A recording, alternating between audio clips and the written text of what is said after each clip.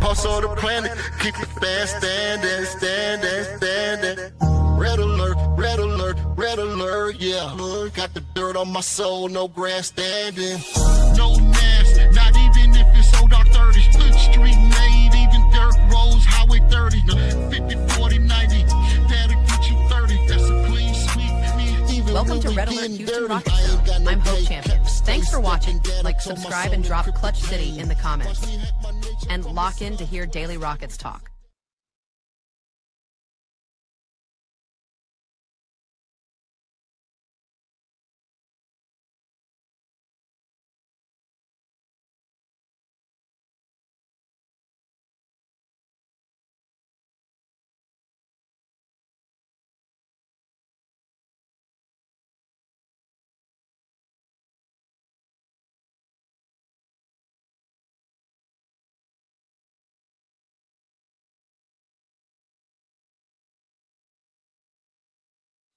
Okay, how my mic sound now? Do I got mic action now? Okay.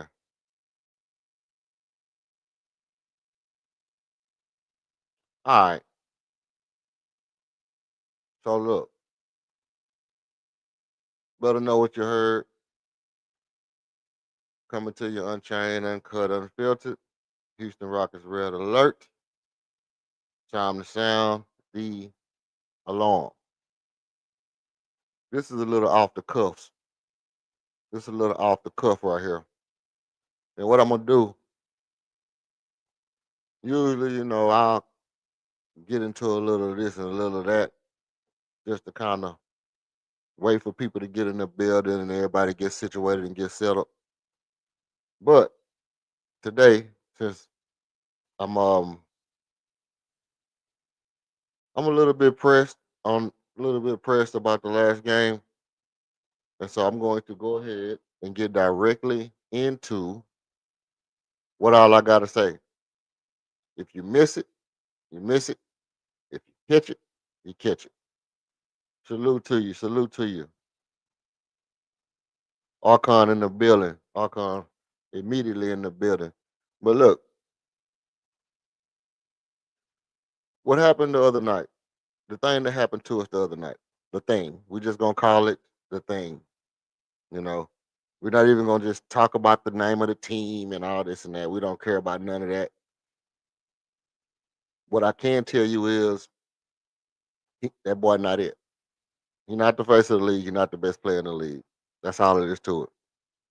Victor Wembanyama is not the best player in the league. He's not all he cracked up to be. He ain't that good.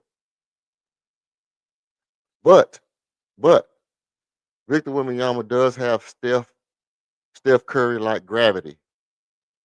Victor Wembanyama has Steph Curry like gravity that I think ultimately was the downfall of our team. Because of the fact that you want to kind of slow him down, you don't want him to go crazy because it looks so ridiculous. It looks so effing ridiculous if Victor Wembanyama get off on you. It just kind of makes you think like, oh, we need to do something to stop him. We're not gonna let him do all that to us. But if you really think about it, do you see Victor Wembanyama ever scoring like 100 points? I mean, let's just let's just follow this logic. Will Victor Wembanyama ever score like 100 points? No, he won't. Why? Because he do too much. He doing too much with the ball. He doing a lot of stuff he don't have to do. He doing a bunch of silly stuff that he don't have to do. Which is why he can score 29. He can score 30. He might score 40. He might score 50 one day. So what? We've seen people do that. Dame scored 6-2 and he scored 70 something points on us. You see what I'm saying? Like, so what? So what if somebody scores some points? So what if somebody gets some blocks? We done had our shot blocked before in Houston. We done seen great shot blockers in Houston. It's nothing new about this dude. Nothing new about this dude. But what actually beat us was we just got our shot. We just got our shot. And I know I'm making it seem simpler than what it was, and you can get into all the antics and the theatrics.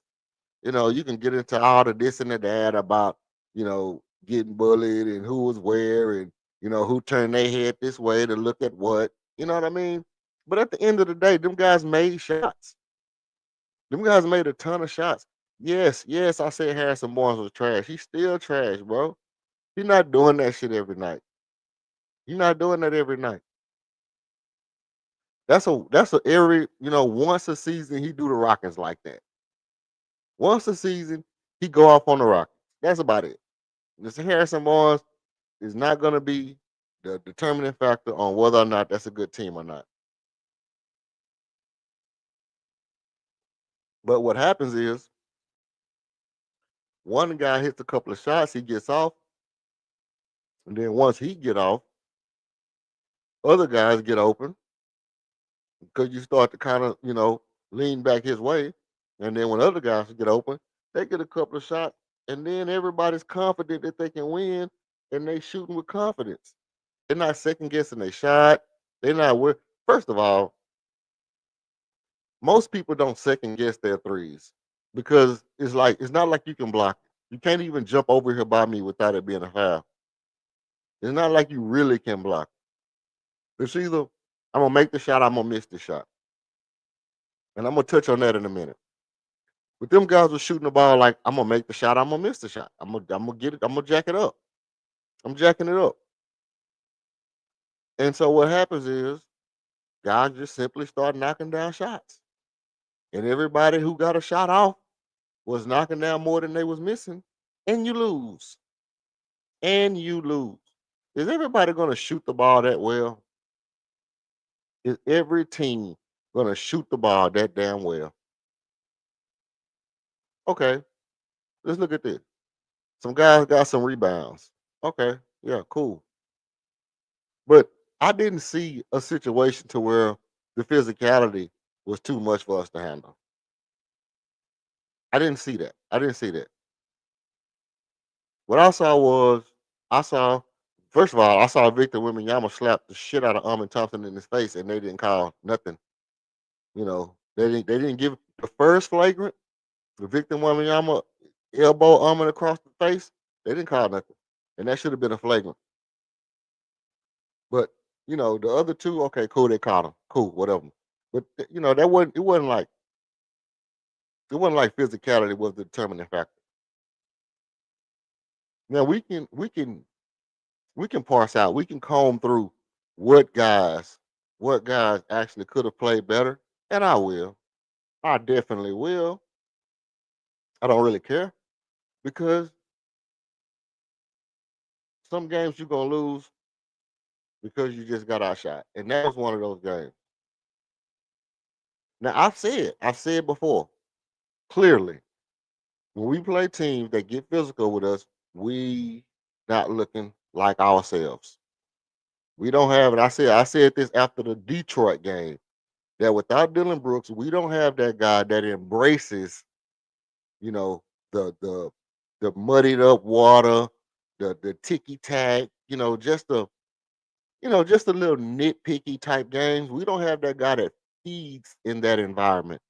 We have guys that can do it, that can get aggressive and be physical, but we don't have a guy that feeds in that environment. That guy was Dylan Brooks. I mean, even though Josh Okogie's defense is look better than Dylan Brooks, Josh Okogie's defense on Victor Wembanyama was a game breaker to me because I was waiting for the signature Josh Okogie defensive game, and that was it. That was the signature Josh Okogie defensive game. That was the block James Harden fadeaway game. You know what I mean? That was I'm on the best guy, supposed to be the best guy in the world, and I'm not giving up nothing. I'm ripping him in the open floor, all that dancing, we shutting all that shit down. Josh Okogie was a man possessed, and that was a signature Josh Okogie game. But Josh Okogie don't feast. He don't he don't thrive like Dylan Brooks did in those type of physical environments. You know, something about those things makes Dylan happy. Makes Dylan happy. He likes to be there. He wants it to be like that. He wants the ref not calling all the fouls and people flopping and falling down and heads whipping and talking mess and everybody is annoyed and everybody's getting flustered. That's what Dylan Brooks like. And we don't have that guy on our team. And not having that guy on your team changes the dynamic of the feel of the team. Now, is it end all be all? No, it's not. Not the worst thing that can happen to our team. Um, Ultimately, that was a game we could have gotten under control with a couple of made shots. Mind you, mind you, every time Kevin Durant shoots the ball, he's getting fouled. Kevin Durant is getting fouled every time he shoots the ball, especially the closer he gets to the basket, the closer he gets to the basket, whether he's turning around, fading away, or just rising up over somebody, he's never getting his shot off with both hands on the ball. Some way or another, they're bumping his other hand off the ball, and he's still making those shots with the throwing it up, push shot with one hand up. He's still making it, but those are not good shots for Kevin Durant because he's literally getting fouled like 70% of the time. Like 70% of the time, Kevin Durant's getting fouled on the shots. And he's getting to the line. Yeah, he's making the free throws, but the referees got to be a little bit better about calling the foul when Kevin Durant gets fouled. You know, he can't be shooting the ball and then looking like he's falling down.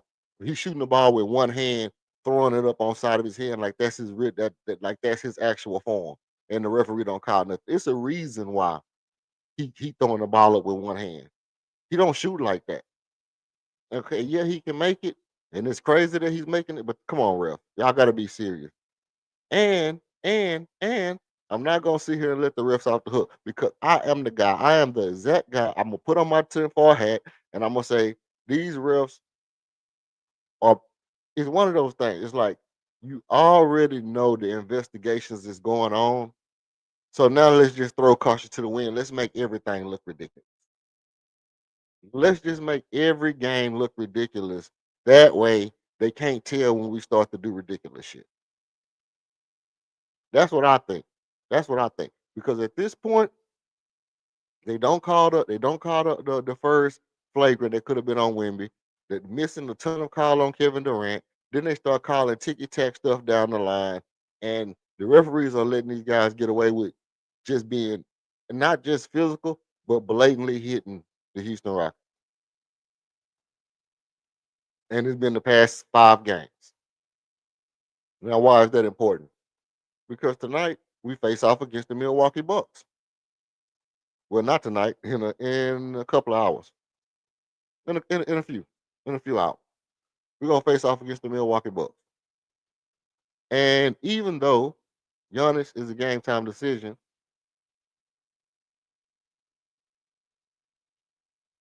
Milwaukee still can be a challenge because they've been playing decent basketball, mainly behind a superstar, but they've been playing decent basketball. Um, and if they really, come out and be physical with us again, how do we respond? The bigger issue is this. The bigger issue is this. I give you my biggest concern is that they don't come out and be physical, and the referees call all the fouls in our favor, and we don't get to respond to what we just went through and learn if we can adapt to it. That's a bigger concern for me personally about this Rockets team. We need the game to be physical and nasty and gritty and just trashed out, you know, uh, Tascasita landfill type dirt. We need that type of game in order to see if we respond to what we just lost to. We don't need the refs to kind of cater to us and let us, just win by whistle. The best thing that can happen to us is that they come out physical, we come out physical. The referees, you know, halfway cheating, but they just calling the super, clean game, going in their favor a little bit, and we still come out and get the win. We fight, we overcome the refs, and we get the win. And I don't mean just a bunch of 3-point shots just falling from everybody. I mean, get a decisive win. Guys getting to the basket on tough competition. The ball moving and creating open shots. That type of decisive game. That's the best thing that can happen for us. The worst thing that can happen for us is now if we lose this game tonight, it's not the worst thing that can happen to us. Some people would feel like it is because they would feel like, hey, we lose to all the decent teams that's not even that good, and we stepping on the bad team and we feeling good about it. Okay, that's the thing. That's a real thing.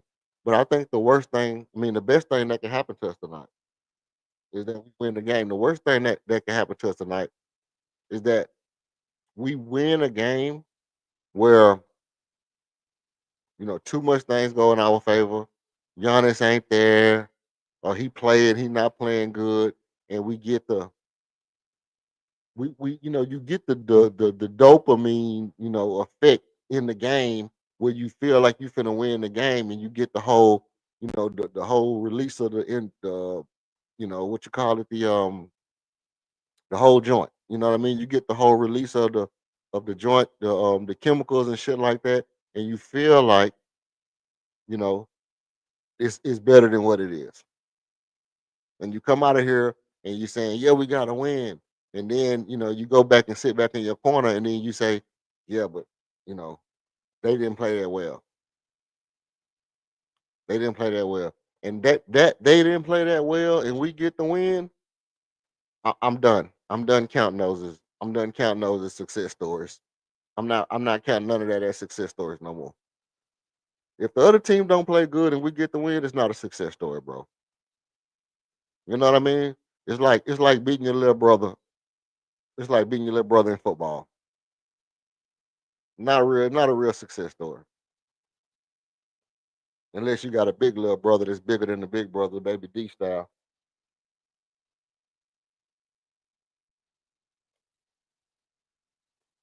Now, what I am doing, I am trying to let it go a little while longer before I get into this some of these video clips or whatever, because for some reason now all of a sudden when I show highlights, I'm getting flagged and whatever. And Lord knows, you know, we have no idea why all of a sudden I'm getting flagged for showing highlights when it's fair use. It's educational, right? We know it's education. It's a reaction video. I mean, it's a reaction video. What the hell? What the hell? What the hell? But while I got time, I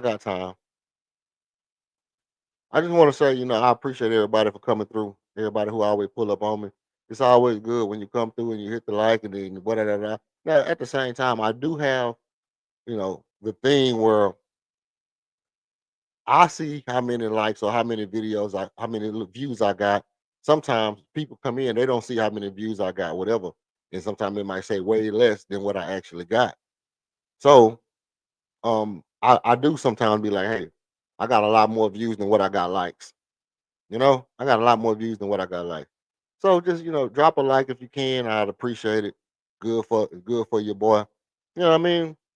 I don't even know if it helps the algorithm or not, because I still do my thing. I still get my numbers. I still get I still get my numbers or whatever like that. So I don't know if the likes even help. I just think you're supposed to ask for them. You're supposed to have them on there. It look good for you. It look good for your credit. And then I guess that you look on there and you see somebody don't have likes, then you're like, was it good content? Now that's that. Also, also, I'm here. I pull up. I chop it up. I keep it a thou. I keep it a bean because I can, because I can, because I can. And if anybody wants to come up and chop it up with me, I'm always welcome to have somebody come up and chop it up with me. I enjoy kicking back and hearing what people got to say, even if sometimes it don't necessarily go with what I feel. I always appreciate that. So whatever your heart leads you to do, I want you to feel free to do just that. Because this ain't just my channel. This is the people's channel. Now, with that being said, let's get into a little bit of this right here. Something I do want to bring. Something I do want to bring. I'm gonna bring this out. I'm gonna bring this out, and I'm gonna go ahead and get this out the way. Flashback play of the game. Y'all have heard me talk about this a million, billion zillion times on this channel. When a player does this, it's going to be better than if he doesn't do this. This ain't the one I was looking for, but this is gonna suffice.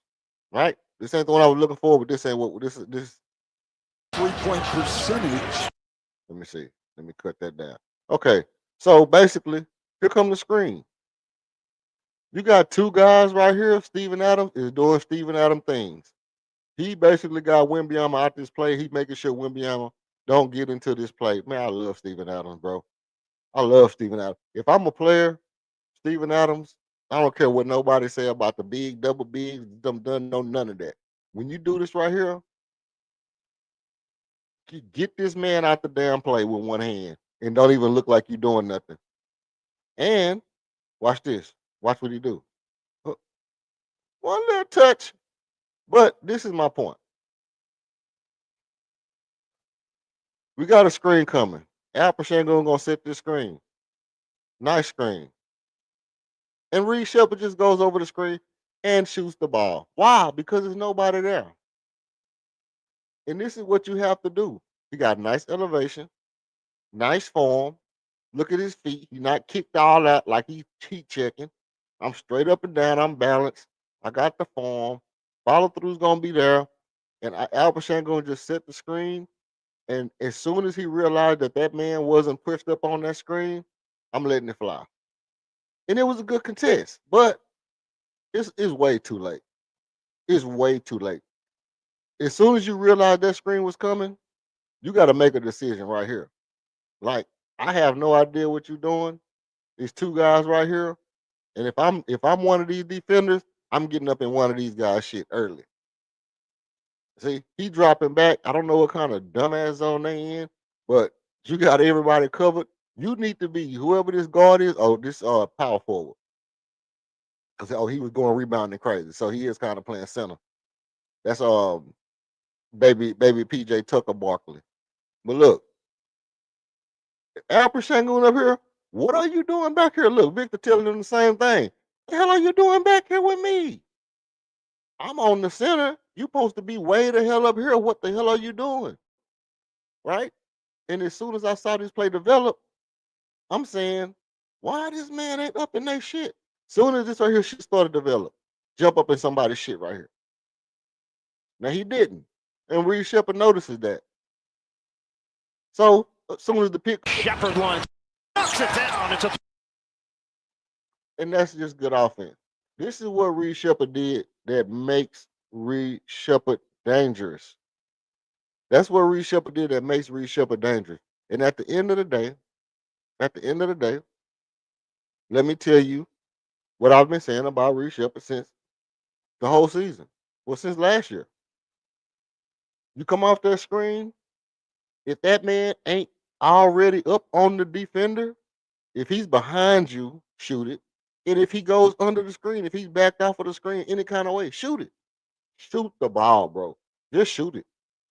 Just shoot it. If they give you an inch of daylight, just shoot it. Just shoot it. And like I said, I noticed the turnaround.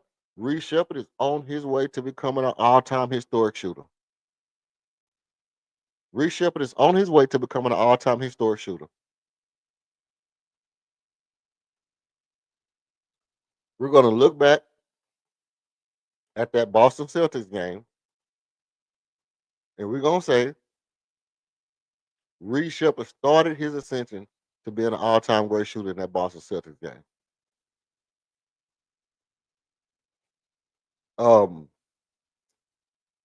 He shot the ball with confidence. His confidence is growing. His confidence can't go down from here. You can't from the way he played the last 3 games. Is no looking back. it's no looking back for Reed Shepard. I can tell you this right now. I said 5 games. It actually took me like 3 to see what I wanted to see him playing fast, to see him learning every game to game. We talked about him going baseline and not jumping and throwing the ball. We talked about him not turning his back on crossover. We talked about him putting the ball in his left hand, and so people closing out on the right. We talked about him throwing swing pass across the court better than anybody on the court. We talked about him shooting the ball in clutch moments, and when we need baskets, he felt the need to go ahead and shoot that 3. We talked about that, and we saw him grow game to game to game. At this point, he's a Houston Rocket. At this point, he's a Houston Rocket, and there's no point in trading Reed Shepard. If we don't win a championship this season, okay, we lost a starting point guard, but I'm not going to get rid of Reed Shepard before these 82 games is over. Because you know why? We lost a starting point guard. There's no point in acting like we were supposed to win when our starting point guard got hurt. Now, what we can do is, and I don't, I'm not. Let the man play. It's development. It's on the job training. It's on the job training. It's on the job training. You have a product. You've invested in the product. You can't put the product on the shelf because you know it's Christmas. You can't put this shit back in the warehouse because it's Christmas. Christmas coming, you still got to let your product sell. I mean, what I'm saying is, just because we got KD, now we can't develop no more. That's bullshit. That's absolutely nonsense. The 100% nonsense to think that just because I got one guy, I'm about to let one of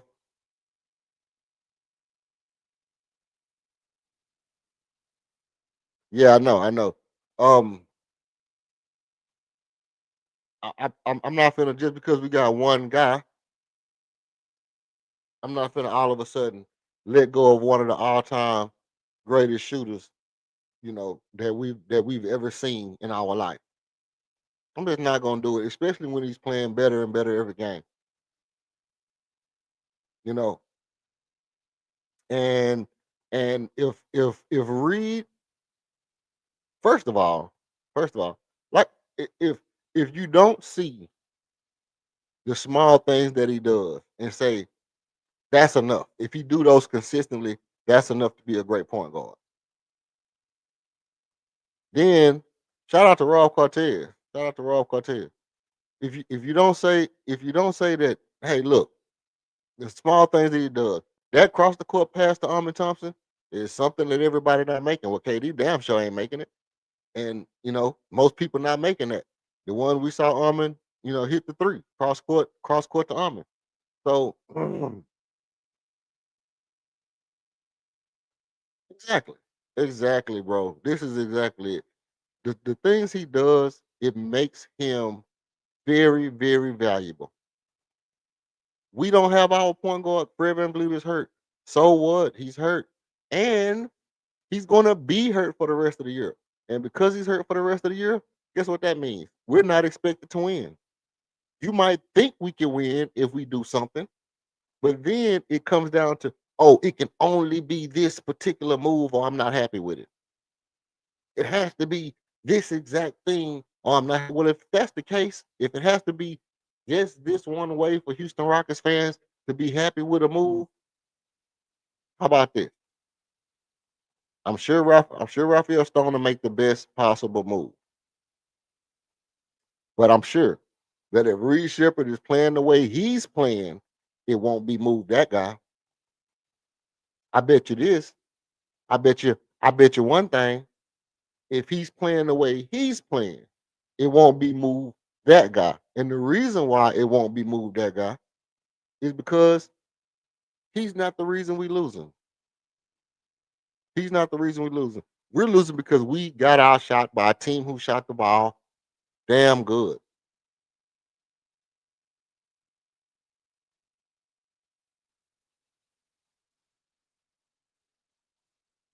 Right. For one, it's no question in my mind.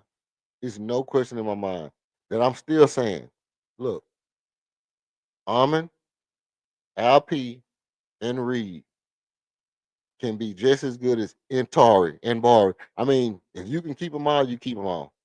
They can be just as good as any team in the league, and we still got draft picks.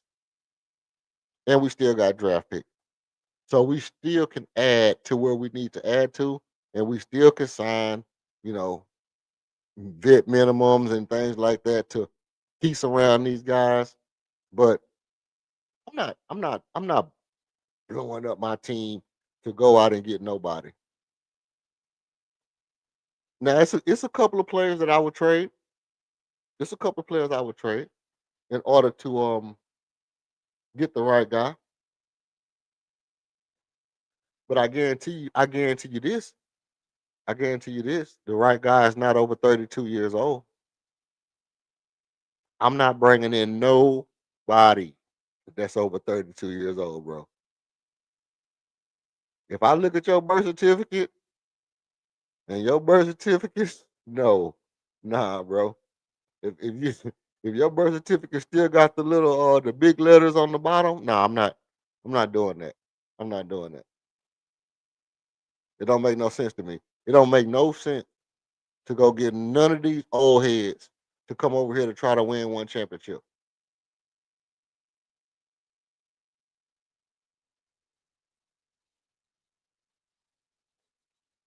He said Bari. Okay, I didn't see Armin at first. Hey, look, uh, I'm not leaving out Tara. I know Tara probably not gonna be there because you can tell Tara probably not gonna be here because of the fact that they didn't sign him. But by the same token, like I say, Tara's my guy. Tara's my guy. I still rock with Tar. He's still playing good. Um, he's still playing good. Yeah, he makes some bonehead plays, but like I said, 5 turnovers ain't shit. Steve Nash averaged 4. One of the supposedly best all time point guards in the world averaged four turnovers a game. Average 4 turnovers a game. Sorry, don't average 4 turnovers a game. Yeah, right. I'm with you. I don't really see him staying. I wish he can stay. And it's one of those things that if we can match it, if he plays like this, let me tell you what. Let me tell you what I do know. Let me tell you what I do know. If he continues to shoot the ball like this, hey, bro, it's gonna be some tough decisions. It's gonna be some real tough decisions because at the end of the day, you let him walk and then what? Just the money just sit on the books. The money just sit on the books. You just let Torrey walk out the door, and then you say, "Well, let's get that money to Dorian Finney-Smith." And we haven't even seen Dorian Finney-Smith. But I mean, if he's shooting better than Tar, if Dorian Finney-Smith shoot the ball better than Tar, he is right now. Now, I mean, shoot better than Tar. He probably could shoot better than Tar, but we know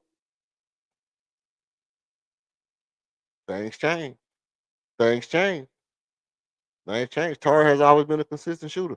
The whole time they said he couldn't shoot, he came in the league and he's always been above 30, what, 31, 32%. He's always been above that range since he came in the league. He never had the 28, 12, the 28%, the 30, low 30. He's never shot that. He's always been 32, 33, 34, and up. He never had that poor shooting percentage that other people has had. So look like he turned the corner and just got better as a shooter. And you can see all the Rockets players are following through. We haven't even seen. I know. Um, all the Rockets players are shooting the ball with the official follow through. They're all following through. They all got goosenecks. Everybody's shooting with the gooseneck, right? I'm with it. I'm with that. And we gonna have games where we shoot lights out, and we're gonna have games where we, you know, don't shoot well. We're gonna have games where we get out rebounded. Shouldn't be a lot of those, but which is one of the things. Now,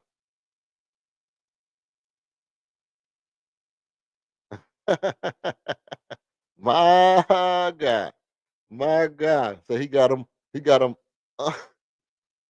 You got him winning, but under the spread. You got him winning, but under the spread. Okay.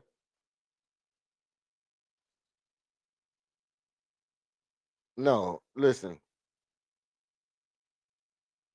I would ask you what site you bet on. You can put it in the chat, bro. You can put what site you bet on in the chat. I ain't gonna say it up here because I can't give them too many shout outs until somebody kick in. Until somebody kick in. But they know you know what I'm saying? They know we get our chips over here. We get marbles. We get marbles over here. On whatever I play on, I get marbles. I get my marbles on these apps, on these betting sites. We get some marbles, baby, going down. Now, KD, I mean, he goes through that. He goes through this with certain types of games are good games for him. Certain types of games are good games for him. Certain type of games not so much. And, if you let him get to his spots, it don't really matter what you do. He gonna get off. But this what I was gonna say. This what I was gonna say. Now I'm not here to stir no pot. I'm not here to stir no pot. But I'm gonna go ahead and say this now. Everybody is saying we got bullied, but everybody hates the double big lineup that doesn't get bullied as much. See, everybody wanna let a team come out and be physical and punch you around and then say, "Oh yeah, sick 'em, Steven Adams. Get in there and sick 'em." That's not no, no, no. If y'all was on this site, the people who was on this site, y'all know exactly why I said I like the double big starting because you set the tone. Then you can let Steven Adams come in, set the tone, physicality, show the physicality early, push people around. Then you can put him on the bench. Then you can put him on the bench. And if Josh Okogie's defense is so good, then you got to look at who else you can take off the floor. You got to look at who else you can take off the floor if it's that important.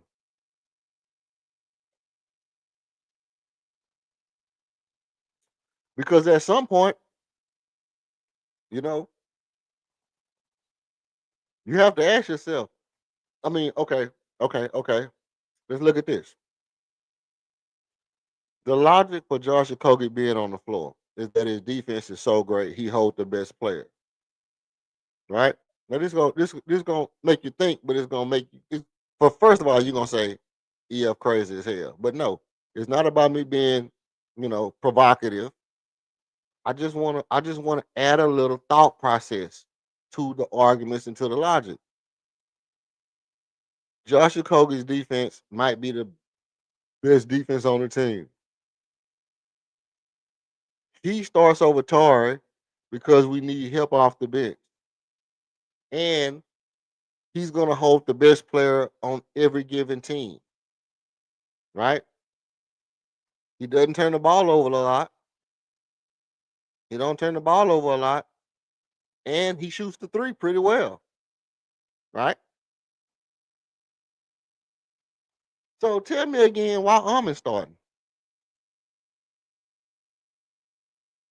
Tell me again why Armin is starting. If Josh Okogie's holding the best player on defense, that means he's the best defender. Josh Okogie's shooting the ball so extremely well. Josh Okogie sparking the team. He don't turn the ball over. He controls. Why are we starting Armin?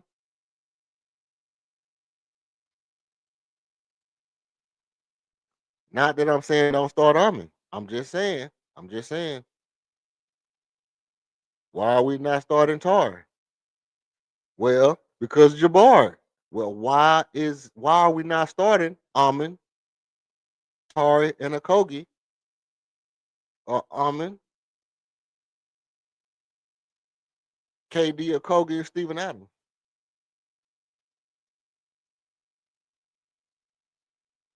And Tari. Put LP on the bench.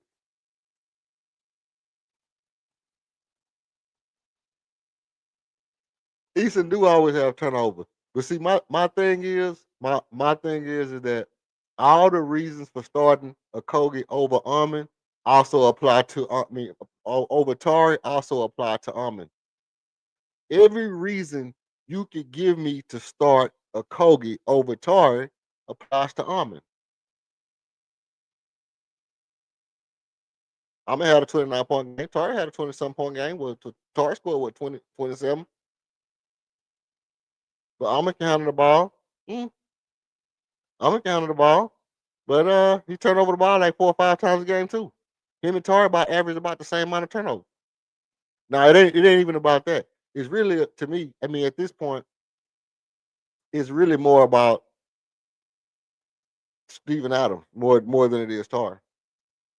But I just want to bring up Tari so we can get to the point that you know that the Kogi shit is overblown. Even though he's playing great defense, I just said earlier that Okogie had a statement defensive game against Victor. I just said that. But also, their physicality, which it wasn't all about physicality, it was more about shooting. But I mean, if you feel like teams are being more aggressive than us, you feel like teams are out physicality, out physicaling, out muscling us, whatever you want to call it, then, you know, why is it that you don't set the tone with the strongest person in the league? Why are you not putting the strongest person in the league in there to set the tone? That's really what I'm getting at. And all the other stuff should not matter as much. I mean, because ultimately it would make more if a Kogi so listen, if a Kogi's so good defensively, if a Kogi is so good defensively, run Steven Adams, Alper Shangoon, Kevin Durant, John Kogi, and Amon Thompson. Take out Barry. Because the same reasons that you say Tari shouldn't start also apply to Jabari.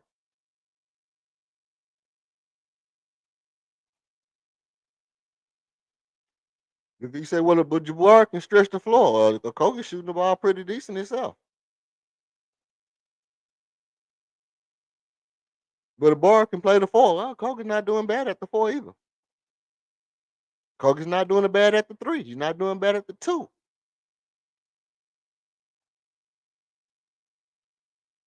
Right.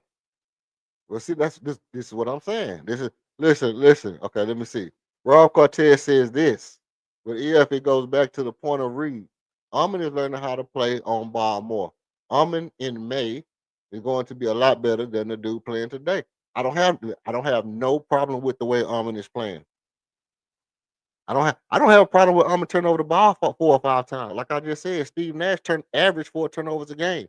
I have no problem with people turning over the ball. I mean, everybody can't turn over the ball 4 or 5 times a game. But if you got 1 or 2 guys that turn over the ball 3, 4 times a game, okay, cool. Now, what we can't have is KD doing the James Harden, a random James Harden sighting in the middle of, the first game of the daggone in-season tournament.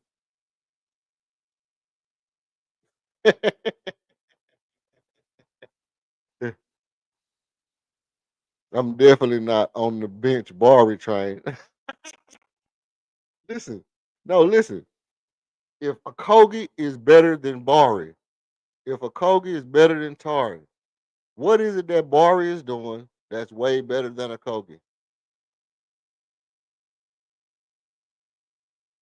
Because I can tell you what Steven Adams does that's better than everybody on the floor. Be strong as shit and be 7 foot. and push people out the way and get offensive rebounds. Set the tempo, set the tempo physically out the gate. And if you have to bring Bari and Tari and Reed off the bench, you strengthen your bench better. That's a better bench with Clint Capella than Steven Adams coming off the bench. So you would do better with a lineup that has Amen. And to be honest, Kevin Durant not playing great defense, but we know Kevin Durant not coming off the bench. But you would do better with a defense that has Amen and Okogie, Alperen Sengun, and Steven Adams for physicality, and KD. Put Bar on the bench and bring him and Tari off the bench.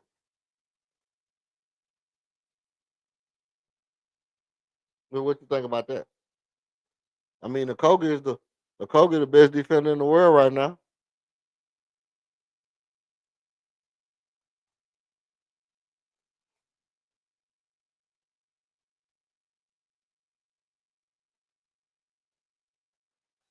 Is he though?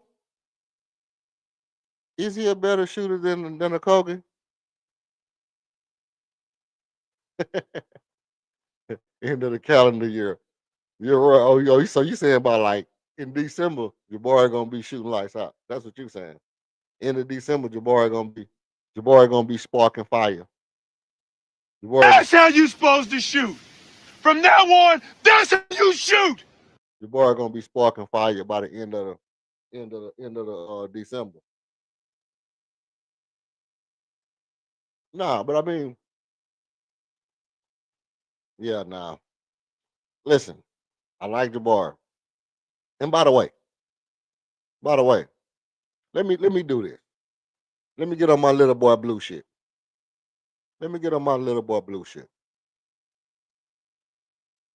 I usually wouldn't say something this general because it's not a big thing and it's hard to just pinpoint it. But in my mind's eye, and I'll say it, in my mind's eye, I am the one that coined the name Big Shot Bar. I am the one who coined the name Big Shot Bar. It was somebody that came over to a platform that I was on. And I was on a platform talking and I was calling him Big Shot Bar on that platform. And they was there on the platform. And then they came and they went back and then repeated what I was saying. Yeah, I'm gonna do it because you know what I mean. Look, I listen. You know where I'm at with mine. But I'm gonna go ahead and say it. It was somebody who came and heard me say it on another platform. Then they went there, took that to another platform and said it on that platform. Why is that important? Matter of fact, it's not important, but I'm gonna tell you why. Why you can tell that I'm saying this. You can tell how I can say that this is true because I'm the one that has been consistently since the beginning of his career said Jabari would be as good as at the three like Robert Ory that he would be at the 4 or the 5. I was the one saying, hey, we should be playing Jabari at the 3 more rather than the 5 more, like Robert Ory. Because Robert Ory didn't have a lot of wiggle to his game. He couldn't dribble a lot, but it's good to have a person who can sit in the chair and play defense on the perimeter that can also shot block at the 3. And he was our most clutch player on the team, and he's been our most clutch player on the team since he got here. These are the things that I've been saying since the beginning, since his first year, the big shot in Indiana, the summer league games, the lockdown defense on Giannis Antetokounmpo. These are the things I've been saying. Now, with that being said, I'm gonna move on. I just wanted to put that out there. Because I did hear, you know, a lot of big shot boy talk going around. And I just wanted to say, hey, look, It came from somewhere. It came from somewhere, and there's a reason behind it. Why I said it. Now, Archon, because you being messy, bro. You being messy, Archon.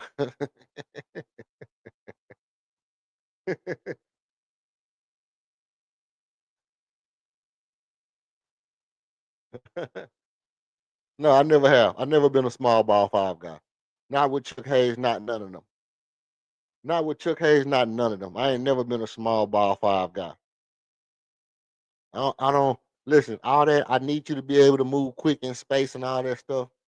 It's okay. It's okay. But there's a such thing as, you know, and you see these guys playing the zone, and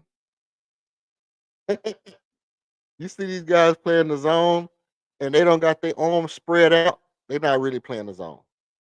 They're not really playing the zone because the point of the zone is you got guys of a certain length taking up as much space as they can by spreading out their arms and moving their hands in the passing lanes before the play even starts.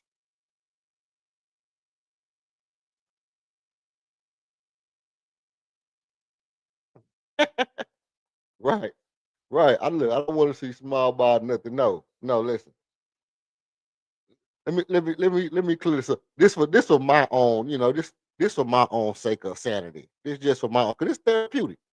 You know, let's just have you know a little church. We're gonna have a little service right here because it's therapeutic. You know what I mean? I don't. I'm not into the hoorah, the hoopla, and the. I'm not a sensitive cat. I'm not sensitive. So if I'm in a situation where it might be, it might be a little, let's say, loose ended things going on, I don't mind dealing with it and tightening it up. But I'm not sensitive to where I have to be, I don't have to be pampered or whatever in order for me to feel like I am who I am. I do try to be, respectful in our engagements and try to have a certain level of respect and appreciation and gratitude in the situations where I feel like it's deserved. But sometimes what happens is, kindness for weakness, type blah blah blah blah blah. And Over basketball. that's how I feel about it. That's how I feel about it. Over basketball. You know? Now, so let's move right along. The thing about tonight's game gonna be this. We get into some we get into some we get into some of the John Morant stuff later because I ain't gonna, you know, well, no, let's go ahead and do it now. Let's go ahead and keep it fired up. Let's go ahead and keep it fired up.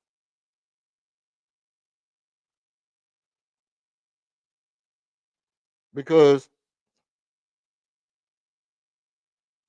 now, I don't know if y'all watched the game against Memphis. I don't know if y'all watched the game against Memphis, but I watched the game against Memphis. And what I watched was John Morant just come down the court and get guys open shots all night long. I saw him come down and get guys wide open shots all night long and not even try to shoot the ball. And Archon would say, yeah, see, that's what I'm talking about. Yeah, see, that's what I'm talking about. He had attitude, so he wasn't shooting the ball. Now, I'm assuming that's what you would say. I'm assuming it. I'm asking myself. Yeah, I'm asking myself. Straight donkey mode. Straight donkey mode. And then I would say, as you would know, well, Kobe did the same thing. Kobe did the same thing. And then you would say something like, Yeah, but see, I don't put Kobe on the pedestal like that, because that's what we've already been down that line of conversation. But I do want to point to the fact that in that game, he literally was getting guys wide open shots. He literally was just coming down, getting guys wide open shots, kick the ball to them, they miss. And then when what's his name, little Ricky Schroeder came in and he was just getting to his shot. It wasn't a lot of catch and shoots. He was just getting his shots off and hitting threes.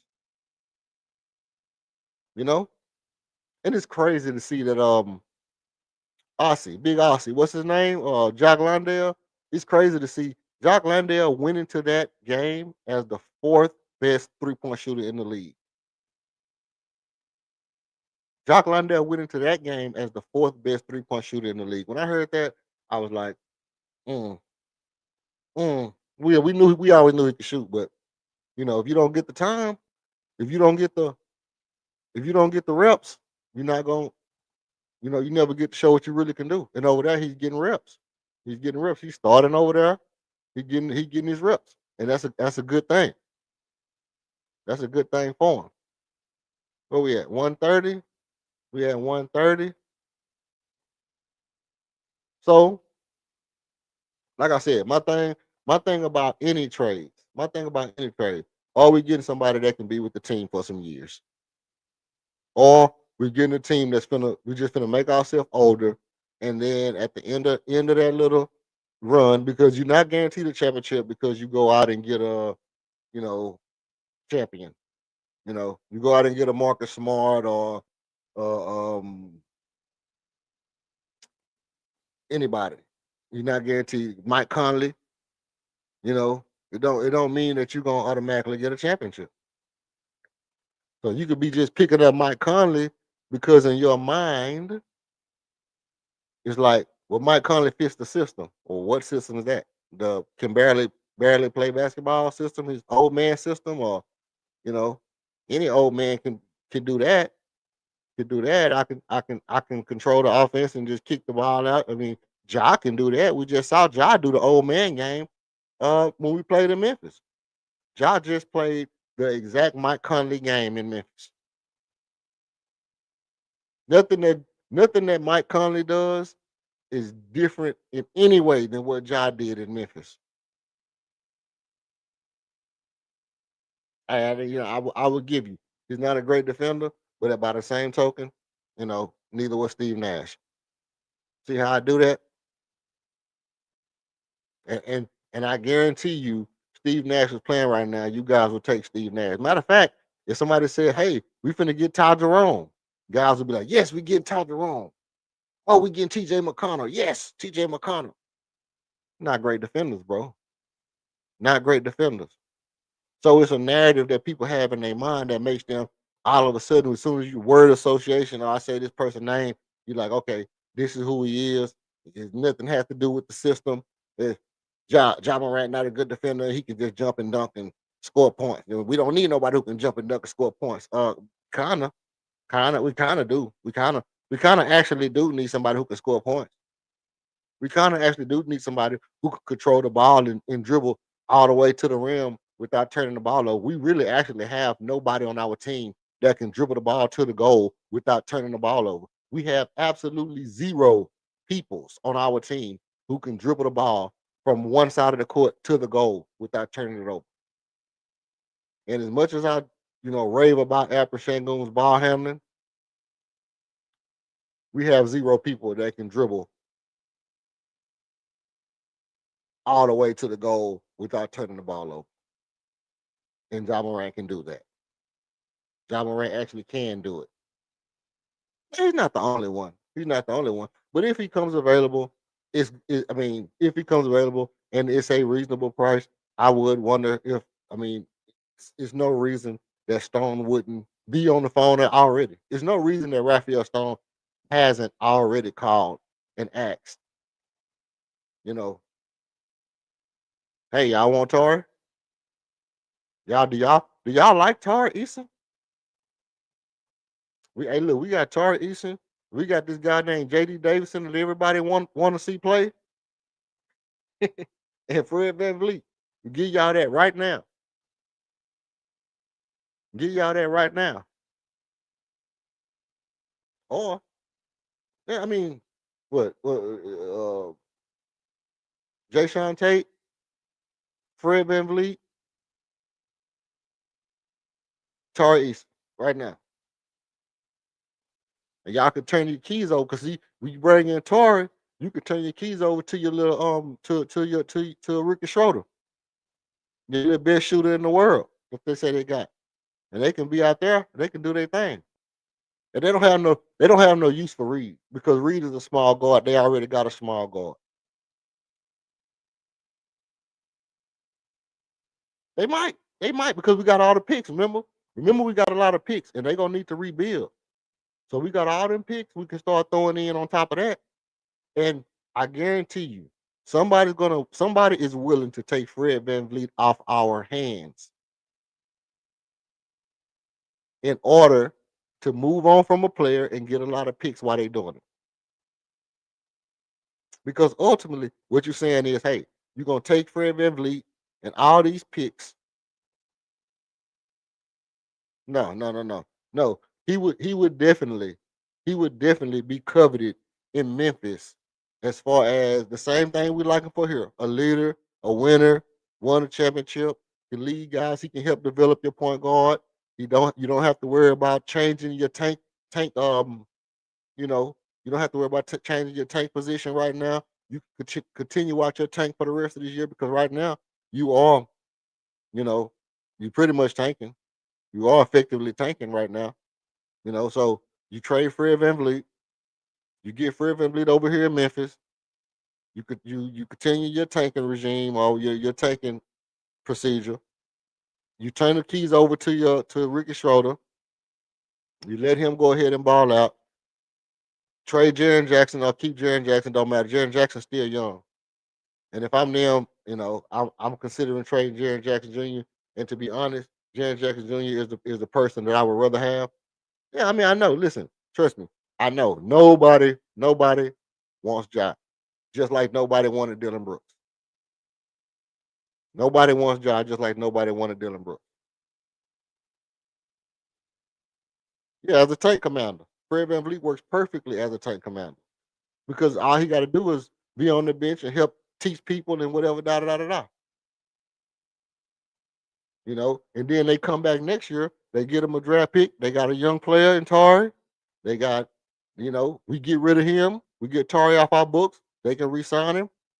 Because they got the team option, so they'll have money to re-sign him. And we get a point guard that can dribble the ball in the paint. Hey, I'll take it. Because at the end of the day, if Ja just does for us what he did, if Ja just does for us what he did in that game against Memphis, we're a totally different team. If he just comes down, sets up the offense like they want, like everybody's saying Fred can do, we just saw Ja do the same thing, and his team missed a ton of shots. It is funny. It is funny that Dylan took the blame for that culture. Well, here's the thing. That whole culture, that whole team culture was already crazy because Dylan is who he was when he was there. And it didn't make it no easier him being that person. He is who he is. And it didn't make it easier for the team that he was being that he was being a pest and he was being, ridiculed for being the villain and, nitpicking at people and talking trash to people and,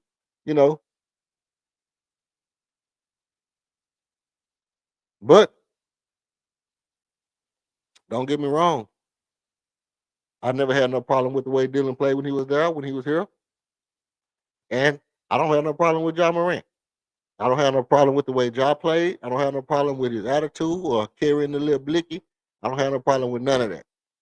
None of that. I haven't seen nothing about this dude that makes me say, nah, I don't want him. The only thing is that The media, he done had some stuff in the media, no different than other players.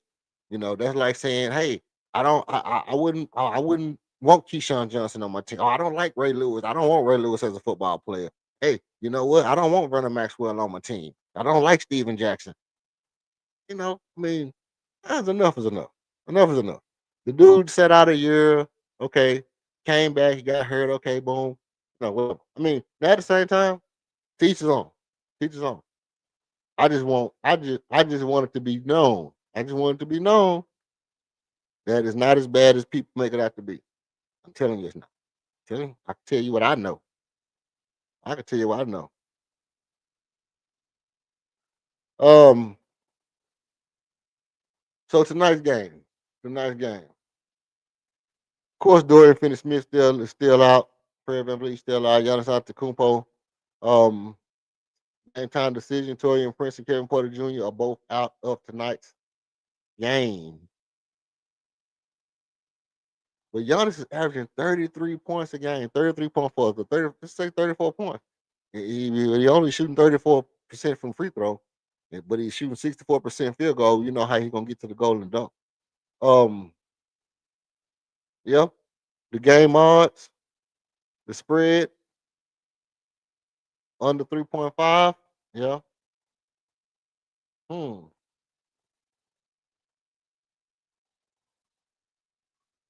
Oh, you think they're gonna lose? They're gonna only lose by by less than 4 points. Oh, they're gonna lose by 3 points or less. That's what you're saying. You think they're gonna lose by 3 points or less? Okay. You think Milwaukee gonna win by 3 points, or by 4 points or more? Okay. Yeah. I mean, that's not. Yeah. That's not a bad take though. That's really not a bad take because they shouldn't lose. I mean, unless Giannis plays, if Giannis plays, I mean, we still can hold Giannis. But here's the thing: the difference between Giannis and Wemby is this: Giannis is going to the hole. He's not doing no funny business stuff, no none of that. He's going straight to the goal, and that puts a different kind of pressure on your team. And he don't really care. I mean, he gonna do what he gonna do, and he don't really care if you stop him or not. He just gonna keep doing it. That's a different kind of player that I'm just gonna keep going, keep coming at you all night long. Mhm. Yeah, if he gonna keep coming at you all night, it's never gonna stop. It's never gonna stop. And as long as he plays tonight, it's gonna be another good game. Now, back to what I said earlier. I want the game to be physical. I want them to have a good game, and I want us to have a good game. I want Giannis to have a good game. I want his teammates to be making shots. I want to see the full potential of the Milwaukee Bucks, but I want us to win. I want us to win despite the adversity, despite a good game, and let's just have a better game than the people. Can we do that? Can we do that tonight? You know, I don't want the refs calling, loose ball fouls and giving us the ball and all that stuff and changing up the momentum. If they get on a run, the ref do some weird shit that gives us the momentum. I don't want to experience that. I want the Rockets to have to go out, be competitive, and beat a damn team that's that's capable of beating us. That's it. That's all I want. That's all I'm asking. All I'm asking is for our Houston Rockets to go out, be physical, and beat a team that's capable of actually beating us. We've yet to do it. I mean, let's be real. We have yet to beat a team that's capable of beating us. Am I wrong for saying that? Am I wrong?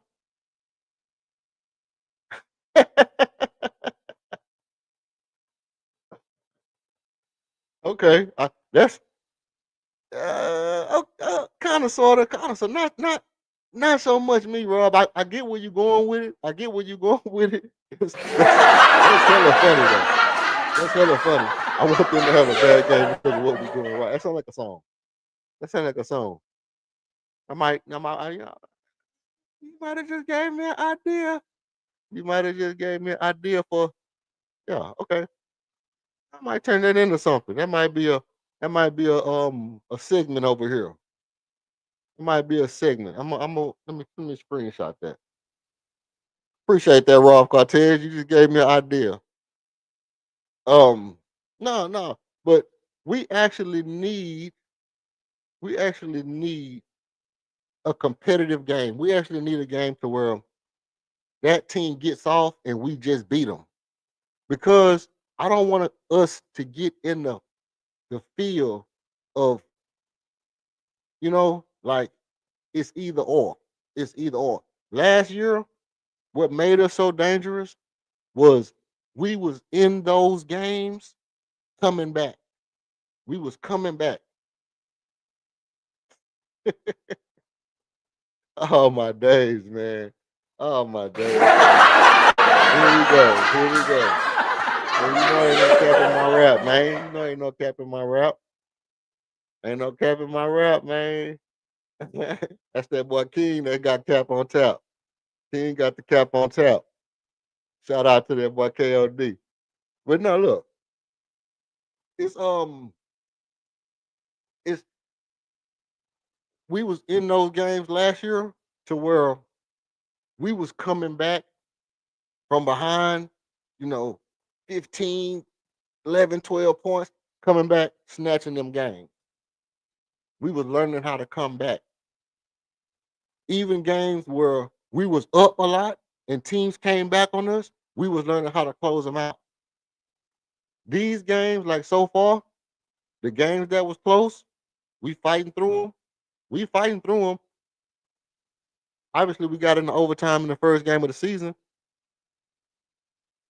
but we haven't learned how to pull out that fight. We haven't learned how to close out a fight yet as a team. We haven't had that. We haven't had that one knockdown drag out where we was the last man standing. And we need some of those. We need some of those under our belt. So yeah, the cheap wins on sleep teams, it's all good. It's all good. But I'm not up for that. I want to see a knockdown drag out and we be the last man standing, biting kneecaps like your boy in Detroit say. We want to if you punch us, you fall down, bite your kneecap, get back up. You know what I mean? We bite kneecaps and ankles out here. I want to see that kind of game. I want to bite kneecaps game for the people. Buckmo, man, where you been hiding it ever since you said you was gonna take that you said you was gonna take that little old challenge on the debate. Start ducking me. We're gonna call you Duckmo, man. We're gonna call you Duckmo from now on. You and Smooth. That boy Smooth done block my channel, man. I think Smooth blocked my channel. And what I'm capping on about Tar? Tell me what I'm capping on about Tar, man. I'm just trying to keep y'all laced up. Trying to keep y'all laced up to the fullest, man. Um, let's go. Let's go. Okay. Let's look at a little bit of the. Let's see if we can get a little. Let's get a gander. Some of these stats from last game.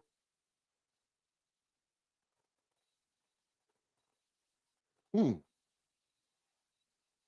Oh man, they got all the goodies over here.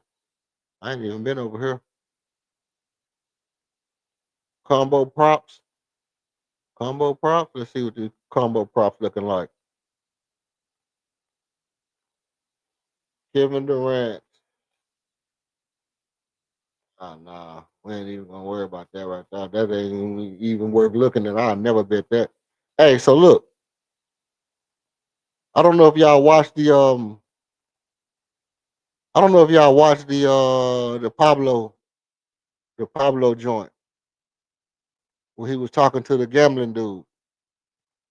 That was pretty dope because some of the stuff he said, I kind of heard some of it, but I never really thought about it in aspect to gambling or as how integral it was, to the outcome of a game.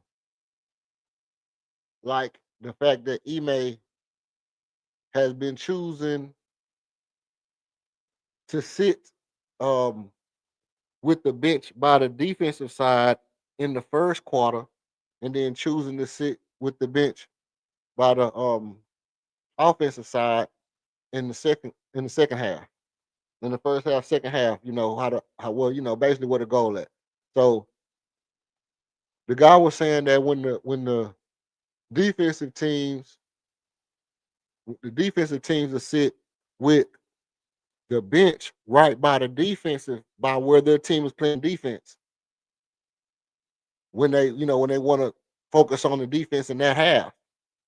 And so obviously in the next time they'll focus on whatever else because they're right there to coach them up. So I was noticing, just like in this game, Ime is sitting. See if you see, let's go back to the first half. Go back to the first half. So we can look. If you see right here where Ime is at, okay. So we on defense down here in the first half. So Ime is always he able to get up and look. See, he able to get up and coach him up on defense right here. He able to get up and coach him up on defense. So now you go to the second half. We on offense. He able to get there and coach him on offense. So what I'm pointing to is the fact that he's more focused on taking care of the defense in the first half, and he understands the dynamic of in the second half. We need to be getting buckets in the second half. Well, we already getting good buckets in the first half. We already scoring good in the first half. So I don't really need to, be on that side of the court with them in the first half because they already getting to their stuff. But in the second half, I'll make sure that the bench is right here, and in the second half, that way I can be there to coach them up to get us through some of this other shit. So that's something that I never really thought about until I listened to that thing the other day, and I was like, oh, okay. So then he may kind of slick with what he's doing right now because our offense is killing in the first half and not doing so good in the second half. So by sticking that right there, he can focus on the defense in the first half, kind of let the offense do their own thing, and then he can take a gander at it, and then come back, um, and then look at it and say, well, you know, now I can come back and I can focus on it in the back end. Let me see if I can find this. Oh my days. Oh my day. What's the day? Today's the 11th. Where is this? All is.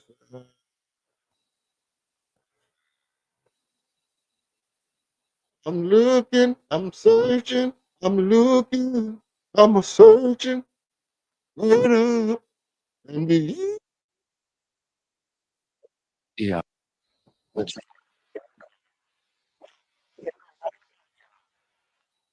I'll do that. Trying to find the what's it called? Trying to find the stats from the what's it called game the other day. But I keep running into the old joints. Old joints. Let me see if I can pull up the stats from. Let's see.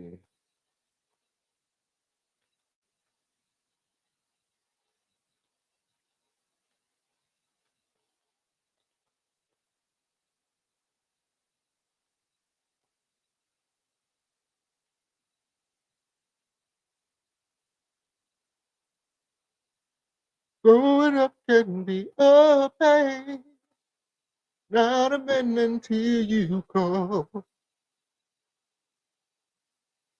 Now I gotta watch them because them boy might hit me with the strike for singing. Like, dang, I'm just passing time while I look at this stuff. So I got a couple. I don't mean to be rude. I had so many questions. Oh, question number one. Question number one. Do you feel like we would be a better team if we still had Jalen and we had LP and Victor Wembanyama, or do you feel like if we would have got Victor Wembanyama, we'd have let LP go? LP would be the center, Victor would be the four, but we still have Jalen,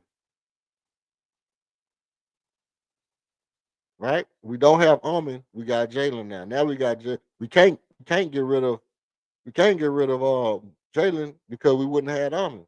So we'd have had Armin, Tari, Victor Wembanyama, Alpha Shangon.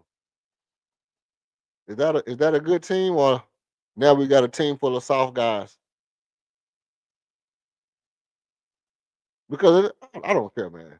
The dude, I don't care how tough he try to be. That dude not that tough, bro. Because even though people were saying, we got bullet. Victor Wembanyama got bullet, bro. Victor Wembanyama got bullet. It wasn't no time in the game where I felt like I'm worried about this dude. All right, let's pull up some stats. I'm gonna pull up some stats right quick. We'll look at these stats from last night's game. I mean, from the other night's game, just to get into it. 2 for 4 from Armin. I think one of the most standout parts of that whole game was this 2 for 4 from Armin. Because again, shooting the ball with the follow through, you follow through on your shot. He kind of got a shot where he hold the ball out in front of him and shoot it. I don't know if it ain't that bad, but it's a little funny. It's a little funny. Kind of hold the ball out in front and follow through. Not kind of shooting straight at the goal. You're not really getting a lot of arc on your shot. I don't know if that's because he's strong or because his arms hella long and he's not used to getting them all the way up.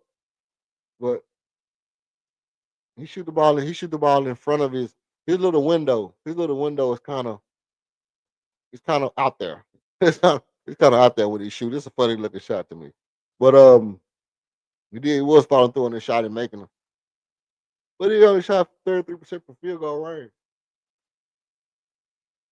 He only shot 33% from field goal range. He was 4 for 12, 3 assists, and 14 points. 14 points. Josh Okogie, 3 rebounds. He was 4 for 7, another 66 percent night from 3-point land for Josh Okogie. LP was 1 for 6 from 3, but that 1 3 was so damn clutch. I don't even care about the rest of them other threes. Them other 5 he missed. He shot 6, which is cool. Because if they're gonna leave you open to shoot them, hey, go ahead, bust their doggy's bottom, right? You go ahead and bust their doggy's bottom. If they gonna leave that there for you to shoot, you go ahead and shoot your fire regular pistol. Um, but he had a much better shooting outing from the rest of the field, which mostly because he was getting to the rack and he wasn't doing a lot of foolishness inside, like spin moves and throwing the ball up. And again, Albert Shangun was almost, flirting with a triple double, which he will be. He's gonna be flirting with a triple double almost every other night. But this 25, 9, and 8, that's his sweet spot. That's his actual sweet spot right there. 25, 9, and 8 is his sweet spot. That's like anything around that area is good for me. You start to get 22, 22 and 22, 9 and 7, 22, 9 and 6, not so much. But then again, one steal and one block is always good.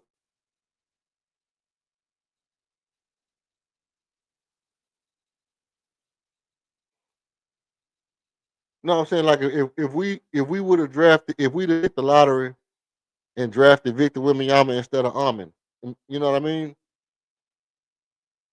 Would we have been a better team with Victor and Jalen rather than, you know,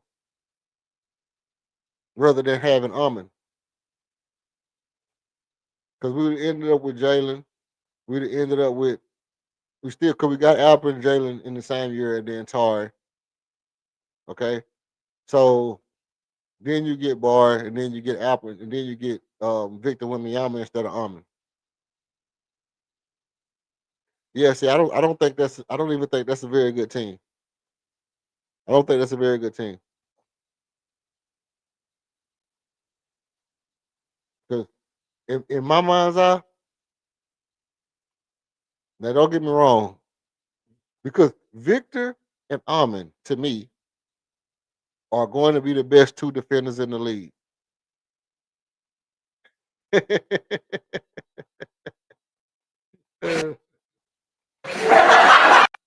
Victor and Amon are going to be the best two defenders in the league. One of them is going to be, you know, phenomenal game breaker type defense with with Victor being able to get all the blocks in the world from everywhere.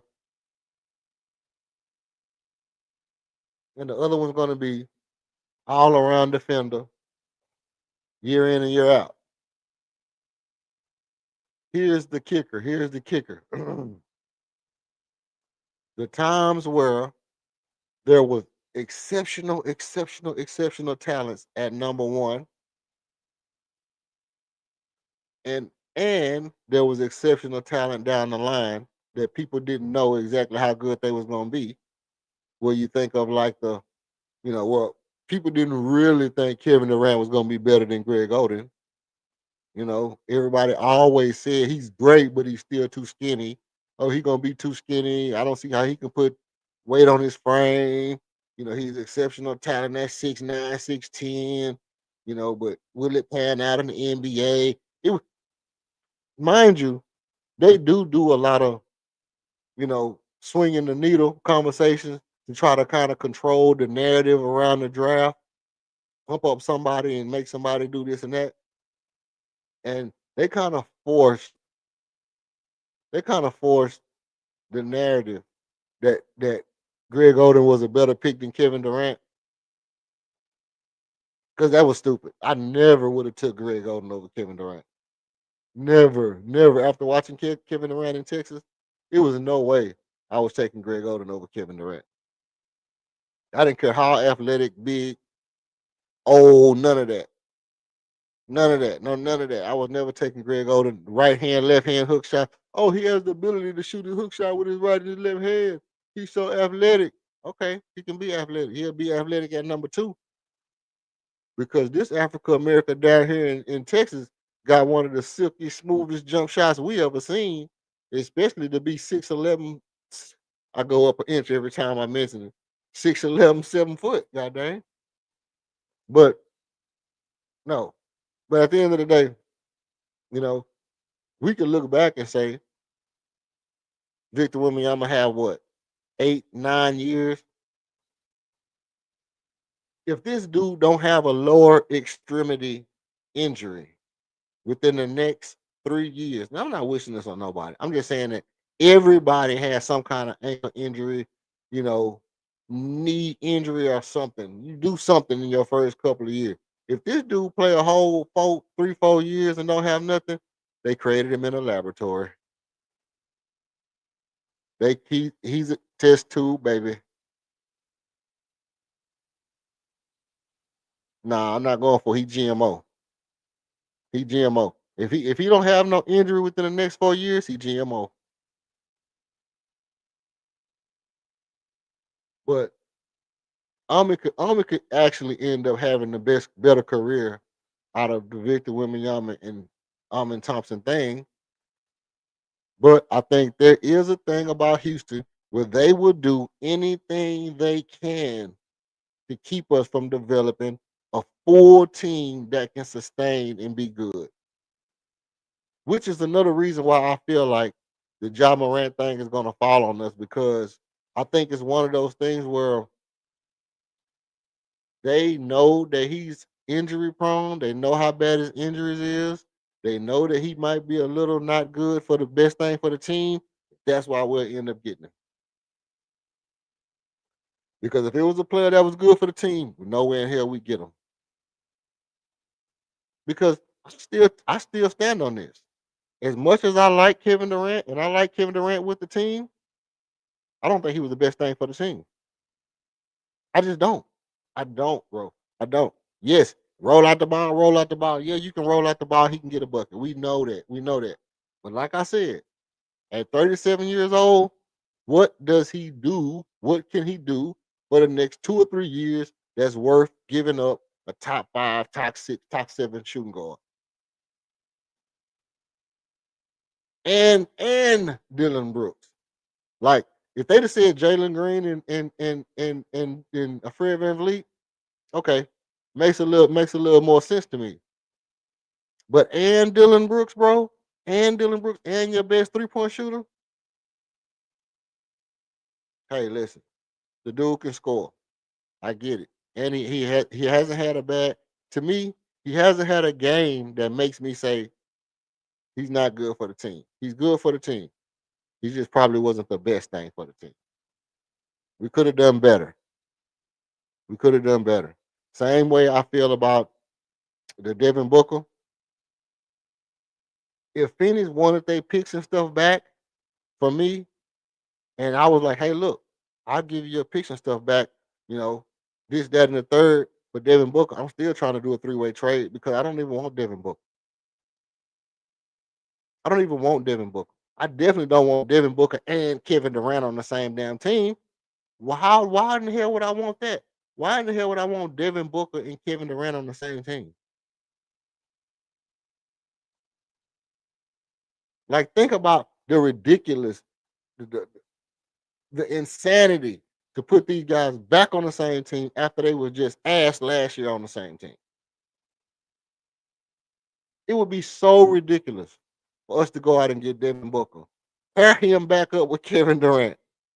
It would be the most ridiculous thing I have ever seen in all of basketball. To go out and get Devin Booker, put him back on the team with Kevin Durant. No. Anybody who do You something have like an that, inconsistency in your own argument, and that's another example of why I call you Michael Jordan fans, because you're not consistent in your own argument. see, that's why. That's why. Anybody who think Devin Booker is a good player to add to this team, Michael Jordan fan. Michael Jordan fan. Instantly Michael Jordan fan. Only Michael Jordan fan would say, go back, get Devin Booker and put him on the team with the Rockets right now. Only a Michael Jordan fan would say that. But if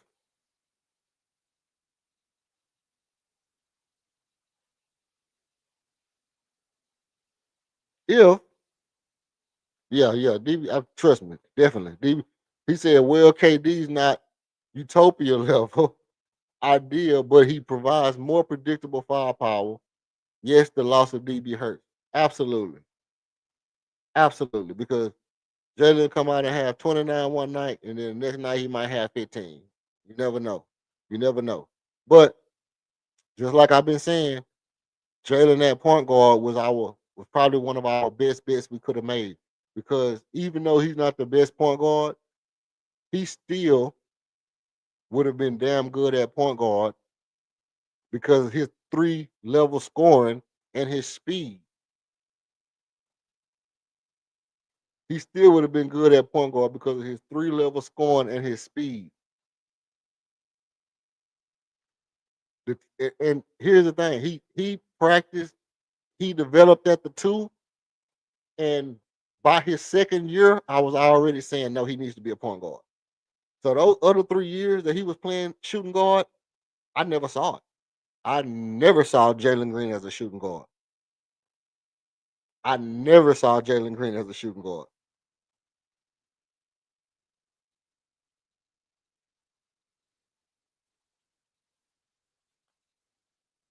He was. He had a decent mid range. Jalen Green had as far as Devin Booker, when Cass was talking about that, I said, look at mediocre and see Devin Booker. Hey, Devin Booker, to me, is like a light-skinned Cedric Sabalas. He's like a light-skinned Cedric Sabalas, bro. This is almost the same person. He can get you some buckets, he can do some stuff, but he's not no real superstar like that. You put him on a team by himself where he got to score all the time. Okay, he can look like a good scorer, but I mean, if you put Devin Booker, let's say okay. To be fair, to be fair, you take Kevin Durant off this team and put Devin Booker on this team, we are almost the exact same team we are right now. Maybe even a little better. Maybe a lot of bit better. Maybe even a lot of bit better. Right? But I mean, you know, I'm not adding them together. This why I say his 3-level score. I mean, obviously he was a 3-level score, but he can get to the rim, boom. He can get to his layup, look, offhand layup, you know, close to the basket hand layup he do, and he had a decent mid range, decent, not super mid range, but decent. You know, now Jalen's fault was as far as playing point guard. It wasn't his handle. It wasn't his handle. It was his decision making, speed of the game decision making, recognizing the defense and being able to pick it apart and see it develop before it happened type thing. He didn't have that kind of defensive manipulation type skill. He just didn't have it. He wasn't born with it. He never had to use it. He was always getting buckets and scoring the basketball. But you never saw a game where Jalen was going to go get you 50, 60 points. You never saw like he might, but you never saw in all this time a game where it looked like Jalen could get you 50. And he had the right of way to go do it. He actually had the green light to go out and try to score 50, and he didn't look like he was going to ever get there. Did he ever score 50? He might have scored close one day. I don't even know. Did he ever score 50? That's what I'm saying. So he definitely is not like a top tier. I mean, he's a top tier, but he definitely wasn't like a Kobe-esque shooting guard type shit. Nothing like that. Nothing like that.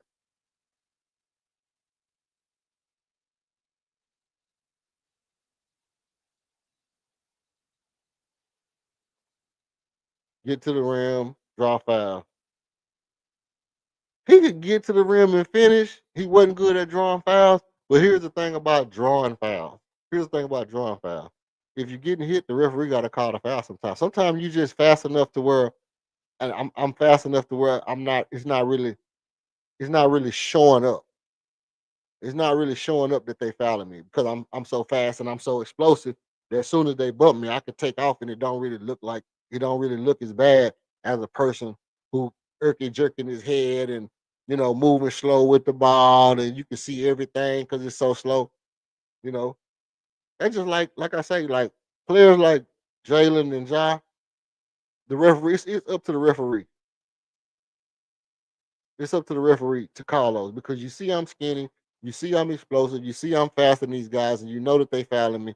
9 out of 10 times I touch the ball, they're gonna foul me. It's up to you to call when it's enough to change my game. If they fouls is changing, my objective, then it's up to the ref to call it. I'm out here trying to do something, and they physically, not by being somewhere where I can't do it, but they physically making me not do it. Then you got to call a foul. If I try to jump and I'm in the air, I'm going towards the goal, and the dude physically make me change directions in the air. I didn't necessarily try to contort my body and do the freaky deaky layup. Then the referee kind of got to call that. It's not on me at that point. But I agree with you. He didn't have Jalen definitely did not have, you know, the offensive, the mental offensive part of the game down pat like a person with his skill level. Because if he'd have put that together and that together, then obviously he'd have been the perfect point guard. But that's why, those things like you say, he didn't have the mental aspect of the game. With all that being said, my point is this is that I like the team we got. I like the fact that we got Almond. And even though it's things he can't do, is not really the reason we losing. That Armin Thompson developing as a point guard is not the reason. Is not the reason that we not the reason that we losing. Right. Exactly how he a finesse player. He not a physical jumper. He not a Clyde Drexler Jordan type strong core type player. He's more of a Eddie Jones, you know what I mean? If you want to call him that, you're more of an Eddie Jones number 2 type slasher. Yeah. Yeah, not a physical specimen to say the least. And that's something that, you know, he gotta figure out what he wanna be and make his body do that. I'll send his ass to Turkey if it's me. I get him on that LeBron. If it's me, I'm gonna tell him, hey man, paint your fingernails in Turkey, boy. Yeah, gotta go to Turkey, get you some of that LeBron in your system. You know what I mean? Get you 2 shots of that LeBron and come on back. I'm gonna have you right for the season start. For real.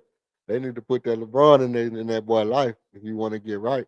There's a lot of players though that for me, hey man, they got handlers that do all this and that. They tell them, the money under the table and all that. They need a handler to tell this boy to go to Turkey, get him some juice.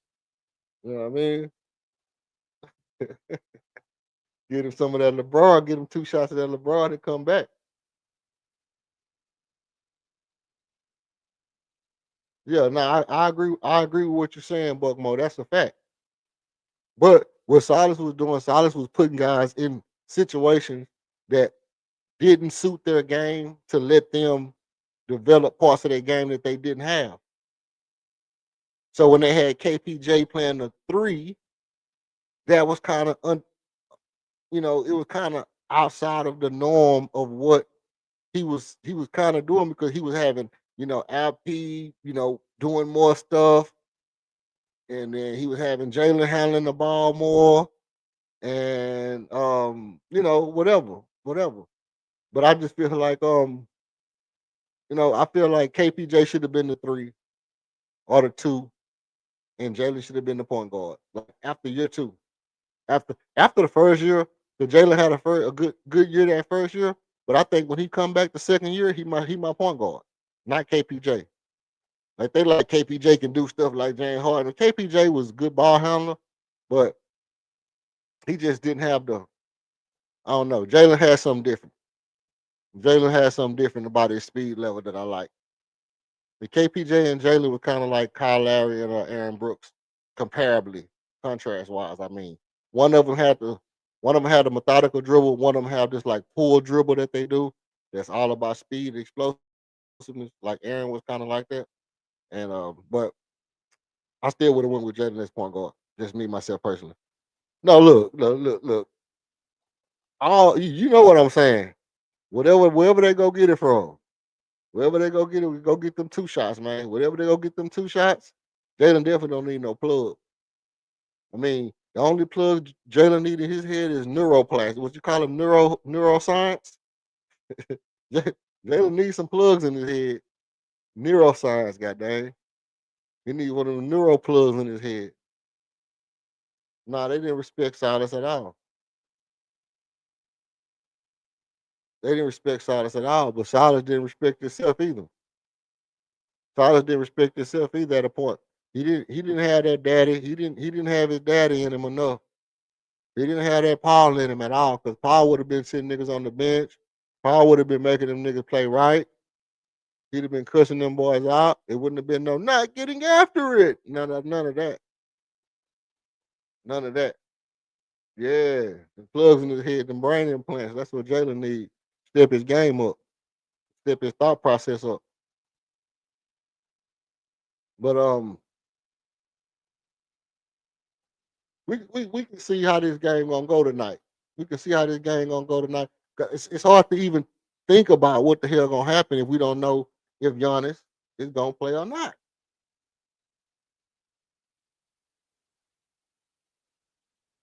Oh, okay. So, because I know I got like an hour and a half left or something. So let me get into some of this real shit right quick. I don't want to leave y'all without this important stuff. Y'all notice the plays where Reed come off the screen and shoot immediately as soon as the man go under or behind him. He pulling immediately. Those are the plays that's gonna make this offense function, right? Those are the plays that's gonna make this offense function. I think it's important. Yes, I like the come down pull up threes. Those is cool because it's just saying, hey, if you're not gonna respect me, I'm gonna pull the ball, which is important. He needs those too. He needs those too. But in a half court set, the thing that Fred VanVleet didn't do, nobody that we have seen in recent Rockets organ on the team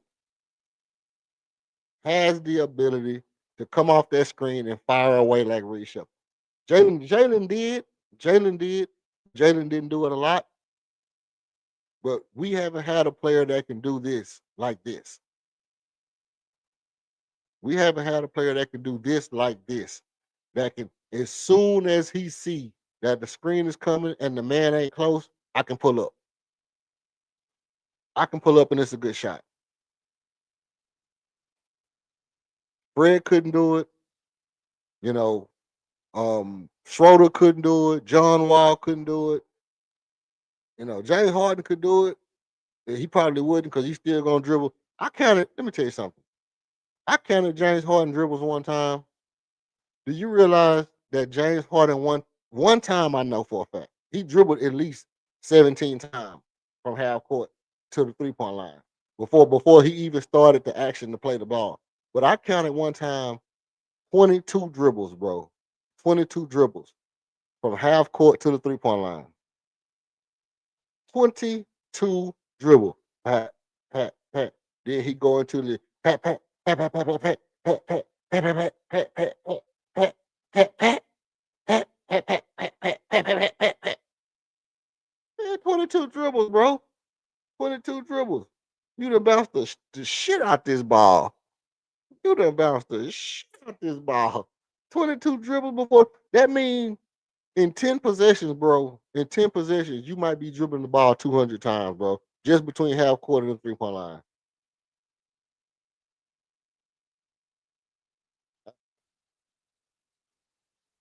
Hey, listen. Don't sleep on it. Don't sleep on it because Ime here, and I know they talking all they, ooh, yeah, Ime. But when have we seen that situation where the coach come in and say that, like, these coaches not getting 10, 15, 20 years, like, you know what I mean? This ain't no Lenny Wilkins type situation that's going on where he just gonna be the coach for a long ass time. I wouldn't be surprised. I wouldn't be surprised to see another coach come in the next couple of years and take over for you know. But Silas is gone, man. Silas will never get another coaching gig. I mean, he might, but I don't see it. I don't see it happening. I don't see it happening because Silas tanked over here, and you know what? They owe it to him because they've been sending Silas places just to go tank. Like, I can develop players, and I can kind of see how they can get better, but they're never gonna get to the level because there's really no structure there. And then they bring in a guy to do the structure. And once they get their structure down, they bring in a guy to execute at a high level. It's the same thing. It's always the same system. It's always the same system. They'll bring that guy in, you know, to let the guys develop. Then they come back with a guy to develop the structure. Then they come back with a guy to get the most out of the execution that these guys learn how to do.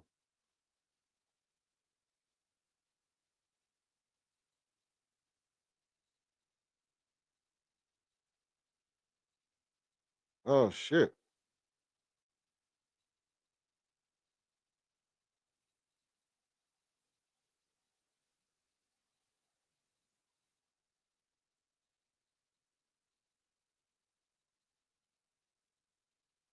Dang. Hey, I Jalen Green hurt his hamstring again. Jalen Green hurt his hamstring again.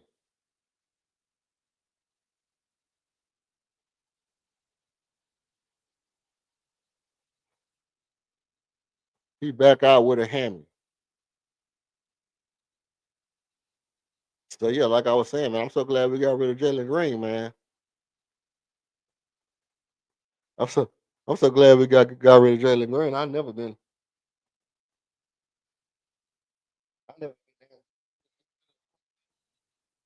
my whole life.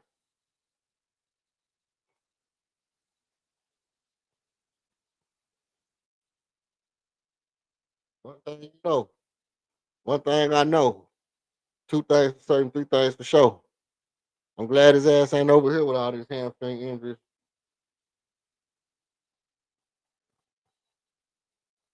Right? But the Reed Shepard thing, the Reed Shepard thing is real. The Reed Shepard thing is real. Shooting off the screen, passing the ball like that, and the dynamic between him and Armin Thompson is something, you know, I'm actually enjoying that aspect. But guess what? Reed Shepard is going to beat out Armin Thompson at the point guard position before this year is over with. Before this year is over with, Reed Shepard is going to beat out Armin Thompson at the point guard position. I'm gonna tell you how he's gonna do it. I'm gonna explain to you, like nobody else can, why Reed Shepard is gonna beat out Armin Thompson at the point guard position right after this commercial.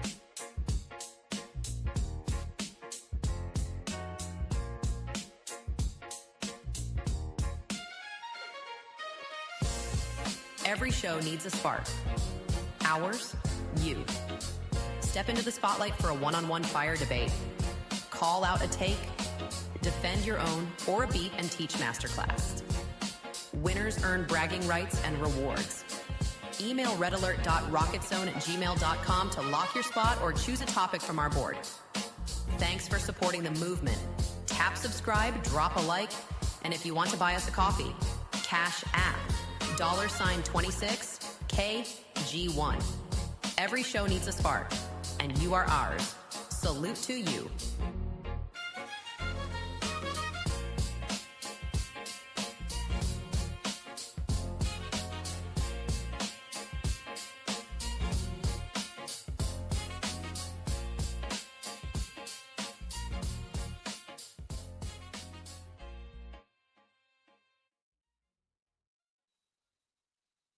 All right, all right.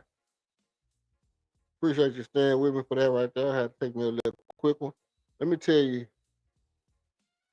let me let me tell you why Reed Shepard is gonna beat out Armin Thompson. Let me preface by saying this. Yeah, I know Reed looks good off the ball, but come on, man. Let's not make me say that Steph Curry is a point guard that plays off ball. Let's not say, because all y'all gonna do is say you're not comparing Reed Shepard to Steph Curry.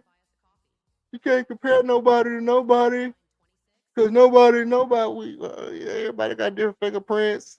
I know, I know, I know. Everybody got different fingerprints and DNA. I know that.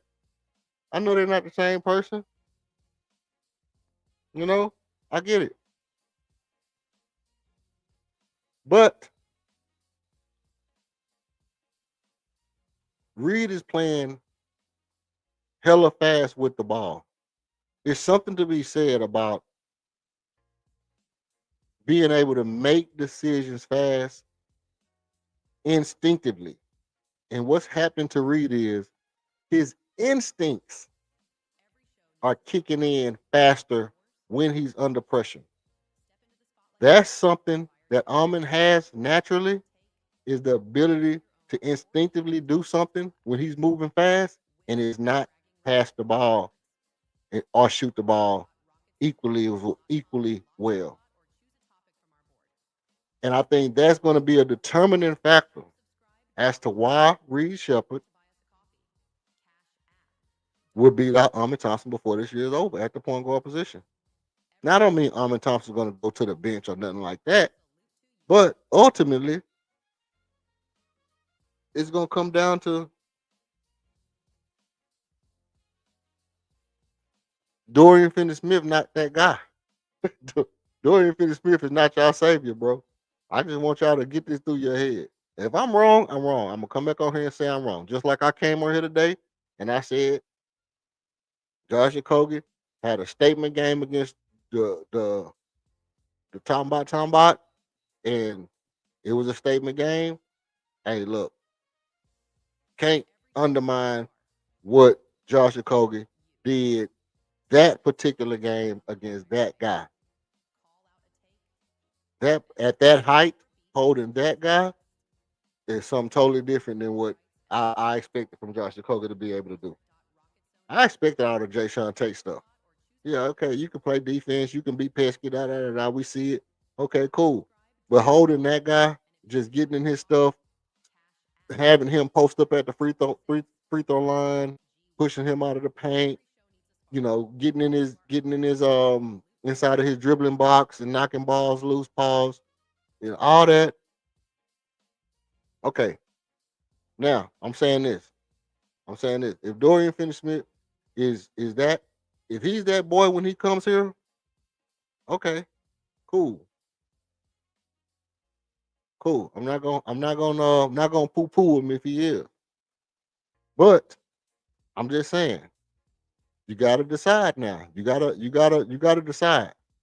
Do we want a real legitimate point guard at the point guard, or are we cool with Ahmed at the point guard for the foreseeable future? Well, I want Reed Shepard at the two. It don't matter. It don't matter. Because this is why it don't matter. Because unless you tell me that Reed Shepard continues to play well, continues to get better, and we're going to leave him on the bench, it don't matter whether you want him at the one or the two. And I'm going to go on the record and say, I don't necessarily have to have, the conversation about, well, let me phrase it like this. We know I'm not that guy that's going to say, put your best player on the bench for any other reason other than somebody's better. That's it. The only reason that you're going to get me to see somebody coming off the bench is because somebody is better. Now, right now, Ahmed is better than Reed at running the point guard. But the way Reed played the other night, if he continues to play that way, continues to get better, he's going to be better than Ahmed Thompson at the point guard position. I've always said Ahmed is a 3. Okay. Okay. Now, if you want Reed to come down, do the initial, and then get the ball in the Ahmed hands or get the ball in the Alper Şengün hand and then get off ball. Okay, cool. He off ball. I don't care about him being off ball. He's just a better point. He played like a better point guard than Ahmed Thompson. Shoot me. But don't shoot the messenger.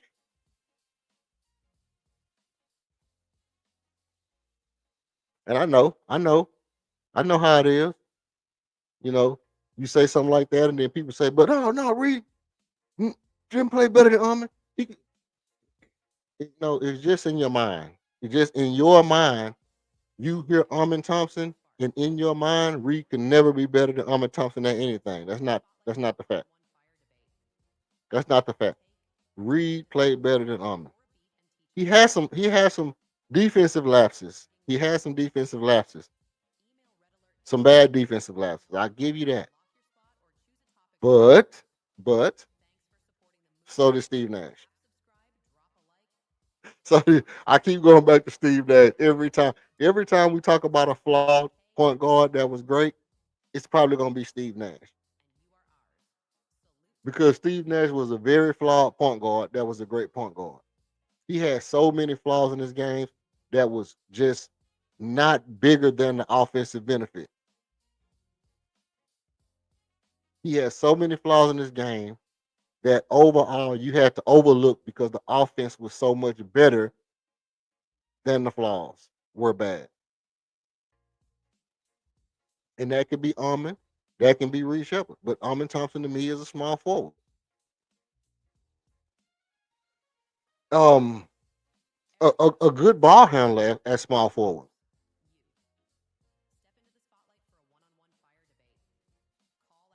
Armin Thompson is a good ball handler at the small forward, i.e., much like a Scottie Pippen. Much like a Scottie Pippen.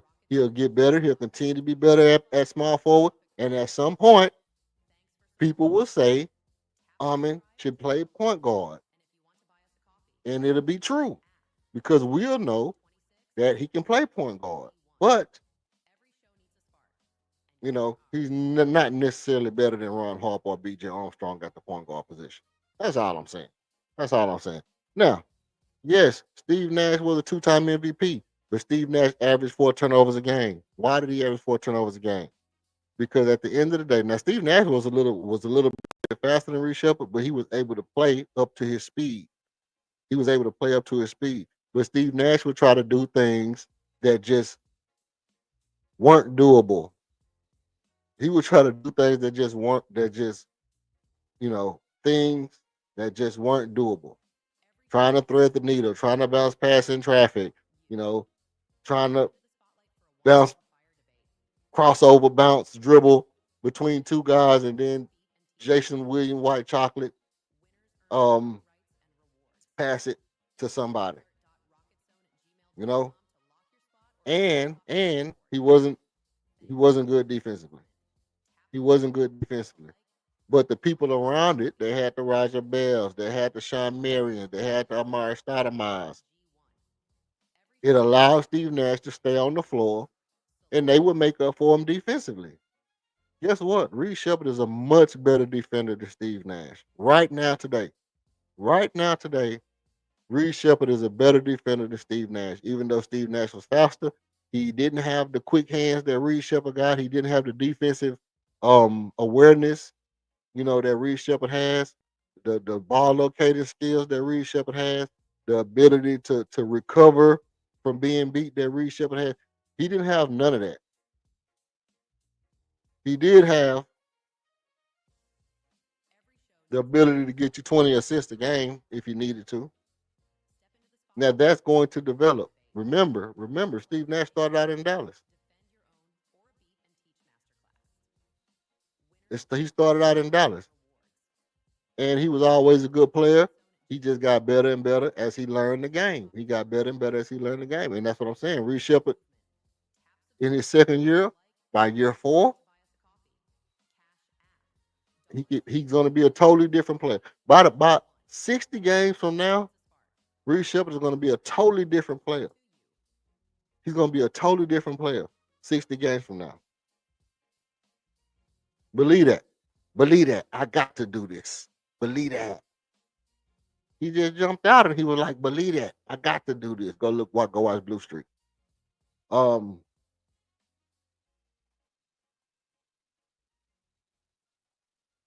Reed Shepard is going to be, if he continues to play fast, to know when to up his speed, like you can't not play hard on offense when you got guys trying to attack you. You don't get to chill and be cool. Get your hair blowing, get your hair in the wind, do some shit that make you look like a competitor.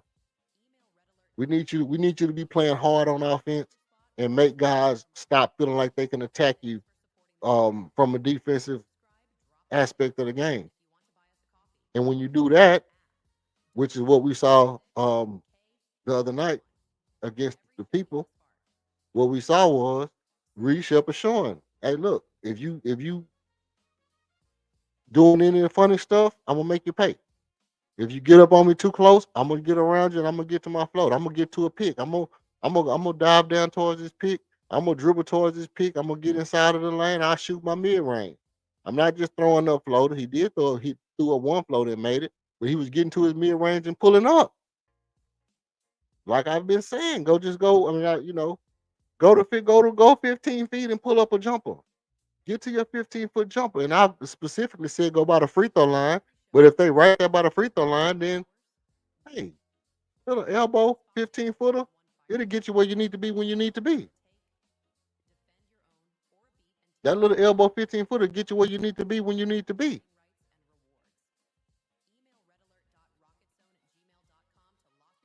Now, look, Steve Nash was not fast, but he was way more quick twitch than Reed. Way more quick twitch than Reed. And that's something he gotta work on, because even though Steve Nash wasn't super fast, he was fast with the ball speed. He was with the ball fast. Put it like that.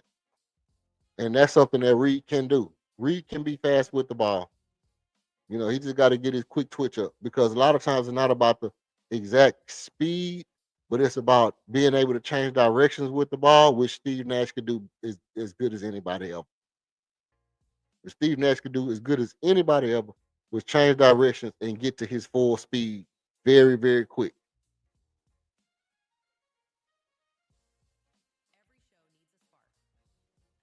I don't think he'll ever become a Nash type player.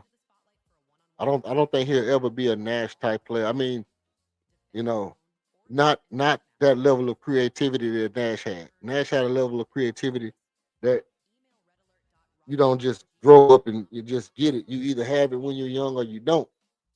And we haven't seen Reed display any inkling of that kind of level of creativity. He's more of a John Stockton type player than he is a Steve Nash. He's more of a John Stockton type player than he is a Steve Nash. You know? Now I don't want to compare him just to, greats like that, but if you have to put him in a category, the foot speed, the ability to shoot, and the ability to be fundamental, he's more of a John Stockton than a Steve Nash. And which is why I say the more he learns and the more he plays fast and has success on the court, and Ime starts to unlock things for him little by little, he's going to be a good point guard this year, people. Reed Shepard's going to be a good point guard this year. It's not going to be like Amin, that Amin is a good basketball player last year. Amin was a good basketball player last year. Maybe even his first year, Amin was a good basketball player. Reed Shepard was not a good basketball player last year. But this year, he's not only going to be a good addition to our team, he's going to be a good point guard this year. That's just what I see. And the things, like I said, playing fast, not picking up the ball, making decisions before the defense sets on what he's going to do with the ball, not letting guys attack his right hand while he's dribbling the way he has to pick up the ball. And if a guy tries to attack you, hey, just keep dribbling. They got to foul you. They're not just going to, if somebody rip you, okay, they rip you. So what? Everybody get ripped every now and again. But they're not going to rip you more than what you're going to catch them off guard. You're going to catch them off guard with some shit more than they're going to come out there and rip you and take the ball. And learn how to flop your head back when people start reaching. People start reaching like they want to steal the ball. Flop your hair around a little bit. Flop your hair around a little bit. Let your hair blow in the wind. You know what I mean? Like, you got to do that. You got to do that.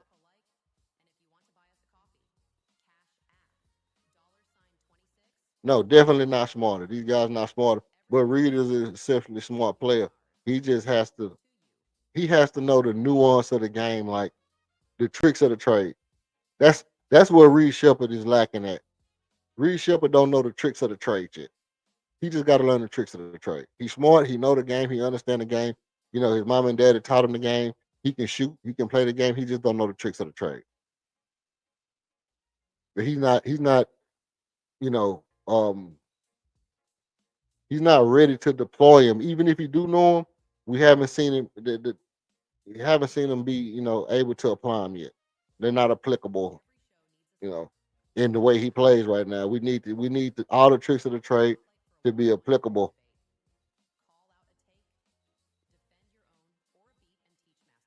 Let's see. Reed got to learn angles 100%. Reed do have to learn angles.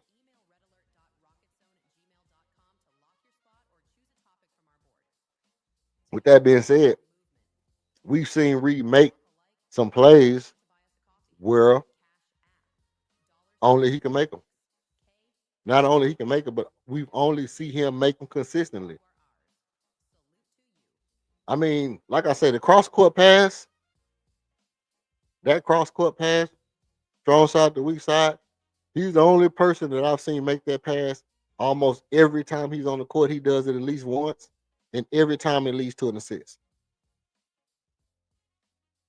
Reed Shepard is the only person that I've seen that I've seen make that pass from the top of the offense, cross court to an assist every time he gets in the game, confidently make that play.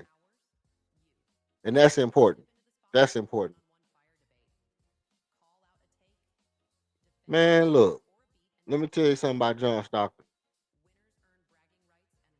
That little rascal was strong. That little scamp was strong, man. And Reed Shepard obviously got to get stronger. You know, and we know, man. We know with them guys like that play baseball. Oh, they'll definitely get on the juice. But Reed Shepard, he's a clean cut guy. He might not be able. He might not be a juicer. He might not be a juicer, but he definitely got to get stronger. He definitely got to work out hard. You know, he got to go crazy in the weight room, and because he don't got no definition. Reed Shepard don't got no arm definition. His arm look just like Freddy on Scooby Doo. That boy arms look just like a cartoon character. It's like you just drew him straight down. You ain't putting no curves or nothing in his arm. And that's not, that's not to say he's not strong, because he might be one of them cock strong country boys. You know what I mean? But it's not like he gonna be able to. You ain't gonna be as quick as you can if you're not working on your what's that, your white blood cells or something. One of them ones got to get your quick twitch up. Got to get your quick twitch up, Reed. But I do think he's gonna be better than Ahmed as a point guard by the end of this year. Maybe not overall, but just making decisions, being effective off the pick and roll, you know, clean, clean, crisp passes. It's gonna be things that Reed does that just look better coming from him than it do from Ahmed, and that'll allow Ahmed to get back to shooting guard, small forward type position. Me myself personally, I'm still with the put him. You put him at the two, play defense. Play defense at the two, but then on defense, I mean on offense, you put him back at the three because corner dunker spot, blah blah blah blah blah. I've since been saying this since the daggone preseason. You know, been saying this since the preseason. We don't even got to get into it, and he may gonna have somebody in that position. But guess what? Guess what? Jabbar didn't have a horrible game, but he could be a little bit better, you know, through physicality. Jabbar could be a little bit better playing through, physical teams, playing through contact. But I'm solid with the 8 rebounds. Cool with that. A block, maybe a steal would help us out. And Jabbar was basically the lowest minus on the team with minus 19. So, but coming back from injury, get yourself back into the game, whatever. Wasn't a good game for him. He had PJ Tucker clone on him. He had that PJ Tucker clone on him. And we know what that do to players when you got a PJ Tucker clone on you. Now, now, let's get to the man of the hour.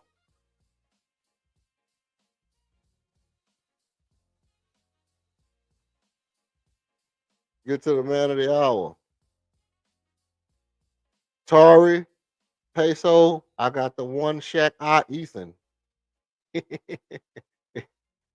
that Shaq come from LSU. You go to LSU, you get the one Shaq But look, man, yeah, I mean, let's keep it a beam, man. Let's keep it a beam.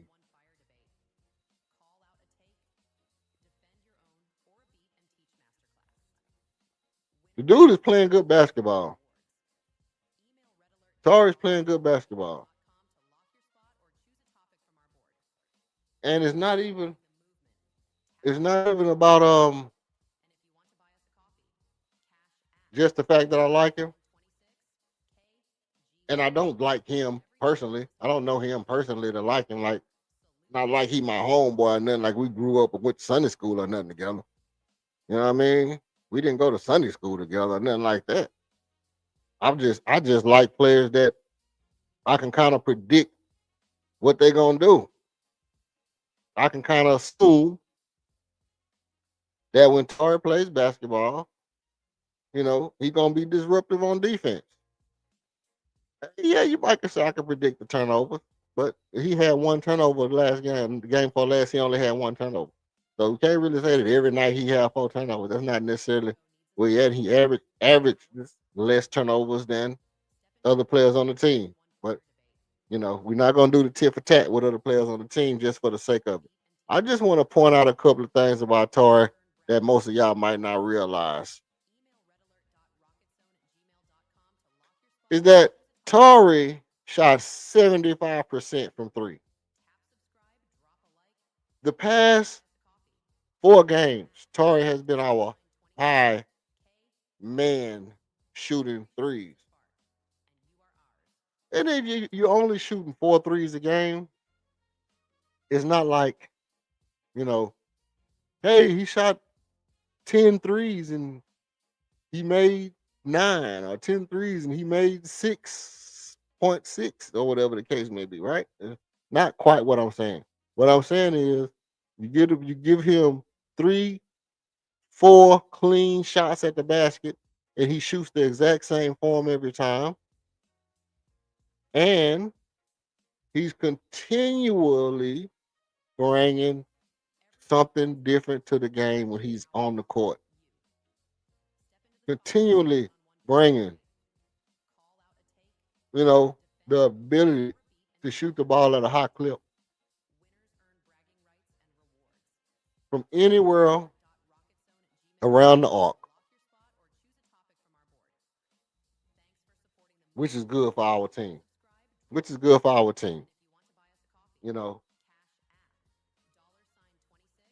yeah, he wasn't as strong a rebounder as he normally is. He only had 2 rebounds, one offensive and one defensive. But the one offensive rebound,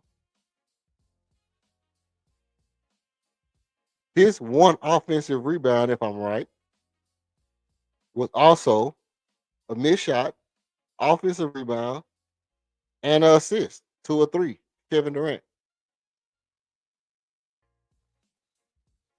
So it's not just about the, what the stats say. It's also about what you don't see here.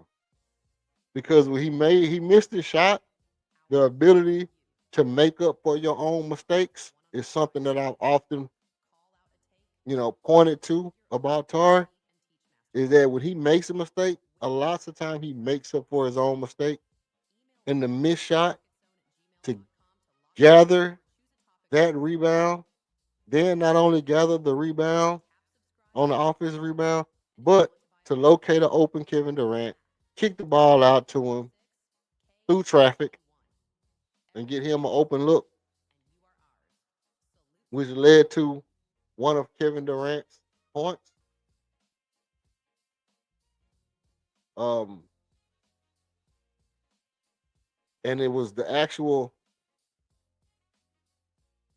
Was it the only three that KD made last night?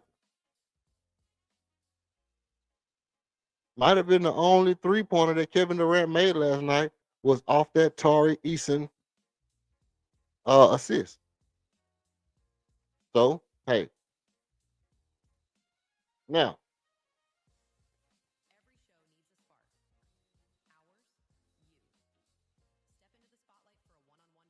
let's get back into some of these right here. Comments. Teams are going to press read full court, minimal handles. Okay, when you team pressure full court, when you see them coming, you kick the ball to somebody else. Kick the ball, you move the ball in when people try to pressure. Not a big deal. It's basketball. You see somebody coming, you got one-on-one pressure. You know how to break a press. Pass the ball. Everybody not Kyrie. Everybody not Kyrie. You see the press coming, you recognize the press before it get there, and you just get the ball to somebody who's not being pressed and let them zoom down the court. You go back into your position. So if they get trapped at the half court, and usually what you do is in the press, you bring up somebody who's tall, catch the ball over the defense. So that's where Al Shangon comes in at. Repress, dribbling the ball at the court, and they come with the press. Usually it's a Jabari or Armin or KD right there where he can get the ball to them. And then you bring up a big man that can catch the ball over and you pass the ball over the press. You practice this kind of stuff, man. You practice that kind of stuff. That's one of them keys to the game for me today. Clean, crisp passes by whoever's handling the ball. Last few games have been sloppy, nasty. Well, you know what? We can get into that right now. We can get right into that right now. Okay.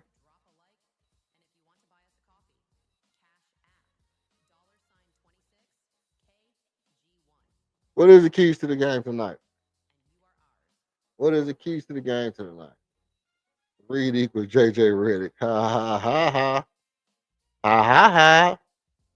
JJ Redick probably not gonna ever be good as Reed Shepard can be. I hate to tell you that.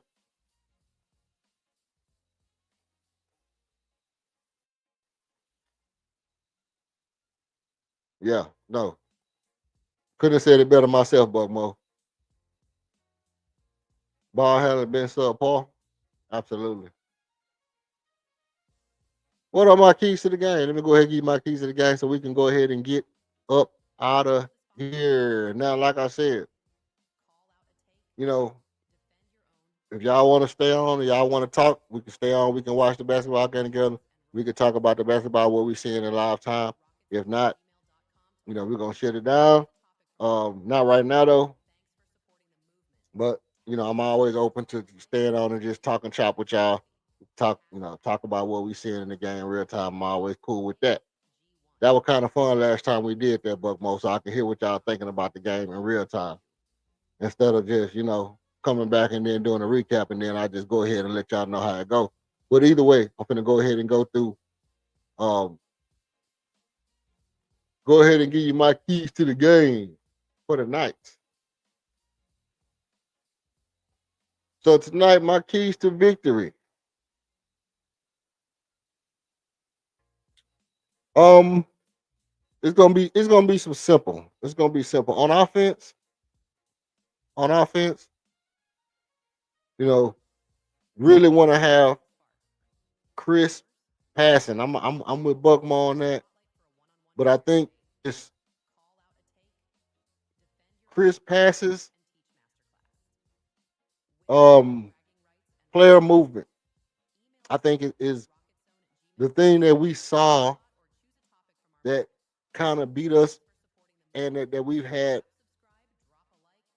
a good opportunity to see up close and personal how it can be effective.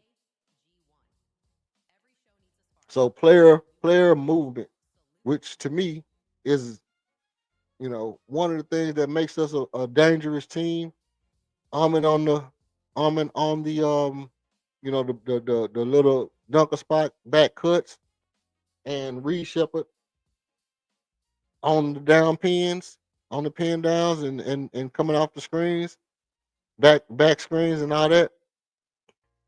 Player movement, I think, is going to be my number one key to the offense tonight. To me, I think it's what can make our team the most dangerous. Really getting to, um, really getting guys moving to where you set them up for success. That's an email thing. That's not just. It is kind of a player thing, but because we say like Reed need to run off screens, but like if Reed have the green light to just, you know, hey, I'm over here now, I'm over there. They setting up something on the strong side. I'm just gonna run over off this screen and then pop over here and then come back over here and then go back over here in the same corner I'm supposed to be in because I'm supposed to be in this corner. But I'm gonna dart in right over here where Armin is, and then I'm gonna dart up here to the top a little bit. Then I'm gonna go back to this corner. Does he have the green light to kind of manipulate the defense as he see fit? No, I doubt he does because that's not how Greg Popovich works. You know, that's something you get from from kind of having leeway, having a certain respect from the coach to say, hey, this is what I see when I'm out on the floor. Maybe if I could try this in game, you know, let's see how it works out. And then the coach saying, okay, well, let's try it. Let's see, let's implement this.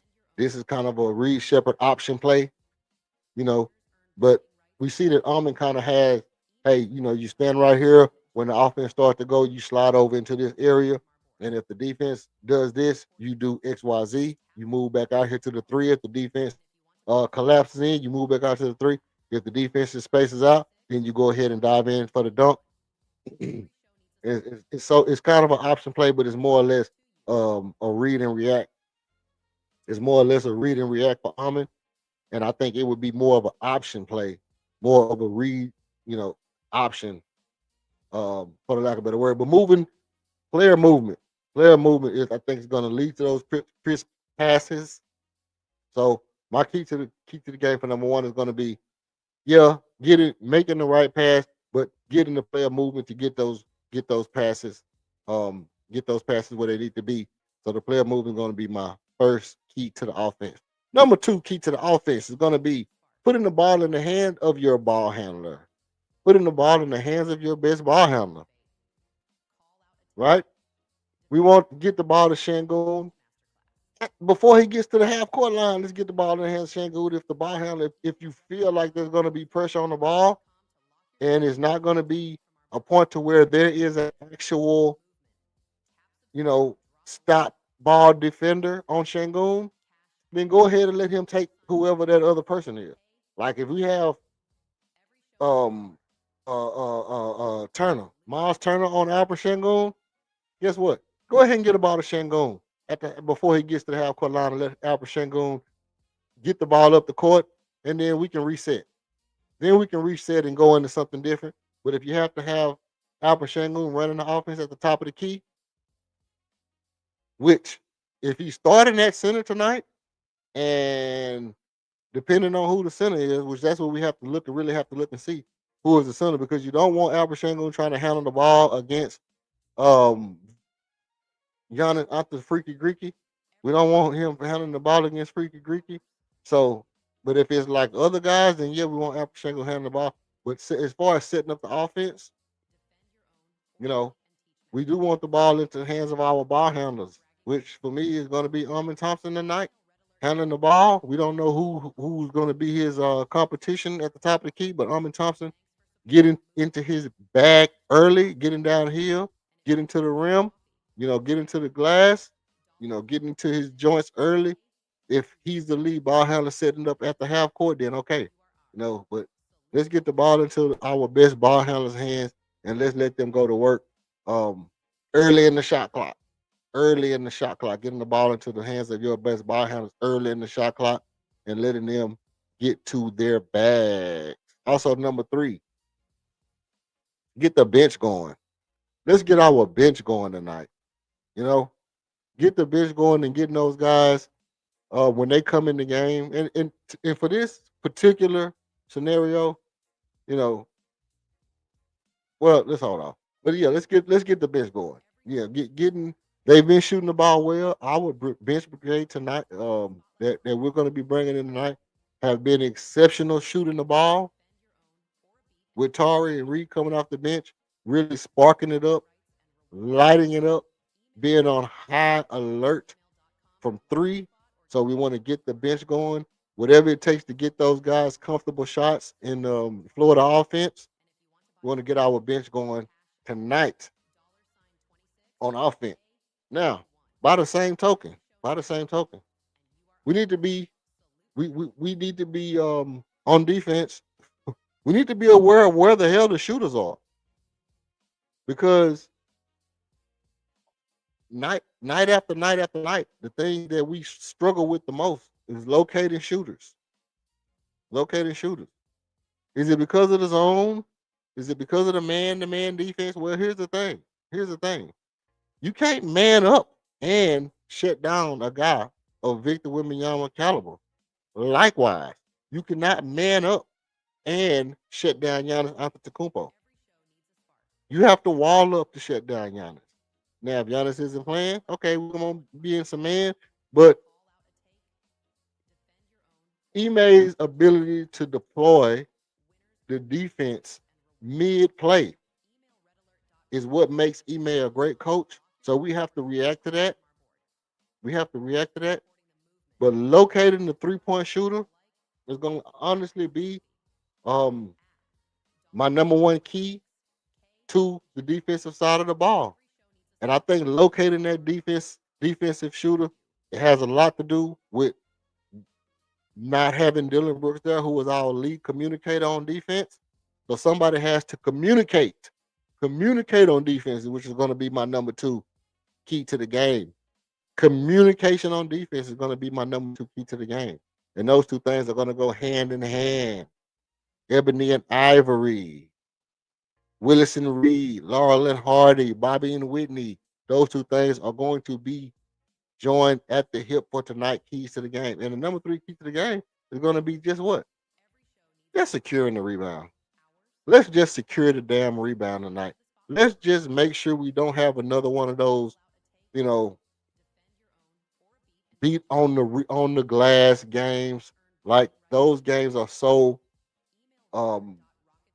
it's just catastrophic for us. When we get beat on the glass, it's the ugliest thing that we do. The ugliest game for us is where the games where we get dominated on the glass. If we get beat on the glass, high chance, it's a high freaking chance that we're gonna have a horrible effing game. Even if we win, if we get beat on the glass, it's going to be ugly. It's going to be ugly. And our chance to win a basketball game while getting beat on the glass, like the probability drops precipitously.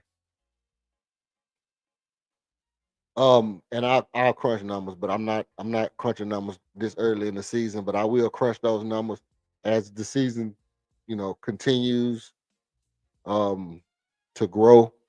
But you know,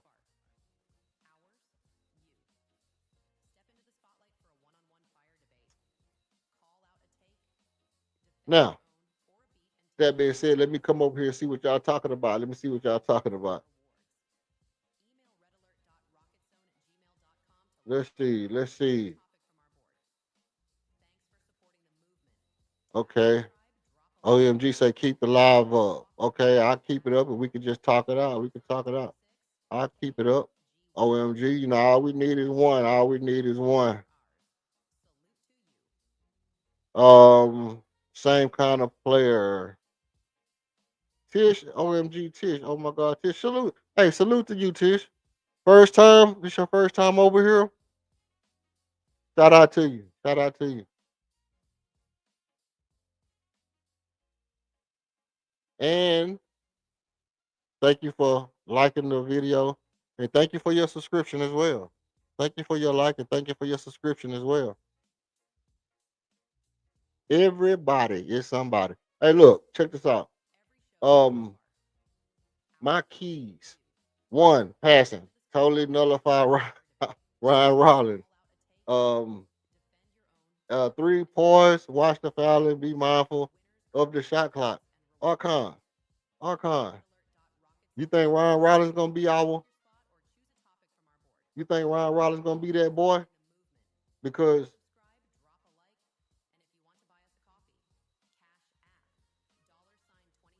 let's see. These to the game. Let's see about this right here. Boom. You think Ryan Rollins is gonna be the player to watch tonight?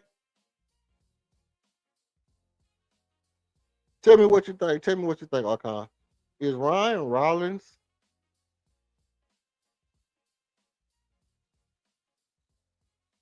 Okay, we got a Bucks fan.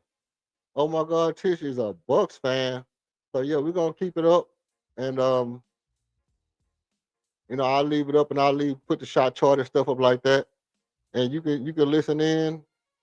And if you want to come up and talk to me about what you see in the game, the link is in the chat. I'll drop it again here in a little while.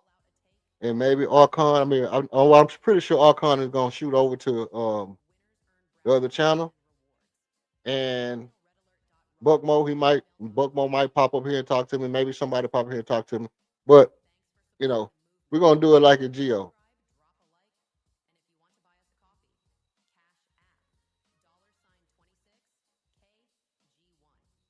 Yeah, I'm a first time and a Bucks fan. Okay, good. It's definitely good to have Bucks in the house, Bucks in the building, Milwaukee, man. Milwaukee. I have no idea why. I have no idea. I'm funny. I'm hilarious, bro. I have no idea. Oh, if okay, yeah. I mean, obviously, no problem, no problem now. Um, let's see. If nobody's on Rollins, he's getting off. Let's see. Let's see. Just crunching numbers, and yes, he's the X factor, the glue guy in my analysis of the day. So okay, so let's look at the numbers. Let's see if we can look at the numbers. Okay, okay.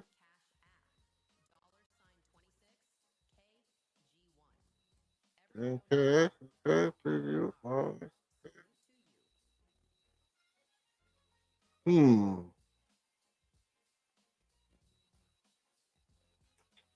Ryan Rollins. Let's see what he got going on over here. So Ryan Rollins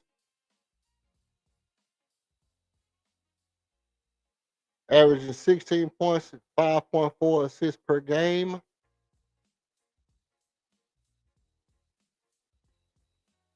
And shooting 42.3% from behind the arc. And 51.8% field goal. And in the last 10 games, which he played 9, 5 of them at home. Let's see. Houston. Okay. So look, 42, 85%, right at 4 rebounds a game, 5.4. I mean, he's just all around consistently the same number, right? Just consistently. And at home, he averages a little bit more. Yeah, he'll get off. Yeah, he'll get off. And so Ryan Rollins is gonna be our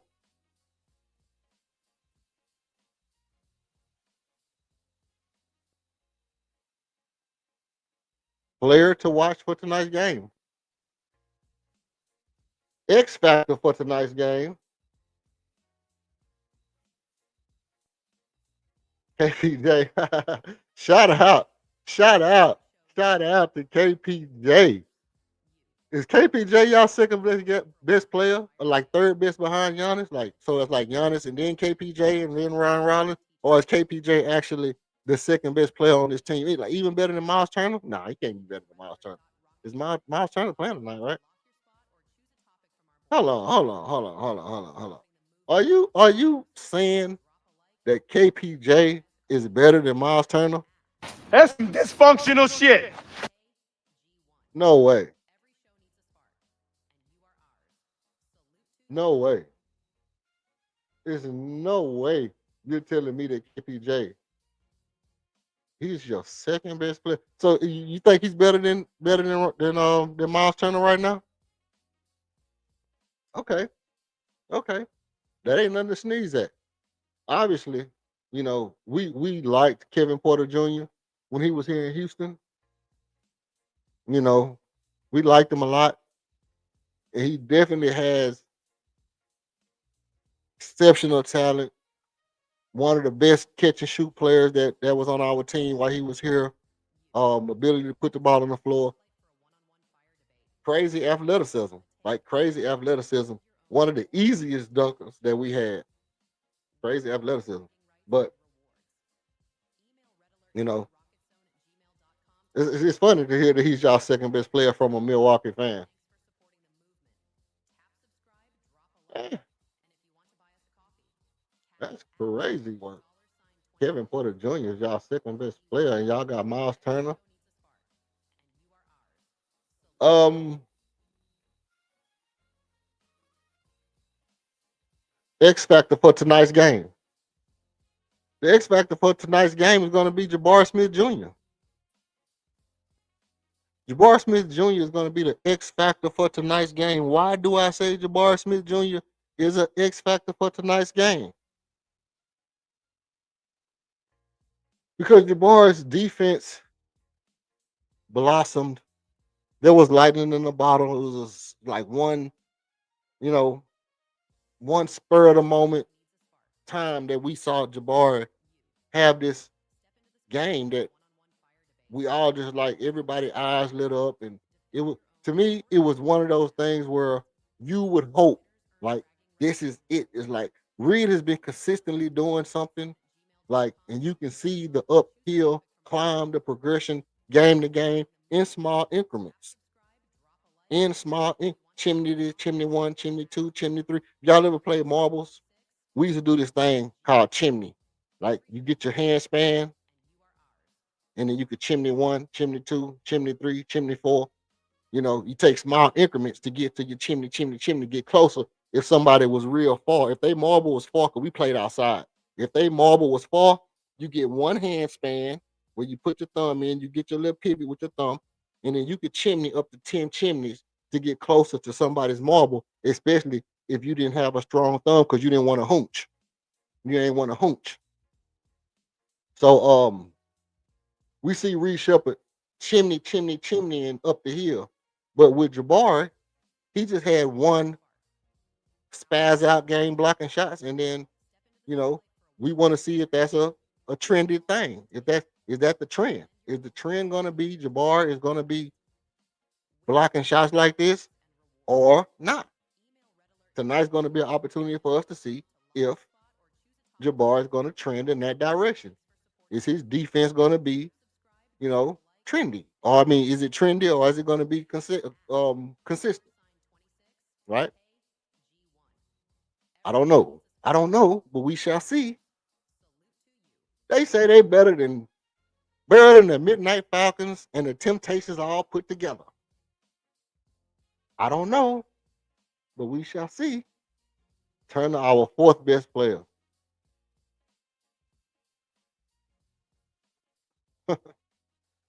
Why what, Buck? You were saying why what? see if I can clear that up for you. His growth since leaving the Clippers is insane. Huh. I mean, yeah, I could imagine, man. The dude was talented. If his head, the thing was, if his head is together, he's always been exceptional talent. He's always been exceptional talent. We developed him into a lethal threat. Hey, we gonna see tonight. Well, he say he out for the night. So I think Turner is the one who might get us.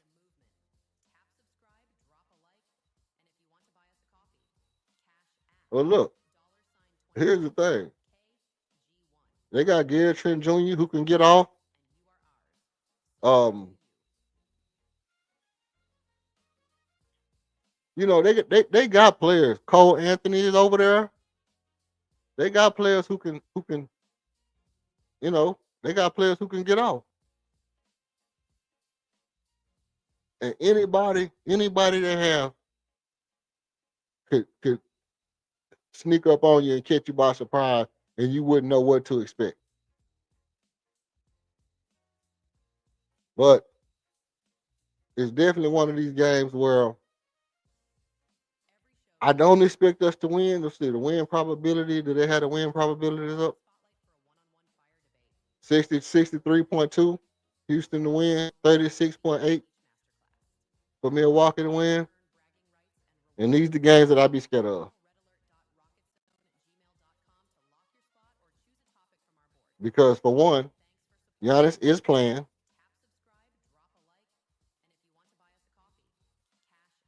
Giannis is playing tonight. So game time decision. He decided that he was gonna play. And just as I expected, we got ourselves a legitimate match because it's gonna be it's gonna be a hard fought match. Tell you this right now, it's gonna be a hard fought match right off the bat. With Giannis playing, this ain't the regular.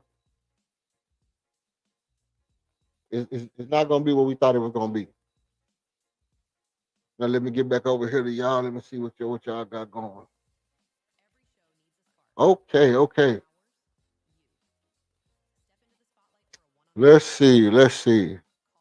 Anything else we need to touch on?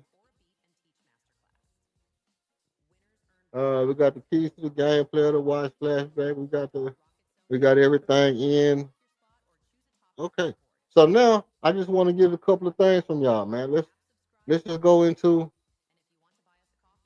predictions for the game.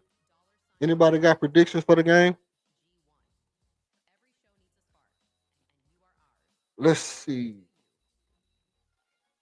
I think I don't know.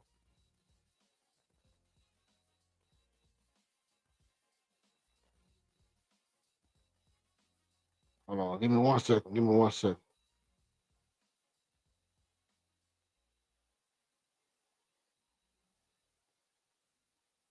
Um,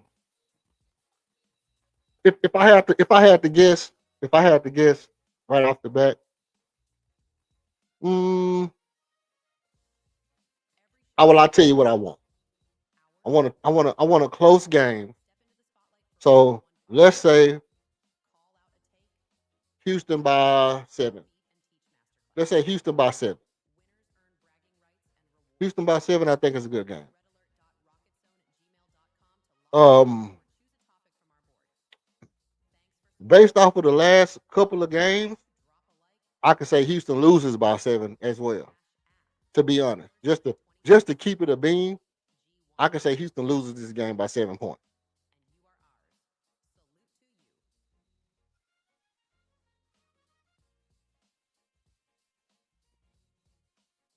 And it wouldn't shock me. It wouldn't shock me at all if we lost by 7. Well, who is their center? Well, Miles is gonna be the power forward, or Miles is gonna be the center. It depends on where they at. Boy. Where they at, boy. Do it, do it, do it. Let's see. Where is they? Let's see their roster. Let's pull their roster up. And let's see. So they got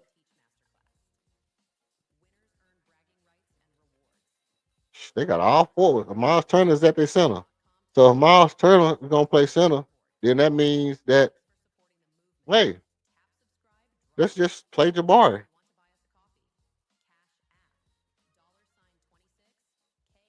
Let's just put Jabari on Giannis. That's fun.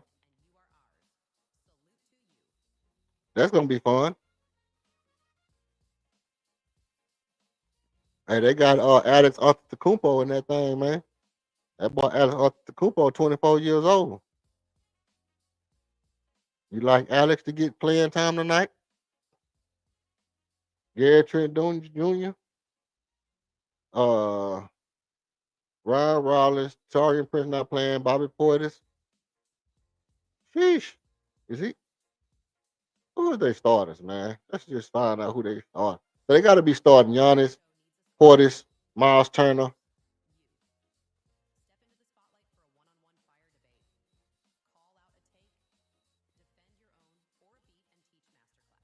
Gary Trent Jr. and who? He can't be starting. Gary Trent Jr. and let's see. Hey, who y'all starters? OMG. Who y'all starters?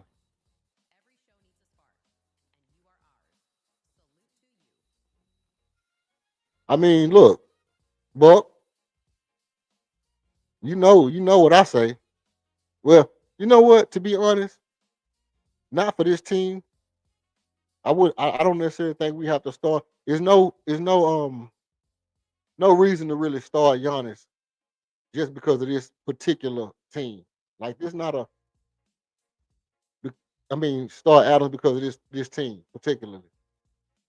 I'm not just gonna go up and say, hey, let me start Adams all of a sudden because we got our rebounded. No, you ain't want to play me then. You ain't want to play me then. Don't play me now. There's really no need to start him. There's really no need to start Adam. Go ahead and start a Kobe. Start Josh Kobe. Josh Kobe can hold Giannis, can he?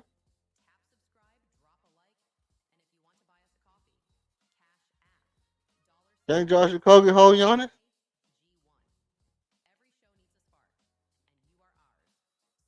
I mean, in my mind's eye, Josh Kobe can hold everybody. He held Victor Wembanyama.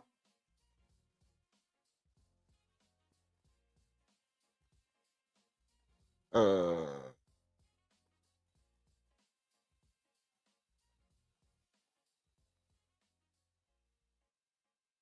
so I think that you go back out there. You can't keep switching it up every game, bro. I mean, maybe you can, but I don't. I'm not gonna switch it up every game. We gotta have some consistency. Somebody got to go out there and do their job and do their job. Preseason over with, bro. Preseason over with. All this going back and forth, going back and forth. Rest in peace, Aaliyah, bro. We're not doing that. We're not doing that. We're not going back and forth, bro. Pick somebody, stick with them, let them build their chemistry, let them learn how to win or lose, knowing what time they're gonna play. I mean, it's already we playing at that time, but let me know how many minutes I gotta sit right here before my body warm up. Let my body figure out what's going on. You know, if I know I'm sitting for 7 minutes, okay, I'm sitting for 7 minutes. I'm starting, I'm playing for 7 minutes, and then I'm gonna go sit down for 5. Okay, let me know that. Let me know that. Don't have me just hey, hello. Oh yeah, you starting today? Ah, god damn. You ain't even know. You ain't even know. You just woke up in the morning, and before you know it,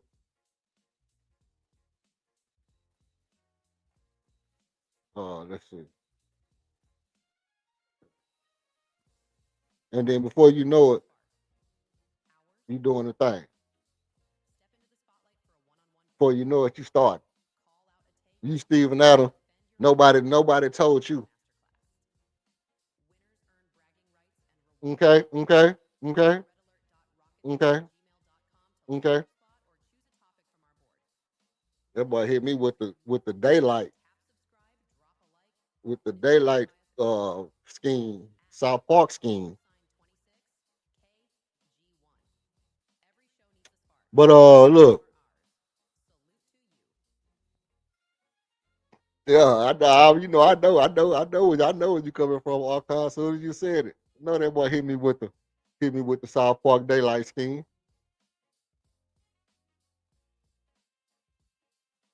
But Rockets by 7. If the Rockets win by 7, I'm cooling with that. I'm cooling with that.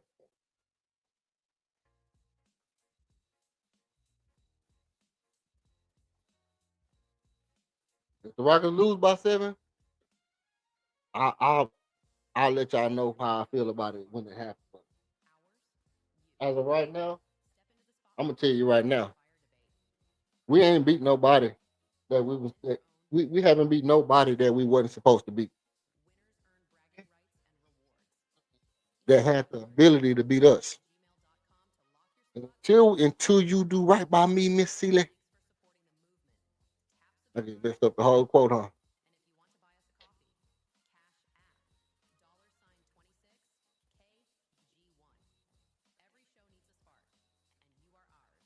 Nah.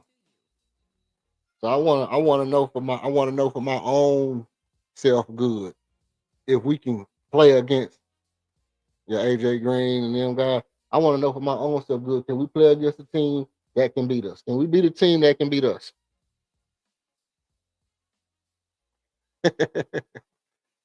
Can we beat a team that can beat us? That's all I need to know.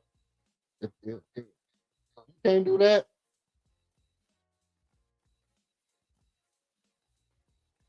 yeah, I mean, Easton on Yonder. Come on, Buck.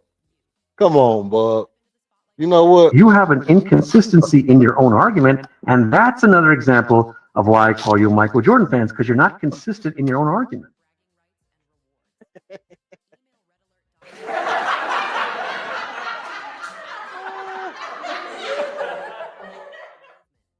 Buck mode. You've been inconsistent in your own arguments, bro. But you supposed to say put Josh Okogie on him. Put Josh Okogie on him. If that's the case, why not put Josh Okogie on Giannis?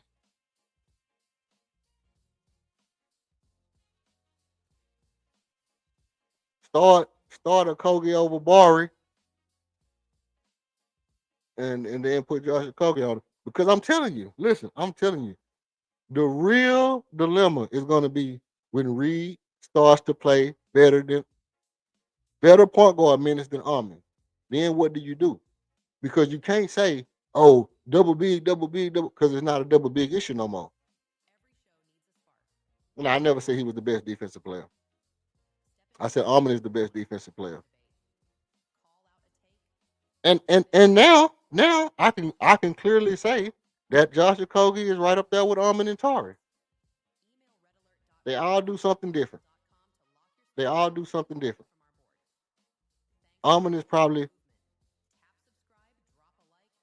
the most well-rounded, the most, out of who? Eason and Tari? Out of Tari, Eason, and Josh Okogie, I mean, they all 1A, 1B, 1C. They all right there together. I'm not going to say Okogie is a better defender than Tari.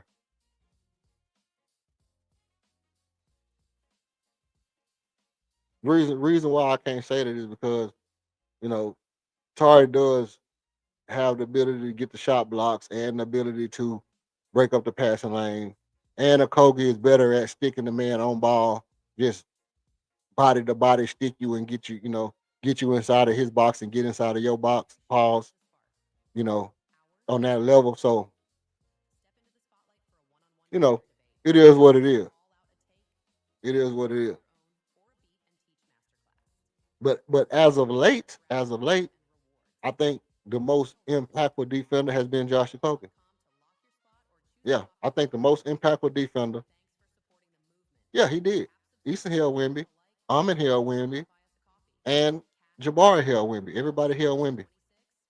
Even LP held Wimby. Even KD held Wimby. Everybody held Wimby. He got a philautomized. He got a philautomized dose of everybody. You know, which is why he had the game he had. He didn't have a good game because everybody was.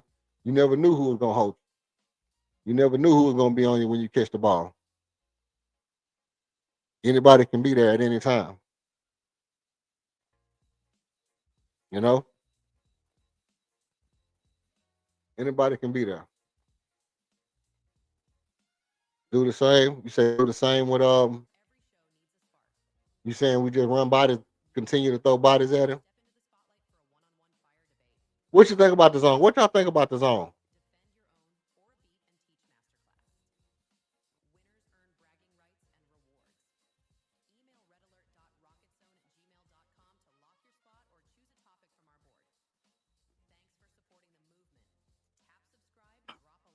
Tell me what y'all think about the zone.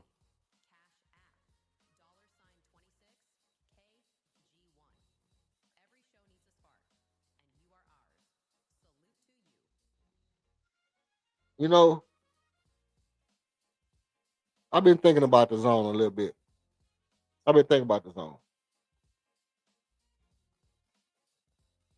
I don't have a problem with the zone as much as I have a problem.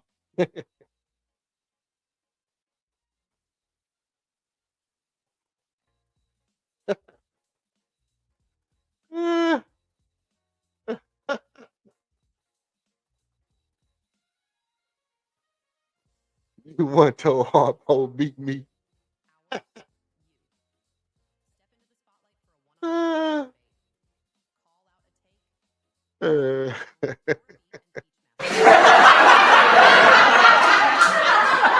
so the zone to me, I don't have a problem with the zone as much as I have a problem with guys, professional basketball players that haven't mastered it. 2-3, 3-2, boxing one, diamond, whatever kind of zone it is. You know, 3-2 flex, you know, whatever y'all call it, heavy 3-2, little 3-2, whatever it is. I have a bigger problem that professional basketball players haven't figured that shit out, and that you can watch film the day before, and you can't say to yourself, 1-2-3, 1-2-3, 1-2-3, 1-2-3, 1-2-3, 1-2-3. Oh, the ball here, I need 3 steps. Like it don't set in. It just don't. It don't automatically click for players. That's a bigger problem for me.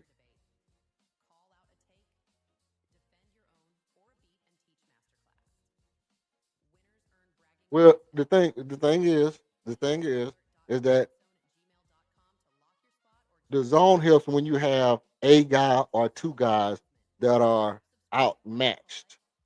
So it helps LP when he has to hold quicker defenders, and it helps Reed when he has to hold anybody.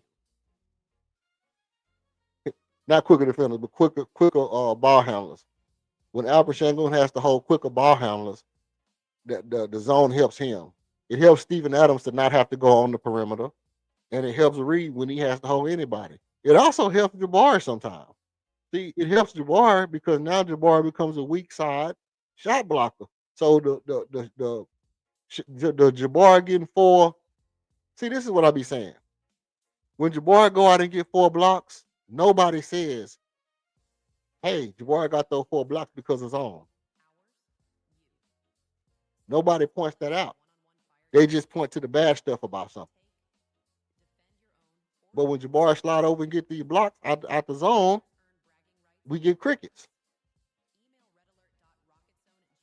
We get crickets, right? But you got to give it credit because the zone allows you to match up. It allows you to have a man on you, and then also to be able to help contest at the rim. So it's not only giving you action on the point of attack at the perimeter, it also allows you to be able to help out on defense at the rim. if you manned up and they spaced out, if they space and you man, that means you're all the way across the court. How do you get back and help somebody when they need your help? So you really have to be on the chain and just locked in with the coach and communicating, like I said, because in the keys to the game, communicating. If the coach is switching to a zone because he realized what offense they running, and he switched to a zone in the middle of the play, then you have to be able to communicate that and get into those positions quick. I mean, obviously, it'll be a point in the play to where you are already in that position, and coach might just lock you in the zone until you switch, and then lock you into a zone right there, and then that's cool with me. Like I don't have no problem with it. I don't have no problem with it either way. Um, Man or zone, and you know, I just think the guys got to do better, whatever they in. Whether you man up, I mean, we do got some good man-to-man defenders, but if you manned up, you don't turn. First of all, you don't turn the ball over as much as when you're in the zone. You get more turnovers and stuff in the passing lane when you're in the zone. Uh, if they're not able to break the zone, then you're able to get guys in the passing lane easy. So it is those things. It is those kind of situations. Now let's see if we can get to this.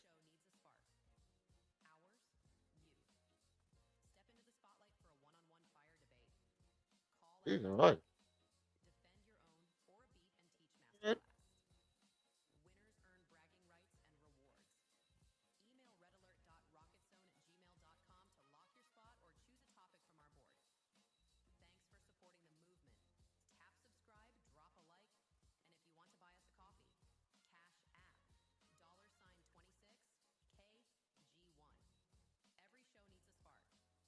The game finna be getting underway soon.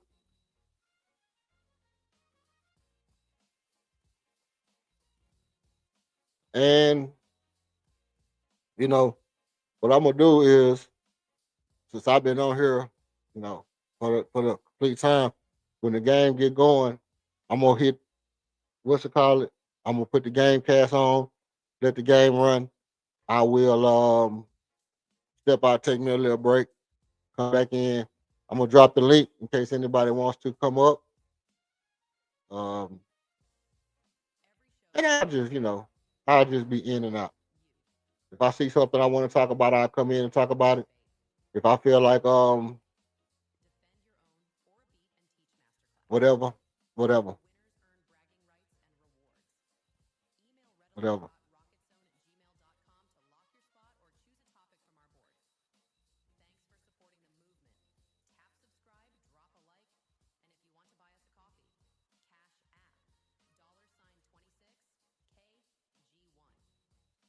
Let's see.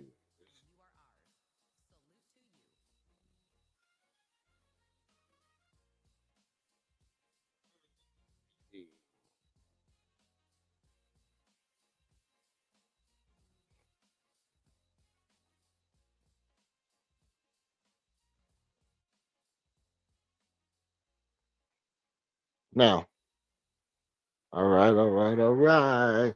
And then, at um at any point, hey, Archon, salutes to you, Brody. Appreciate you, man. Salutes to you, Archon. Appreciate you coming through, holding down the chat for me, man. That's a good look, fam. One down, one bone around here, man. It's a good look.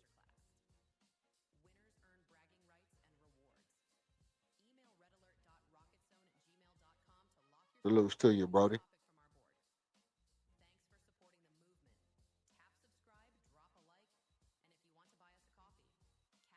So as soon as the game come up and these stats start to pull up,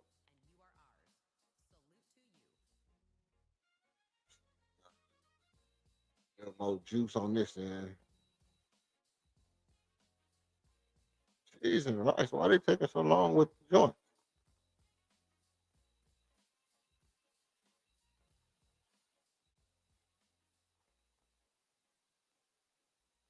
They said the game started 3:30. They on colored people time.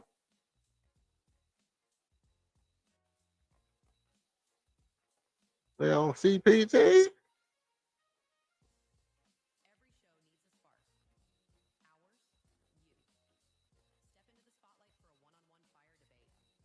They on CPTZ.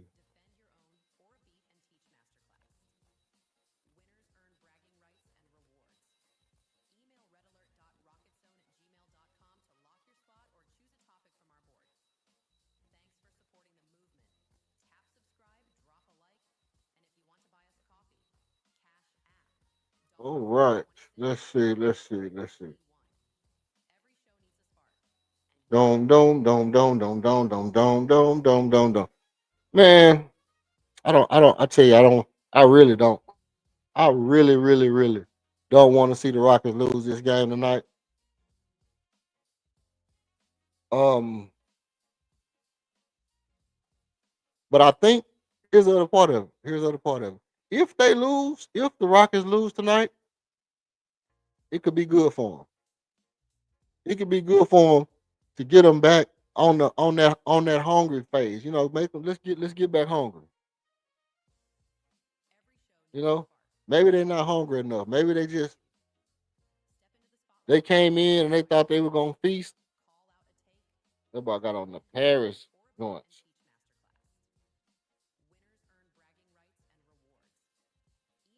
So they literally got KD listed at the 3. They got a Kogi listed at the 2. They got Armin. Armin as your point guard. Then they got Josh Okogie. Whatnots and whatnot. Okay.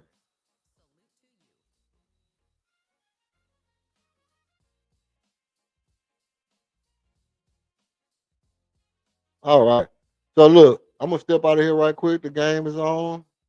I'm gonna cut on a little music, and then I'll pop back on here in a minute.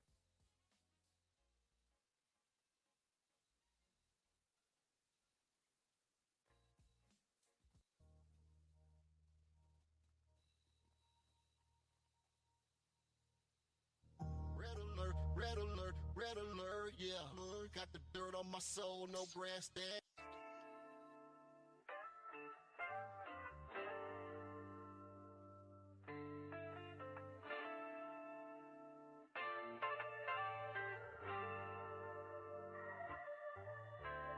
I'm with my focus on what's in our section. Dicker, we tune in the blessings. Haters can't get no reception. What you expect, I can't accept. Get accepted when y'all get accepted. See something so sexy, they see what we building. When we in the building, they come no respect it. I'm so project ECT in the setter. I'm so project, but I still don't project it. My soul is protected. Take it to Texas, so welcome to Texas. You got on the vest, we got a new invest. I guess it's day I'm the best, which is just my assessment. Life is a beach. If you got some beef, you can get you some eggs. Gonna turn it to breakfast. I'm running a fast break like I'm a veteran. Life is a bitch, need a veterinarian. Put him to sleep, got a shovel of burying. Bring the energy, might be Nico Tesla. If I charge you to the game, burn up your area. I'm in my zone, yeah. I'm in my zone, yeah. I'm in my zone, yeah. I'm in my zone, yeah. I'm in my zone, yeah. I'm in my zone, yeah. I'm in my zone, yeah. I'm in my zone, yeah. I'm in the zone.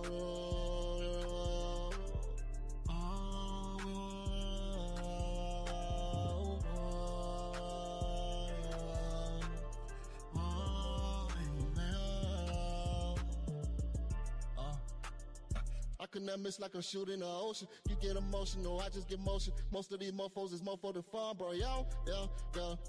They want their head, go and get them a motion. Go and get bread, you won't get it from open. I will bust a shot, it'll spray when I open. Oh, you can get laid, It's addition of Oprah. If I took a shot, if I passed it, you open. You took a shot, it you must have been doping. Oh. You took a shot, there's no white like you doping. Me, I'm just doping, I'm dope like a humble. You pop like coke, you barely was coping. Yeah. You on that hater pack, what is you smoking? You cannot fade me, that's just wishful hoping. I flood that here like a sink when it's broken. Woo. Yeah. You try to wait till I'm sink, but I'm floating. Woo. Yeah. I'm in my zone, yeah. I'm in my zone, yeah. I'm in my zone, yeah. I'm in my zone, yeah. I'm in my zone, yeah. I'm in my zone, yeah. I'm in my zone, yeah. I'm in my zone, yeah. I'm in my zone, yeah.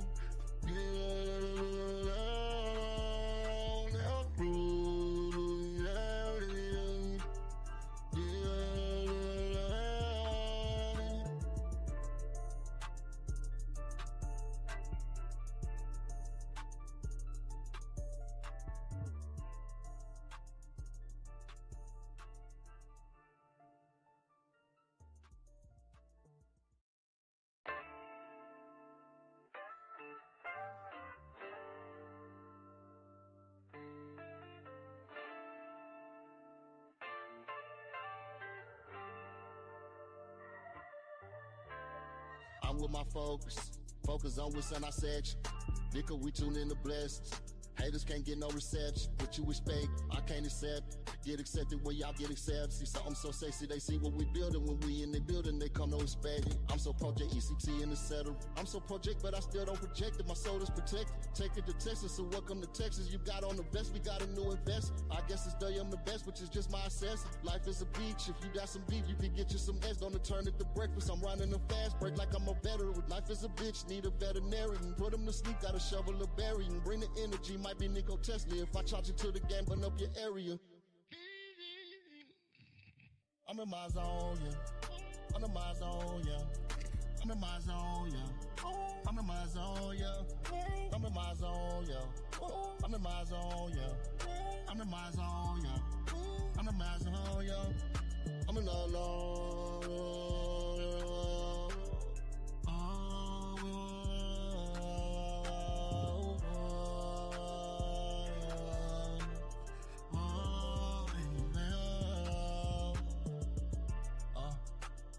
I could not miss like I'm shooting the ocean. You get emotional, I just get motion. Most of these mofos is mofo the fun, bro. Yeah. They want their head, go and get them a motion. Go and get braid, you won't get it from open. I will bust a shot, it'll spray when I open.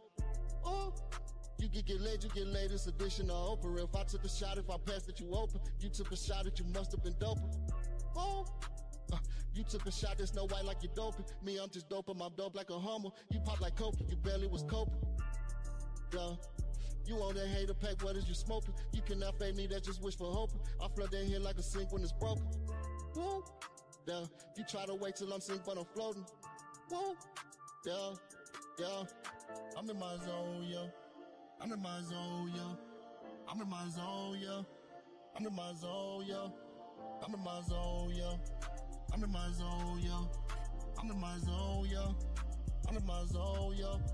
I'm in my zone, yeah.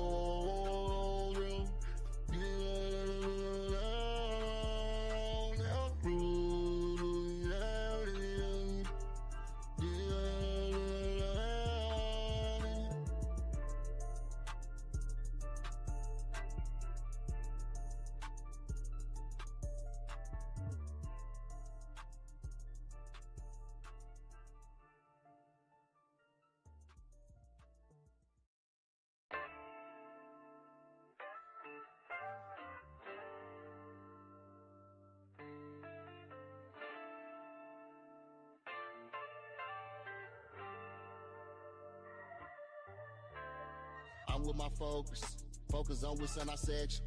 Nigga, we tune in to blessings.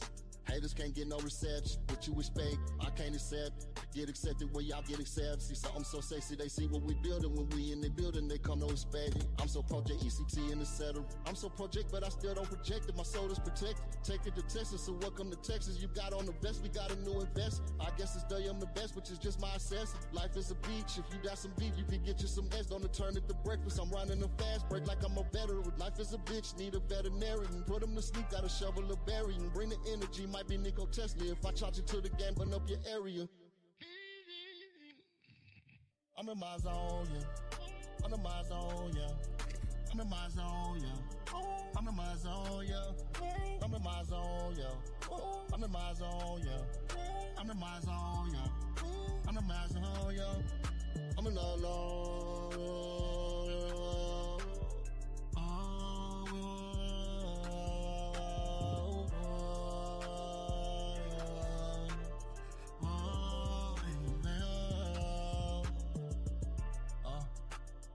I could never miss like a shoot in the ocean. You get emotional, I just get motion. Most of these mofos is mofo to fun, bro. Yo, they bump their head, go and get them a motion. Go and get braid, you won't get it from open. I will bust a shot, it'll spray when I open.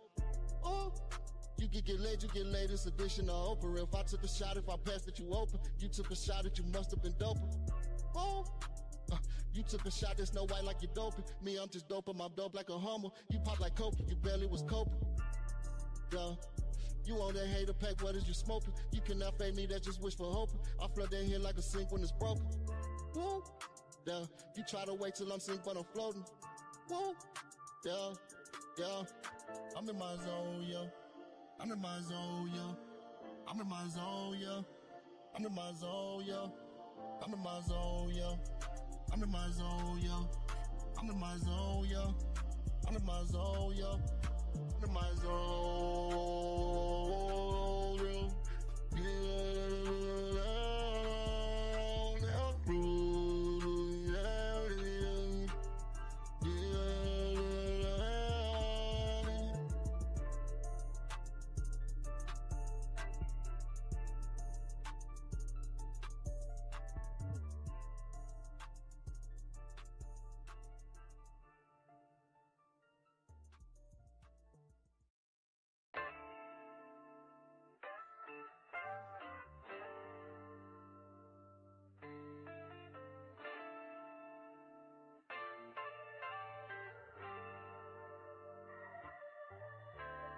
I'm with my focus on what's on our section. Nigga, we tune in the blessings. Haters can't get no reception. What you expect, I can't accept. Get accepted when y'all get accepted. See something so sexy, they see what we building. When we in the building, they come to expect it. I'm so project ECT in the setup. I'm so project, but I still don't project it. My soul is protected. Take it to Texas, so welcome to Texas. You got on the vest, we got a new investment. I guess it's I'm the best, which is just my assessment. Life is a beach. If you got some beef, you can get you some S. Don't turn it to breakfast. I'm running a fast break like I'm a veteran. Life is a bitch, need a veterinarian. Put him to sleep, got a shovel of burying. Bring the energy, might be Nico Tesla. If I charge you to the game, burn up your area. I'm in my zone, yeah. I'm in my zone, yeah.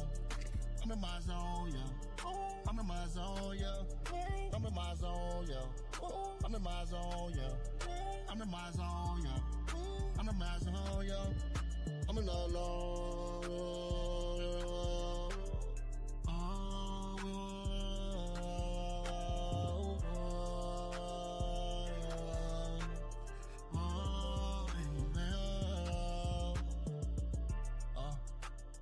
I could never miss like a shoot in the ocean. You get emotional, I just get motion. Most of these mofos is mofo to fun, bro. Yo, they bump their head, go and get them a motion. Go and get braid, you won't get it from open. I will bust a shot, it'll spray when I open. Oh, you get laid, you get laid. It's addition to Oprah. If I took a shot, if I passed it, you open. You took a shot, that you must have been doping. Oh. You took a shot that's no white like you're doping. Me, I'm just doping, I'm dope like a Hummer. You pop like coke, you barely was coping. Yeah. You on that hater pack, what is you smoking? You cannot fade me, that's just wish for hoping. I flood that here like a sink when it's broken. Woo. Yeah. You try to wait till I'm sink, but I'm floating. Woo. Yeah. Yeah. I'm in my zone, yeah. I'm in my zone, yeah. I'm in my zone, yeah. I'm in my zone, yeah. I'm in my zone, yeah. I'm in my zone, yeah. I'm in my zone, yeah. I'm in my zone, yeah. I'm in my zone, yeah.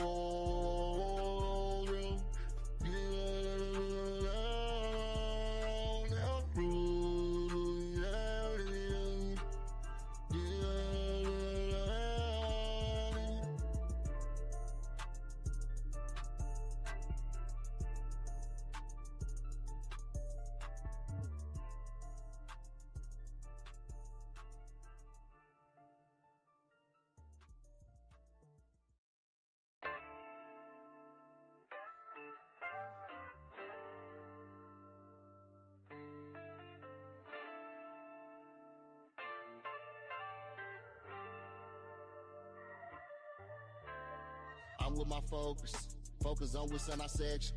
Nigga, we tune in the blessings.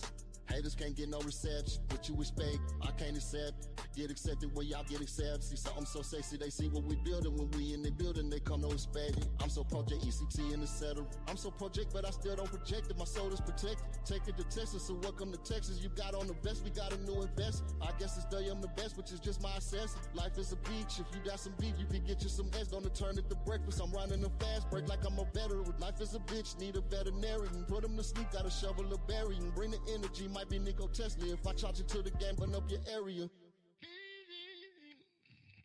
I'm in my zone, yeah. I'm in my zone, yeah. I'm in my zone, yeah. I'm in my zone, yeah. I'm in my zone, yeah. I'm in my zone, yeah. I'm in my zone, yeah. I'm in my zone, yeah. I'm in the zone.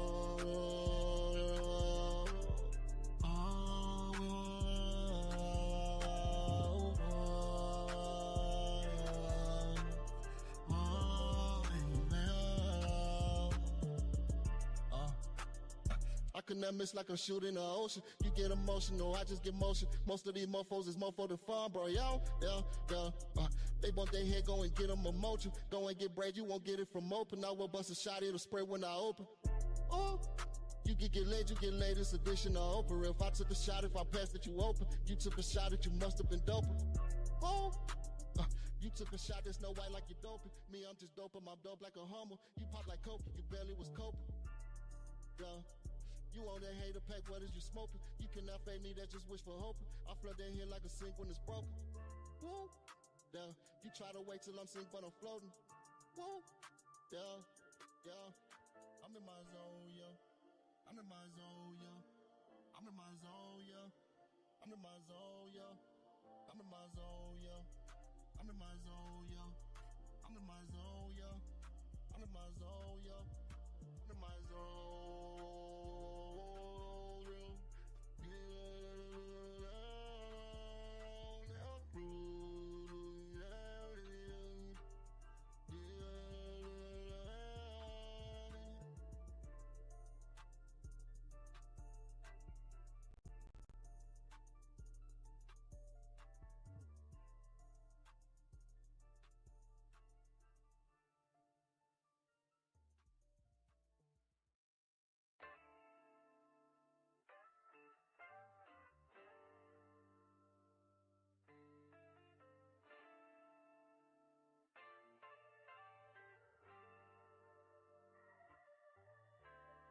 I'm with my focus on what's on our section. Because we tune in to blessings. Haters can't get no reception.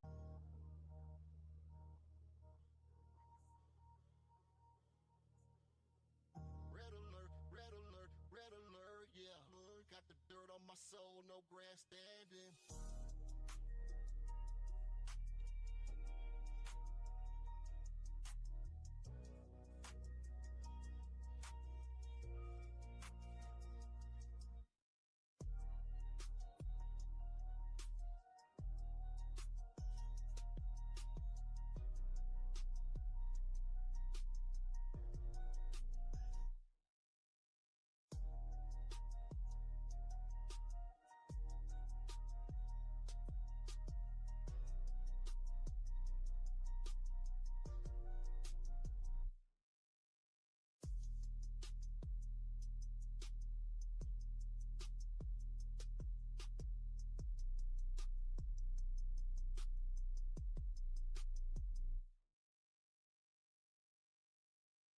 Red alert, get your body whole 12 alert. If I shoot, I murk, get yourself so touched. Red alert, where the angels clutch heat, where the halos rust, and the ops rush, but the prayers ain't much. Red alert, get your body whole 12 alert. If I shoot, I murk, get yourself so touched. Red alert, where the angels clutch heat, where the halos rust, and the ops rush, but the prayers ain't much.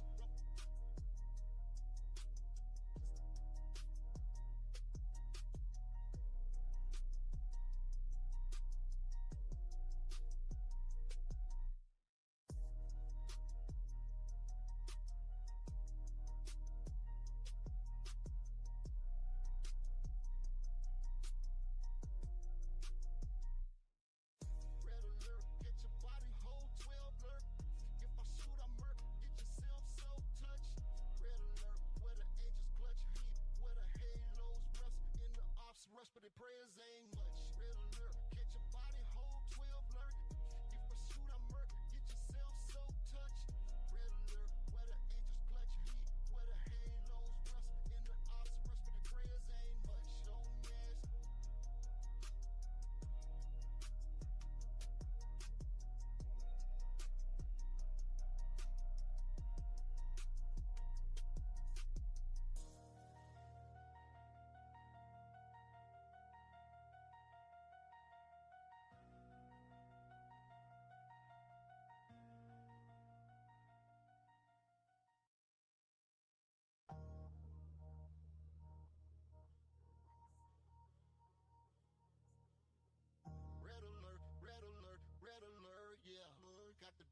my soul, no grandstanding.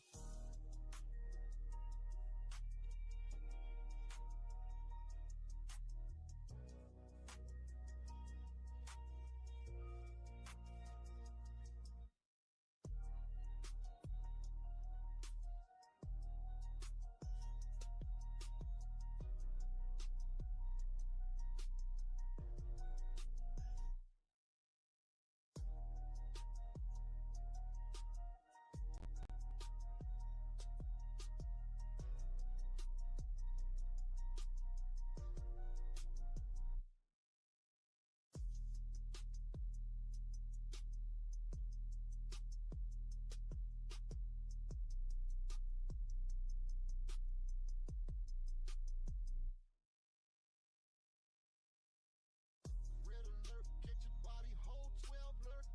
If I shoot, I murk, get yourself so touched. Red alert, where the angels clutch heat, where the halos rust, and the ops rush, but the prayers ain't much. Red alert, get your body whole 12 alert. If I shoot, I murk, get yourself so touched. Red alert, where the angels clutch heat, where the halos rust, and the ops rush, but the prayers ain't much.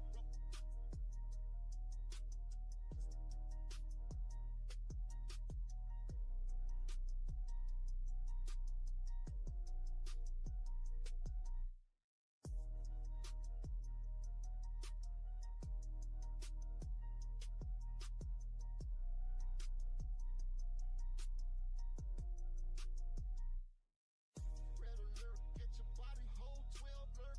If I shoot, I murk, get yourself so touched. Red alert, where the angels clutch heat, where the halos rust, and the ops rush, but the prayers ain't much. Red alert, get your body whole 12 alert. If I shoot, I murk, get yourself so touched. Red alert, where the angels clutch heat, where the halos rust, and the ops rush, but the prayers ain't much. Don't ask.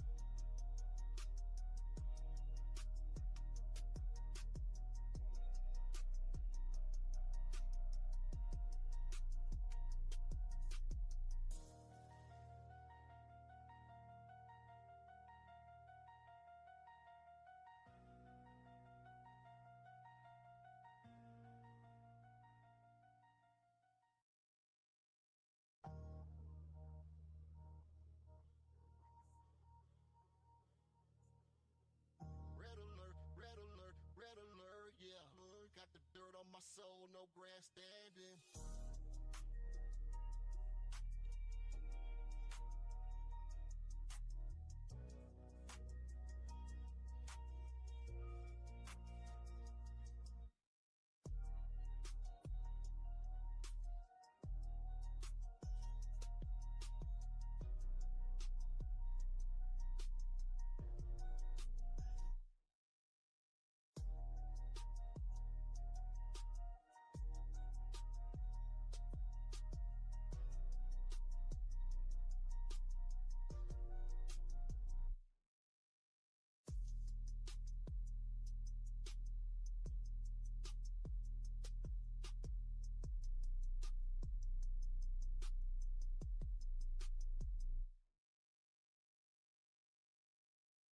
Red alert, get your body whole 12 alert.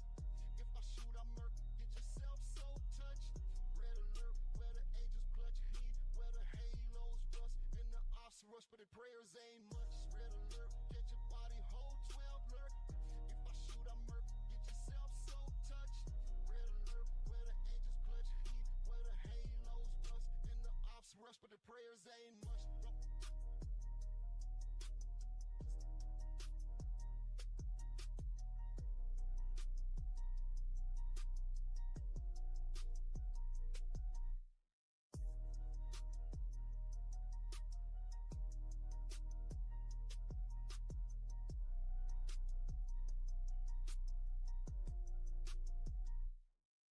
Red alert, get your body whole 12 alert. If I shoot, I murk, get yourself so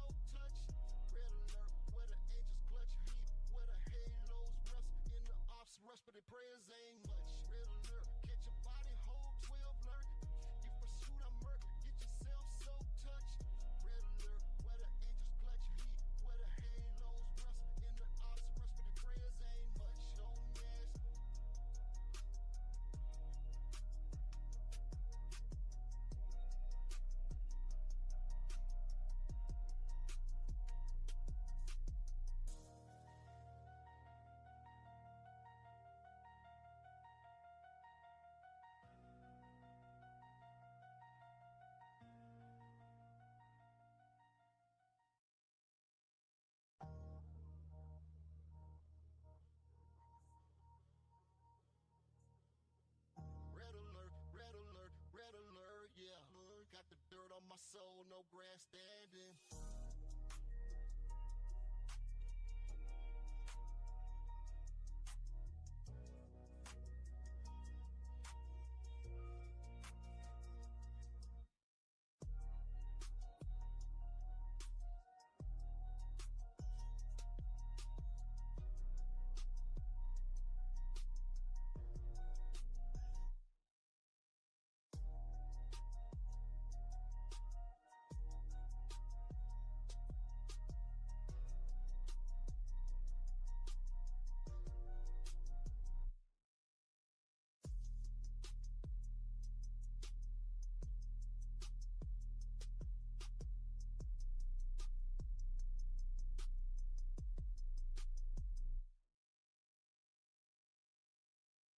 Red alert, catch your body, hold 12 lurk.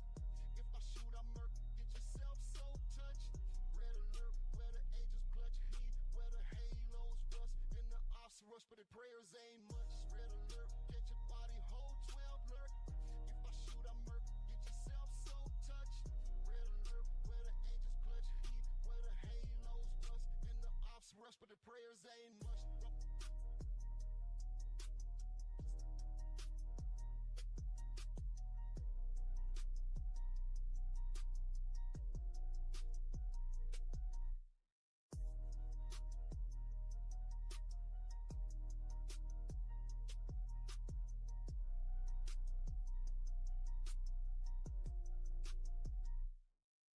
Red alert, get your body, hold 12 lurk.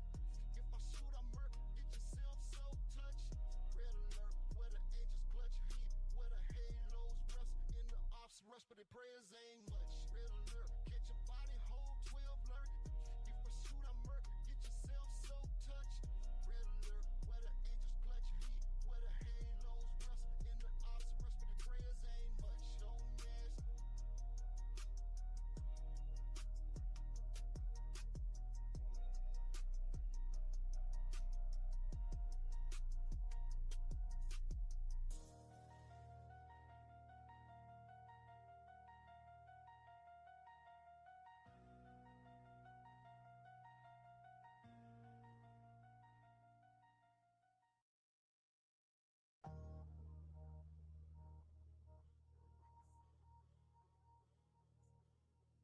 Red alert, red alert, yeah.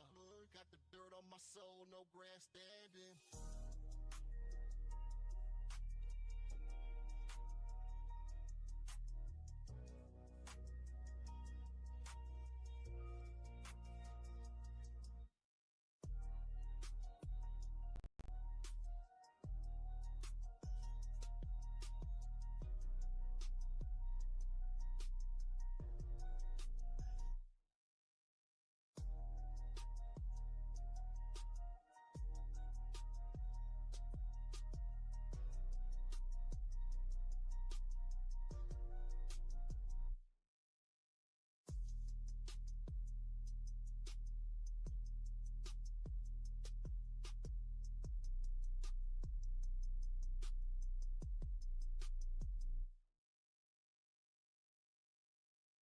Red alert, get your body, hold 12 lurk. If I shoot, I murk, get yourself so touched. Red alert, where the angels clutch heat, where the halos rust, and the ops rush, but the prayers ain't much. Red alert, get your body, hold 12 lurk. If I shoot, I murk, get yourself so touched. Red alert, where the angels clutch heat, where the halos rust, and the ops rush, but the prayers ain't much.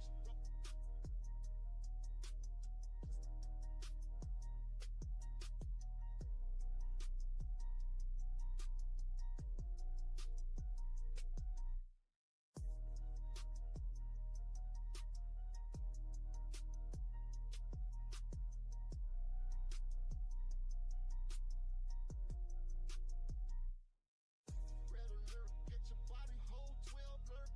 If I shoot, I murk, get yourself so touched. Red alert, where the angels clutch heat, where the halos rust, and the ops rush, but the prayers ain't much. Red alert, get your body, hold 12 lurk. If I shoot, I murk, get yourself so touched. Red alert, where the angels clutch heat, where the halos rust, and the ops rush, but the prayers ain't much. Don't mess.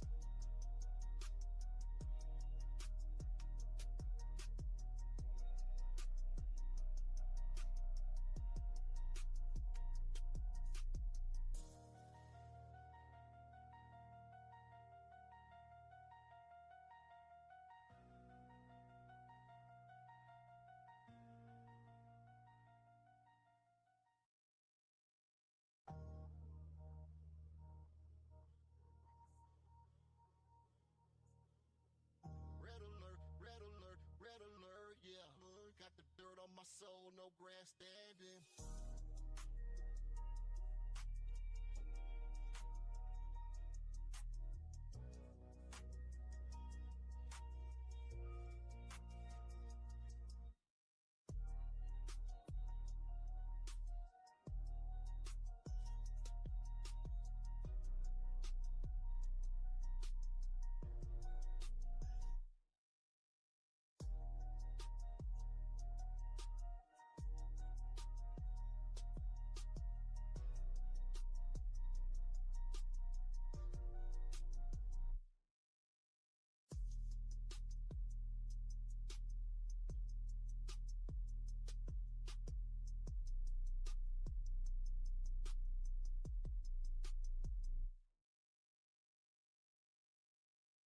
Red alert, get your body hold 12 lurk.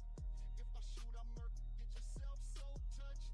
Red alert, where the angels clutch heat, where the halos rust, and the ops rush, but the prayers ain't much. Red alert, get your body hold 12 lurk. If I shoot, I murk, get yourself so touched. Red alert, where the angels clutch heat, where the halos rust, and the ops rush, but the prayers ain't much.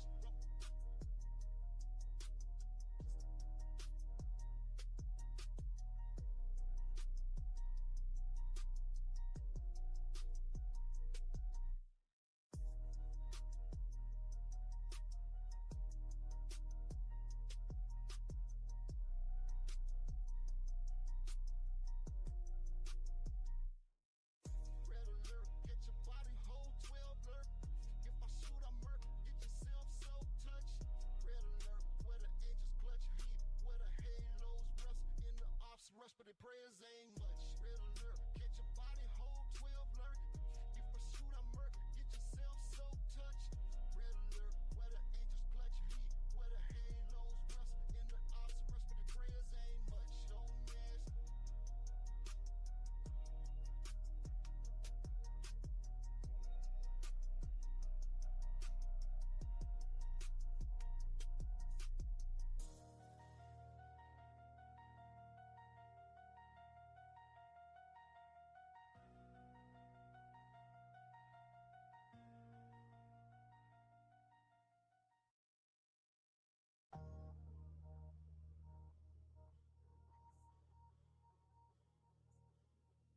Red alert, red alert, yeah. Got the dirt on my soul, no grandstanding.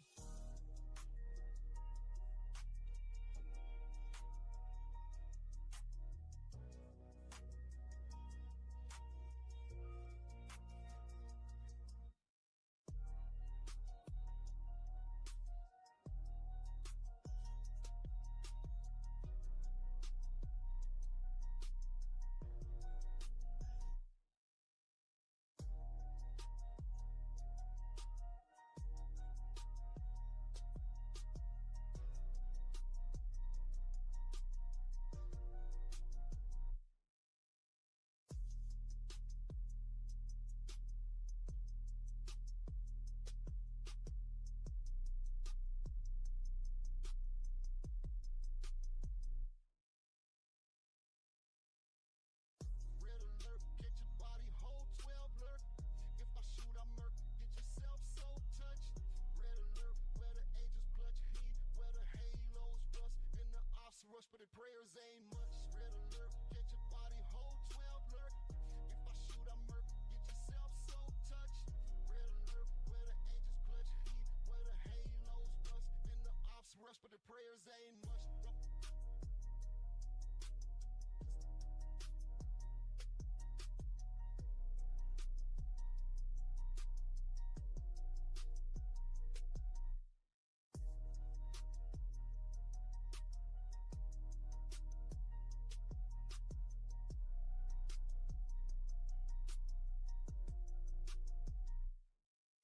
Red alert, get your body hold 12 lurk. If I shoot, I murk, get yourself so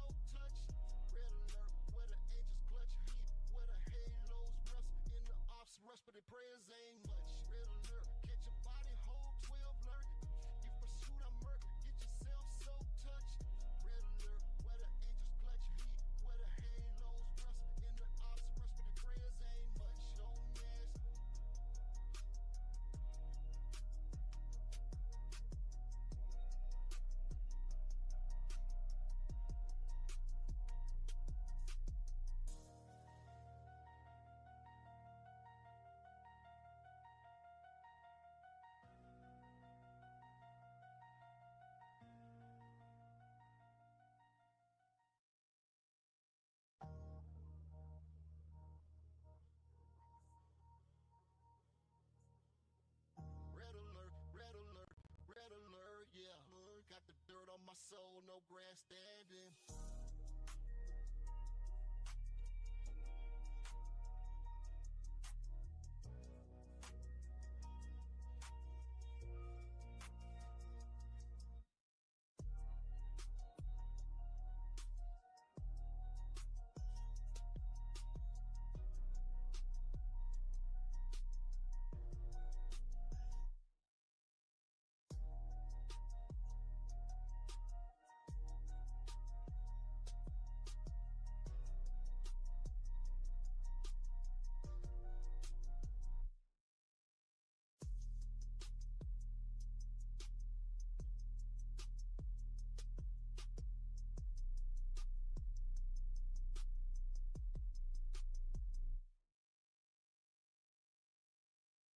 Red alert, get your body hold 12 lurk. If I shoot, I murk, get yourself so touched. Red alert, where the angels clutch heat, where the halos rust, and the ops rush, but the prayers ain't much. Red alert, get your body hold 12 lurk. If I shoot, I murk, get yourself so touched. Red alert, where the angels clutch heat, where the halos rust, and the ops rush, but the prayers ain't much.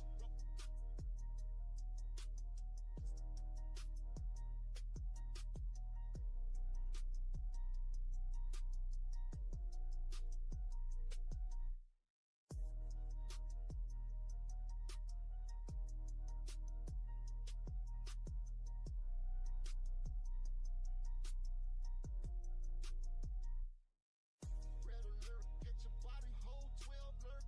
If I shoot, I murk, get yourself so touched. Red alert, where the angels clutch heat, where the halos rust, and the ops rush, but the prayers ain't much. Red alert, get your body hold 12 lurk. If I shoot, I murk, get yourself so touched. Red alert, where the angels clutch heat, where the halos rust, and the ops rush, but the prayers ain't much. Don't ask.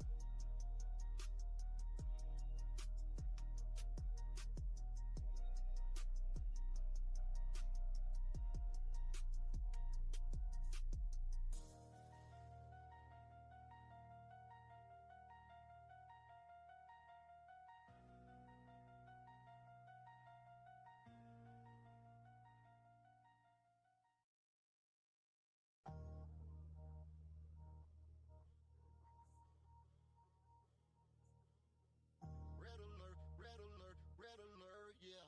Got the dirt on my soul, no grandstanding.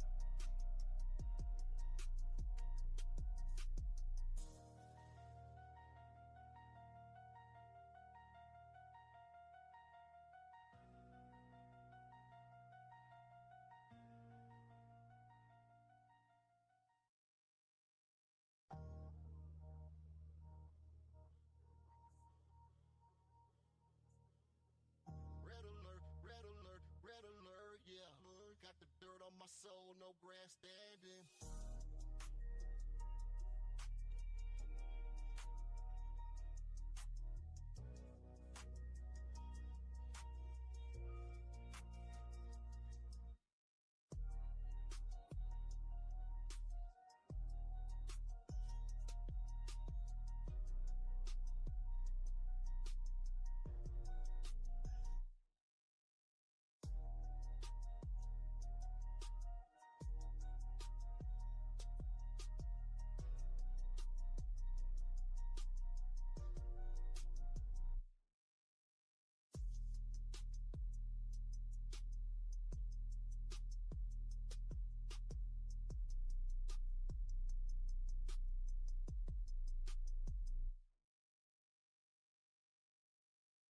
Red alert, catch your body, hold 12 alert.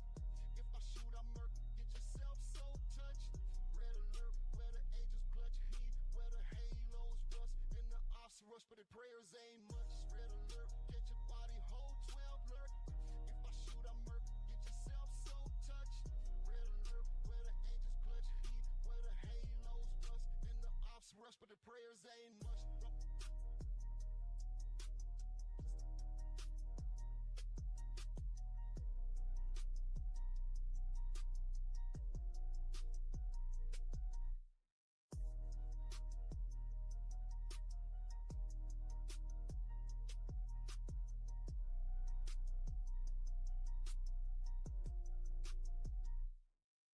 Red alert, get your body, hold 12 alert.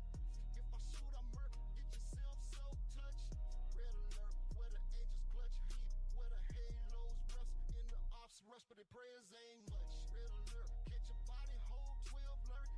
If I shoot, I murk, get yourself so touched.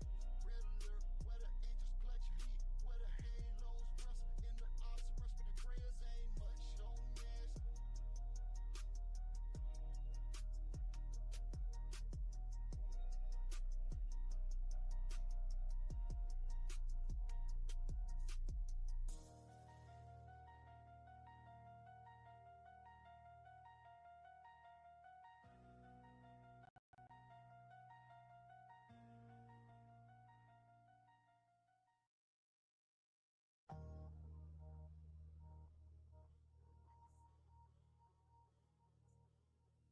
Red alert, red alert, yeah. Got the dirt on my soul, no grandstanding.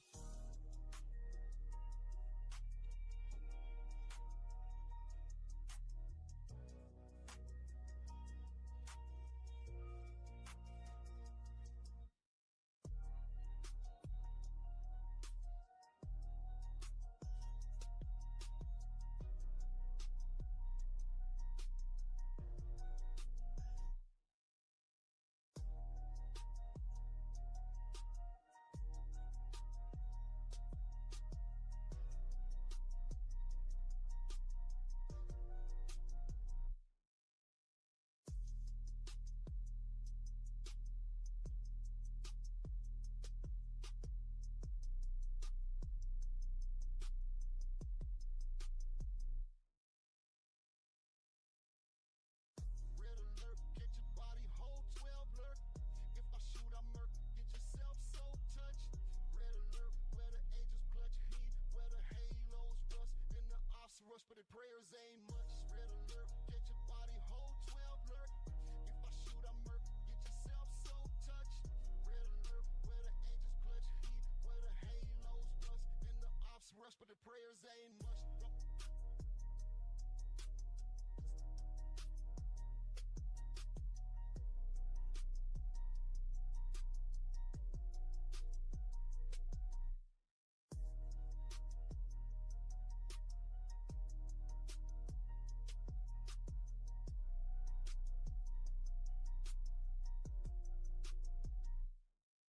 Red alert, get your body, hold 12 alert.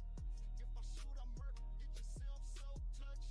Red alert, where the angels clutch heat, where the halos rust, and the ops rush, but the prayers ain't much. Red alert, get your body, hold 12 alert. If I shoot, I murk, get yourself so touched. Red alert, where the angels clutch heat, where the halos rust, and the ops rush, but the prayers ain't much. Don't ask.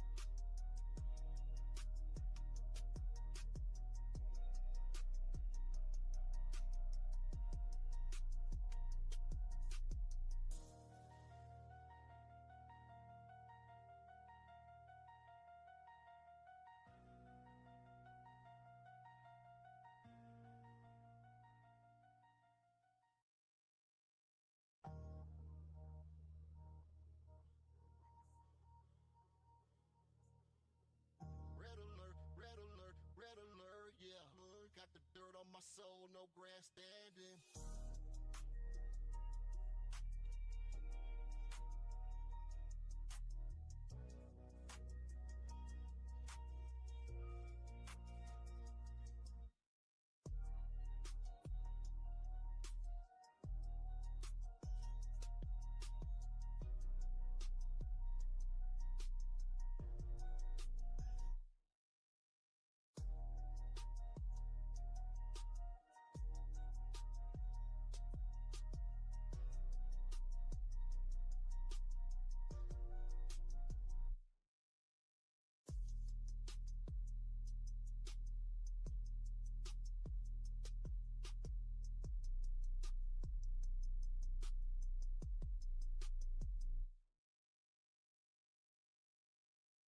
Red alert, get your body whole 12 alert.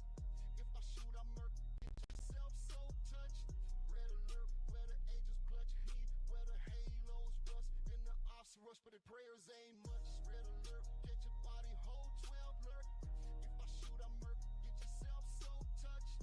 Red alert, where the angels clutch heat, where the halos rust, and the ops rush, but the prayers ain't much.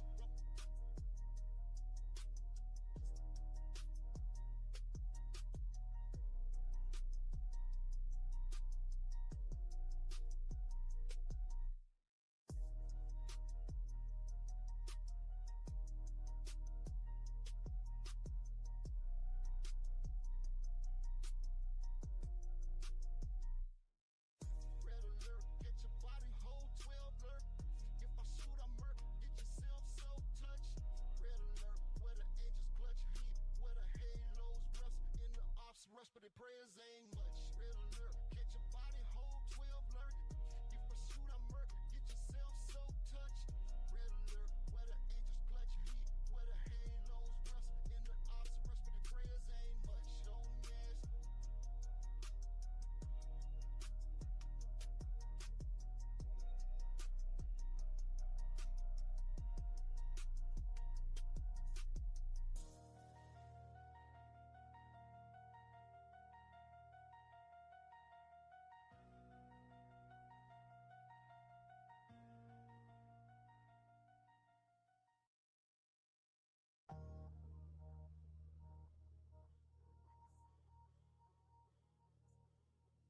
Red alert, red alert, yeah. Got the dirt on my soul, no grandstanding.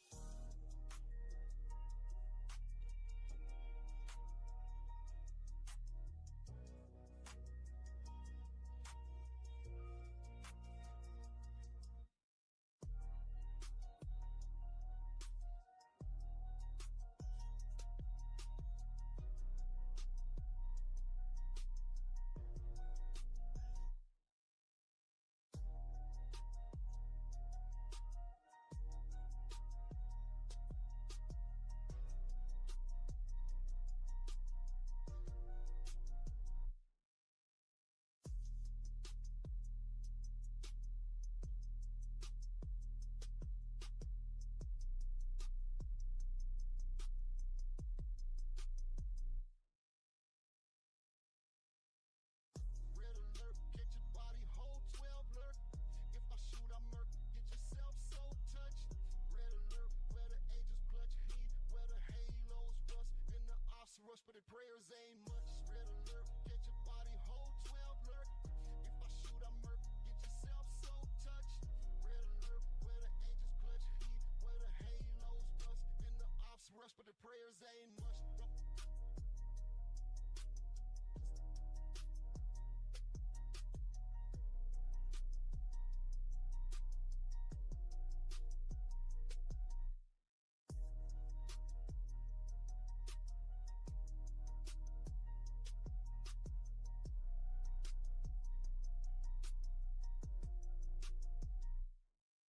Red alert, get your body whole 12 alert.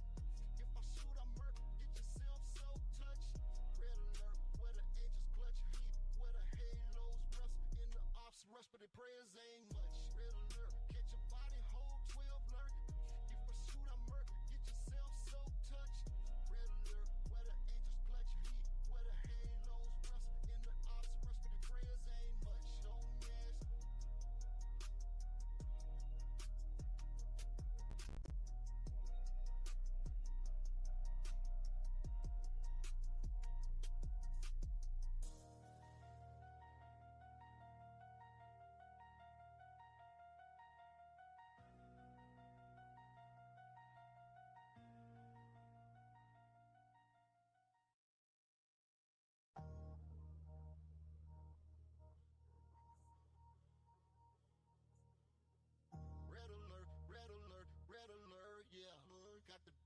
soul, no grandstanding.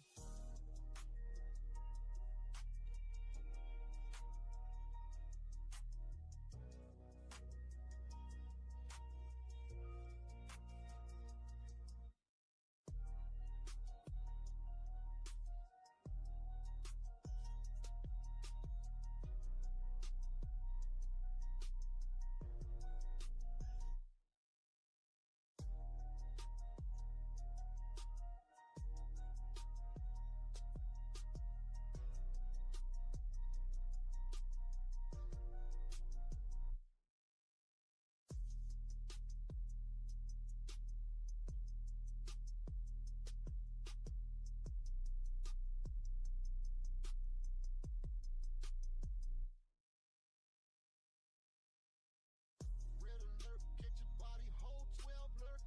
If I shoot, I murk, get yourself so touched. Red alert, where the angels clutch heat, where the halos rust, and the ops rush, but the prayers ain't much. Red alert, catch your body, hold 12 lurk. If I shoot, I murk, get yourself so touched. Red alert, where the angels clutch heat, where the halos rust, and the ops rush, but the prayers ain't much.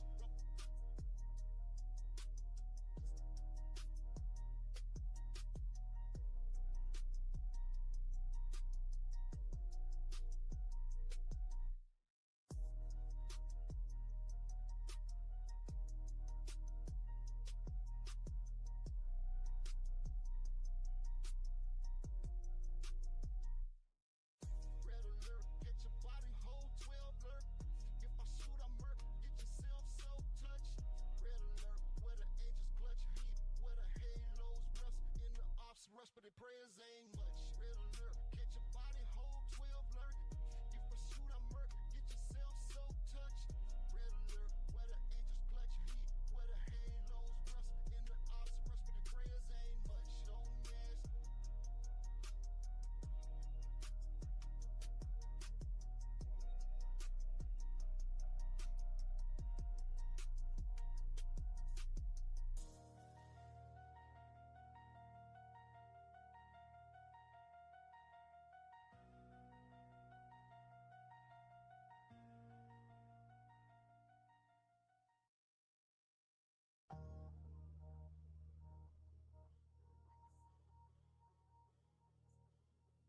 Red alert, red alert, red alert, yeah.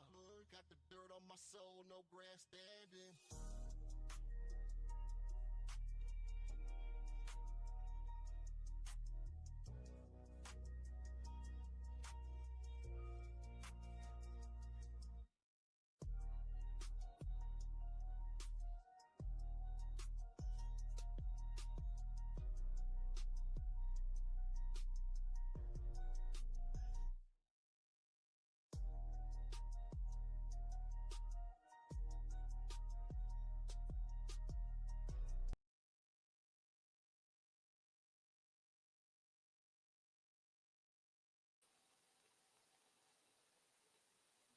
Mic check, mic check, mic check.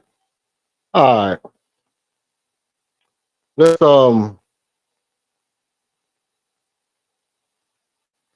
Let's recap a little bit.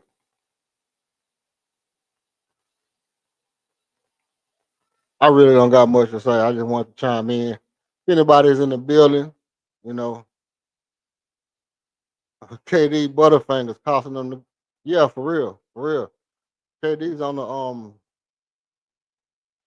KD is absolutely KD is absolutely not playing up to snuff.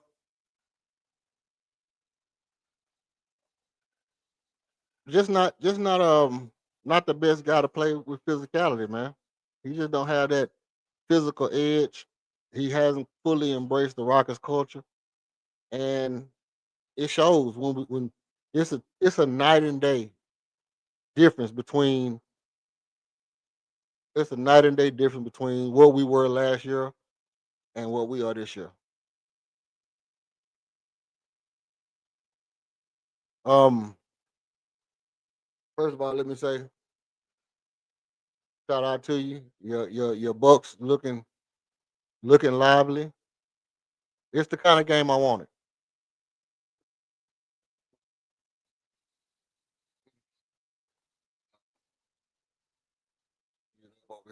Hey,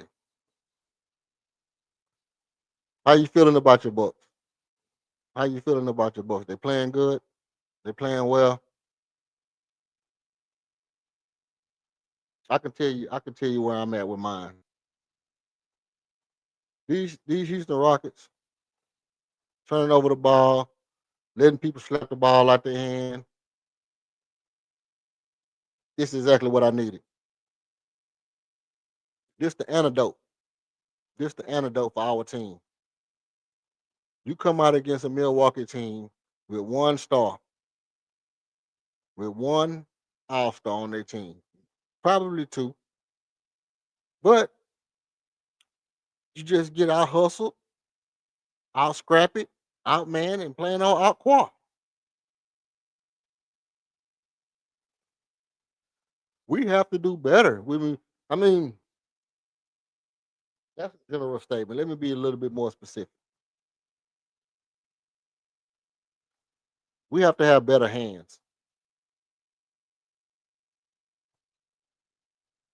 We have to have better hands. Well, back to back wake up call, to say the least, to say the absolute least. But I think the San Antonio game was a catch you off guard. Man, the San Antonio game was a catch you off guard. But this, you knew you was coming into this game with a guy that if he played could beat you by himself. You know that Freaky Greeky is Freaky Greeky. You know what he do. You know what Miles Turner do. You know what Cole Anthony. You know what Porter. You know what these guys do. You know what Gary Trent Jr. is. You know what these guys are. You didn't think you was coming into this game and finna walk through like you might have felt like you was gonna walk through in the San Antonio game. So the San Antonio game could have been a legit wake up call because it caught you off guard and let you know that nobody can be slept on. But this particular game is no reason that you will sleep. This is just getting your ass handed to you. Right. Giannis not really doing nothing, but he still has the gravity. Cole Anthony. Funny thing about Cole Anthony is Cole Anthony has always been a solid basketball player. I don't know why he's not starting. I guess his defense is why he don't start. Because he's such a spark. We need him off the bench as a spark. Man, this dude's a starting caliber guard. He's a starting caliber guard. He's better than some of the point guards in the league right now, for sure. But Cole Anthony is balling on the Rocket. He is small, but I mean, what's too small? How tall is he? 6'1"? Fred VanVleet? Shorter than Cole Anthony. Fred VanVleet is shorter than Cole Anthony. And around the Rockets community, Fred VanVleet is, the second coming of Christ, goddamn. I mean, if you ask some Rocket players, would they rather have Fred VanVleet or Ja Morant, they'll tell you right now they'd rather have Fred VanVleet than Ja Morant. Right now. Right now. If we do a poll and I say, who would you rather have on the Rockets, Fred VanVleet or Ja Morant? Fred VanVleet, 5'11", all of 5'10". Well, that's true. That's true. Fred VanVleet is muscular, or husky, but no, absolutely not. 100% not. I'm never. Other than the off the court stuff and the, you know, and the disciplinary stuff, okay, yeah, but not as a ball player. Not as a ball player. Fred VanVleet is nowhere near the ball player. No, I'm not. I'm not down on FVV. I like Fred VanVleet. I like Fred VanVleet for what he's good for, but I like other guys for what they're good for. And as an overall ball player, Ja Morant is a better overall ball player. I understand the concept of Fred VanVleet, um, Fred VanVleet being a better fit than Ja Morant. I never argue with somebody if they say um if they say Fred VanVleet is a better fit. Okay, if Fred VanVleet is a better fit, he's a better fit. But this is what I don't agree with. I don't agree that he can't get to the rim because he still can penetrate the defense, even if he's not going to take off and jump like he used to. Because he said like a year ago that he wasn't going to do that no more, that he wasn't going to be just jumping all through the air all the time. So he was done with that. He was done with that jumping all through the air, getting hurt. And I don't blame him. I don't blame him. But at the same time, you know, he can still penetrate with his quickness and his ball handling, and he can still score inside, and out. He's not a great shooter, but he doesn't shoot as bad as Fred VanVleet shot last year. Fred VanVleet shot the ball very poorly last year, and as far as we know, he might not never shoot as good as he used to ever again. Now, no, for Fred shot horrible. Fred shot horrible last year. And well, I mean, we saw Ja hit a three. We just played Ja, and he hit a three. He didn't take many. He didn't take many, but the one I remember him taking, he made it. You know, but the thing he can do is he can dribble. He can get everybody open looks. Something that we don't have a guard that can do. We don't have a guard that can get everybody open looks like Ja. Even Fred can't get everybody open looks like Ja did the other night. Ja was just walking in, do a crossover, head towards the goal, stop, and kick the ball out to somebody, and they would be wide open because he had that kind of gravity. And you really do got to stop him before he take off. Because whether or not he choose to try to jump through the air, you still got to know that if he want to go on the scoring tangent, he can. Yeah, yeah, we can absolutely. You can absolutely find better than Ja, 100%. But that's probably being forced out of their organization right now, which I heard the things turn around, the relationship turn around. But if we're talking about player, anytime, anytime, Fred versus Ja debate, anytime. Matter of fact, this is a debate channel. I don't know if you know that, but this is a debate channel where I do one-on-one debates. And, you know, I probably wouldn't pose it Fred versus Ja. I would probably pose a question like, is Fred VanVleet's fit to the Houston Rockets better than having a skilled player, multi-dimensional player that can do all things on the court, you know, at the expense of some locker room stuff? Well, it would be posed something like that. But, it's just my thing is that I'm not gonna say that somebody's better just because they fit better, because fit better don't mean that you make the team the best it can be. And sometimes you have to roll the dice on a player that can make your team the best it can be and not just play it safe. This is basically what I'm getting at. But I do believe we can find better than Ja. Now that's not the exact point of this particular um where I'm finna go, but where I am finna say is this.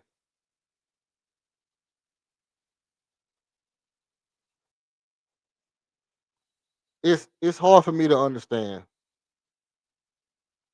It's hard for me to understand why these Houston Rockets continuously underestimate the players and how they pressuring us.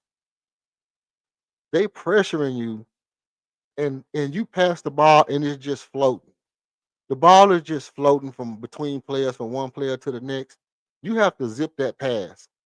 You have to zip that pass. You're a professional basketball player playing with professional basketball players with professional speed and athleticism. You cannot float the ball to a man. You can't float the ball to somebody and act like it's gonna get there. You have to zip that pass, whether it's a fundamental chest pass. And look, if I'm Ime, I'm about to start making people play fundamental basketball. I'm about to start making you come down, plant both feet, look both ways, pump fake, zip a pass like you in high school. I'm about to start making you have to do fundamental passes with two chest pass. I'm about to start making y'all have to do real live chest passes in order to get the ball to where it needs to be. Because this trying to throw the ball with one hand, and it's like if you can't zip the ball with one hand, you should be able to throw the ball harder with one hand than with two. It may not be as accurate, but you should be able to zip the ball with one hand, sling it, but you telegraphing your passes because you're doing it with one hand.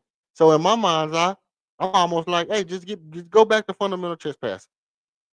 Just fundamental chest pass the rest of the night. Because these one hand passes and bounce passes is not getting to where they need to be. And again, I saw some good things from Reed.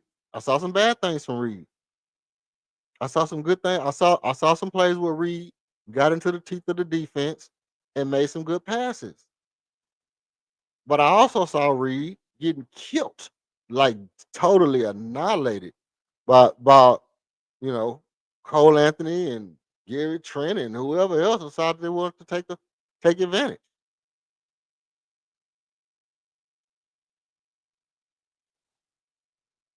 You know, I feel like at some point these guys have got to get they got to get their head together.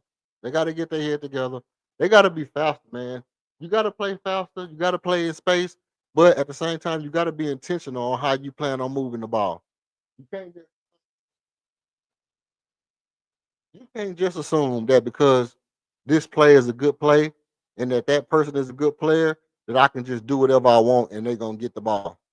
That's not where we at. And then again, is we having a poor shooting night. Not everybody, because Kevin Durant came out and he was on fire, but I don't care how much fire you on if you don't get the ball in 6 or 7, you know, 6 or 7 possessions, you can lose that little, you can lose your little green light. You can lose your little green light.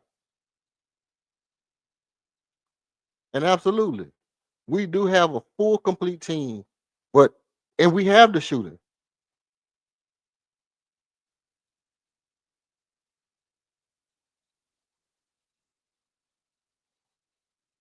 We have the shooter. We actually have the shooters. We just not moving our bodies. We're not moving our bodies and getting into the open space, and that's causing us to be contested on our shots. They're playing faster. We playing slower. They're playing aggressive. We're playing lackadaisical. And this ain't about, like, people are saying we got our physical is not about being physical like it's strong. This is about being I want to say it's almost just playing reckless, but it's not really reckless. Like, they playing like their hair on fire. Put it like that. They playing with a sense of urgency that we don't have. We're not playing with that sense of urgency. And we have to play with a sense of urgency. We have to play with a sense of urgency. This game is a prime game for us to come back and take this game in the second half and show that we can be the team that has the potential to beat us. Right? And that's going to be exactly what we're looking to see as Kevin Durant makes a 3-pointer. And let's see. Please, Bella Marine Knights men basketball. Please see Bellamar Knights men's basketball. Please see it. Okay, let me let me see. Let me Google this right here. Bellarmine. Over basketball.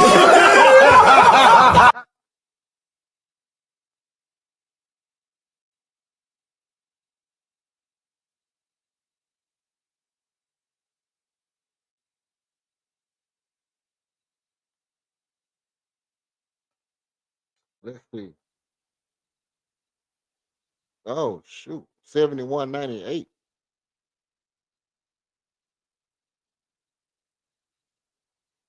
71-98 over K State. I see 104-59 lost to Georgia. I'm gonna check out some of their highlights. I don't know too much about these Bellarmine Knights.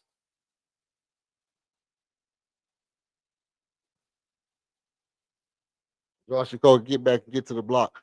I mean,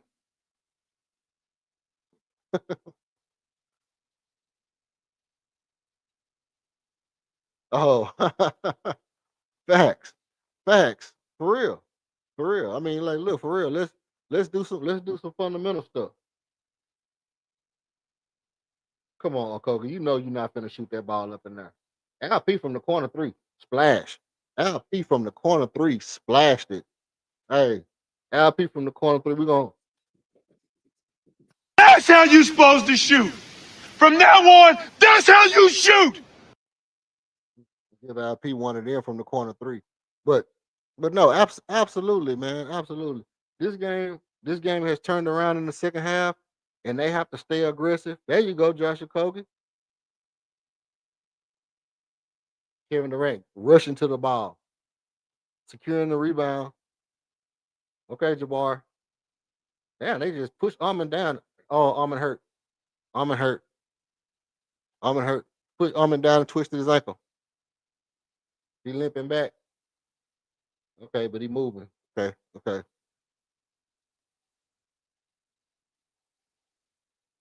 That's dangerous. Certain things that's dangerous for us. There's certain things that's dangerous to us. But I mean, all in all, this game turned around quick, and we have to continue to take advantage of the momentum. We have to continue to take advantage. Oh, he stepped out of bounds. Oh, cheese and rice. Oh, cheese and rice, people. Let's see.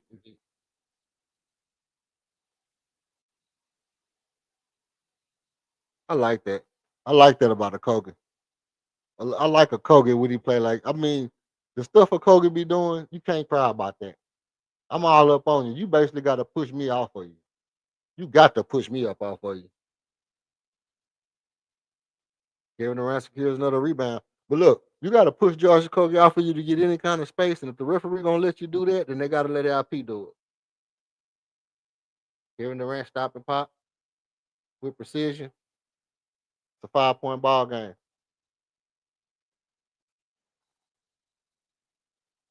No, you're not doing that. Cole, come on, Cole Anthony. Oh, that's not Cole Anthony. That's Tank. That's Tank Davidson out there. He playing the wrong sport. They got that boy Tank Davidson out there playing the wrong sport. No, it's a lot of stuff that we can get to email. Like for one, how about a resume from an offensive coach? And I don't mean the offensive coach like I don't like Email's offense because Email offense varies. His offense varies and it's sufficient. But what I do mean is pull that, get to that little floater then, Kogi. Good hustle, Jabbar. Jabbar hustling in the paint, man. That's a big move. That's a big play for Jabbar. Look, I don't have a problem with Email's offense, but I do think his offensive development could be a little bit better. Um, you know, at this point, Reed Shepard should be able to get more tips and tricks from a different guard. Like I don't know what's up with Royal Ivy and um good defense, Tar. That's all ball.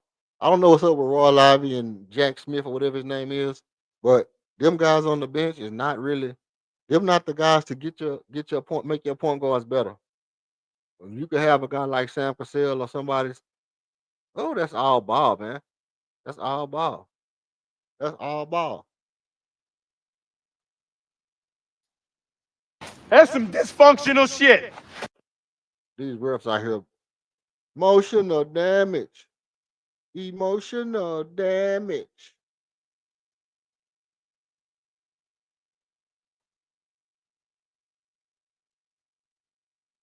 Then you got Giannis knocking down free throws. I don't know. I don't know. I don't know. Y'all tell me what y'all think, man. Is this game is this game reasonable right now? Is the Rockets came out with a different intensity, and the Bucks easily matched it. The Bucks easily matched their intensity. and got the game right back up. Like we came down and got it down to 5. The Bucks matched their intensity and went right back up by 10.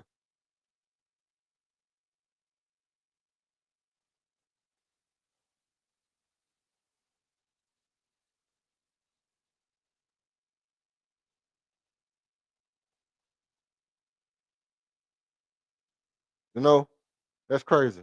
That's crazy work. They getting turnover. They slapping the ball out our hand. Again, another turnover where the player just knocked the ball out of Jabari's hand. It's like, and they just go down and get fouled, and they just go down and get fouled and keep going.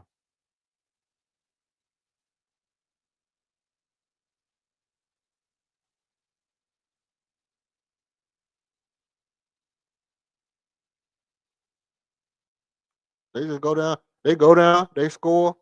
Come back, knock the ball out of our hand. Go back and score again. Come down, knock the ball out of our hand. Like, here's the thing. Why I like, I can do this and just talk about the game, but I don't think I could just call a game like do the play by play type shit, because that's what it would be. It would be like go down, score, or they come back, slap the ball out your hand again. They go back down, they score again. Oh, they go back down. They finna slap the ball out your hand. Oh, there you go. Slap the damn ball out your hand. Oh, here they go. They finna go back down here and get a foul. Oh, they foul. Oh, foul again. Oh, come back down, slap the ball out your hand again. Uh, I can't fathom it.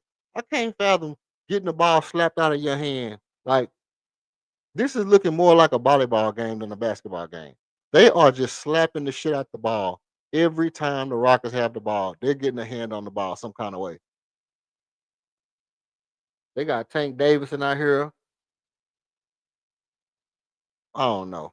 I don't know exactly what's going on with that, but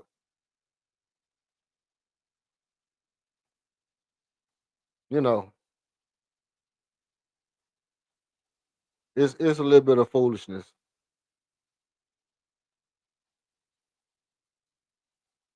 And they actually keeping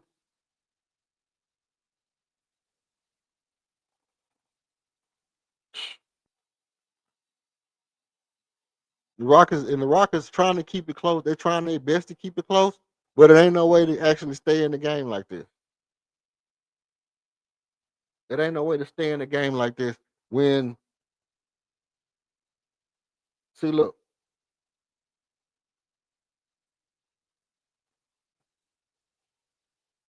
shit shit. You got Giannis Antetokounmpo doing Dirk No Whiskey fadeaways out here. A long kiss good night, man. It's a long kiss good night. Pull it. Fire your regular pistol. There you go.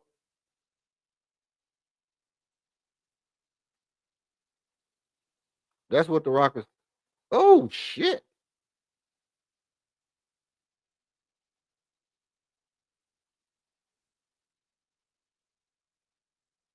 man. I don't know that young Antetokounmpo or Derrick Henry. I can't tell. I can't tell if that's beast mode or Gusta Bus or who out there playing basketball. That boy out there looking like Brandon Jacobs. That boy young Cooper out there looking like Brandon Jacobs. He just running over people. That boy ran smooth over LP, man. Albert Shangoon standing right there for 2 days and 37 minutes, man. That nigga be young Antetokounmpo just ran over that boy. Smooth over. He didn't put his shoulder down or nothing. He just ran flap slap over.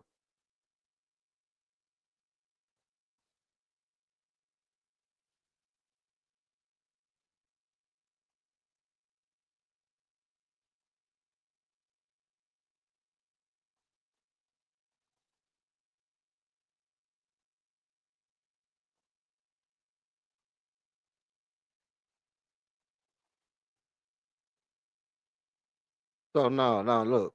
Um the, the thing that I need to see is is there a lineup that's playing good that can bring us back?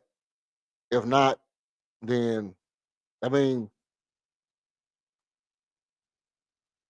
if we can't win, if we can't pull this game out, if we can't pull this game out, there's no point in talking about contender.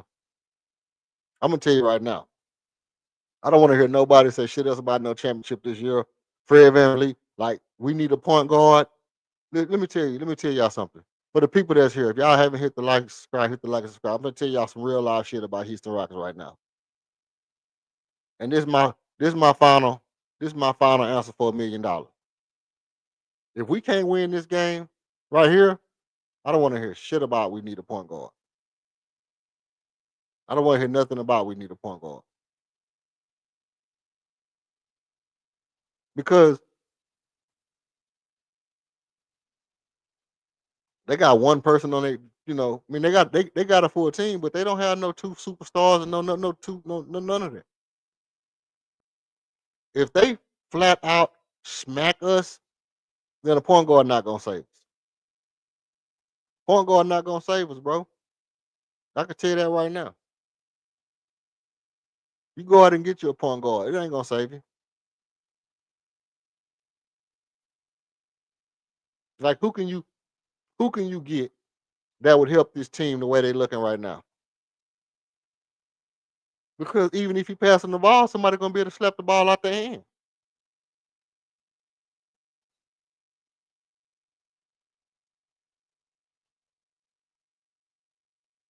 We beating them in rebounds. They beating us in assists. We down by, but we was down by 10. But now we down by 9. Okay, it's a 9-point ball game, and I mean it's plenty of time left to play, and I still think we can pull it out. But if we lose this game, if we let one man, mind you, probably the most dominant player in the league, well, by far the most dominant player in the league. No problem to that. He is by far the most dominant player in the league. And if we let this one man demolish our supposed to be great defense, and we supposed to have the world's greatest scorer of all times on our team, come on, man. Come on, man. What are we talking about? What are we talking about? We supposed to have the best defender, supposed to have the best scorer. Oh, this nigga here. We supposed to have the best defender and the best scorer ever on our team. Period. If we don't win this game, I really don't want to hear shit about no point guard, because point guard not gonna say that's the way you zip a pass, Alpha Shangon. That's the way to zip a pass.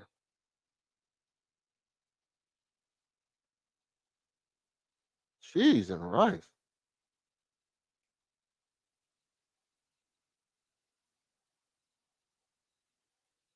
Cheese and rice.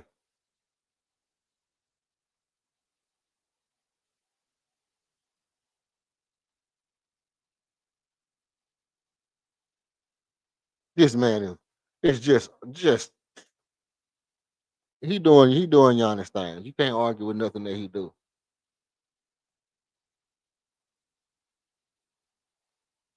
Oh, way to swing the ball. Way to swing the ball.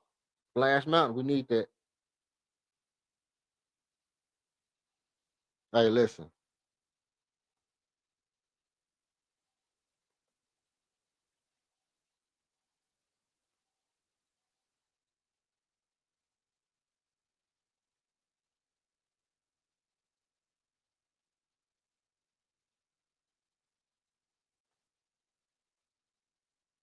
At some point in this game, somebody got to get loose for the Rockets. They either got to let Kevin Durant get loose and take this game over, or something got to happen. Something got to give. Something got to give.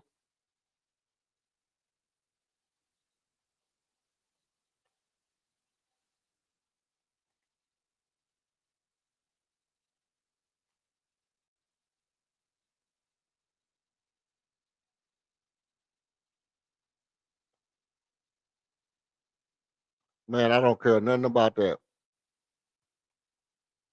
Now I look Al Al Shangoon is so tired of playing Giannis, man. It's like there's nothing you can do with that. There's nothing you can do when Giannis is just rising up and banging on people. There's nothing you can do about it. Nothing you can do about Giannis Antetokounmpo going crazy.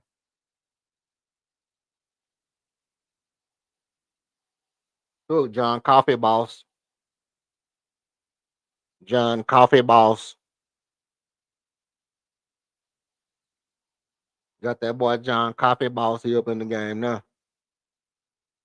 Dapping them up for whatever that dapping up Al going like he did something. You just got your head banged up. Oh, lane violation. Lane violation. Yeah, he shot that and took off running.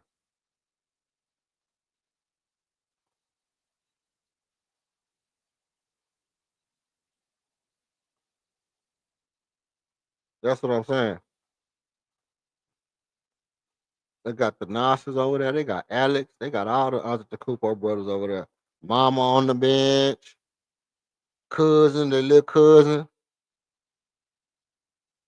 They got the most electrifying. Your uncle's uncle on your mother's side. Up in that mug. KD. On the pill. Oh, straight to the rack. Oh, straight to the rack. Straight to the rack. Get the ball in the hands of your ball handlers early. Let them make decisions, bro. Let them make decisions.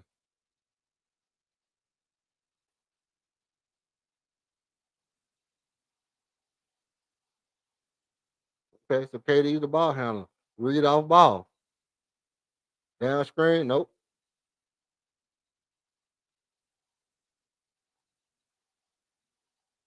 So I don't know what they running right there.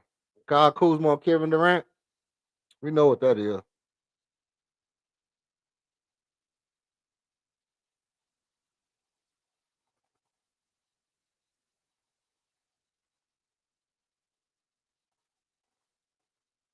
If you got Kuzma out there on KD, barbecue chicken alert. This is barbecue chicken alert. Hey, we got barbecue chicken alert out here. We got Kyle Kuzma on KD, barbecue chicken alert.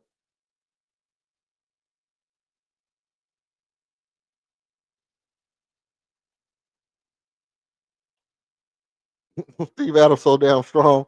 Steve Adams just holds you down. He just move like people be doing a lot of stuff. Steve Adams just put an arm on you and block out your whole side of your body, and then he shade the man with his hip and jump over two people and get the rebound. Steven Adams is ridiculously strong. But we ultimately got a barbecue chicken alert. As long as Kyle Kuzma on Kevin Durant, barbecue chicken.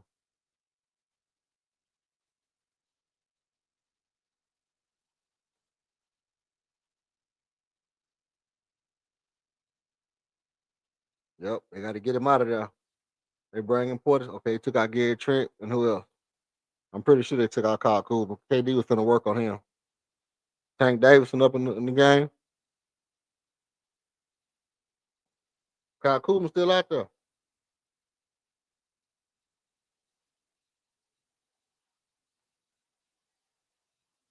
This still, oh, y'all almost picked him. Come on, man. That's 5 seconds. We need all that. Good defense. Come on, Tar. Move your hips. Move your hips, Tar. Move your hips like La Vida Loca, man. Oh, Tar, get out the game, bro. Get out the game, Tar. You let this young nigga cook you like that? This is a nobody. You just got cooked by look, barbecue chicken alert.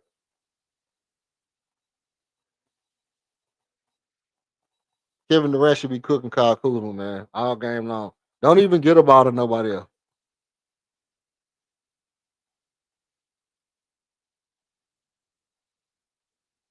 Like, he don't want no smoke with Steven Adams. They got it. Kyle Kuzma, unconscious. Kyle Kuzma is unconscious, bro.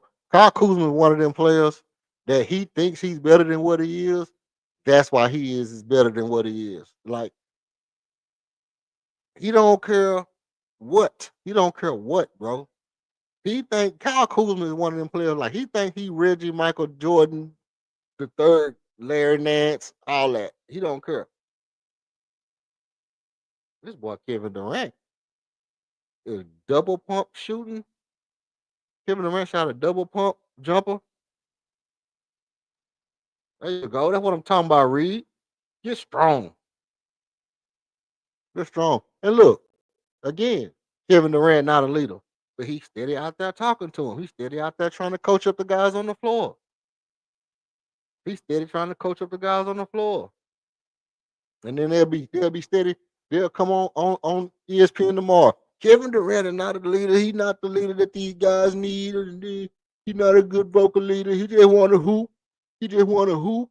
He just want to hoop. They're gonna say that shit like every time they say. Listen, every time they say Kevin Durant name, the first thing they're gonna say, roll out the ball and get a bucket. Then they're gonna say he just want to hoop. Every time. Roll out the ball, get a bucket. He just want to hoop. Roll out the ball, get a bucket. He just want to hoop. This dude is leading on the floor. He talking on the floor. He coaching up the team on the floor. He fighting through contact. And well, I mean, what else do you want from the man? What else do you want from the man? He giving you everything he got, man. He giving you everything he got.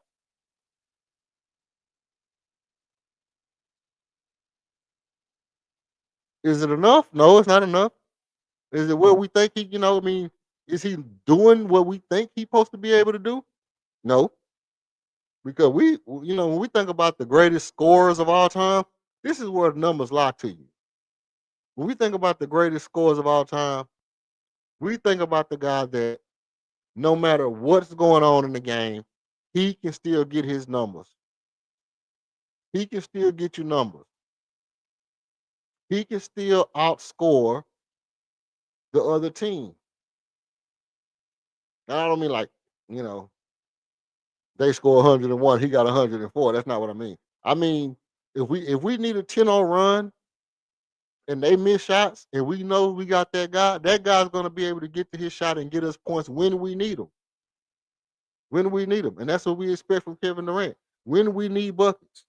You have to be better than fucking Jalen Green, bro. When we need buckets, you got to be better than Jalen Green. That's your job. That's your job. Your job is when we need buckets, you got to be better than Jalen Green. You don't have I mean, yeah, I like the coaching up the guys. I like the playing defense and all that. I mean, we definitely need the defense. And we definitely want you to buy into the Houston Rockets, style of defense, culture of the defense, the makeup of the team.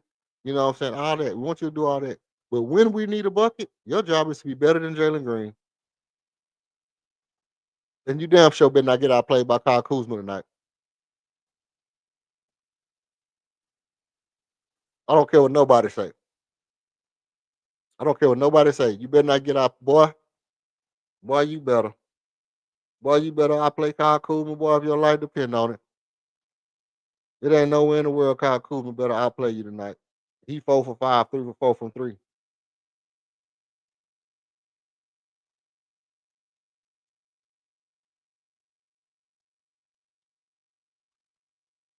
Kuzma out there looking like a Puerto Rico out there. Kuzma out there looking straight like a Puerto Rico.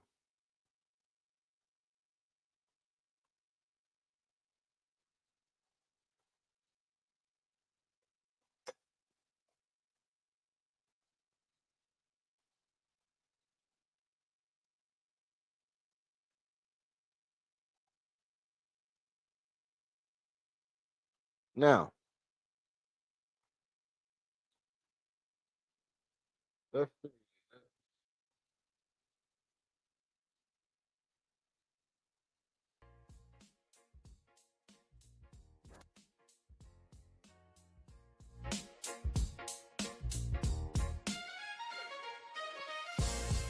Every show needs a spark. Ours, you. Step into the spotlight for a one-on-one fire debate.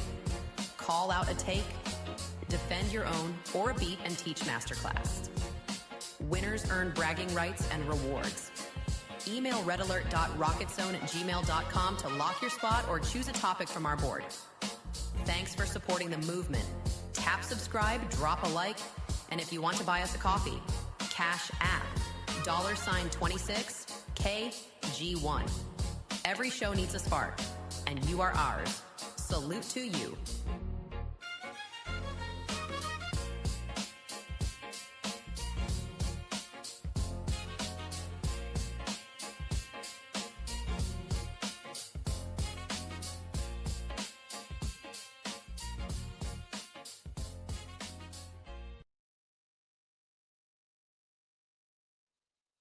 Here we go. Here we go. The Rockets within 4. It's a 4-point ball game. The Rockets have closed the gap. The Rockets have closed the gap in the waning hours of the third quarter, and the Rockets look to make this a actual ball game.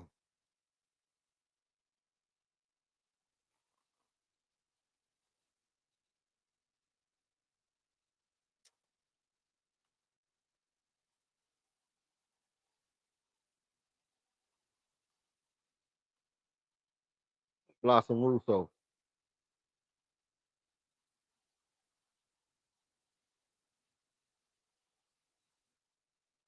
Walk up. Stepped on the line.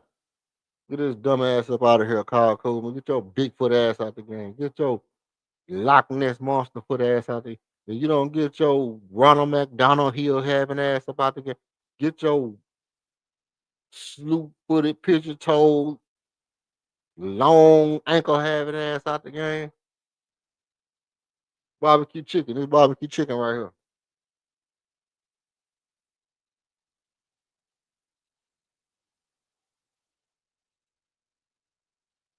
Good shot.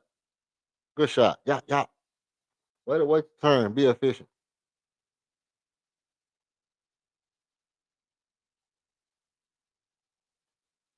There you go. This good defense right here. There you go. Close out. Jabari everywhere.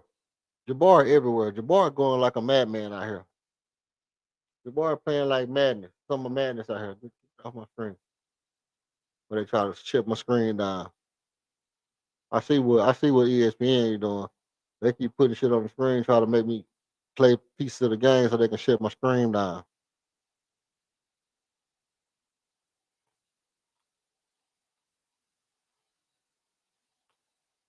If you leave it on now, you ain't watching ESPN and throw that shit up there and then clip of the game, then they'll come shut your screen.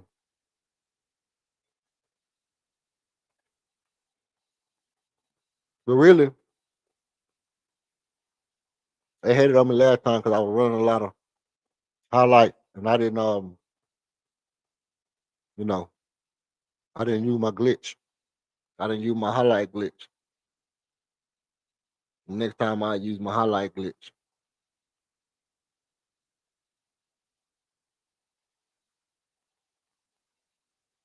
I know how to glitch.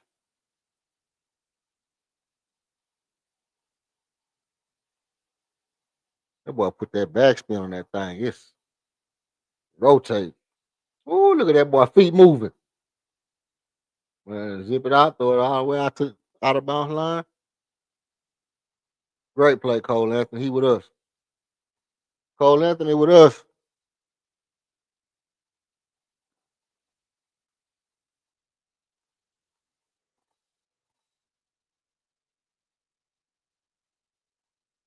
Cole Anthony with us. God, look at Adam Silver, little brother.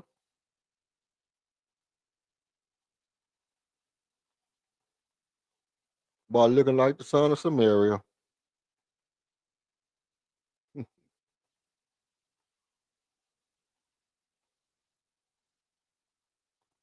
Let's see. Let's see if we can go ahead and figure out how we're gonna end this game. We down by 3 points. We down by 3 points. And the Rockets really look to go ahead and finish off this comeback. Make this an actual comeback.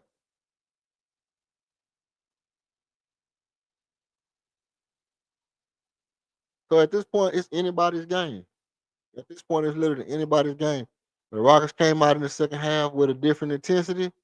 The Milwaukee Bucks was able to match that intensity early, and since then, the Rockets have been consistent, and the Milwaukee Bucks have not.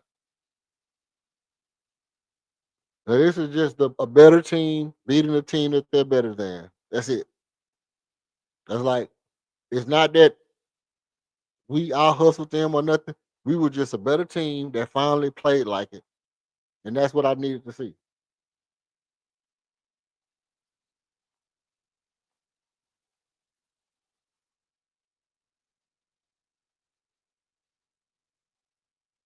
Right? That's exactly what I need to see. If the better team could just play like a better daggone team for once in your life.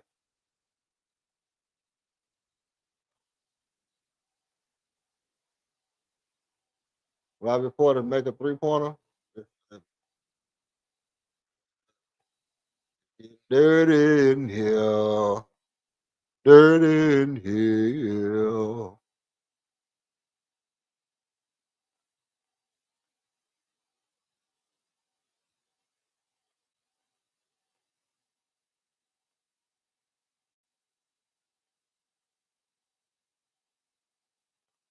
Oh, let's see.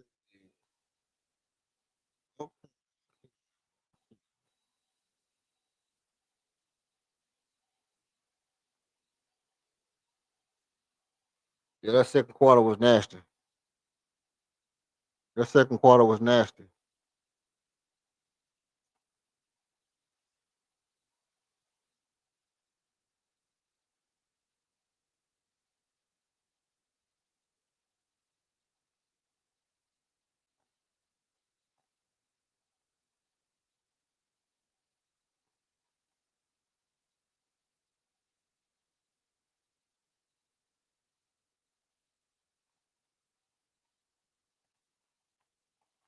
No, we just want to, we just want to remind y'all, man, to hit the like and subscribe. We appreciate the like and subscribe, man. We appreciate the likes. We appreciate the subscription. Everybody who liked and subscribed, we appreciate everybody who liked and subscribed, man. If you didn't, forget you. Nah, I'm just playing. Appreciate you for even stopping by.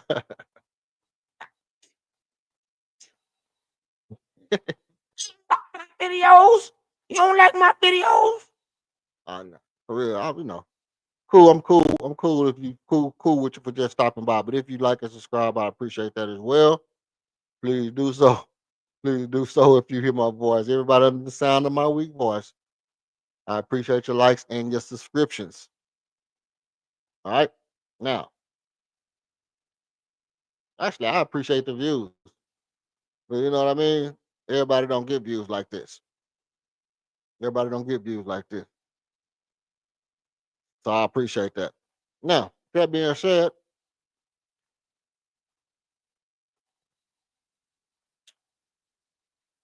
just real quick. Sorry, Easton got 8 rebounds. Albert Shangle got 9 rebounds. Amar Thompson got 6 rebounds. Steven Adams got 5 rebounds. Reese Shepard got 0 rebounds. Reese Shepard is lighting it up from 3-point for 3 with 11 points. Steven Adams got 8 points. Tari Easton got 6 points. Amar Thompson got 11 points. Shangle got 13 points.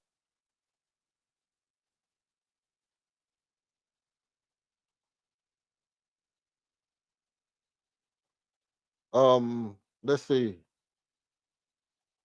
Kevin Durant. Kevin Durant got 24 points. Josh Okogie. You know what? We ain't even worried about Josh Okogie points. Josh Okogie points don't even count no more. We just gonna he Dennis Rodman. If he score, he score. If he don't, he don't. Clint Capella with 4-4 and a steal.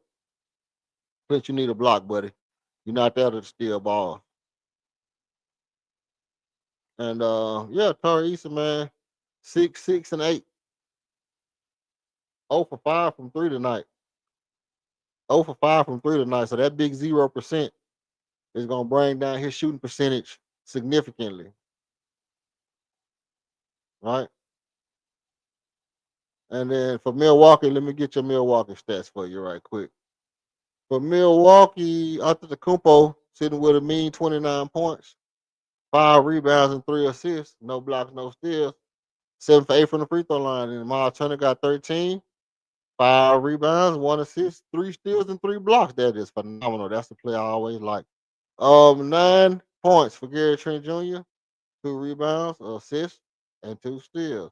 AJ Green, 1 rebound, 3 assists, 2 steals. Ryan Rollins, 12 points, a rebound, 4 assists, a steal, and turnover. He's shooting 50% from 3-point. Bobby Porter's 9, 1, 4, 2 steals. He's shooting 100% from 3-point. Kyle Kuzma, 11, 1, and block. Shooting 3 for 5 from 3-point, 60%. John Coffey, boss. He got a rebound. John Coffey got a rebound. And Cole Anthony got 9 points, 4 rebounds, 5 assists, a block, and 4 turnovers for Cole Anthony. 4 turnovers for Cole Anthony. Okay. Now let's get back to the game cast.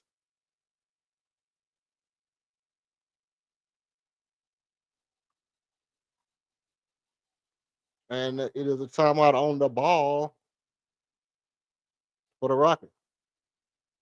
9 minutes and 10 seconds left in the game.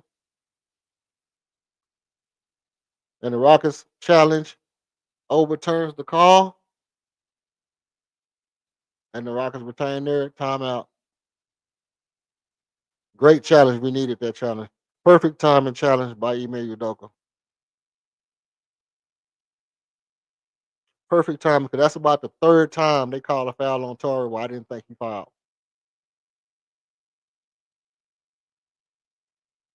That's about the third foul they called on him. I didn't think they fouled. But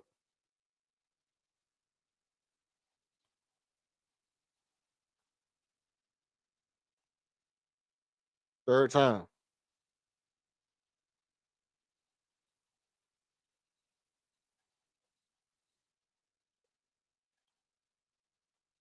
And again, everybody who coming into the building late, coming in, I appreciate you. Appreciate your likes. I appreciate you coming in. I appreciate you listening. I appreciate you subscribing. I just want to say thank you, and thank you. Oh, you're welcome, welcome, welcome. Welcome, welcome, welcome. Come on in, Mr. Party all the time, party all the time. My son like to party all the time. Steven Adams put his hands on you, man. Steven Adams, hey. Steven Adams don't care how big you think you is, man. Like, you know what I would like to see? I would like to see Steven Adams and Jokic brothers get into a scuffle. Jokic got them big ass brothers out there that look like you know what I mean? Got them boys out there looking like Bob, what's his name? Zen Definitely or whatever his name was, the Street Fighter. You know, Jokic got them big ass brothers, but Steven Adams don't care about none of that shit. Steven Adams strong for real.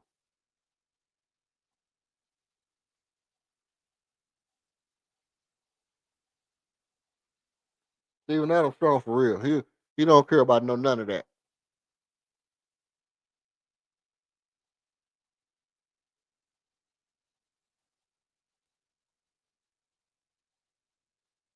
That's just that's just a tough shot to make, man.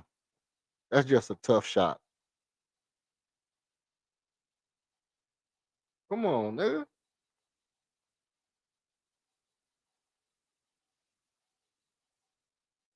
And one real. Spent the hell out the ball. Brick. It's crazy, man. It's crazy how you can have any kind of form in the world. You the point guard, you see some of these point guards, they shooting form is horrible from the free throw line. They just chunk that shit up there when they tired. They don't even care what their form is like. They just chunking that shit up there. Shoot that thing, Reed. Yap, yap, yap.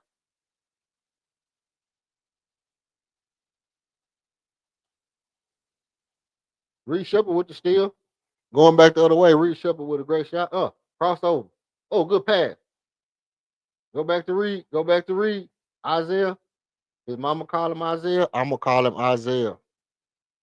Go by the free throw line and make your jumper. I'm gonna give you this anyway. That's how you supposed to shoot. From now on, that's how you shoot. His mama call him Isaiah. I'm gonna call him Isaiah. IRS. Tax collector.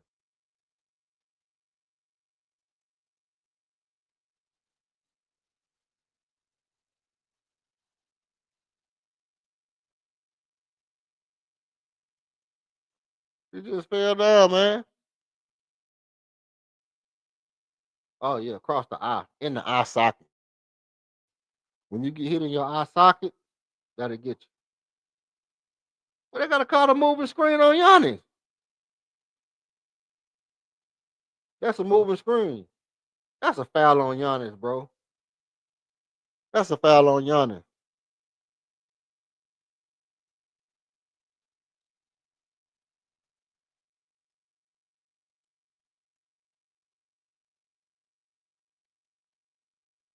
Three splash, splash, three.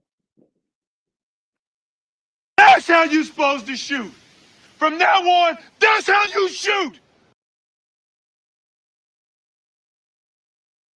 IRS. His mama call him Isaiah. I'm gonna call him Isaiah.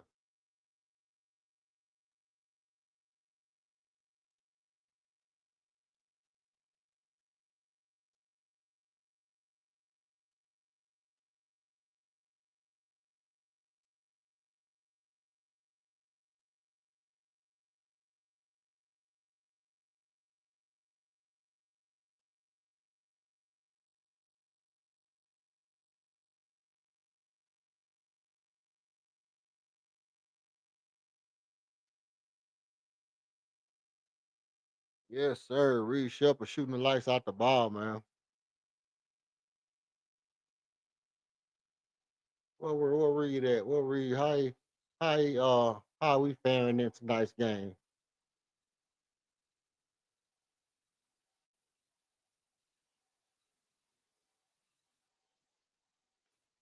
So Reed Shepard is 4 or 5 for the night, man. 4 or 5 from three. 4 or 5 from three. 16 points. Telling you, this boy turned the corner, man. Reed Shepard done turned the corner. The days of old are long behind us. The days of old are long behind us, bro. Reed Shepard is a new dean. Reed Shepard is a new basketball player. The old Reed Shepard is gone.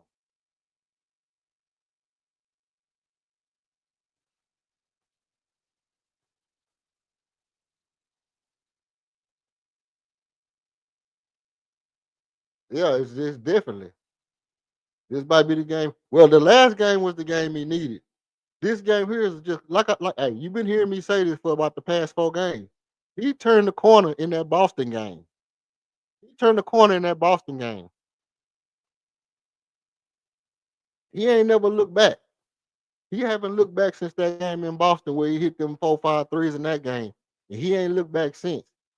Last game he was playing faster and playing more confidence off the dribble. But this is the like I get what you're saying, but this is the game where he's gonna have to beat this team for us.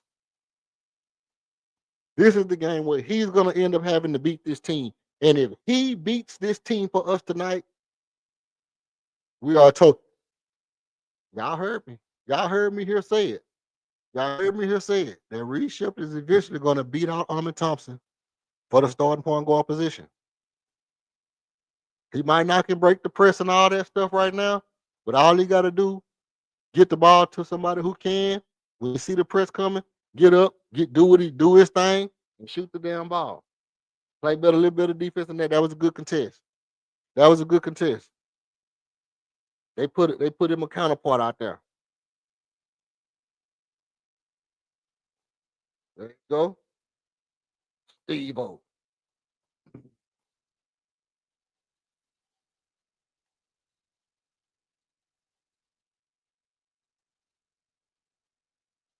Hey, let Cole Anthony do all that, man.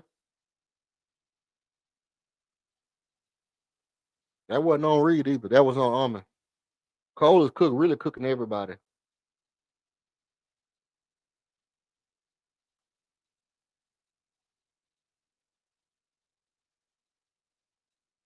Mm.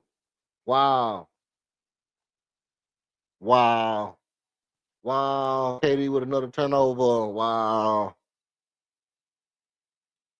How many turnovers is that for Kevin Durant? Um, let's see. Kevin Durant, 3 turnovers. Albert Shangun got 5. LP got 5 turnovers. He a +6. Kevin Durant got 3 turnovers, but he a minus 12.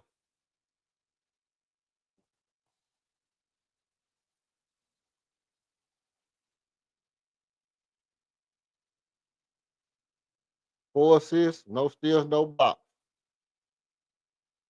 Man, it sure seems like Kevin Durant. He 2 for 2 from 3. Kevin Durant 2 for 2 from 3 tonight.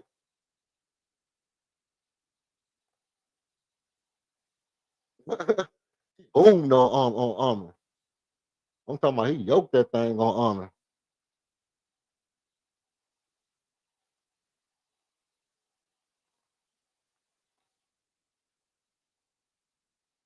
Hey, man.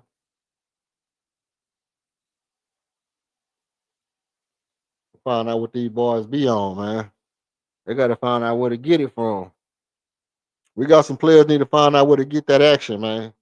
They need to get that action.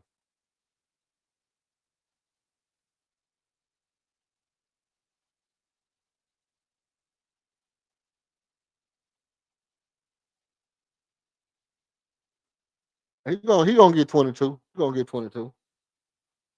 Let me see.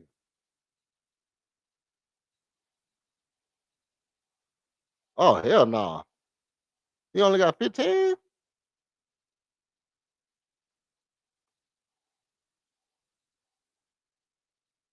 Hey, don't count him out. Don't count him out yet, man. Don't count him out yet, man. That's only 8 points. That's only 8 points, bro. Don't count on LP down the stretch. All they gotta do, all they gotta do is get you one more bucket and a set of free throws and a 3, man, and you in now. One more bucket, a set of free throws and a 3, and you in now.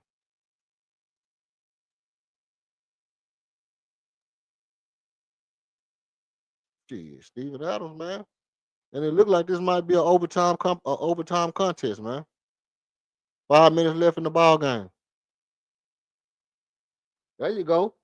Way to get through there, Steve O. That's what I'm talking right there. You know they finna come behind you and try to poke it out. Don't let them do it. That's smart, That's damn one of the best plays all night. There he go, Isaiah. His mama called him Isaiah. Ah, we needed that. Cut him off, take the charge, bro. Cut him off, take the charge. At least if you stop, listen what I'm saying. At least if you stop, you make him totally change direction. But if you keep moving, you let him just jump around you. Get somewhere, man. Get somewhere and just stop.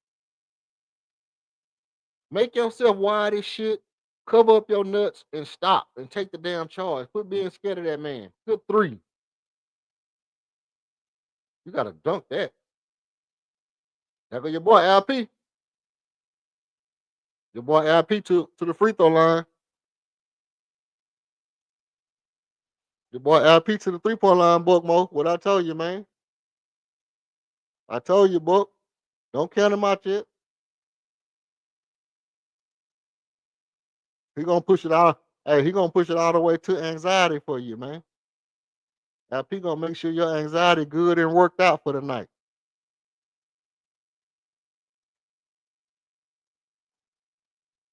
Oh, he missed one. Told you he gonna make sure your anxiety good and worked out for the night. That's some dysfunctional shit.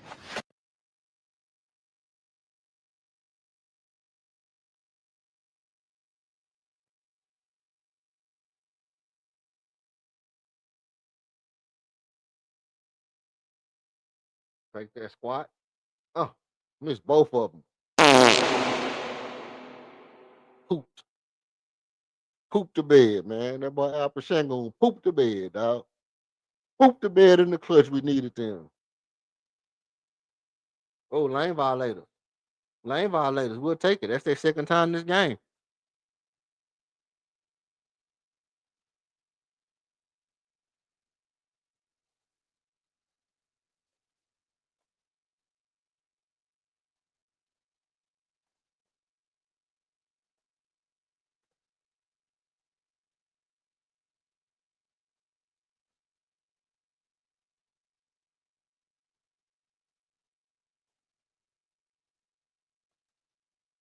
Horrible.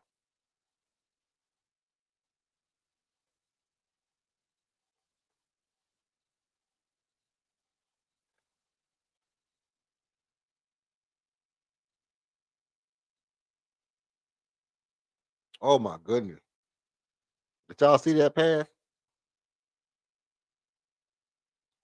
Like that dude right there. I mean, is that little dude right there a better point guard than Reed Shepard right now?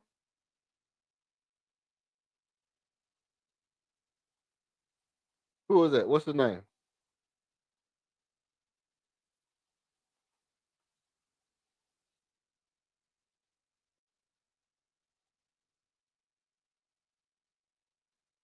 That Ryan Rollins?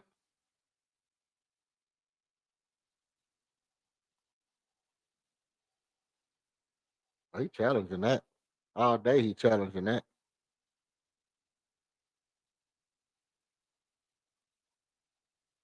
Come on, Armin. Good shot. Good shot. 5-5. 5 points under 5 minutes in the game. Good steal. Get it up to Jabari. You got to throw that down, Jabari. You got to finish strong, bro.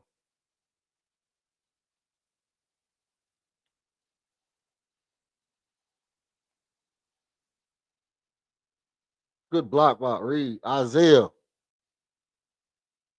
He clapped that shit. He clapped that shit like applause.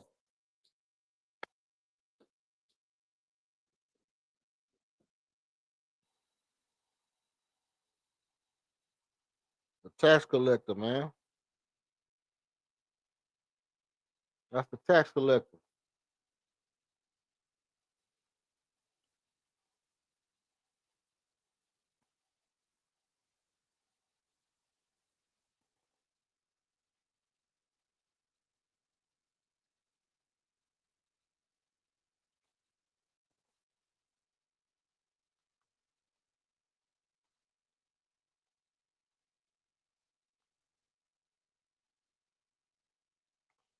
Hey, look. Can we close it out? Can we close it out? That's all I need to know. Can we close out this game?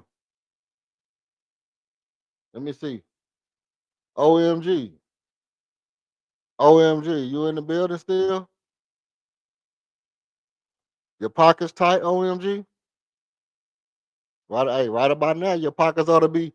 Oh, they took the points back? Oh no, they gave them back to us. Okay. Right now, your pockets ought to be. Salute to you, KOD. OMG, you in the building still? Your pockets ought to be real tight right about now. Your back pockets ought to be touching right about now.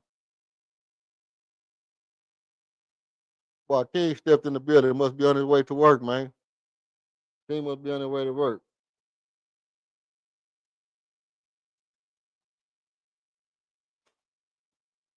Yeah, man. IRS, man. Mama call him Isaiah. I'm gonna call him Isaiah. So you been missing all the streams where I've been, you know what I mean? You've been missing all the streams where I've been calling this shit. I've been saying he turned. Well, you caught the last one where I was saying he would turn in the corner. He would turn in the corner. He turned the corner, man. You just missed it. You just missed it. I just told these boys, man. The old Reed Shepard is gone. The old Reed Shepard is gone. Ain't no looking back from here. The past 4 games, when me and you was on here, we talked about him not turning his back. We talked about him not turning his back when somebody was putting pressure on him. He stopped doing that. We talked about him probing that baseline. We talked about him making that pass across court. And we were saying, hey, look, all you got to do is put it all together. Then that Boston game where I said Reed Shepard is on his way. Reed Shepard just started his ascension to being an all-time great shooter. Since then, he ain't looked back. Tonight might be the game. Me and Buckmo was just saying. Tonight might be the game where Reed Shepard have to beat a team for us. And if Reed Shepard beat this team for us tonight, King, it's up and it's stuck. I'm telling you right now, it's up there and it's stuck there. I'm telling you right now, if Reed Shepard beat this team tonight, it's up and it's stuck. Ain't no looking back for this team. And you missed earlier. When I told you boys that Reed Shepard is gonna beat out Armin for the starting point guard before the year is over with. Yeah, it's up and it's stuck, man. It's up there and it's stuck there. If he beat this team tonight, if Reed Shepard have to beat this team tonight, bro, he's a whole different beast. It's like a vampire tastes blood for the first time. No, I said it. I said that shit. I said that shit and I meant that shit. Based off of what I've been seeing, you know me, man. I don't follow trends. I set them. You know what I mean? I don't follow trends. I set them. Based off of what I've been seeing from Reed Shepard, if he continues to grow like he's growing, he's gonna beat out Armin for the starting point guard position. And they're gonna have to put Armin at that 3 or that 4, depending on how good Dorian Finney-Smith play. That's just what it's gonna be. Because what he brings to the table, you can't replace it, and you can't say, "Oh, we just gonna bring him off the bench." Not if he's protecting the ball, he's playing fast, and he's not turning the ball over. You can't just, at some point in the season, you're gonna have to go ahead and say, "Hey, look, let's try him. Let's try him. Let's put him out there and try him and see if he can be the starter." And it might not be this year. He might not get the start this year, but he's gonna be the better point guard before this year is over with. No doubt in my mind. No doubt in my mind. Before 60 games, he's gonna be the better point guard.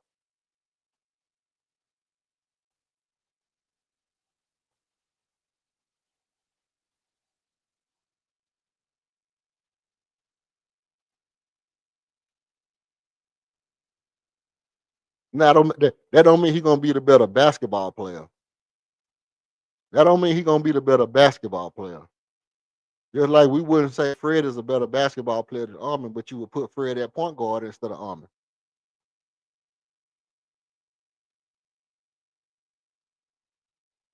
You know? And it's the same principle. And even though I understand, and I have to reiterate this, even though I understand he plays better off ball, I'm not saying he has to be an on ball point guard all night. He just have to be out there on the floor. He just have to, do your job, get the ball into the hands of your playmakers, set up whatever they're gonna set up. Do your thing. Shitty, bang, bang. Let's see Isaiah do your thing. We need this. This is the kind of game I said we need, Buck Mo. We need a game where it's hard fought.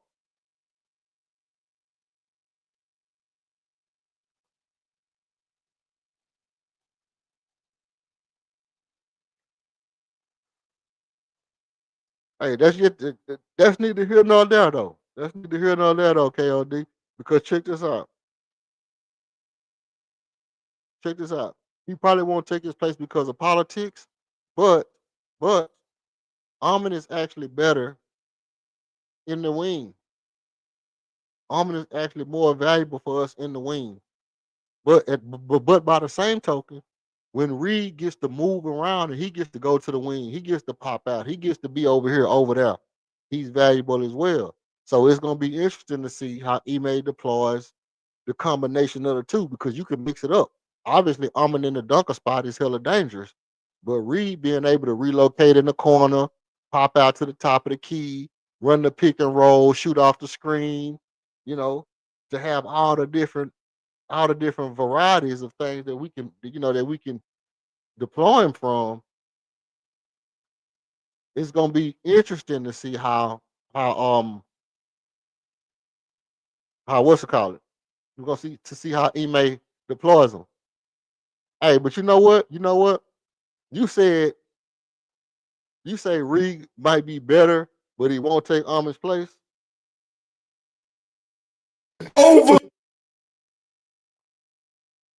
You have an inconsistency in your own argument, and that's another example of why I call you Michael Jordan fans, because you're not consistent in your own argument.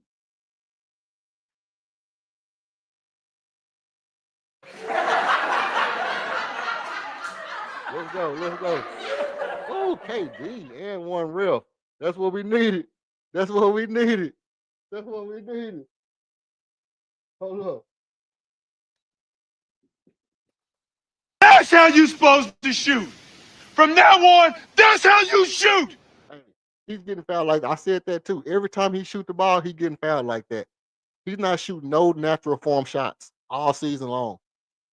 Every time KD shoot the ball, he's shooting off balance. Somebody holding him, somebody pushing him down, somebody holding him, pushing him from the side, slapping his arm. All his shots are like one hand push shots because he's getting fouled on almost every jumper.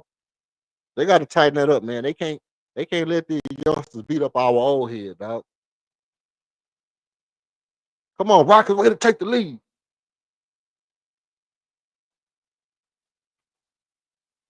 Let's go.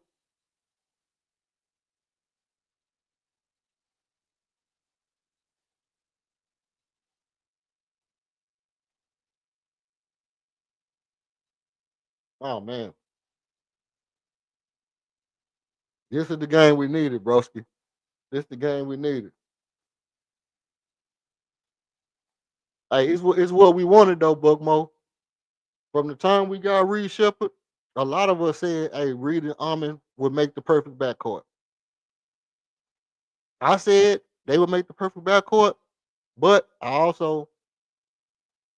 still have yet to see that Almond can be a real point guard. I have yet to see that Almond can be a reliable ball handler.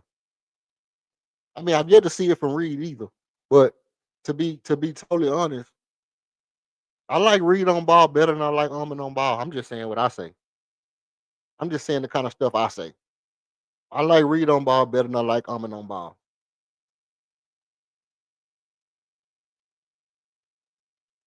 It's the defense for me that the defense is what make Reed and Almond a better, you know, what make Reed and Almond a better tandem because Reed needs some kind of help defensively. But that's also why Almond being on the backside at the three is potent as well. But KD don't get no real jump shots. He got to be shooting off balance, leaning, falling down.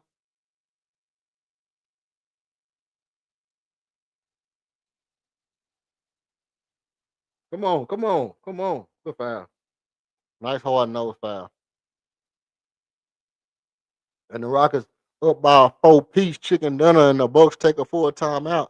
It's about to go down, man. If we win the game, this is the game we needed. We needed to scrap one out. We needed to get in the trenches. We need to get in the dugout and just in the cage and get up close and personal in the phone booth and let's see what happens.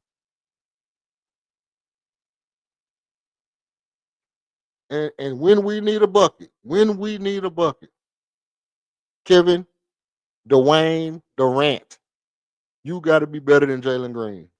That's your job. When we need a bucket, Kevin Durant, you got to be better than Jalen Green. That's all it is to it. That's all it is to it. It ain't no ifs, ands, and buts about it. The other stuff is neither here nor there. But when we need a bucket, Kevin Durant has got to be better than Jalen Green.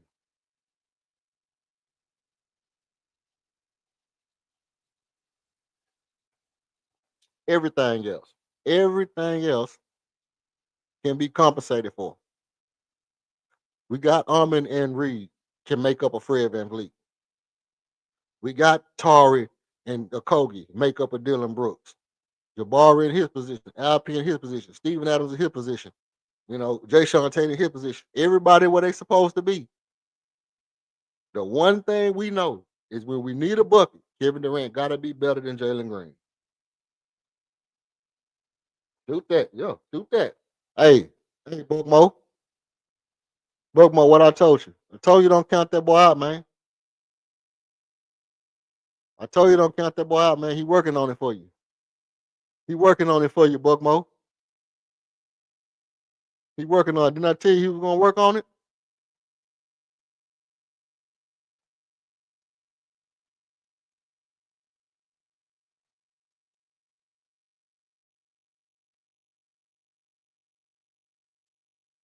All he needed one more basket, man. One more basket or a set of free throws, Buck, and you in there. In there like skin care, man. You in there like skin care.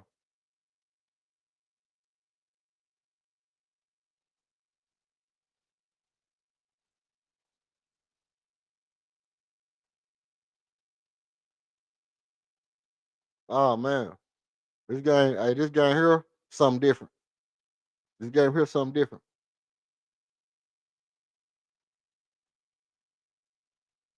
But to be honest, this was gonna be the game. This was gonna be the game where I was just like, okay, we can't, we not contenders.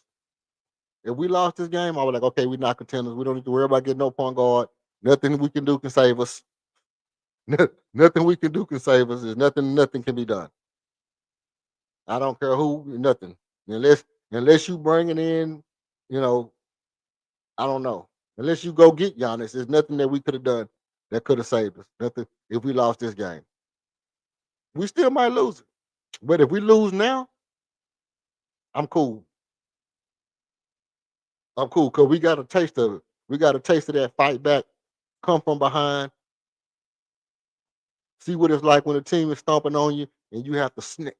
Oh, get their foot off your neck. Get your foot off my neck. Get your foot off my neck. And then get up and get up and fight your way out of it. You got a taste of that, and then you come out and then you roll them down the stretch.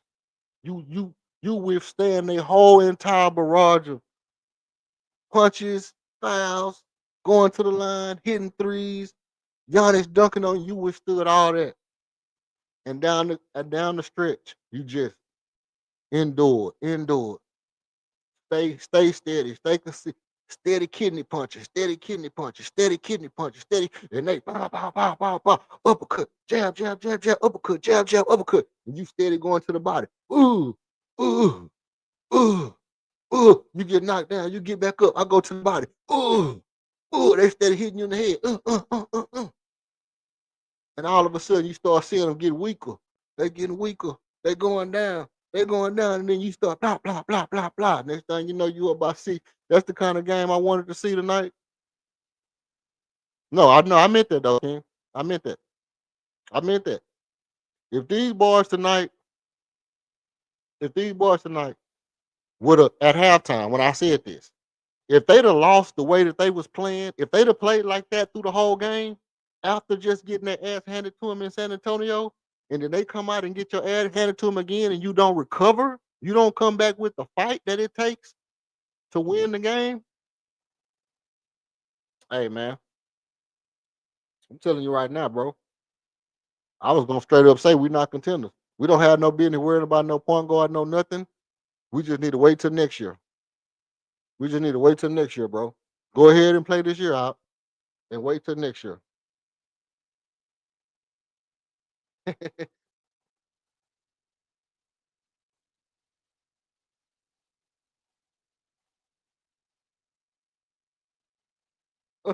What I told you, Buck Mo? What I told you, Buck? What I told you, Buck? Did I tell you he was gonna get it for you? Nah, I don't agree with that. I don't agree with that. I don't care about the 75 games of play. I'm talking about the what's inside of these players. I ain't talking about how they playing. I'm talking about what's inside of them. If people keep coming out and slapping your hand and you keep throwing the ball away, you doing light passes, floating the ball out to people, you just got your ass handed to you, and you don't come out and have a sense of urgency, that's just not in you, bro. That's just not in you. This is the first team that we played. This is the first team that we played that should have beat us that we beat. That could have beat us. Should I put it like that? The first team that actually had a chance to beat us that we beat was this Buck team that had the ability to beat us, and we beat them. If we lose this game, this right here, this shit right here, is if you are an elite team or not game.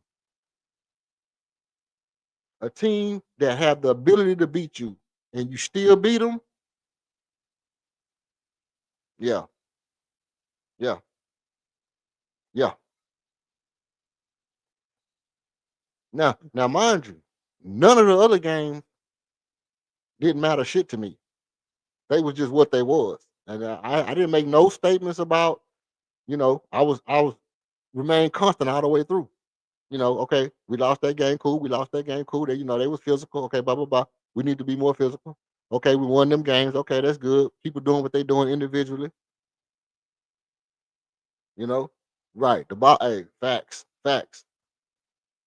And I gave everybody their props what their props was due at.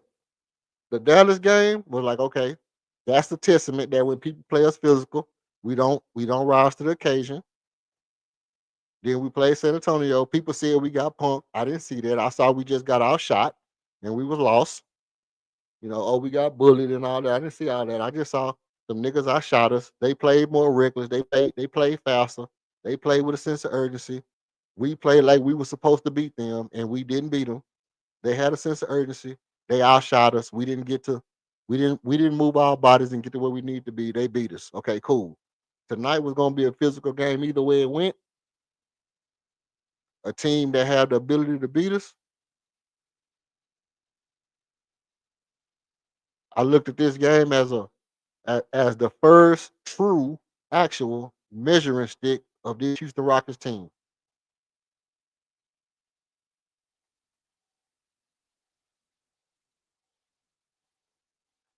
And in the tail of the tape, great challenge, excellent challenge.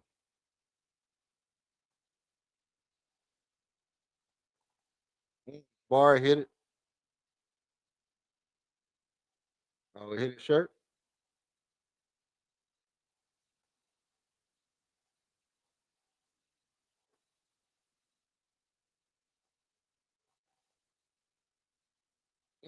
In the tail of the tape, slowly but surely, chopping them down, chopping them down. And once we got in striking distance,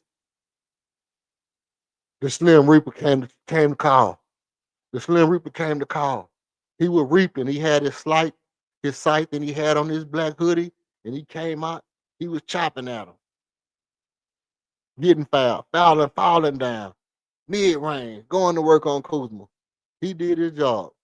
Kevin Durant did his job. Isaiah, hey, we're gonna talk about it. I'm gonna talk about it. I didn't mean to stay on. Shout out to old girl on the OMG Tish. OMG Tish. I don't know if that's a dude or a female to be actually, but they asked me to stay on. That's why I'm even on here. And I'm glad they did though. I'm glad they stayed with me to watch the game. Um,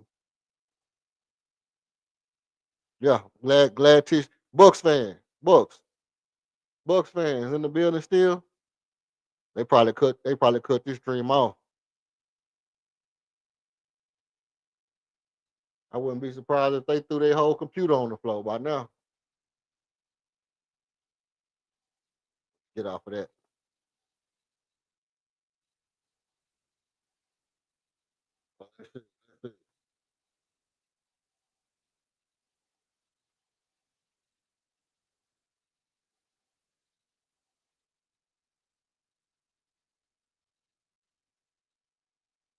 Okay. So in the tail of the tape tonight, man, Kevin Durant with 31 points,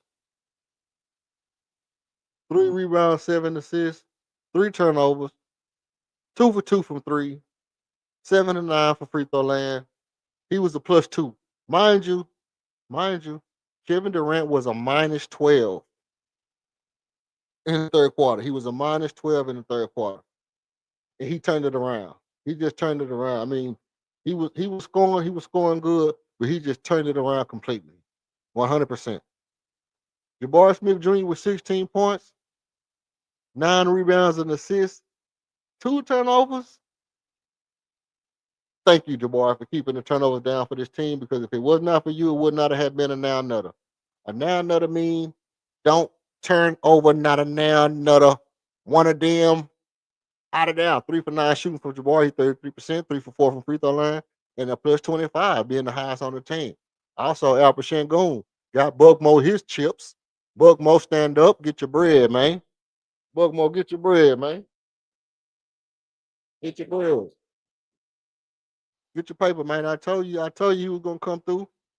When I see, hey, look, I knew he was gonna stand up for you. When I seen him when his eyes got big, I said, yeah, he coming down the stretch. He ain't finna let it rest. With 23.7 rebounds, 11 rebounds and 7 assists. Albert Shangoon is looking like a walking triple double at these points in the season already. 66% from field goal range and 100% from three. 2 for 3 from free throw. 67%. Not his greatest free throw shooting game, but Albert Shangoon is a plus 21, being the second highest on the team. Josh Okogie. Dennis Rodman, man. Shot Rodman. Shot Rodman. No rebounding Rodman. Draymond Green. He got a single. Josh Okogie he got a triple single. He got a triple single. Josh Okogie got a triple single. 1, 1, and 1. 1 rebound, 1 assist, 1 block. A triple single for Josh Okogie, man. It's up and it's stuck. 0 for 2 from 3, 0 for 3 from field goal range. But he got 1 block, 1 assist, and 1 rebound. That's all he needs to do because his defense is spectacular. He's a +6. And Ahmed Thompson with 14 points, 8 rebounds, 4 offensive rebounds. Which was a tell of tape tonight, man. 4 offensive rebounds for Albert Shangoon, 4 offensive rebounds for Ahmed Thompson, 5 offensive rebounds for Steven Adams, 4 offensive rebounds for Capella. But Ahmed Thompson had 8 rebounds, 5 assists, 3 steals, and a block. That's the Army we all well know and love. That is the Army we all well know and love. The 3 turnovers, we can live with it. We can live with it. Even though he was 1 of 0 for 3-point, he was 2 of 3 from free throw, shooting 66%. He was a straight plain 0, which means he didn't fuck up too much. He was on the court what he needed to be.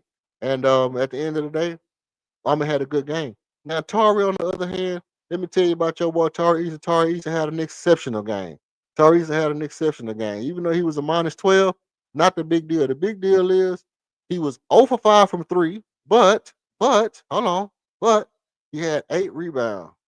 8 rebounds that came all in perfect timing when we need them. He didn't shoot the ball well, but Tari Eason was all over the court. And I appreciate the hustle when you have a bad game to be able to stay in there and hustle and play hard. Could have been a better game, but to me, it was exceptional because it was bad and you didn't hang your head. You kept trying to get after it. Good deal for Tari Eason. Steven Adams, just being the muscle out there tonight, being an imposing his will, shooting a whopping 71% from the field. 2 for 2 from free throw land with 6 rebounds and an assist, 1 turnover. But mind you, Tari Eason had 0 turnovers tonight, which is why I think his game was exceptional. And Clint Capella, 4 offensive rebounds. That's it. 1 steal, 1 turnover, 4 points. That's it. That's all he did was just get out there and get offensive rebound. And then, last but not least, Isaiah Reed, the tax collector Shepherd, with 16 points, 2 assists, 4 steals, and a block. His mama called him Isaiah. I'm going to call him Isaiah. 6 for 10 from field goal, 4 for 6 from 3-point land, and 66% from 3-pointers. He is on his way to being one of the greatest shooters the NBA has ever seen. And he was a +3. He was a +3. Yes. Josh Okogie, the Draymond Green Award, a triple single. We know. Hey, but you can't knock it. You can't knock it. He the Draymond Rodman of this team now, man. He officially got that position. He the Draymond Rodman. Giannis Antetokounmpo, he had 40, a damn near 40 burger. He had 37 points, 8 rebounds, and 3 assists. Listen, when Giannis only has 3 assists, you did a good job on Giannis. Because at 37, that means he was getting to his shit, but we wasn't letting him pick us apart and everybody else get involved. They had to get their own. They had to get their own cake. He wasn't dishing out no assists to where they was, feeding off of him and he was getting buckets. He shot a 3, he missed that joint. We don't really care about that. Miles Turner had 13 points. He had 6 rebounds. He had 3 blocks and 3 steals. That's Miles Turner we well know and love. But he was 1 for 3. He's not going to be a factor if he don't shoot better from 3-point line. 9 points for Gary Trent Jr., 3 points for AJ Green, 19 for your boy Rollins. OMG, if you still in the building, Rollins did get off, but too little too late. A day late and a dollar short. He had 5 assists, and he was 3 for 6, shooting 50% from 3-point land, 3 from the free throw, 66.7 from the free throw. He was -15. But that boy Ryan Rollins out there looking like Tank Davidson might actually be the truth. Now,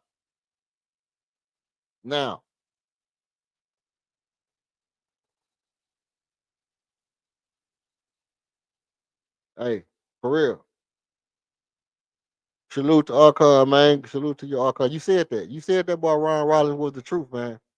You said that boy was the truth. He out there looking like Tank Davis, man. I didn't know that boy was on the playing the right sport or not. I didn't know if he was playing the right sport or not. I thought he was going to come out there and try to box. You supposed to be trying to box Jake Paul, or you playing basketball? But look, this is what I'm gonna do. This is what I'm gonna do. Okay, let me go ahead and get into my bag, then I'm gonna drop the link. No, I know King got some.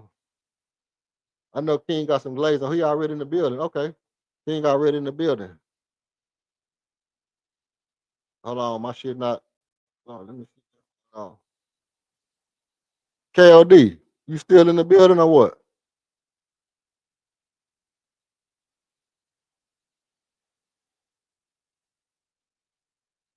Cause I heard something pop up in here. I didn't know what the hell it was because I was too busy running my mouth. But pull up on me, broski. Nah, pull up on me. I heard something pop over that, man. What the hell is that? I came back over here and looked, and I ain't see nothing. I didn't see the little message over there, but yeah, pull up on me, man. Let me hear your Reed Shepherd glaze, man. This is Reed Shepherd glazing hour, man. This is Reed Shepherd glazing hour.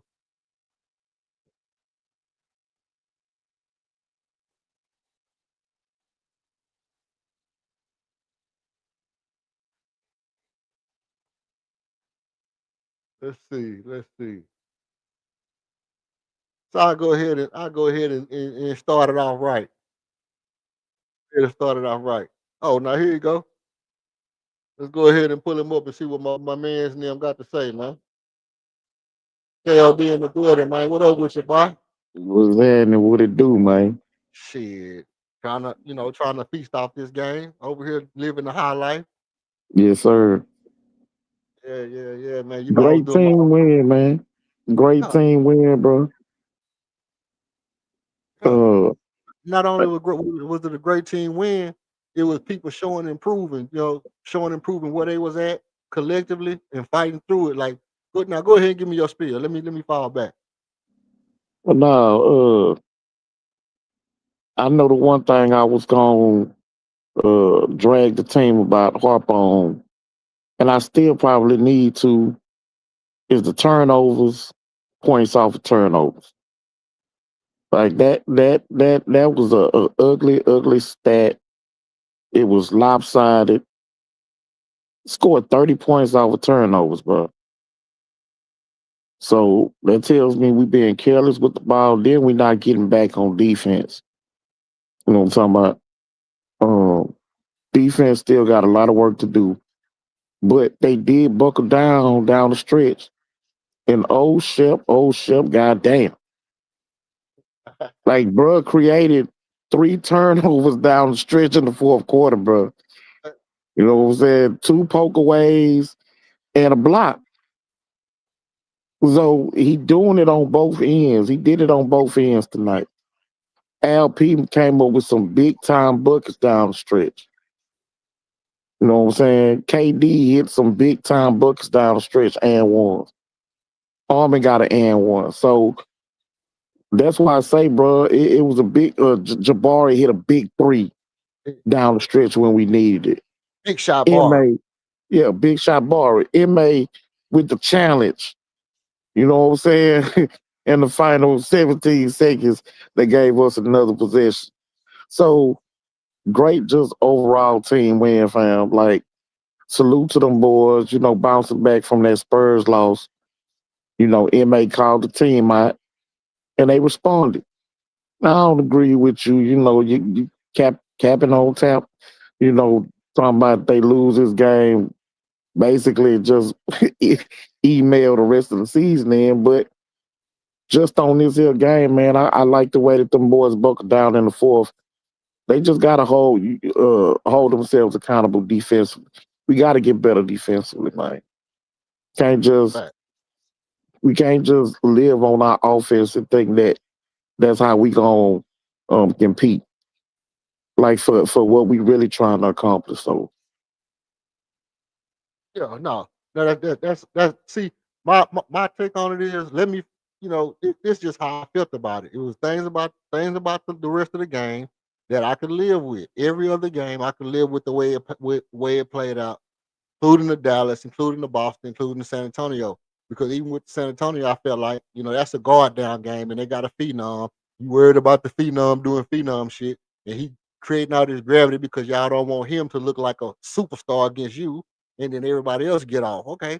That's one of them ones. I kind of can even accept that. And they was physical. Then they got PJ Tucker in there, and he like, what the hell is this little motherfucker up in here doing? Bullying everybody. You know what I mean? He's 6'4", playing like PJ Tucker, ain't jumping but 2 feet off the ground, but he getting all the rebound, looking like Chuck Hayes. And you're like, okay, this is awkward. The whole shit is awkward. You got a 7-foot nigga that won't shoot a hook shot.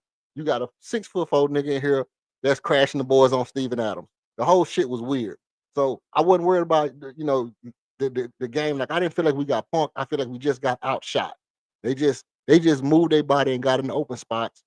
And once we see that that's what's going on, people are finding the open spots in the zone, floating to the open spots and getting shots off. Now you understand how intentional you have to be on getting back to that man and contesting that shot. Now you know that that's going to kill you. So my takeaway from it was, after getting beat in the game like that, how do you respond? You just gave away a game that you should have won from a team that's not better than you. The teams that you were supposed to beat, you beat them handily. Now a team that you were supposed to beat, you let beat you. Now, in my mind's eye, you're going to find out what you made of if you beat a team that can beat you, but you still can pull it out. And that's how I felt like. If you don't have that in you, we'll find out today if you got it in you or not. And they came out and showed that they got it in them. Now the series continues. Now, guess what? That's off my checklist. You would never hear me say that again. But I would have knew right today if we had it in us or not. Now we can go on and play the rest of the season. You'll never have to hear me say, "Hey, if we don't beat this team, we not a championship caliber team." No, I don't have to worry about that no more. We have what it takes to win. We showed that tonight, obviously against the East Coast team that wasn't fully together and healthy, but they had a player that put up 40 that could have beat you by itself. You came out and you was losing, just like I said. You were losing. You had to fight back. You had to come from behind, get the victory, because the wins we was getting last year that prepared us for our momentum was wins like that. It was come from behind wins where we had to fight our way back and come from behind, and that's what made us a strong team. You know, so to see that was big, and yeah, man. I mean, with the Reed Shepard thing again, this Reed Shepard glazing hour for me. He is on his way to being that boy. Now, like you said in the chat, King, and I'm gonna get your take on this because I agree with you. He might not beat out Armin as far as we're gonna move Armin back to small forward and just put Reed in at the point guard, but it's gonna be a thought process in their head that they have to decide. Hey, we're not gonna take that from Armin because Armin is our star. You know what I mean? It's not going to be a thing to where it's going to be more a political thing, more of a politics, and Armin is our guaranteed franchise player or whatever. You know, so we're not going to dethrone him for Reed, but it's going to be a point in this season if he keep getting better and better. Like every game, he's gotten better since game one. He's gotten better every single game. If he keeps doing that by game 60, he's going to be a better point guard than Armin. Now, Armin could get better too, but he's not going to be Reed Shepard at no point in his life. He's not going to provide what Reed Shepard can provide. So, I mean, it's one of them things where the coach go to Armin and say, hey, we're going to put you back at small forward and we're going to let Reed run the point, or y'all going to be out backcourt. Kogi, you go to the 3, KD, you go to the 4, Jabari, you come back to the bench, or do you just say, hey, Reed, you keep coming off the bench? I don't know. Take off. Tell me what you think. Well, now, Shep would have to massively outplay Armin to where it's just completely undeniable. Like I said in the chat, bro, Armin is still learning to play the position on the NBA level. Yeah, he played it at the elite little school that he was at or whatever, you know what I'm talking about. But that's not the NBA level. And his first 2 years, he didn't really play the position. Like he had some ball handling duties, at times, coming off the bench or when Fred went to the bench, but it wasn't really, his job. So this is his first year, of doing it. Pretty much same thing with Reed Shepard because he didn't play a lot last year. So both of them is kind of learning the position on this level at the same time. And Armin's gonna have his nights. Reed Shepard's gonna have his nights. But is he gonna outplay Armin at that position to the level where they gonna say, hey, we gotta put Reed Shepard in at the point guard position as a starter? I don't know about that. Could he play well enough to where he can supplant Okogie? That's possible. You know what I'm saying? That's possible of having, but then you run the risk of who's gonna be on the court to run the second unit. You know what I'm saying? Which point guard or ball handler you gonna have on the court when your second unit comes on the floor? So that's a balancing act. It may gonna have to decide, but I like what Reed Shepard's doing right now. Um, and I've been saying the same thing as you. You've seen him improve every game. He may not shoot the best every game. He gonna still make mistakes because he's learning to play at this level, and that's cool. The teams are gonna have to, play through it and let him continue to grow and develop. But you see it, and his confidence is rising every single game that he performed. You can see it in his shooting. You can see it in his defense. So I'm just ready for to take this ride with the team, bro. I I seen this from Buckmo, man. I almost got up and I almost cut the damn stream off. That boy Buckmo say Reed has heart and competes. I think he's growing on Ime. Hey, Buckmo been on this stream every day since he been on here talking about Ime. Ime don't like Reed, man. Every day, today the first day, Buckmo that came on. Buckmo say Ime. Now I think he growing on Ime. Now, he he growing on you. Max, that's a fact. Bro, Ime. Nah, but I'll say, hey, look, but for real though, um, it was like you said, it was one of them games. It was a good team effort. Everybody did their job, even though it was still a little sloppy. Stuff that can be tightened up. We not OKC sharp, you know, but considering the fact that we gave OKC all they can handle on night one, we know that they wasn't OKC sharp when we played them either, and they didn't have they Robin or whatever. So we don't have our guard. They didn't have their Robin. Okay, cool, cool, cool. And it's always going to be a thing where somebody might be missing. But with that being said, if we're playing up to our potential and we able to fight back through tight game, we got great coaching down the stretch from Ime. Great rotations, and I'm not. You know what? I'm gonna side with you on this. I'm gonna side with you on this, and I'm pretty sure the people in the chat would agree. At this point, with Reed and Tari both coming off our bench, that strengthens our bench a lot. That gives our bench a lot of firepower. Because if those two guys both get rolling shooting, like tonight, Tari had an off night from three, but Reed had an on night. If Tari was on and Reed was on from three, this game is a lot different. It's a lot more lopsided than what it looked like down the stretch. That's a fact. So I have to take that. I have to say, okay, you know what? Reed and Tari both don't have to be starters because I like them. They probably two of my favorite players on the team. I can live with them coming off the bench. Um, right now it is more chemistry with them coming off the bench, and you got a Kogi in there, but the triple single for a Kogi. I'm not even gonna complain about it. He the Draymond, he the Dennis Rodman. Okay, cool. But Jabbar Man, has you leave the Kogi alone, bro. It ain't about it. It ain't about his box score. It ain't about his the stat sheet with a Kogi. Again, it's his defense and intensity. Did you see the whole team look like a Kogi down the stretch? Pressure on the ball everywhere.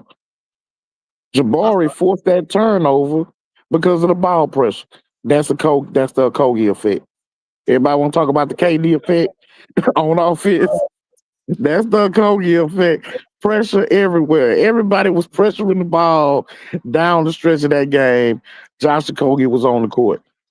The Kogi effect, you heard it here first, people. Hey, all couple of y'all that's up in here. I heard this here first. Nobody ain't said the Kogi effect before King. You know, we gonna start Right keeping on. who say what first around this motherfucker. King, the Kobe effect, because he just made up the weirdest shit I ever heard in my life. The Kobe effect, dog. Now this nigga don't got no effect, man. He just one nigga that play. Man, stop hating. Stop hating. Don't Stop got no hating. You want to prop up Tari ass when he go 0 for 5 from 3. But I don't care because he did a bunch of shit that wasn't your Jordan fan. That shit Jordan fan was saying, I don't give a damn. You have an inconsistency in your own argument, and that's another example of why I call you Michael Jordan fans, because you're not consistent in your own argument. Yeah. So the Kogi effect. Ball pressure, baby. Ball pressure everywhere. Yeah, I said it. Huh? Remember that, dog. I'm gonna remember. I can get with that King. Nah, come man, don't hype this dude up, man. Don't hype this Kobe effect. It's ridiculous now. He got a whole effect because he played defense hard. Okay, now how long do you mean? Oh, okay. So Armin is still learning to play point guard. I like Armin as a basketball player, and I like what he can do as far as putting pressure on the ball. But do he have to be on the ball like? Okay. Let me source out my thoughts. Because ultimately, we know that the actual point guard of this team is Al Shango. We know that. Yeah, everybody know that. No, But we don't know that.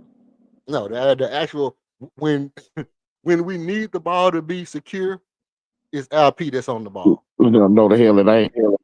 Yeah, it is. It's either LP or KD. If anything, I say it's Armin. Come on, man. If anything, I say it's Armin. LP have too many turnovers too. Thank you. So You we have my can't say if we need the ball to be secure that we putting it in LP hands. No, I firmly disagree.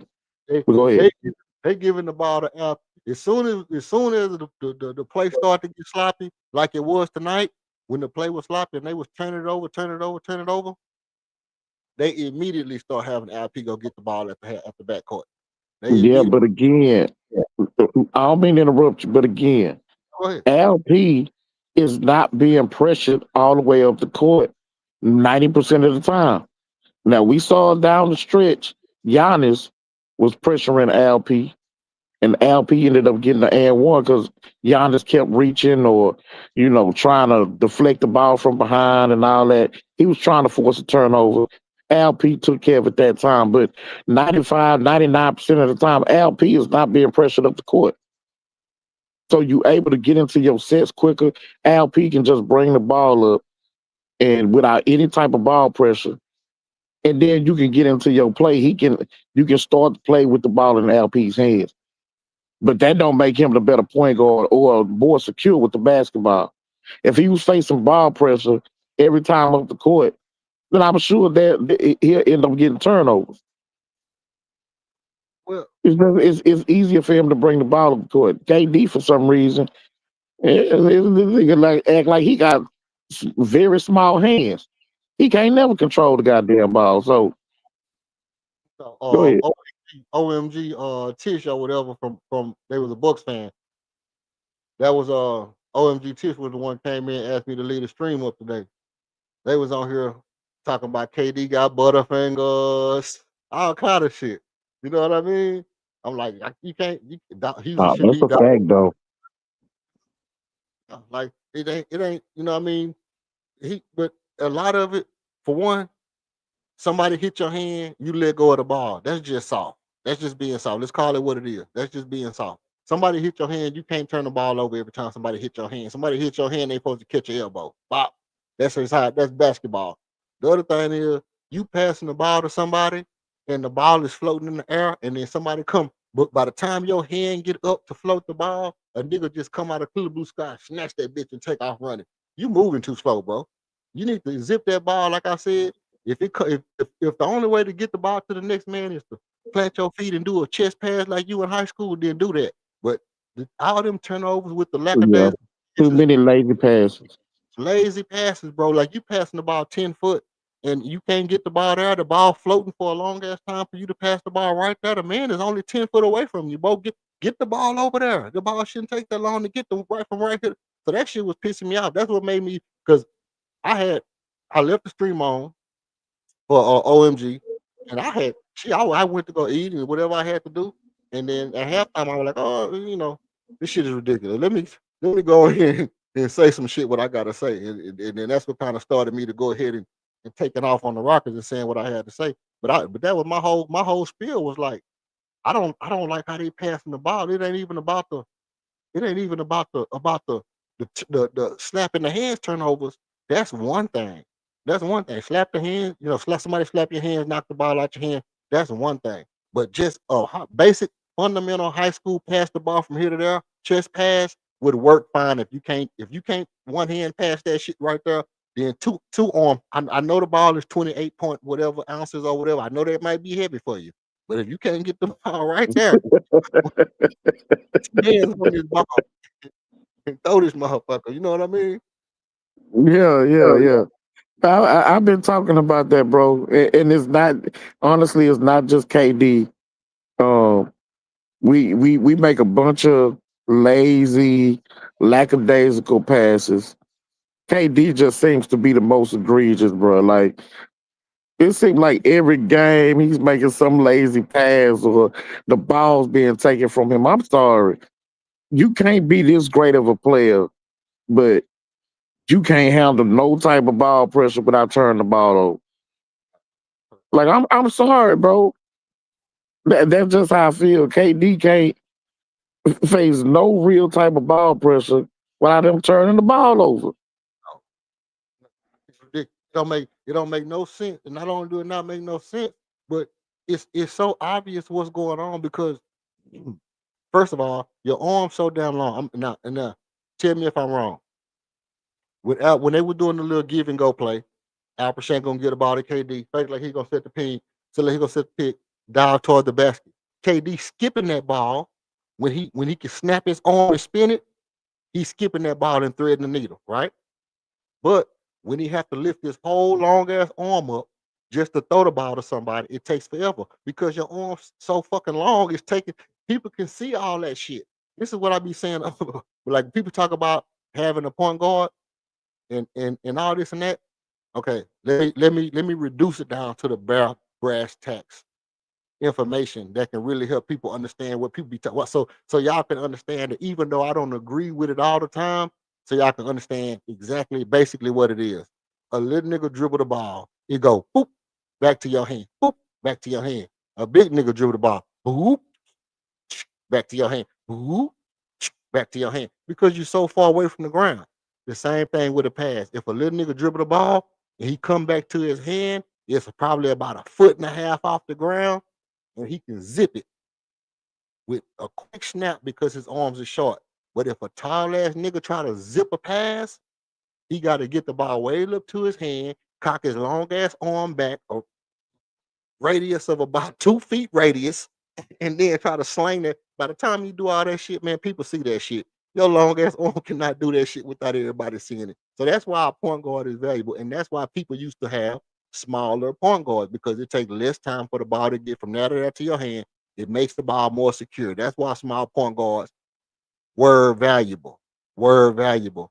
But what happens is some of these tall niggas who dribble standing up and have their arm fully extended when they dribble, like Penny Hardaway, or when they bend their knees down a little bit, the ball is still as low as a point guard, and they still got control of the ball. They come in and they make it harder for you to say, hey, well, look, if this nigga can dribble the ball that low to the ground and still be just as fast as a point guard, and then he can stand up and throw it over the defense, and he can jump and then spin around in the air.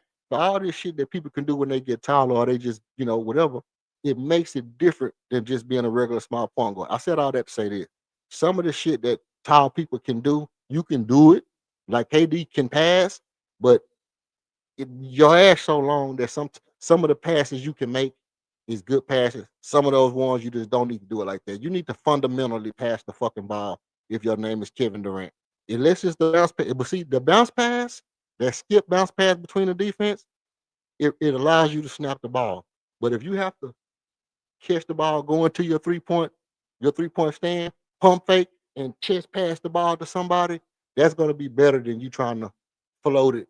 You know what I mean? Float it by somebody where they can see your whole entire, what you call them motherfuckers that be standing on side of the phone company that be blowing in the wind and shit like that.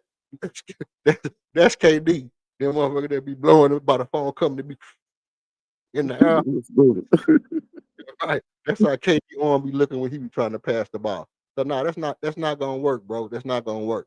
But but as far as the way the offense looked overall, I think the ball movement was it was way crisper coming out of the half.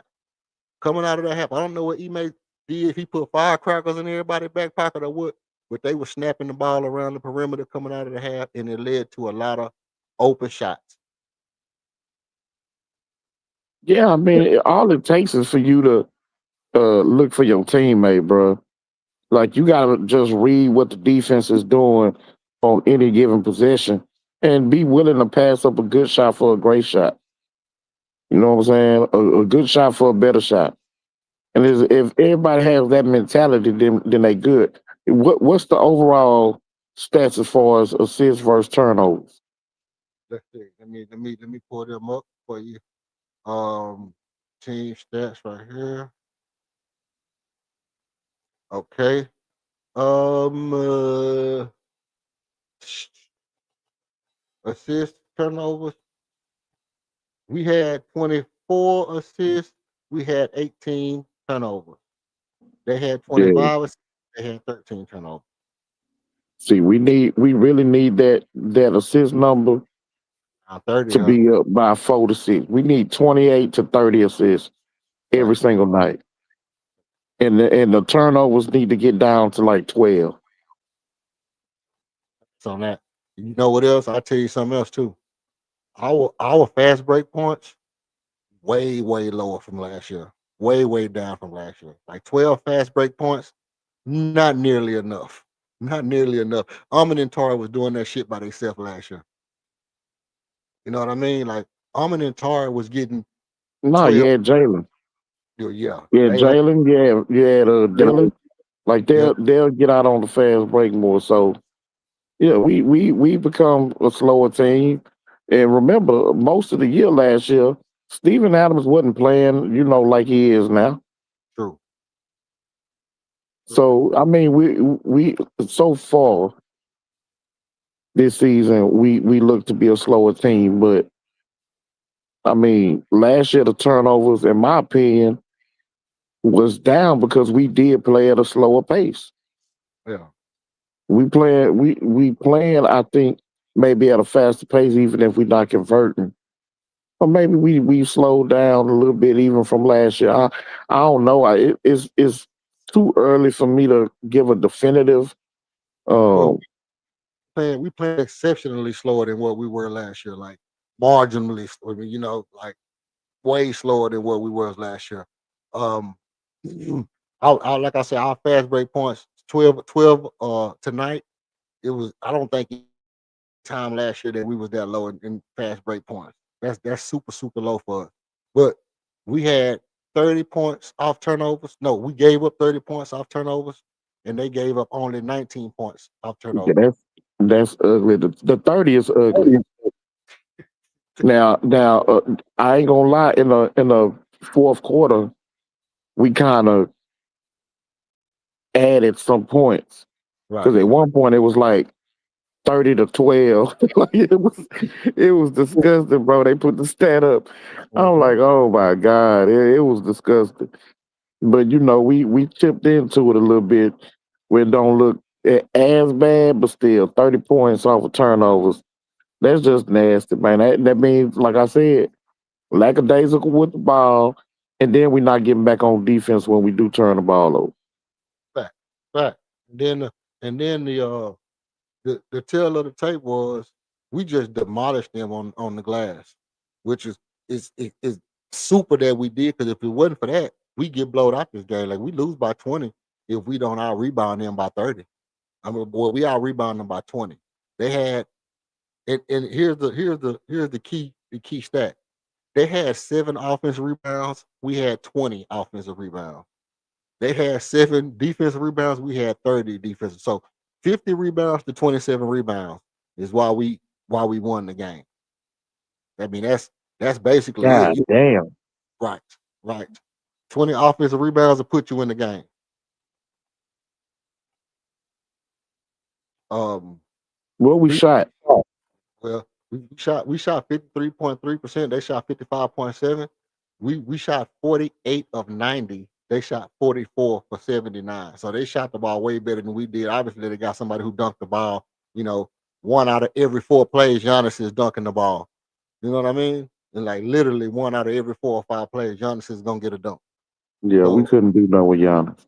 you can't do nothing with it, especially when he starts shooting Dirk Nowitzki fadeaways and shit in the paint. That shit that make me so mad. Big ass. Look at this big ass, strong ass nigga doing a fadeaway. You just spin dunked on our whole team, but now all of a sudden you gonna do a 1-leg Dirk Nowitzki You know, I fadeaway. mean, that's the nigga you said wasn't better than the LP. You know what I'm saying? You said LP was better than Giannis. You know what I'm talking about? So I mean, hey, No, what I said was perimeter. no. I said was perimeter as a perimeter player. Hey, what you said? Hey, you talking about? No, I said I was talking about Yeah, playing the play point. your boy now. Play the boy that you just played. I was About your about your argument being inconsistent, and that's how you're a Jordan fan. Go on, play it. You ain't saying You nothing have an about no inconsistency in your own argument, and that's another example of why I call you Michael Jordan fans, because you're not consistent in your own argument. talking about Albert Shago as a point guard over Giannis. That was what I was talking about. Either one of them could play the point guard. Either one of them could play the point guard. Well, Which is what yeah, both of them, bring the ball up. yeah.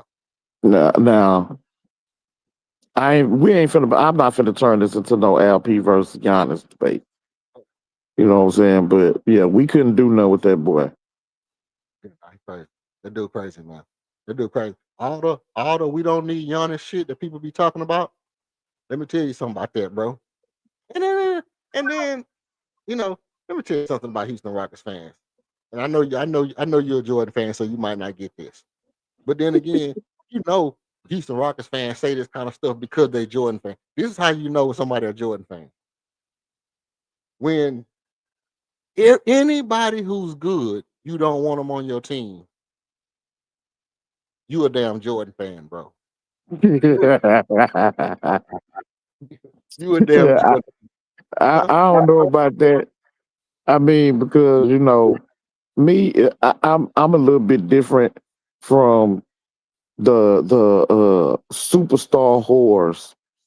Mhm. Pardon my language. There's some people who want every superstar on their team. Like no matter who it is, no matter they game, no matter the fit of the team, if they're a superstar, they've had success somewhere else, they want them on their team. Right? Like you got these people who now want John Morant on the Rockets. Don't matter if he don't fit. It don't matter if he don't play no defense. It don't matter if he's a knucklehead. They want him on the team because he's a superstar. Okay. Like take away the success that he's had in the NBA, over the years. They wouldn't touch him with a 10-foot pole. But since he's a superstar, they want him on the team. There's a lot of people like that. So, and then you got people who also look at some of these superstars, look at how much money they make, um, and they want to add them to the team and don't care how much players off your roster you're gonna lose. Just give me the big name, give me the superstar. Okay, yeah, we'll give up Armin, we'll give up Reed Shepard, we'll give up Jabbar, anybody you want, you can have. Just give me that big name on the team. So I'm with that. I mean, it is an argument for that, bro. Okay. So let me tell you. Because when I saw the news about Ja Morant with his problems and what's it called it, came on my stream. I pulled up the article that said we talked about the Derek White thing beforehand because the Derek White was on a bunch of articles talking about Derek White coming to Houston. Obviously, every time a point guard becomes available, it's going to be tied to Houston. So I came on and I said, you know, it's probably going to be some rumblings about Ja Morant coming to Houston. Then the next day, Mace was on It Is What It Is, saying Ja Morant would be good in Houston. So I came back on later on that day. I think that was a pregame show, and we talked about Ja Morant being in Houston. Right now, let me clear up with you my argument. I know because you debated me, so you're gonna be able to see what I'm saying and what I'm not saying without putting a jacket on me. Right, because you know how I think at this point. So my argument was this: I don't have to have Ja. But you can't tell me he wouldn't be good for the team when the point guard that we have is hurt and he is nothing to the team right now. So, other than the fact that we're developing, redeveloping, Ja Morant can do exactly what Fred VanVleet can do. He can shoot the same percentage from the fucking 3-point line that Fred shot last year, and he can set up his team. He can dribble the ball inside the paint. It's nothing about Ja that makes him worse than Fred, other than the narrative around him and the shit that happened in the past and the injuries. But Fred is injured, so we got to take off Ja's injuries. The only sustainable argument against Ja Morant is attitude and shit in the past. It has nothing to do with his game. It has nothing to do with his game. So Archon was like, it was either Archon or somebody was like, yeah, his defense ain't good. Okay, I can concede that his defense ain't good. Fred defense is not good this year either. There's no Fred defense is way worse than Giants right now. Matter of That's fact, that's a trash argument, yeah. Come on, bro. but it's true. It's a trash argument, but it's true because all I'm talking about is all the people that talk about we need a point guard, we need a point guard, we need a point guard. But then when a point guard becomes available, not that one because the narrative around him says he's not good. Well, I said no. Fred can do everything that Fred VanVleet can do, except for be, your fearless leader. He can do everything but except for be your fearless leader. He can dish, he can penetrate, he can dribble the ball from coast to coast without getting the ball stole. He can shoot 35, 34% from three, just like Fred did. He can rebound, he can do all the shit. And he can get hot and get you buckets when you need them. I said so if he comes available and they're willing to take some Tari, Fred VanVleet, Jay Sean Tate type shit, I would do that trade. Tari, Fred VanVleet, Jay Sean Tate type shit, I would do that trade. Even though I love Tari like I love Tari, and I wouldn't have traded Tari for Jaylen Brown, I would do that trade because we need a point guard now, and it would help us get to the playoff and be sustainable. And he still fits our timeline because he ain't over 30 and shit. He's not like 30, 31, 32-year-old niggas that's gonna be on their last. So that was my argument. It wasn't that the fact that I feel like we need Ja Morant or that I want Ja Morant so arguably bad. It's just that niggas can't come over here and tell me the nigga ain't good all of a sudden because you don't like him. You don't like him, you don't like him. But don't say he's not good or he don't fit the team when the guy who fits the team is apparently the best fit for Houston Rockets since Calvin Murphy fucking ever existed is hurt. Like, it's only one person that fit the team, and he got to be bad. He got to be a mediocre point guard in order to fit the team. That's bullshit to me. No, no. That point, that's the only point that you made I agree with. I reject the notion that Fred is the only dude who fits the team. Right? I Oh, don't Mike think Conley, that Fred I don't think that what'd you say? people said people have said Mike Conley. What I'm saying is everybody that they say we should get for a point guard is a mid-ass point guard. Is mid right now. Nobody has potential to be better than what they are. Everybody who they want to get is mid, it already reached their potential. And I'm saying I don't want no mid-ass point guard that already reached his potential. I want somebody that's good or can get better.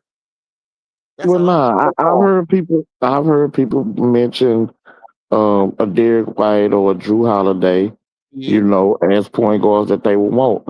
Have they yeah, reached their potential? Yeah, but they not washed, they right? me, Well, Drew Holiday ain't mid.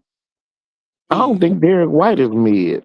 mid at best. I think that those are really good quality players. They quality veteran players, and I think that that's the main thing when you say that these guys are mid. They're advocating for a veteran point guard who knows how to play the position at this level at a high level, right? Yeah, So yeah, if you go talent for talent, I can say that John Morant is clearly a far more talented player than Fred. Fred, his mentality, his his thought process, how he can orchestrate an offense, that's what gives him a leg up. His defense, all of defense. those things give him a leg up over Ja. Ja is far more talented. He creates problems as a basketball player because of his skill set, but a cerebral thinker on the basketball court? Very, I say very, no. very, very. I But you say watch I say no. I say he's not a cerebral thinker on the basketball court. He makes too many dumb decisions. I think he's a better passer than Fred. He's wait. a better scorer than Fred. He's not a better shooter than Fred. Fred did have a off year, a bad year last year, particularly from three. That's his worst year, and that would be John Morant's probably best year. John Morant is not a 3-point shooter, so he can create other problems, but he's not what Fred is as a point guard, being a veteran, cerebral thinker, um, being able to calm everybody down, calm the offense down, and that's again, I think we played at a slower pace with him. When we started making all them turnovers, you put the ball in Fred's hands. He walked the ball up the court, trying to slow it down. I think the only passes he made was to LP off the pick and roll. Like I ain't see him making no skip passes, cross court passes, finding shooters out on the wings or in the corner. I ain't see Fred really do that often at all.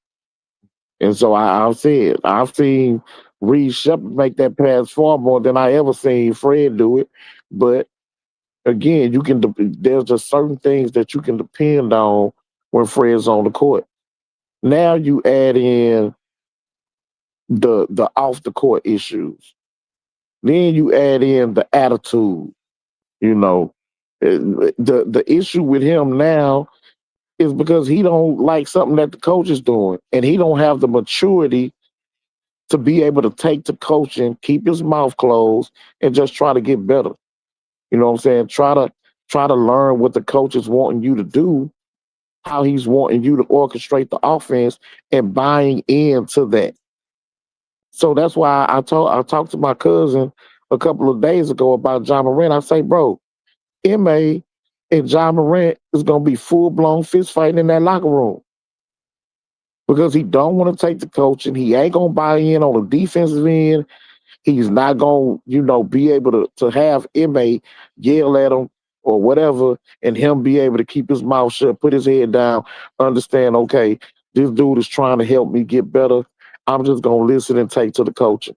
I don't see it. So that's why I don't believe he's a fit. The talent is there, yeah, but Okay, it's all the other things, bro. okay. So let's go with that. Let's go with what we know for a fact. Okay, let's not do the we can do the assumptions later. We're gonna parse it. We're gonna start with the facts. The fact is, talent wise, do he make you better? Just talent alone. Just talent. That's all I'm asking. Talent. Do he make us better? Yeah, I mean, yeah, Okay. talent alone, sure. Yeah, you don't even have to mute up. You don't even have to mute up because there's gonna be some back and forth. We finna do a little spit boxing. Now, if talent wise, he makes us better, and Ime is the head of the snake. Now, I want to ask you in the game we saw against them that we played against them.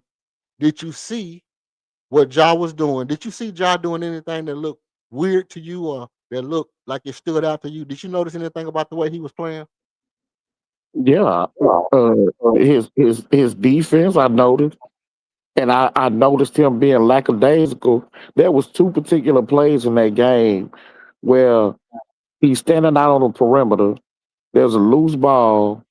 With his speed and quickness, is no reason that he can't get to that ball. It was lackadaisical. It was Well, a complete lack of effort on his part. So he helped them lose that game. okay. Well, I'm gonna tell you this now because I'm only entertaining this because I want to get into some of the reasons why I see things the way I see things. Now, what I saw y'all doing was coming down the court and doing the Kobe. I'm gonna come down. I'm gonna draw the defense. I'm just gonna kick to you. I'm gonna come down. I'm gonna draw the defense. I'm just gonna kick to you and getting people wide open shots that they just blatantly missed. Now, the problem with Ja had with the coach was that this coach is a European coach and he runs a what they call a hockey style substitution to where he wants people steady coming in and out the game. You're not really getting a chance to warm up. You bringing people in, you bringing people out. You bringing people in, you bringing. And Ja don't like that shit. He want to get in and get his game, have his game. And this coach is trying to do this European hockey shit, and Ja don't feel it.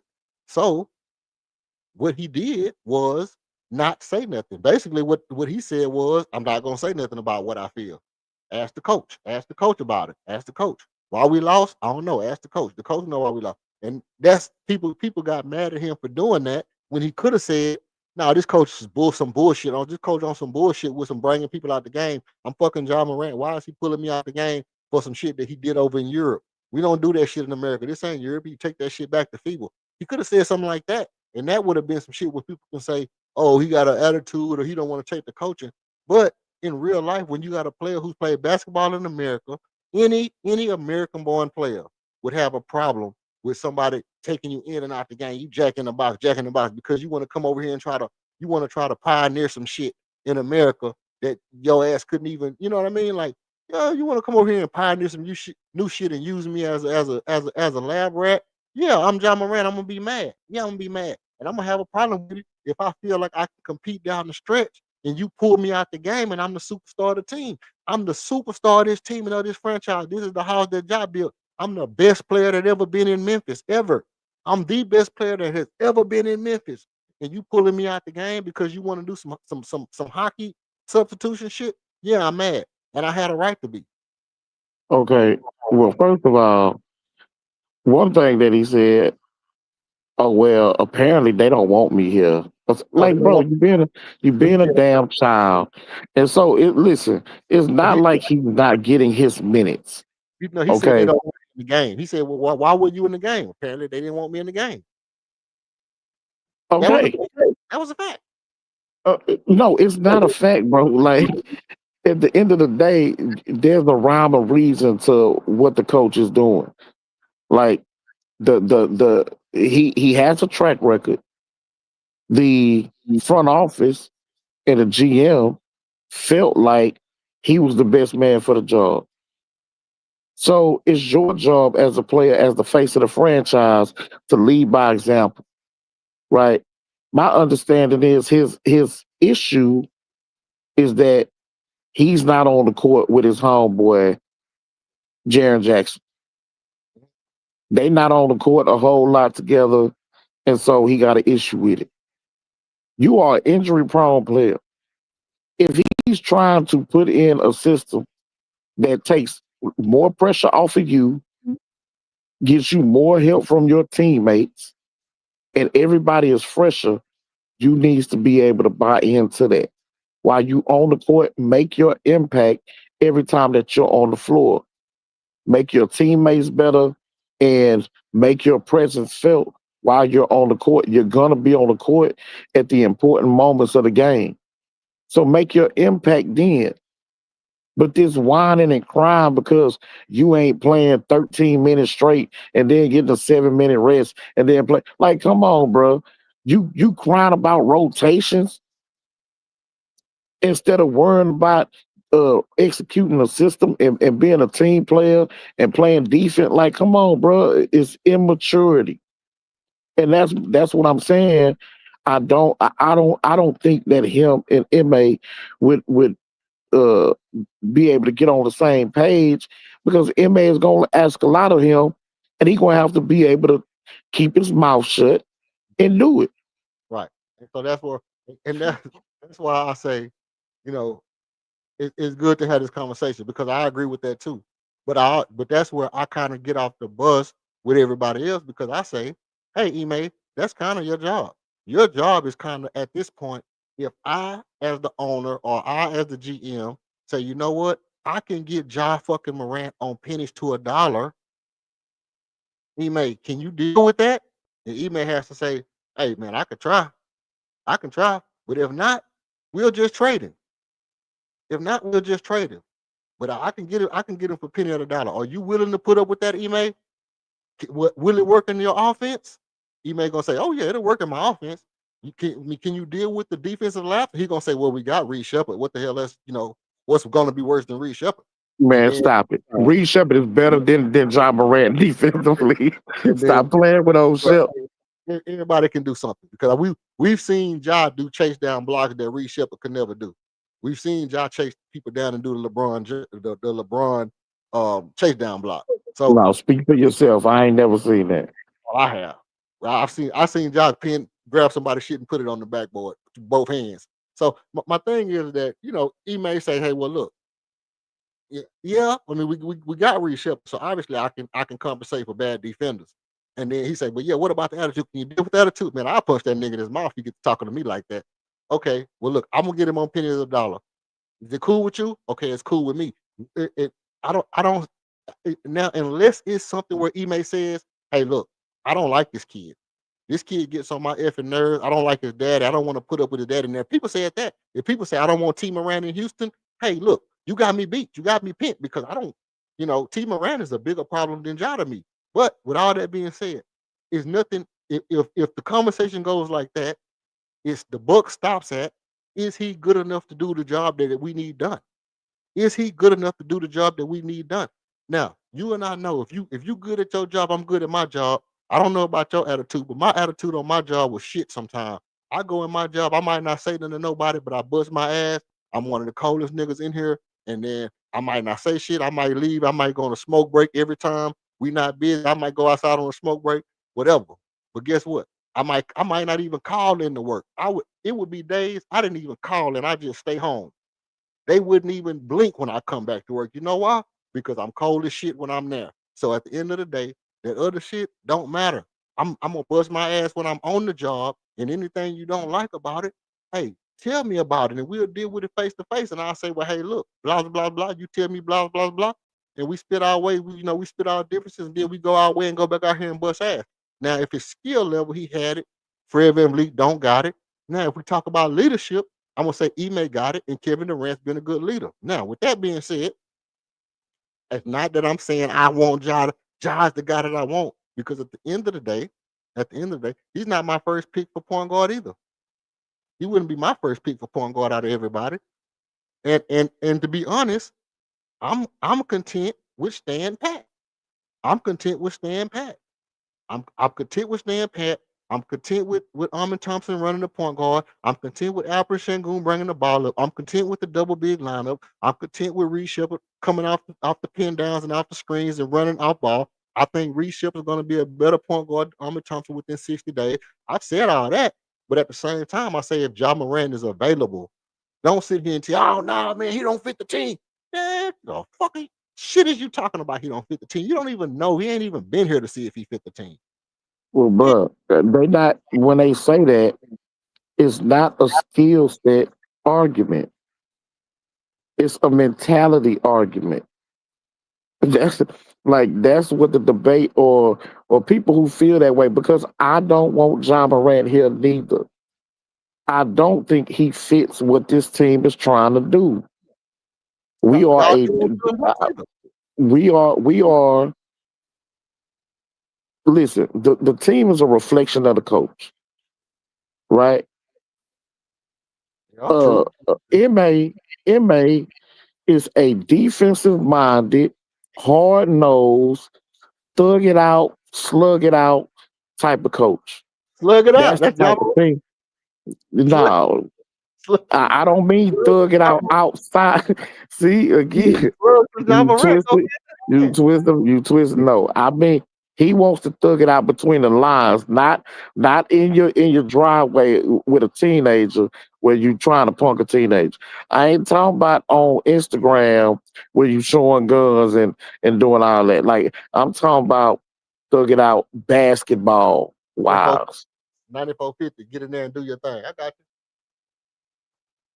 So I don't want him on the team. I don't think he fits what we're trying to do.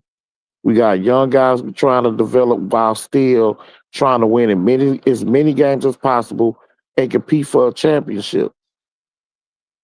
One. So Go ahead. nah, that's it. I just me personally, I don't want him on the team. And I'm with you. I want us to stand pat, let our young guys develop. Let's get through the rough patches, but let's keep our team as it is. One last question about the John Morant thing, and then we can move on. I want to pose it something like this. Was it anything about is it anything about John Morant that makes you feel like it would be harder to conform Ja to the Ime mindset on defense and offense than it was to conform fingernail polish man? Yeah, it's gonna be, but bruh, nobody ever could say that Jalen was a issue for a coach. A prima donna thing. Yeah, whatever the coach asked for him, from Steven Silas to Ma, whatever they asked him to do, he did it.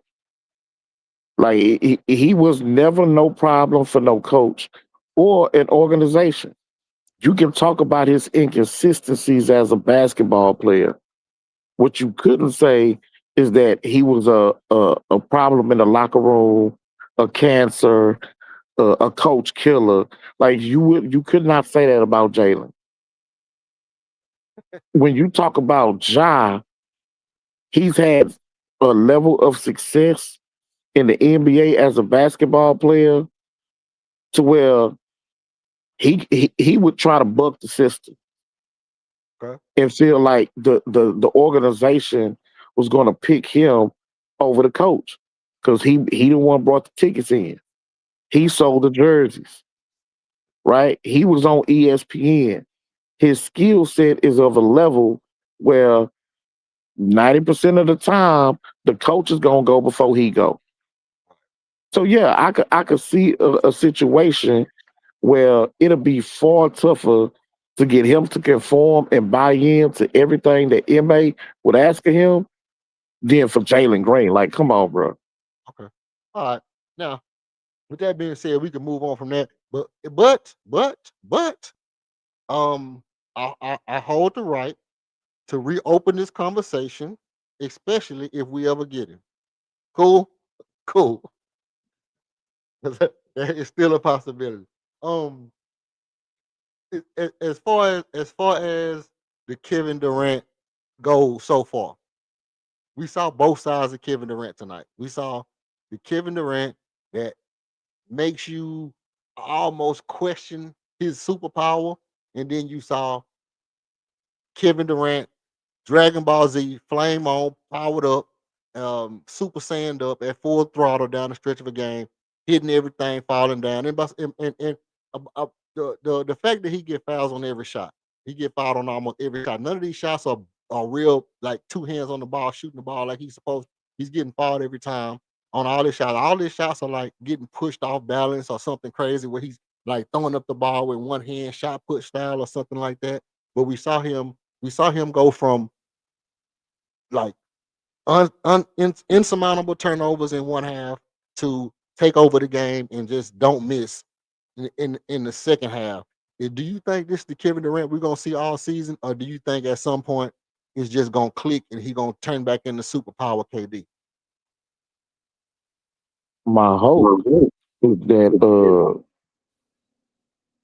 he will get better as the season goes on with the turnovers. Him as a scorer, that's something he just gonna figure out. Like as the season goes, the more that he's getting with MA and the coaching staff, them pointing out to him, okay, look, this is how teams are playing you. This is what they doing. So these are your outlets. These are, the decisions that you get to make when you get to certain points on the floor. I just think that that's gonna happen over time. He gonna figure that out, but it's gonna come down to um, him being more secure with the basketball. Like the rate that he's turning the ball over at is unsustainable, especially for a guy of his stature. Right. So that's the one thing I'm hoping gets fixed. Whether that's coming off the ball a second and a half earlier, you know what I'm saying, or just deciding to rise up and take the shot. That has to be fixed. That has to be addressed. So you think it's a situation to where, for one, like I know like the Kevin Durant at the top of the key is something he's always done since he was in Oklahoma City, but um for some reason it's like a growing sentiment that he should just catch the ball at the elbow and just turn and shoot like LaMarcus Aldridge or something. Is that the growing sentiment? I mean, is that something you can strive to? You kind of No, I subscribe. don't. I don't. No. I don't subscribe to that. I think there's major benefits to him being at the top of the key, bro. Like he's basically 7 foot. He can see the whole floor. It's just a matter of him understanding what teams are doing and where his outlets are and being able to get the ball there without turning it over. Yeah, You know what I'm saying? Being able to, take some ball pressure without turning the ball over. And maybe some of it is the team communicating, letting him know when the second defender's coming. But like, bro, you KD, and I don't know if I'm not a KD fan specifically, so I haven't followed him throughout his career. It seems like sometimes he gets the ball and his eyes is at the floor or something. Like he's not looking at the full court or understanding, when a double team is coming, when a right. trap is coming for him to be able to get the ball. Like, bro, keep your eyes up. How you not seeing these people coming at you? And this day, even you look at last game against San Antonio, they kept trapping and rotating on the backside. So they double team this guy, the other guy rotates, they got somebody deep in the corner. You have to be able to keep your head up, make the simple pass. Stop trying to make these home run passes or these long, far away passes that's getting picked off. That's how you got 8 turnovers. Right. Make the easy pass, reposition yourself, and get the ball back. But so again, these are some things that you probably feel like you shouldn't have to say to a dude who's been in the league 20 years. Right. But that's what I'm hoping, that he just gets better at and improves at over the season. I'm not worried about the scoring or his shooting. I ain't worried about that. No, a man more. You are 100% right. You did tell me he's not known as a passer, and I said to you, I said just because he's not known as a passer, don't mean he can't do it. Because we've seen the passes he makes that he does well, and so I think what me and you have to kind of you know give a little, take a little, because you're right about that. He's not known as a passer, and I'm right about this. The bounce pass on the give and go looks, you know it looks spectacular. That give and go between him and Alvin Sengun, when he have to spin that ball between two people, snap it, he get it there every time, and every time it's pinpoint precision passing. So I think where we're at is he can't make no passes where he have to do no long drawn out shit where people can just see him. It's just he don't got the certain level of strength to get the ball there, or a certain speed on the pass he don't got. Something that's going on about certain passes. I think it's just too hard not to telegraph your pass when you that fucking long.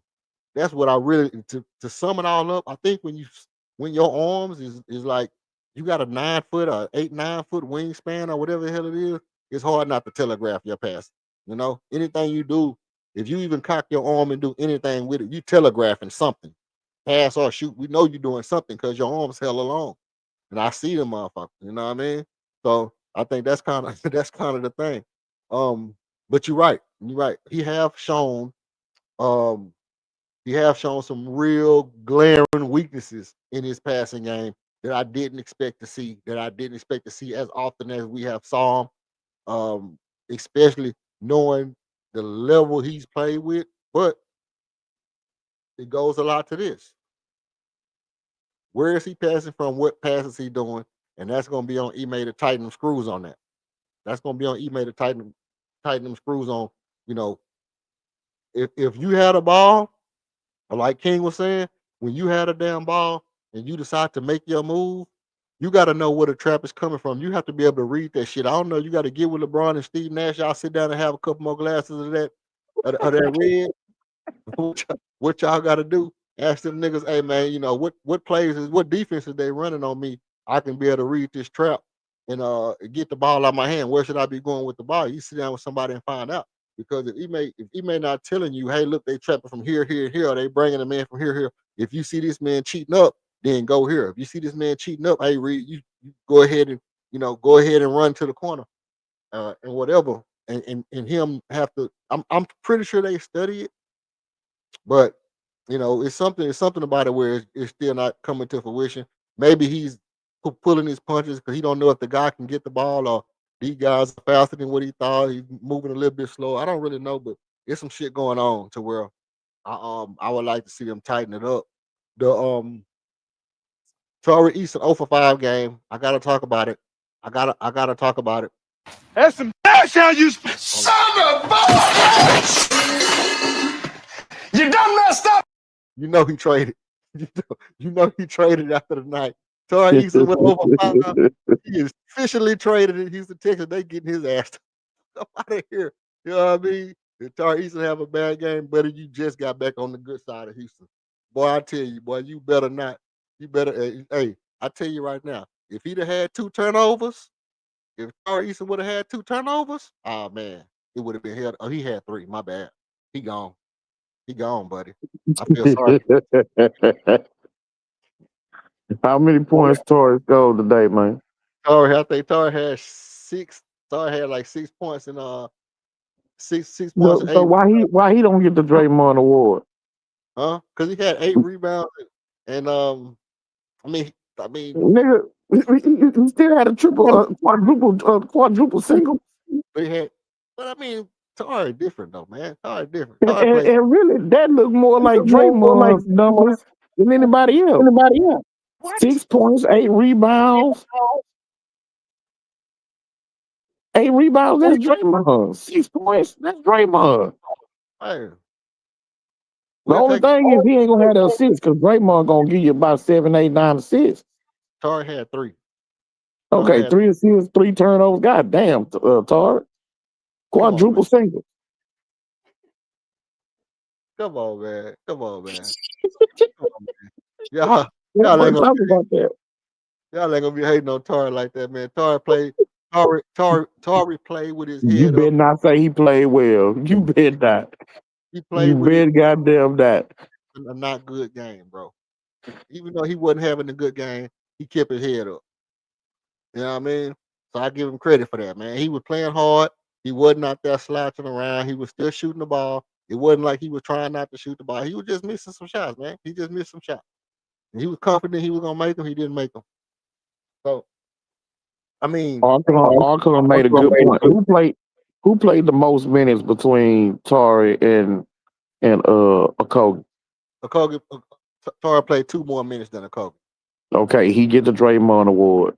No, no, Period. He get no. the Draymond Award. Draymond, I agree. I agree with y'all. Whoever Draymond, played the most minutes get the no, Draymond Award. It goes to Tar.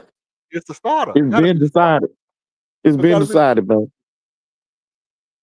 Over basketball. Nah, nah, nah, nah. We ain't gonna do that, man. We ain't gonna fall out like that, man. Over basketball. We're gonna keep the trail burger with each other. But look, the Okogie Tari dynamic. Let me tell you about what let me do this. Let me go out on the let me get on my soapbox and announce this from the mountain top to the coastal shores of America that Okogie is a phenomenal defender. Right? Some shit he just can't do. Some shit he just can't do. But is Okogie the best defender on this team? Yes or no? Yes or no? I mean, in the chat, is Okogie the best defender on the team? What you think, King? No, it's Almond. Come on, bro. Like that ain't even. Why you even asking that, bro? You should, now you could. You should have started off with, is he the second best defender? I want to know if he was the best defender because I mean he was No, on Victor Wembanyama the other night. he's not the best defender. No. Okay. Cool. Okay. So is he the second best defender? Absolutely. At this point, I still want to see DFS. I think DFS is a damn good defender. Mm-hmm. He got size, he got length. You know what I'm saying? That's what he's known for. So I still want to see him, but at this point, yeah, Okogie's tip of the spear, bro. Like he's just a dog. Like defensively, he's a dog. He gonna get up in you. He gonna pester you. I like him far more than Patrick Beverly. Like the praise that Patrick Beverly got, I think is really reserved for a guy like a Kogi, who's a real live, defensive guy. He just ain't a pest, getting on your nerves. Like he's actually defending, playing great sound defense, creating turnovers, getting steals, that type of thing. Oh, okay. You got that one. You slid that one in, and I was like, damn, where Patrick Beverly come from on Patrick Beverly? But I don't know if he's the second best defender on the team.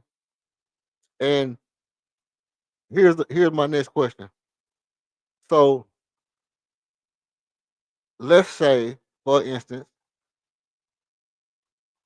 let's do this one. Let's say, for instance, Dorian Finney-Smith come back and he is shooting lights out. Let's say he's coming back and he's having a great shooting display.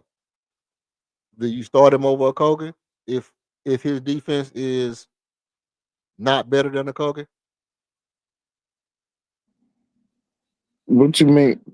If his defense ain't better? Yeah. Probably not. Okay. I mean, but it's gonna be fluid because it's gonna depend. Is it is his defense way worse than the Kogi? I mean, I don't see that being the case. I don't see that being possible. But the shooting, the rebounding, the defense, another, rim protect. Like he could bring a lot of other things possibly that a Kogi don't bring that could possibly put him in a starting lineup. But it may just say, look, I want this guy when we start out games, I can put him on the best offensive perimeter player on the court.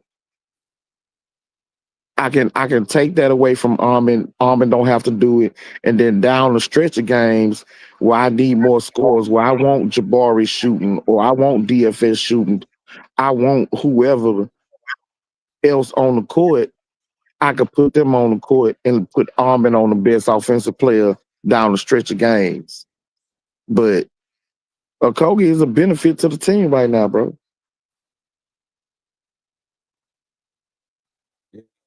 our team construction is sketchy.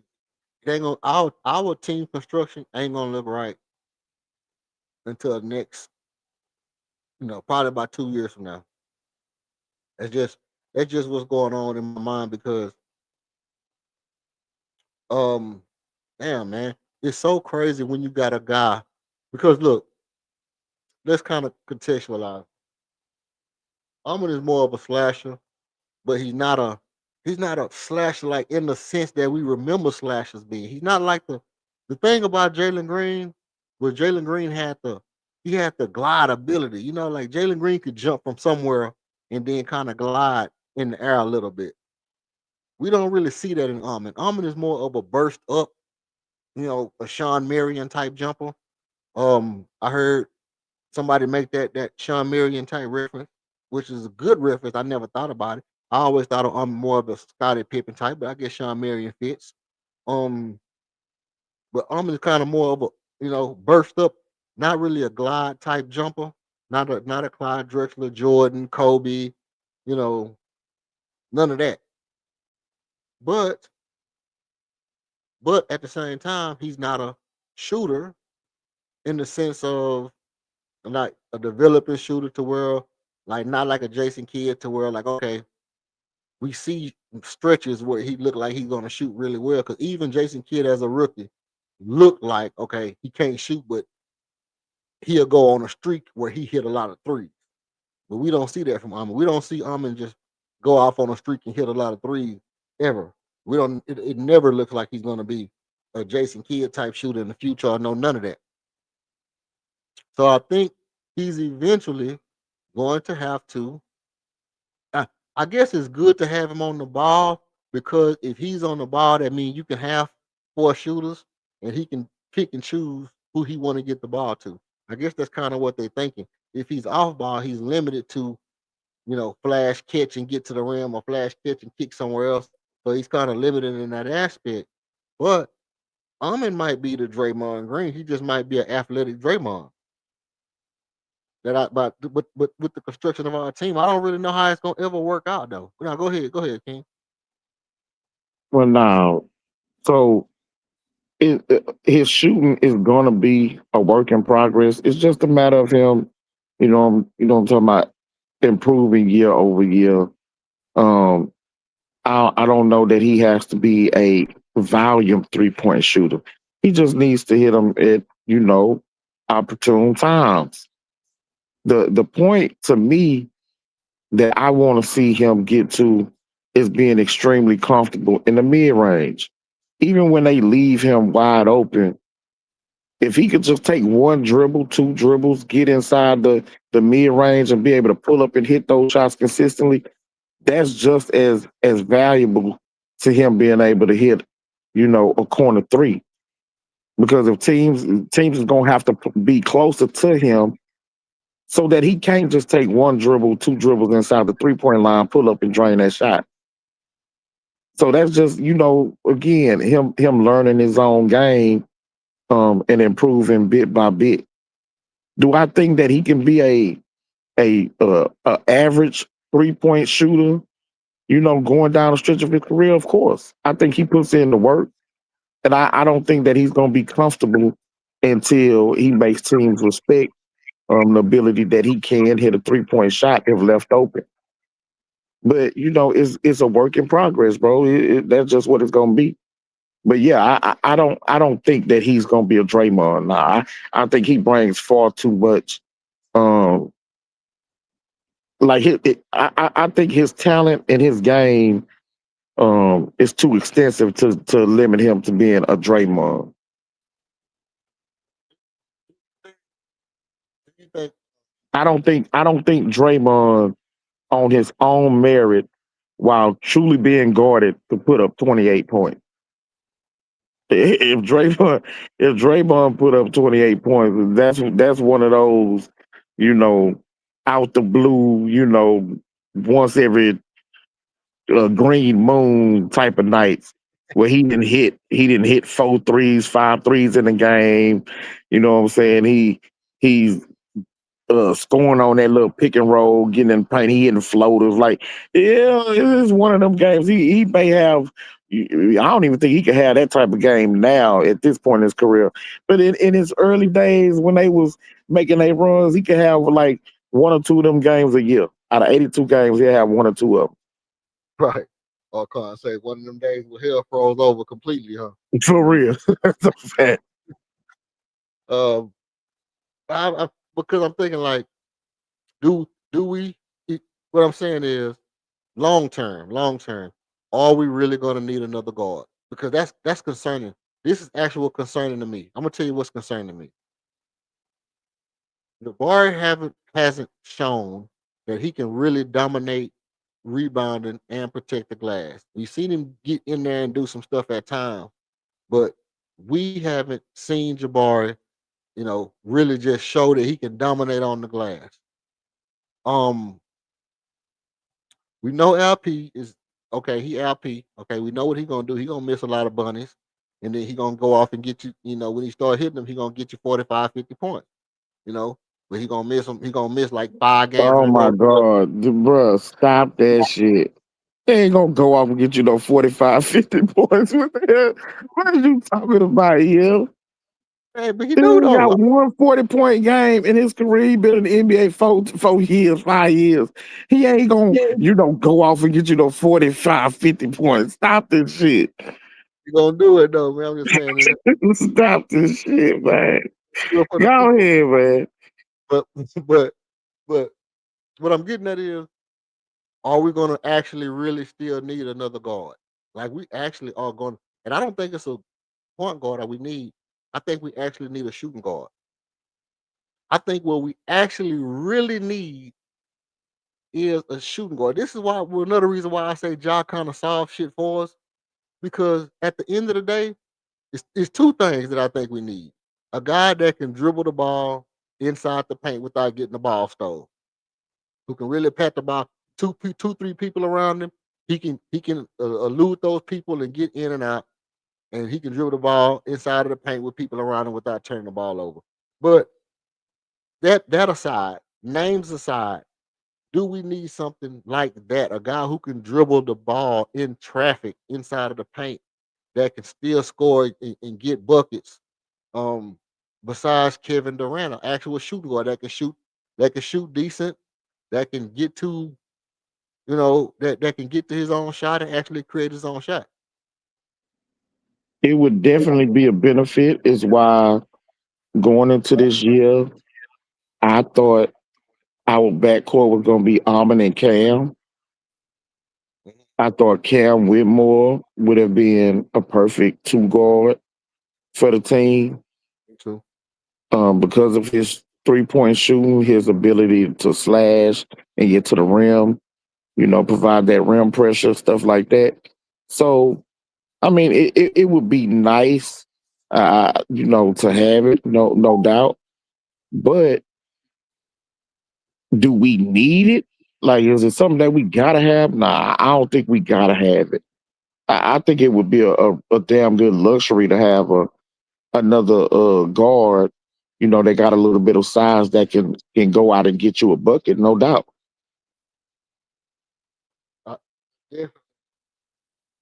definitely think it's a real live possibility that out of everything we don't have, a shooting guard is the thing we don't have. Like we don't have a guy who can score multiple ways, right? We don't have a guy that can score multiple ways. We got Al Pachinko, who can work the worldless dervish. We got Kevin Durant who can dribble pull up. We got Armin who can get to the rack, but we don't got a guy who can do multiple things, bro. We don't got a guy who might go bang on you, a guy who might go lay you up, a euro, get to the euro. But we don't have an actual live shooting guard that's crafty that can do different shit. Mm, I mean, I agree with that to a degree. Um, the only thing holding Auburn back from being that is, being a consistent outside shooter. But he has shown the ability to score in mid range, and to get to the rim, get to the free throw line. So that's the closest thing to somebody having a multiple faceted game. But again, I mean, I feel like we got enough shooters to keep people honest, where it gives him more space. So I mean, he would have to be that guy, you know. Um, I mean, it just is what it is at this point. I wouldn't want uh John as that guy because again, not only do you have to play both ends, but he's not a better shooter than Jalen.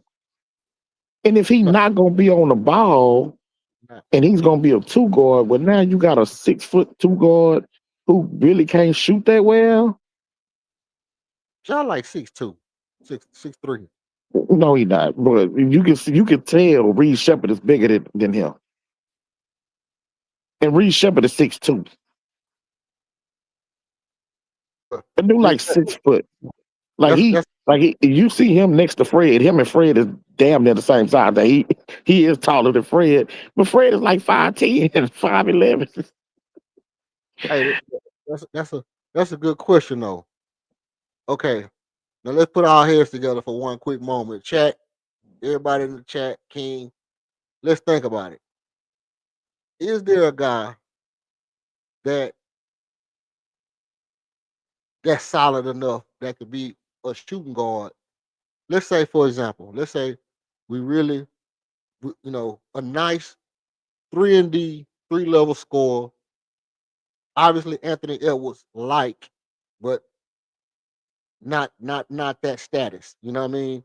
Not Anthony Edwards, but somebody who got the all around game to score on all the levels and play defense and shoot a little bit and can shoot, get to his mid range. No, I'm not trying to speak John to existence. I mean, ultimately Jalen was almost that perfect guy, to be honest, you know, but he couldn't maintain in the playoffs. I mean, he didn't have the killer instinct. Because I mean, if you really think about it,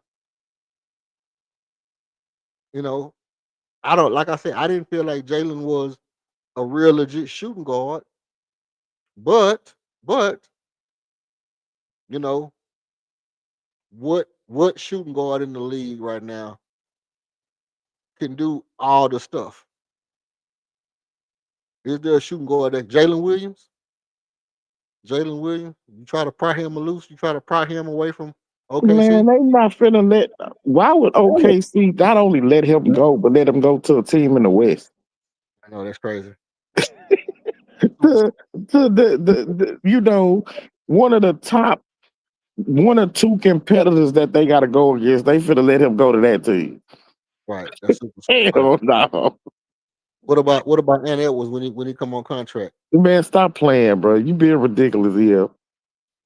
But I'm You just being saying, ridiculous. You saying names that these franchises ain't gonna let go of, especially to a team in their own conference. well, obviously they would never trade you and Edwards, but when he come for contract, he might want to leave and go play with a team. Man, they not finna let him go, bro. They'll trade his ass up out of Minnesota before they'll just let him walk in free agency.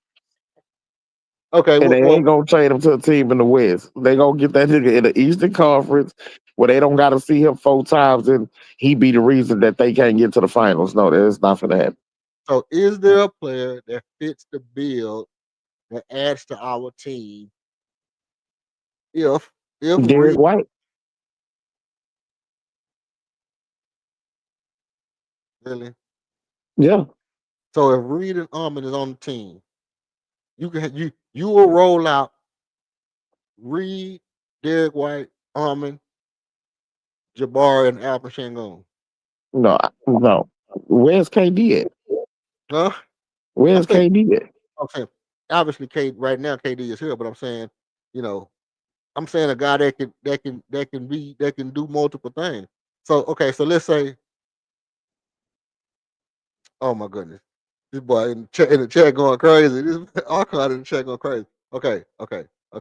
So what you saying is Reed, Derek White, Harmon, KD, and Al Pacino. No, I say Almond, Derek White, uh, DFS,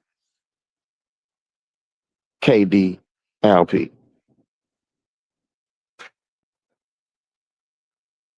You got shooters everywhere.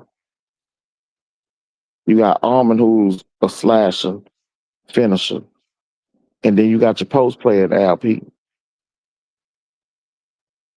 Was Then you I here? can come. Then I can come with the terrible trio of Old Shep, Okogie, and Tori, Jabari, and Steven Adams off the bench. That's disgusting. Was you here when I did the Derek White? But we can't get Derek White without giving up some of these guys, bro. Was you here when I did the Derek White stream? Uh-uh. So Derek White is shooting like 30% this year, and he Yeah, that's cool. averaging 15 points a game. So I mean, obviously his defense is good, and he's a hustle type player or whatever. He can hustle around and do all this stuff. But my thing about Derek White was as a legitimate opportunity to start and be the guy when you have the opportunity to make a real name for yourself. The defense is focused on you now. This ain't just come off the bench and don't nobody know who you is because you got a little piece of hair on the back of your head looking like a ponytail on the top of your head looking ass nigga. You actually got people looking at you because Jason Tatum gone. You're having a horrible season, bro. He's having a horrible season without Yeah, Jason Tatum. yeah, that's cool. Again, we are less than 10 games into the season. So he But started out the season, he ain't shooting the ball that well. There is an adjustment period when, your best player isn't on the court and the second best player, is suffering, a little bit of injuries. The play style has to change. Those type of things. Your responsibilities change. So there's an adjustment period that has to be made. That's cool. I it takes think that he's proven enough that he's a dependable shooter. I think he's proven enough that he's a good defensive player. And he's proven enough that he can handle the ball and do those types of things. So I'm not going to overreact or make snap judgments because of how he started the season. I remember when James Harden was here, he would start the season shooting 32% from the field, 27% from three, couldn't hit the wide side of a barn with a beach ball, and it didn't he'll turn around in the next 10, 15 games, average 40. So nah, bro, I'm not making no snap judgments off the first 6 or 7 games of the year.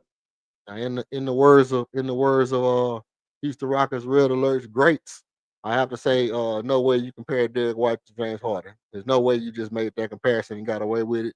So It we're not. wasn't a comparison. It wasn't a comparison. I didn't compare him to James Harden. I pointed out I've seen James Harden start the season in a shooting slump, and I didn't overreact then. So Derek White started the season out on a shooting slump. Does not all of a sudden mean that he can't play basketball or, what I'm saying, that he would not be a quality addition to the Rockets. We also seen Jalen Green start the season on a shooting slump multiple times. It's true. It It, happens. I know. And really, if you want to be honest with you, if you look at KD shooting splits, he didn't start the season on the shooting slump. Delta Should we juice. should we should we cancel KD because he started the season on a shooting slump? Nah. Is Al P in a shooting slump? Because Man, last year he shot like 49%. Is he at 49% this year? I think he's under 49%. yeah, he's not at 49. As a big man, okay then. So is we canceling LP because the way he No, started the season shooting the ball? no.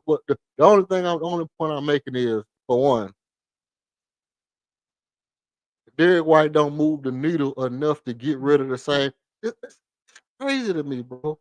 It's crazy to me that people would think Derek White moved the needle Like out of everybody in the league, like here you go, here you go, here you go, here you go. I heard you use the name Star Horse. Star Horse. That was the term you used. Yeah. Oh, that's basically name Gordon. Y'all basically name Gorders. It's the same thing. You say, oh, here's a guy, here's a guy that is underrated, that don't get the just due, that's a system point guard, that can do a lot of stuff, and he know how to fit into a system. Perfect guy.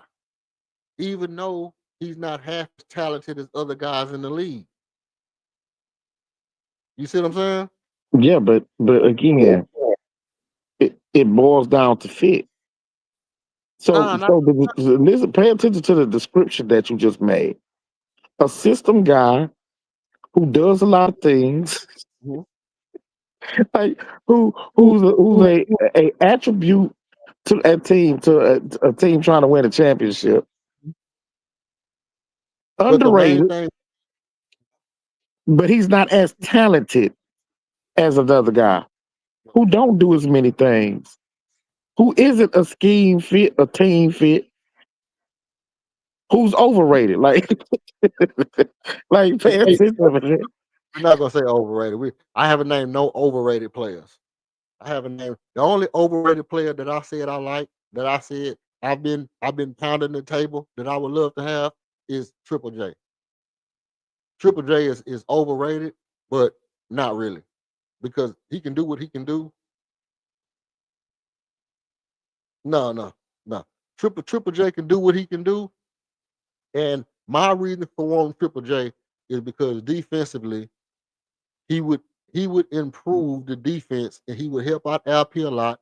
He could be double big without having to actually have, Steven Adams on the floor, because he's a big time defender, and he can stretch the floor a little bit when he get going. He can kind of create for himself. But Triple J has fell off a cliff. Jerry Jackson Jr. fell off a cliff, and I don't know if there's something in the water out there or whatever, but he ain't looked like himself since last year. Um, but I mean, I do kind of feel like shooting guard. You know, Archon says this. I do not like that type of basketball, straight up, meaning combo guard. I've seen James Harden that did not work. What makes you think Timo Harden is going to help us?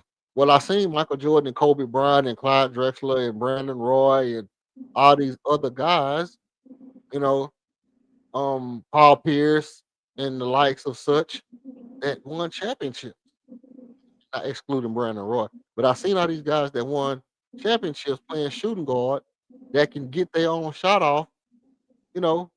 And so you comparing Ja Morant to all of those names. Oh, not at all. You just pulled John Moran out your ass.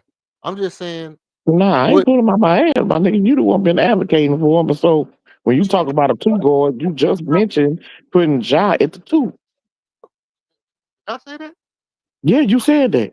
I said put John too. Yes, you did, bro. What are you talking about?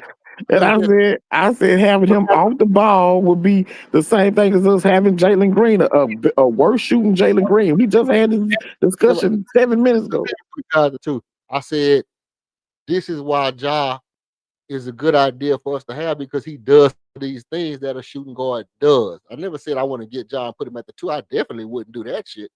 I'm definitely not putting John Moran at my shooting guard. That's absolutely insane. Bro, you guys to be. How many drinks you had during that game? I know Uh, you pissed off at halftime. How many drinks you had? I have You no drink. literally asked about Ja being at the two. I didn't. Oh I my didn't. god. I know what I said. If I y'all heard said him, if y'all heard him say about Ja being at the two on our team, please put a two in the chat. no. What I said was, I said that's why Ja. That's why Ja would be good for the team, because he does some of these things. And I moved on, because I haven't talked about putting Ja on the team since I said we can move on from Ja.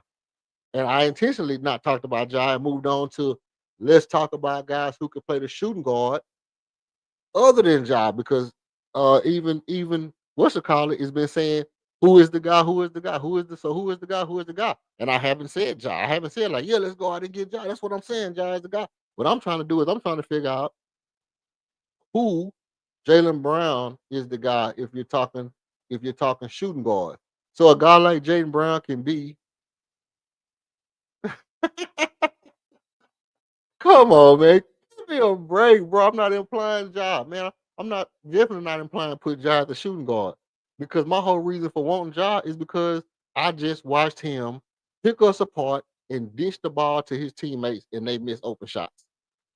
I mean, that's not my whole reason, but it's stuff When that I I go back, when I go back and re-listen to the stream, okay. I'm gonna put down in your comments the timestamp. Your next live, you come on your live, and the first thing you need to do is apologize to Okay. King. All right, go ahead. But here's the thing.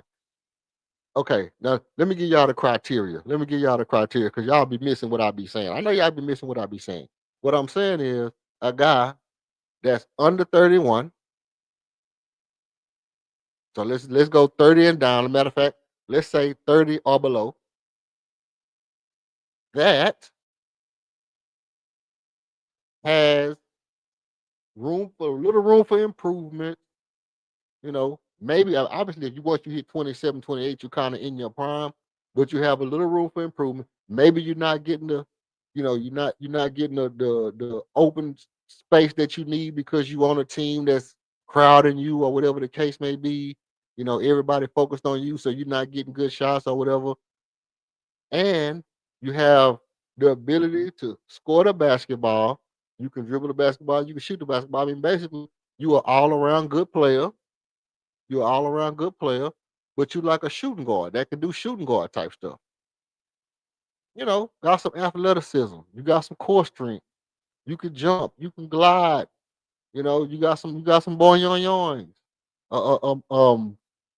Malik Monk type shit, but Monk is a little bit older now, but some shit like that. You know what I mean? Some shit like that. Yeah, I don't know a name that the Rockets can get without getting a team that's gonna be of high quality. I think that's the problem is that once you start trying to figure out who a guy can get, unless you go in and you do a real live deep dive scour through um NBA players and shooting guards and this and that and the third, you would have to say um you know then you kind of have to think of who you think of first, like oh, sorry, we got somebody in the building. I just heard that time.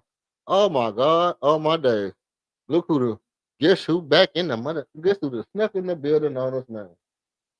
Hey man, Smooth been hired. He blocked me, man. Smooth blocked me, man. Nah, you ain't black. What up with you, fam? What's up with you, baby? I'm cool. How y'all boy? You chilling, man. You chilling up there. Salute. Already, man. I just had to jump in on you for a quick little second. Yeah. Man, So I think go ahead. I think what you doing and what we doing is we putting a little bit too much on the season. Just like my man right here said, it's only 10 games in, Yeah. and we putting too much stress on them boys and want them to come in and win every single game. If they don't lose nothing, they can't figure nothing out. So they're not Fact. gonna come in and win every single game. And then as far as the point guard situation, Ja is not the I don't think he's the person for any team, to be honest with you. I think any team he goes to, they're gonna lose. Because and it's not so much as him, it's his dad.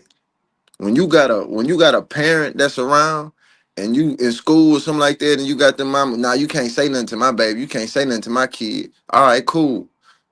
Well, don't nobody say nothing to him and he get in trouble, then I mean, what you want somebody to say? Because people trying to correct him, and you say we can't say nothing to your kids. So Jai is not the person for no team right now. To be honest with you, he got to go get his mind right, and it gonna start with his daddy because obviously he let him do what he want to do when he was little, and he still let him do what he want to do now.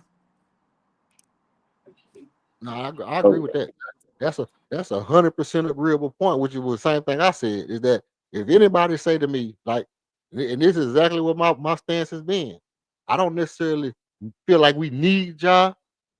My thing is, if somebody say you can get Ja pennies on a dollar, you have to tell me why you're not getting him. And Because you you can't. still And because he's going to mess up your system. Whatever system you have, Ja feels like the system is him. He feels like he is the Facts. system. Facts. So in order for a coach to coach you, you're gonna have to understand this ain't about you. This about the team.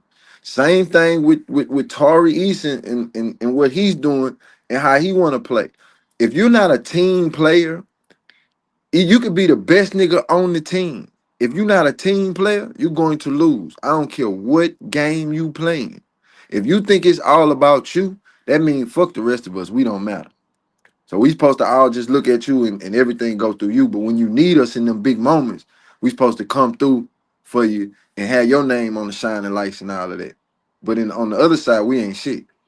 You can't win like that, bro. no, I agree. I agree with that. I agree with that. So I agree. and with the Rockets, we don't need a solidified shooting guard or a point guard. We got what we need right now. It's 10 games in. When we I get don't. to 30 games, then we can understand who are 20 games, 25, we can understand who everybody is, what their role is. See, we don't need nobody to just go out there and slash and give you another 20 something points. We only got one ball out there. KD got to get his 18 shots. Goon got to get his, and whoever else can get the scraps after that. But the thing with the Rockets is efficiency, and it's taking good shots and moving the ball. If everybody plays the point guard position like they doing right now, you can win games like you did today because you're moving the ball and you're getting everybody involved. And the ball's not just dominant in one person's hand. That's a dangerous team when everybody can get involved. But when you got a team that dominates like LeBron, we already know where the ball going.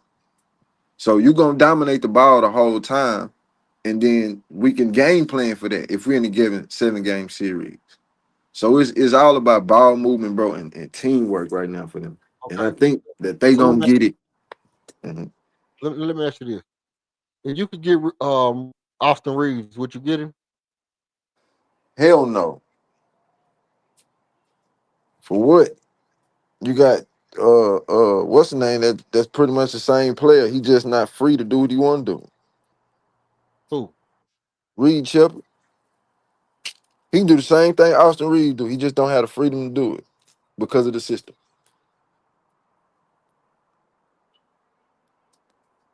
You have an That's my inconsistency in your own argument, no. and that's another example of why I call you Michael Jordan fans, because you're not consistent in your own argument. That's a possibility. Huh? If Reed Shepard had a green light to shoot as much as he wanted to, we understand that he can pass the basketball.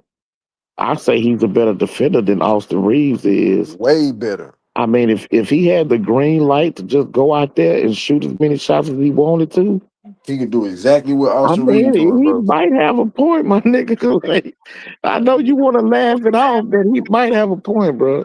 It's okay. Look at it. Look, okay, check it out. Hold on, let me say Who's a better player, Dalton Connect or Austin Reeves? hold on, let me say this. The reason I asked the question was because I thought the same thing the other day. I said, damn, the difference between Austin Reeves and Reed Shepard is Austin Reeves is already developed and Reed Shepard haven't developed yet. But Austin Reeves got developed because he was allowed to develop because he had LeBron as a crutch. And LeBron cut for him. They put him out there and they let him keep developing. We're not doing that with Reed Shepard. We're gonna have to go ahead and put him out there and let him develop if we want him to turn into an Austin Reeves. But that's not going to happen though, because they play two different things. Like the reason why Austin Reeves can do that, if you're a guard, man, and just say I got LeBron and Luca on my team, Mhm. the defenders, they not worried about me. They worrying about Luca and LeBron. So you Mhm. don't have as much attention. So I can get off a one-on-one shot anytime I want to, because I'm never going to get double teamed. Right. And So that's what Reed Reed. Shepard is different. He don't have that. You can't give that to a Sagoon and he could do No, what a LeBron do yeah, or yeah. Luca. Well, Luca wasn't on the team until this year. Austin Reeves was developing since his first year on the team. Austin Reeves has been getting starting minutes over D'Lo, and when AD was on the team, I think at the time it was AD and When he Russell wasn't Westbrook scoring no 50s Nah, he and he was wasn't coming off scoring the no bench. 40s. He was coming off the bench at first, at first, and then and they had him playing kind of like a backup point guard Yeah, took position Russell at West, first, coming off he the took bench. he took Russell right. Westbrook. Right. He took Westbrook's spot. Exactly. Why did Yeah, he he took take Westbrook's spot. Why did he take Westbrook's spot? Because His shooting and the passing Lakers ability. you got him to sit in the corner to shoot threes. And everybody in the Right. world know that he is not a good 3-point shooter. So why Okay, would you go get somebody to shoot threes and you know they don't shoot threes? That's okay, who messed up that man's career. okay. So now let's pan it back over. Let's kind of pan it back over back and forth. Mhm. So Austin Reeves is on the bench. He was Yo, coming I'm off gonna pop back up. I'm finna get ready for work. I'm gonna pop back up, bro. okay, bet that. Salute, man.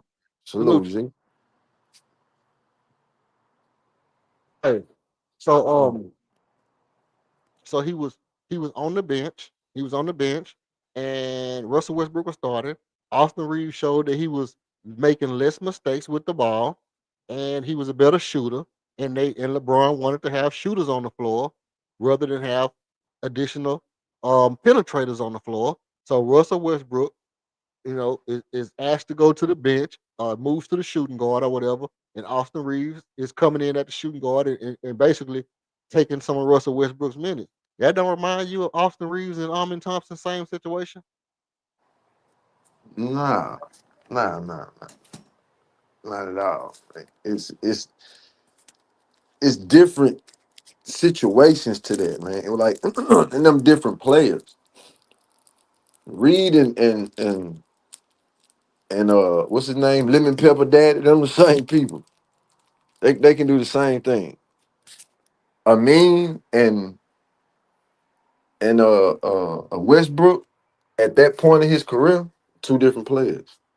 So it's two different situations. You're asking a player that's 30 something, you know what I'm saying, getting ready to get out the door, to come out the bench, and you brought me over here to do a certain thing. You paying me this amount of money, and now you want to sit me on the bench, and then you want to put me in situations where you know I'm not gonna succeed.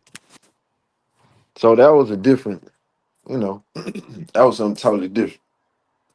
But it could have kind of been the same thing. Well, what I'm saying is in the aspect of what it's gonna take to get the most out of the point guard position, um, two things here. One thing is, I think it's insane to say you wouldn't take Austin Reeves right now, seeing as though how he's only 20, 25, 26, 27 years old, and he can be the perfect one or the two for this team. It would be insane not to take Austin Reeves. Second of all, but if you have to say, hey, Reed Shepard can develop into the same kind of player, he could develop into the same kind of player, Oh, then you have to look at what it took to develop that kind of player, and then we have to start implementing that to get Reed the amount of touches and burns that we need to keep him growing. but let's put this in context though. Let's put the context. So when he scored these points and you see this projection of where you think he's going, remember Luca and LeBron is out. So you're the number one option now. So this you getting all the looks, you getting all the scores. When they come back, where is he gonna be at in the rank? Is he gonna be 1, 2, or 3? Probably three. Okay, he's going to be 3. So now Yeah. all them 40s and 50s you was getting in them shot attempts you was making, you're not getting that no more. So understand what he was doing and while he was doing it and why he was doing it. It was the time frame that you did it in, those stars wasn't there. So you What about playing with some boo-boo. what So about the of course ability? you're gonna get that. What about the ability to do it? Everybody in the NBA can do that. if you on an NBA team and you have nobody on your team and your two stars are hurt and you the third option on the starting lineup, anybody can go out and do that, dog. Like hell, they can. Shit. They might not give you 50, but I guarantee you it'll probably be a 38 or 42 or something like that. Or 36. Like, come on, man. The boys go. If you a third option and you giving 15, you don't think if you getting a double the minutes and double the options of shooting attempts that you're not finna get 30 or 40 points and you hot that night? Well, Come on, and he a point guard, so he dominating the ball. It's not like he a center or a it's power how forward where somebody he got to do it. get him the ball. It's how he do it. It's the ability to control the ball handling ability, the craftiness around the rim, the scoops, the dip your shoulder, get past the man and get to the.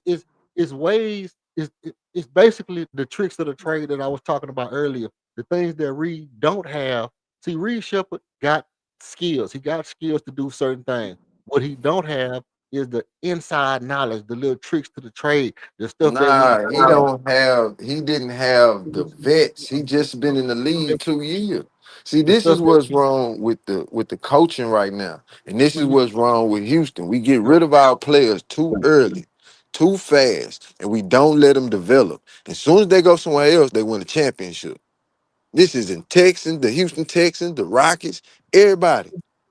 You got to let the players develop. Like right now, Cam Whitmore should be here and should be starting at the now, two guard.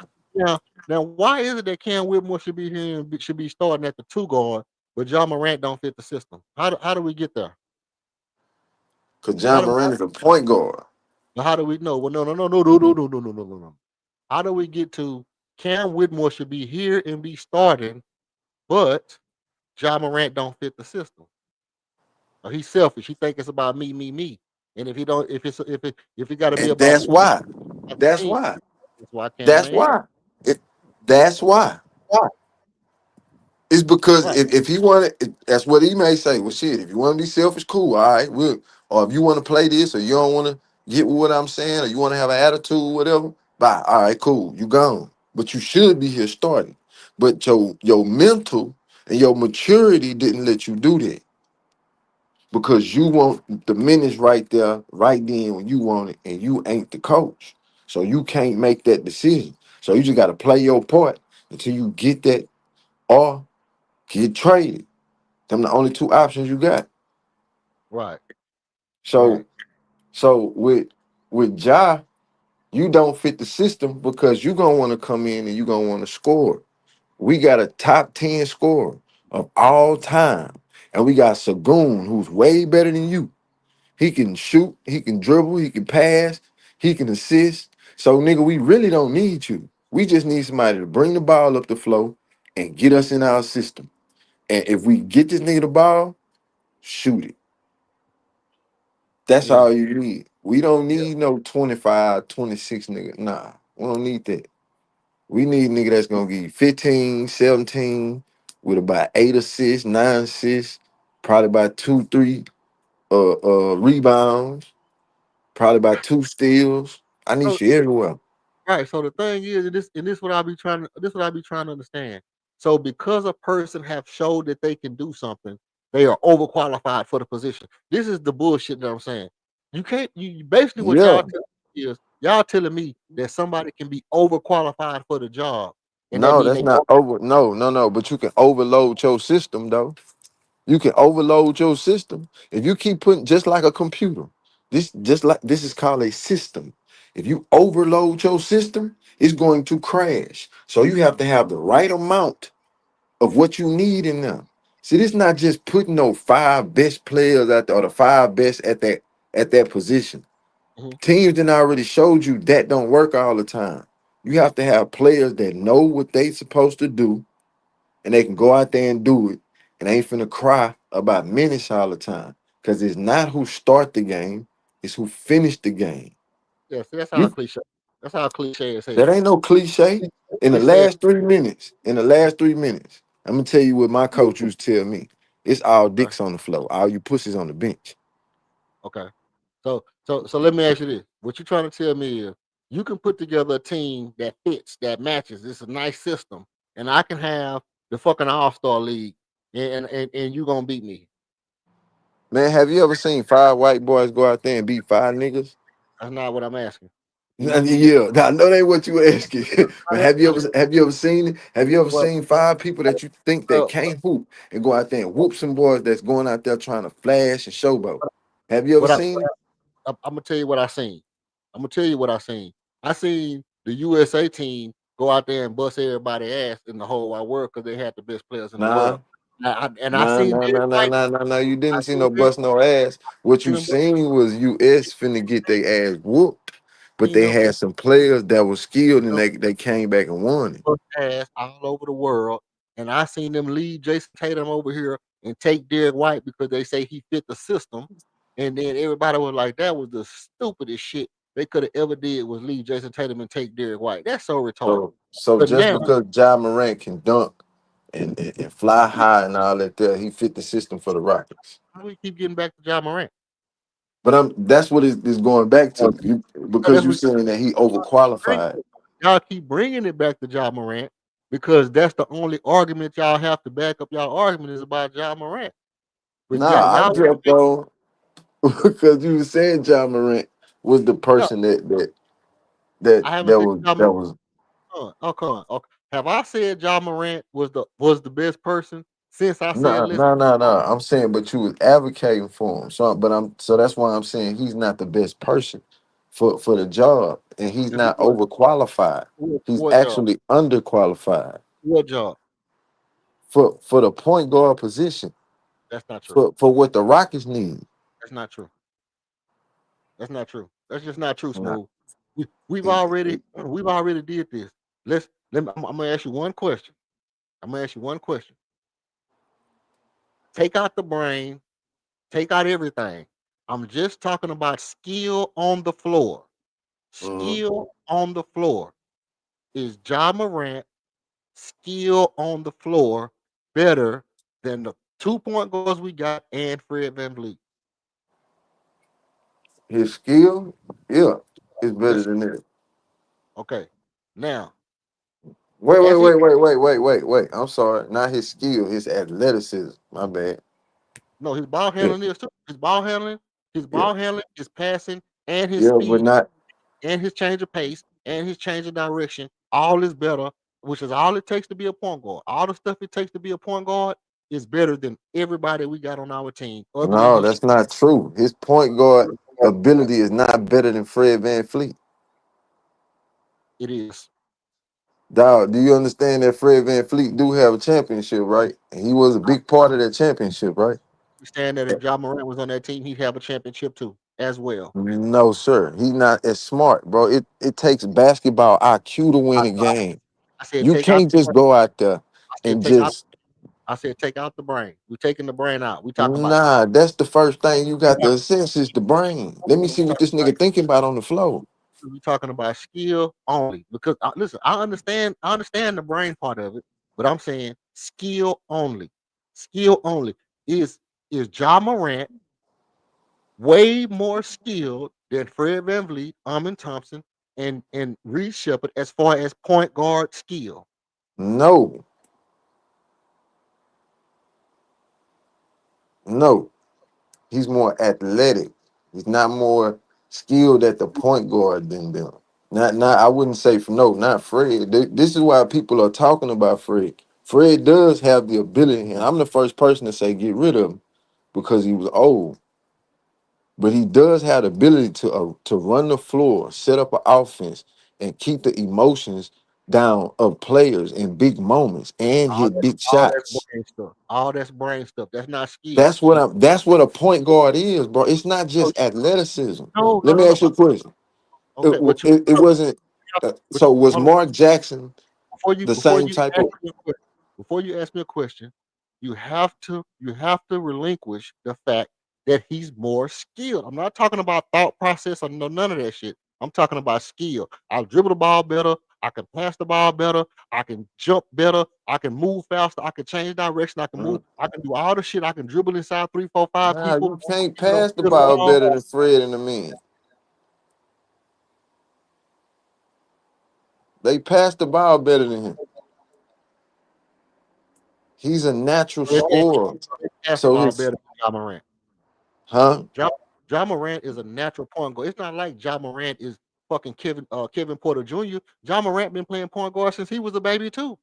He didn't just start jumping and dunking since he was a baby. He was playing point guard, bro. But do you understand what a point guard? A point guard is not just a scorer. A point guard not even really supposed to score. Bro, Ja is a point guard. He just is athletic as well. Ja is a legitimate point guard, bro. Bro, how many times have Ja led the league in assists? How many? Well, okay. Listen, you right about that. Mm, How many times? Okay. So How many? if you ain't leading the league in assists and How all of many? that there, or you not even in the top 5, top 10, I How ain't talking about you as no point guard. You a many times? scorer. How You many not times? a point guard. How many times has Fred led the league in assists, bro? Probably none. Well, Never. then, point guard. Never will. He's not But a point. he's still a better point guard. Let me ask you a question. Who's a better point guard? Russell Westbrook or John Morant? Sheesh, that's so close. See, It's it's so close to you. Now it's close. that's tight. No, That's tight. Russell Westbrook is a better point guard. What? Man, how many times Russell Westbrook got a double double? How many times he led the league in assists? Like what we talking about? We talking about getting your teams involved, getting your teammate involved, understanding how to assist, not just score. I He know, did it all. John but Morant don't do that. but no. See, that's what I'm saying. Just because a guy. Okay. Let me ask you this: who's a better point guard, Michael Jordan or Russell Westbrook? Russell Westbrook. Hold on. You have an inconsistency in your own argument, and that's another example of why I call you Michael Jordan fans, because you're not consistent in your own argument. You said who's a better point guard? Russell Westbrook. That's the position he played. Michael Jordan wasn't no point guard. He not trying to pass the ball and get nobody else open like that. He trying to score. Yeah, but based on your own argument, Jordan is a better passer and he's smarter than Russell Westbrook, so he's a better point guard. No. I ain't never said that. I ain't never tell you Michael Jordan was no better passer than But, Russell Westbrook. but what you keep doing is you keep leaving the fact that skill is skill, and you keep trying to go back to all the other stuff around skill to deflect the fact that Ja has more skill than Fred, more skill than Ahmed, and more skill than Reed. And that's all I'm talking about. Now, if you want to go and talk about the mindset, I'll give you that. Fred VanVleet got one of the best mentals in the league right now, which is why I said when people thought that I was crazy, I said if you're going down a list of all the best point guards we can have coming into the season, Fred VanVleet would be right up there at the top 5. I said that on this very platform, right up in the top 5 of all the best point guards we can have coming into the season. But now that he's hurt, I feel like I'm qualified to say, looking around, looking back over the year, out of all the point guards that's in the league right now, if one of them came available, if Drew, Derek White, Mike Conley, Kobe White, name some more, Colin Sexton, um, what's his name, my T.J. McConnell, um, Matthew McClung, Ty Ishiro, if all these guys came available, and I was able to get them all for Fred VanVleet, Tari Eason, Jay Sean Tate, and some picks, and it was all like you can get any one of these players. Now I'm gonna Yeah, we say can make a move or something like that. Yeah, but I don't. Ja ain't probably, him. probably, probably Drew would be the best option because of Drew's ability to score and play defense. I'm not Yeah, gonna rely. probably so. I'm I not. agree with that. I'm I not agree gonna with that. deny that. But for my own personal likings, I'm gonna have to go to Ime and ask Ime personally. hey man, look, Ja fits our timeline better than these other guys. I still think he got something in the tank. Can we talk to him? Can we talk to his agent and see how he feel about coming here? Should I talk to him? Do you think you can handle his attitude? You've been around him, you coached against him. Do you think he fits your system? This, that, and the third. And if Ime says, okay, he fits the system, I would have to pull the trigger on that. I'm not gonna just say, oh, the nigga too overqualified. I don't want him. Oh, he can score too many points, so I don't like him. Oh, the nigga too good. He too good. I don't want to. I don't want nobody that good on my team. Nigga too damn. That's So crazy. let me ask you a question. If you have Ja at point, who you putting at the two? Let's run If I down your got five. if I got John at the point, Amin has to be on the floor. If I got Reed at the point, Amin has to be on the floor. Okay. Who you got at the three? Just run your five down. I'm probably gonna run KD, Barry, and Alperen Sengun. Okay. Now Probably who run. getting your shots? Okay, same people. The same people who getting shots now is the same people who get shots then. It would Okay. be So all of them gonna require a certain amount of points and shit like that. So if KD want the ball 10 times in the you know what I'm saying first half, you know what I'm saying 10 times in the second half. Sagoon got it 9 times. Then he got another 8 times. What? How many is Ja getting? hold on. Run them numbers by me again.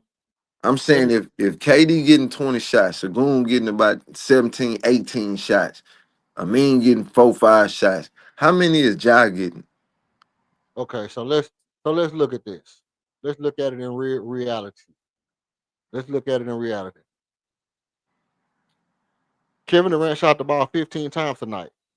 Jabari Smith Jr. shot the ball 15 times tonight. Amin Thompson shot the ball 13 times tonight. Alperen Sengun shot the ball 15 times tonight. Reed Shepard Ooh, shot the ball 10 times tonight. That's right. Amin Thompson shot the ball 13 times. Josh Okogie shot the ball 3 times tonight. Tari Eason shot the ball 8 times tonight. Steven Adams shot at 7. Reed Shepard shot at 10. Now, at any point in your mind that you tell me that you can stop me and tell me that out of 16 shots, I'm saying this right here. 23, 24, 25, 26, 27 shots that you wouldn't have rather had Ja Morant shooting none of those 27 shots. no, because he can't shoot. He can shoot better than Josh Okogie because Josh Okogie didn't make no shots. See how that So works? he had one game where he don't make no shots, and Ja have a whole game where he don't make no shots or Yeah. threes or Well, or, or mid ranges, but here's the but he bad. here's the difference. Josh Okogie is a better defender than Ja.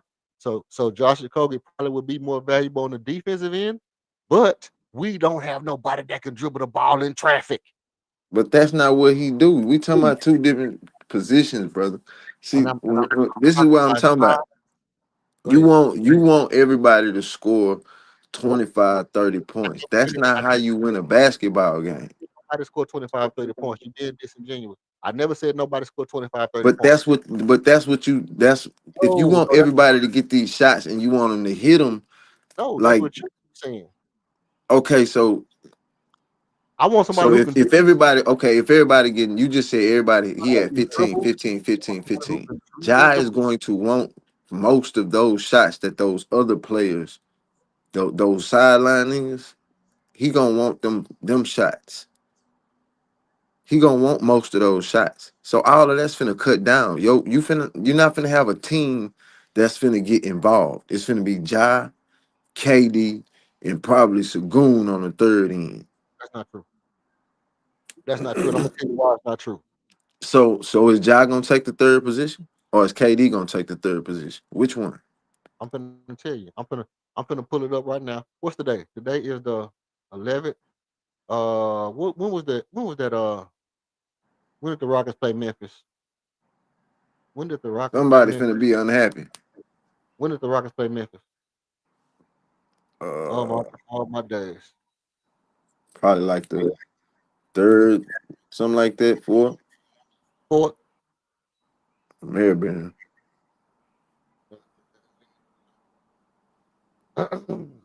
Because did you watch the Memphis game? Yeah, I watched a little bit of it. Okay. Did you watch Ja dribbling the ball and just passing it to his teammates and not shooting the ball? Yeah, Did you see because he that? disengaged with the game. Yeah, that was his first game back. Yeah, but at the same time, he made it a point. I'm gonna get everybody the ball. But no matter, it don't matter the reason why. It shows that he can get everybody open shots. And And in why in do my you mind, think that they having problems with him over there in hold on, Memphis right now? hold on. See, what you're doing is you're breaking up the logic. You're cutting the wisdom so you can avoid the logic.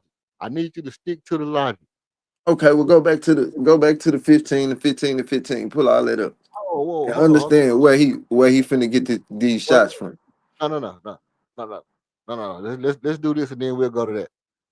If he can get everybody open shots, it don't matter if he's mad in doing it or whatever. Because whatever it takes to get you to do what you're supposed to do that's best for the team, if I can find out that you can do that, then it's my job as a coach and as a general manager to get the best out of you and show you why it's beneficial. Now, if I'm Ime Udoka, I pull up the tape and say, hey, look, this game that you was mad and you was in your feelings, you had your tampon in your ass, do this.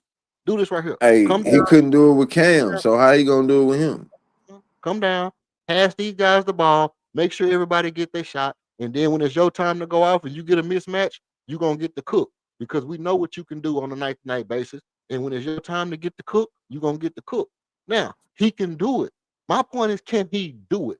And the system shit becomes a null argument because it's just an argument that people make to say that I don't like a person and I'm assuming some shit. I'm assuming some shit. Nah. That ain't it. It Yes, ain't it got is. nothing to do with feelings. It's all about feelings and assumptions. It's all about every time somebody talk to me about some shit that I say, it's really about feelings and assumptions. It has nothing to do. Nah. All I'm This doing is this talking is about this is his gameplay, bro, and how his game is. If you're a player like Ja, you trying to get to the rim, you trying to trying. get downhill. Okay. He not shooting a lot of mid ranges. He not finna take a lot of threes. None of that.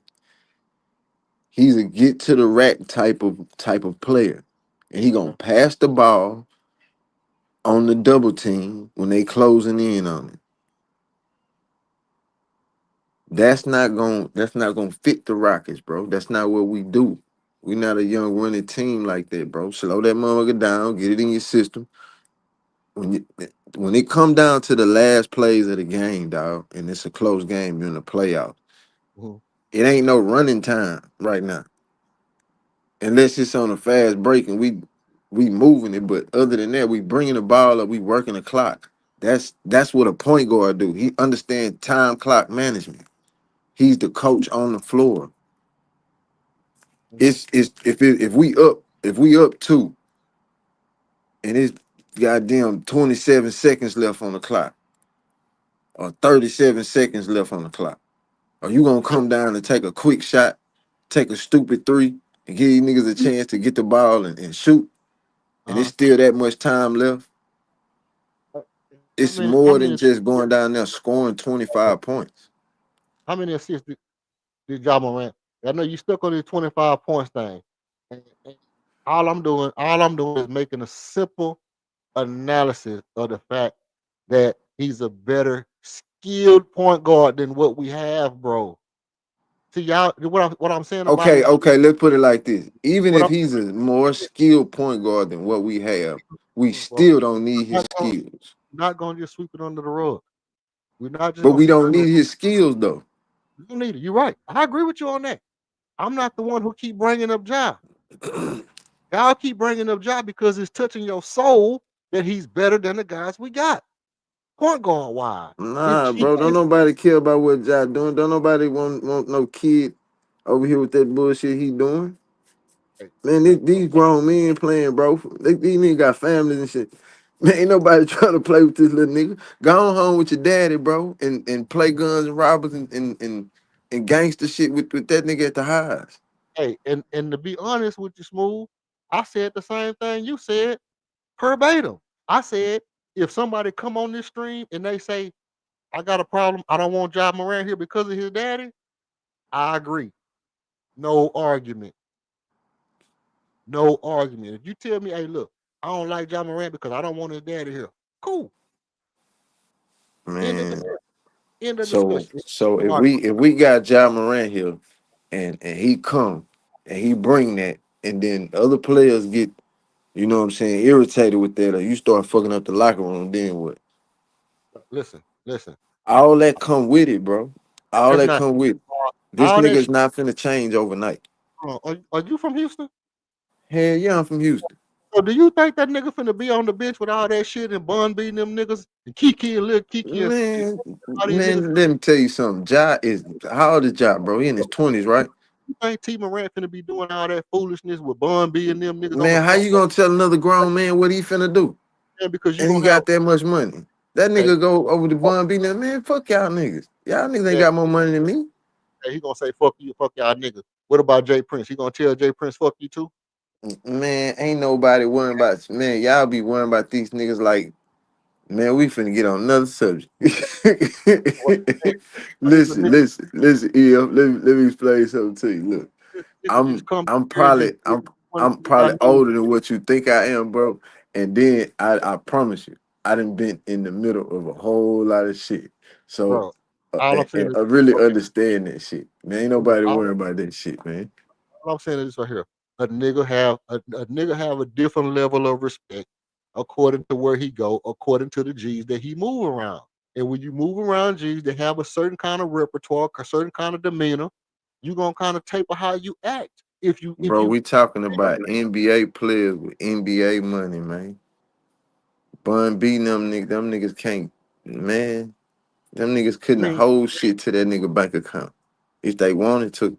I'm not that's crazy. That's crazy work. That's crazy work. Some of these niggas, I mean, probably not born beating them, but some niggas got paper. Not only that, not only that, but you still got to look at the fact that T Morant don't got more money than Kevin Durant. That's what I'm saying. So you sit on the bench and shut up before you mess up your son bag.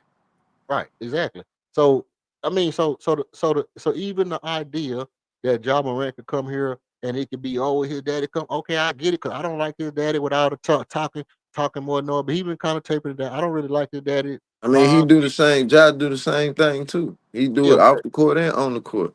but I mean so do everybody, bro. Not like him though. Ja Morant is not And then you arrogant with it. Ja Morant is not the worst nigga in the league, bro. Come on, man. Come on, man. I'm Let's not not saying I'm not saying he the worst nigga in the league, but he the most immature for sure. Ja Morant is the most immature nigga in the league. Really? Shit. From the looks of it. How many passes do you give him, bro? How many passes do you give him? How old is Ja Morant? It don't even matter at this point. Cause How old nigga, is you didn't have too many passes not to know or not to understand. how old is Ja Morant? Old enough to know. 20, 25, 24, 25. 25. Old enough to know. Okay, so if he's 25 years old, right? And you say you older than was you hella mature when you was 25? Hell yeah. Oh, I wasn't. I I'm talking wasn't no about. Hold on, wait a minute. Let me say that. Let me bring that back. More mature than what that nigga is. so you wasn't packing pistols and doing dumb shit when you was Nah, 25? nah, no sir, no sir. Well, I See that was. gangster shit wasn't even in my repertoire. No. See, I wasn't doing no gangster shit, but I've always, I did have my little biscuits. I was doing my thing. I was doing dumb shit when Not I at was 25. No, I ain't need to pack no pistol really at 25. I was out there trying to get money I was doing and that too. traveling. I was doing look, I I was doing dumb shit when I was 25. That's all I'm gonna say. I wasn't no perfect nigga at 25. That's what I I'm wasn't saying. no perfect nigga. I wasn't no perfect nigga neither. But I wasn't trying to live no stupid ass life out here for these Matter of fact, for these fools out here and matter of trying to hold up guns and I got millions and millions and millions of dollars in the well, you never bank. had millions and millions of dollars in the bank. You say he did what? I said you never had millions and millions and millions of dollars in the bank. So you can only That's speak. not You can only that's you can only, bro, that should let you know. If you have millions of dollars in the bank, why are you trying to be hard and ghetto and live that type of life when you don't even live there? listen. Okay, that's a good point. That's a great point. I have no argument against that point. That's not what I'm talking about. Because we can go down all the shit that everybody do wrong, bro, and it don't change the fact that But they're it more. affects you on the It don't. court. Listen, See, no matter that's how, the difference. It's a no matter whole lot of niggas no that do a whole matter lot of how, shit that we don't know about. say what you gotta say. It's a whole lot of people that do things off the court that don't nobody know about, and it don't True, affect them on the court, and it true, don't hit the media. What true. he That's does off the court, on the court, all of that, it's always in a negative light. How okay. many passes do you give this still grown man? Okay. Now, this is what I'm gonna say. No matter how many times you criticize the morality, the insubordination, the disciplinary prowess of Ja Morant, it does not negate the fact that he is more skilled a point guard than what we have. I'm not advocating to get Ja Morant. I'm just simply saying for a person to come on here and try to convince me that because of some other shit that don't matter to the play on the court, the skill that we've seen him display on the court, bro. You can't tell me my eyes don't see what I see from the dude when he on the court because of some shit that you feel in your feelings about the man otherwise. No, no, no. That's not feelings. That's business. That's What I'm gonna feelings. bring you in for That's if you don't I'm have going to you don't have nothing to do if with the business. It's your feelings. no, no, no. That's business. Why you think ain't nobody Feelings. jumping on him right now? Why you think his shoe sales have went down? That's business. That's not But feelings. it's your feelings is their business. No, no, no, no, No, no, no. We just talking about the facts. no, we My not talking. feelings don't have nothing to do with business. No, it And what they're doing is saying if we gonna take a hit if we get him because it's no. still gonna be fans that's going to tune out. We ain't talking about no black fans. We talking about the fans that got the money, which is the white fans, the other fans overseas or whatever else. Like, come on, we talking about business now.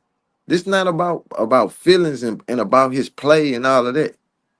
So let me ask you this. It's a Let me ask you this. Was you in the chat when OMG Tish was in the chat earlier? Do you no, I wouldn't. Even. know who they said? A person named shout out to OMG Tish. I don't know pronoun, but OMG Tish is a Milwaukee Bucks fan. Was in my chat earlier. You know who they said? You know who they said? Our second best player is out tonight. I hate that they're out tonight. Do you know who their second best player is? Who is that? According to OMG Tish, Kevin Porter Jr. Okay. So, and Kevin Porter Jr. is their second best player, the player that they said they wish was playing tonight, and that they said they've groomed into a lethal player, right? Kevin Porter Jr. Do They you? grown him into a lethal player. That's what they said. That's what OMG Tish said. Now, Mm. what I want to know is, has Ja Morant been accused of anything like like Kevin Porter Jr. was? I'll wait. No. Okay, but Kevin Porter Jr. has gotten back in the graces of the league. He wasn't ever half the player that Ja Morant was at point guard or shooting guard or small forward or any damn thing on the court. And he's the second best player on a team that could be in the championship this year. And but listen at the key thing you said. He A had to head get case. back in the graces He's a of the head case. league, right? And Was a so head John case. Morant then already had to get back in the graces of the league once Exactly. before and probably Now still again. holding it. And then we gonna So, take him now and we gonna no, wait for him again to have to get back in the graces of the league again. no, See, he shouldn't be out of the graces of the league. Is that people like you are still holding him accountable for some shit from before he got hurt just nah, because. this still shit that's going on Oh, now. no, he didn't pull no gun on You nobody. He nah, just told you I ain't talking about the gun. I'm talking about now. Now he you just get into it with your coach now. he, he Now just that's said, that's media. Now okay, you he into it with your coach. do Cause you know the basically people you said, what do you no say? Put me on the bench. no, do you know what happened with the coach? What happened with the coach? Okay, now you play basketball, you coach basketball, right? Right. Okay, this is what happened with the coach. I broke it down for those of y'all who heard it before. Just bear with me right now. We're gonna walk smooth through it. The coach is a European coach. In Mhm. European basketball, they have this thing called like hockey substitutions or something like that. Do you know about that? Yeah. New little rule he was talking about doing. Yeah. Go ahead. So basically, that is some shit where they sub you out like a stall, kind of like a horse stable. You go in a couple of minutes, you come back out, somebody else go in. You go in a couple, they come back out, you go back in. They come back out, you go back in. You don't have a set time. Like I start, I play 7 minutes, I go sit my 5 minutes, I come back in for my next 7 minutes. You don't have a set time like you used to playing all your life. Like everybody in the fucking NBA is playing. Like Greg Popovich, Phil Jackson, Larry Brown, Lenny Wilkes, like all these great coaches have done that's won championships and that made the NBA what it is. You got this new European coach that's doing this new substitution system, and John Morant is end up on the bench in a game where they're trying to win, right?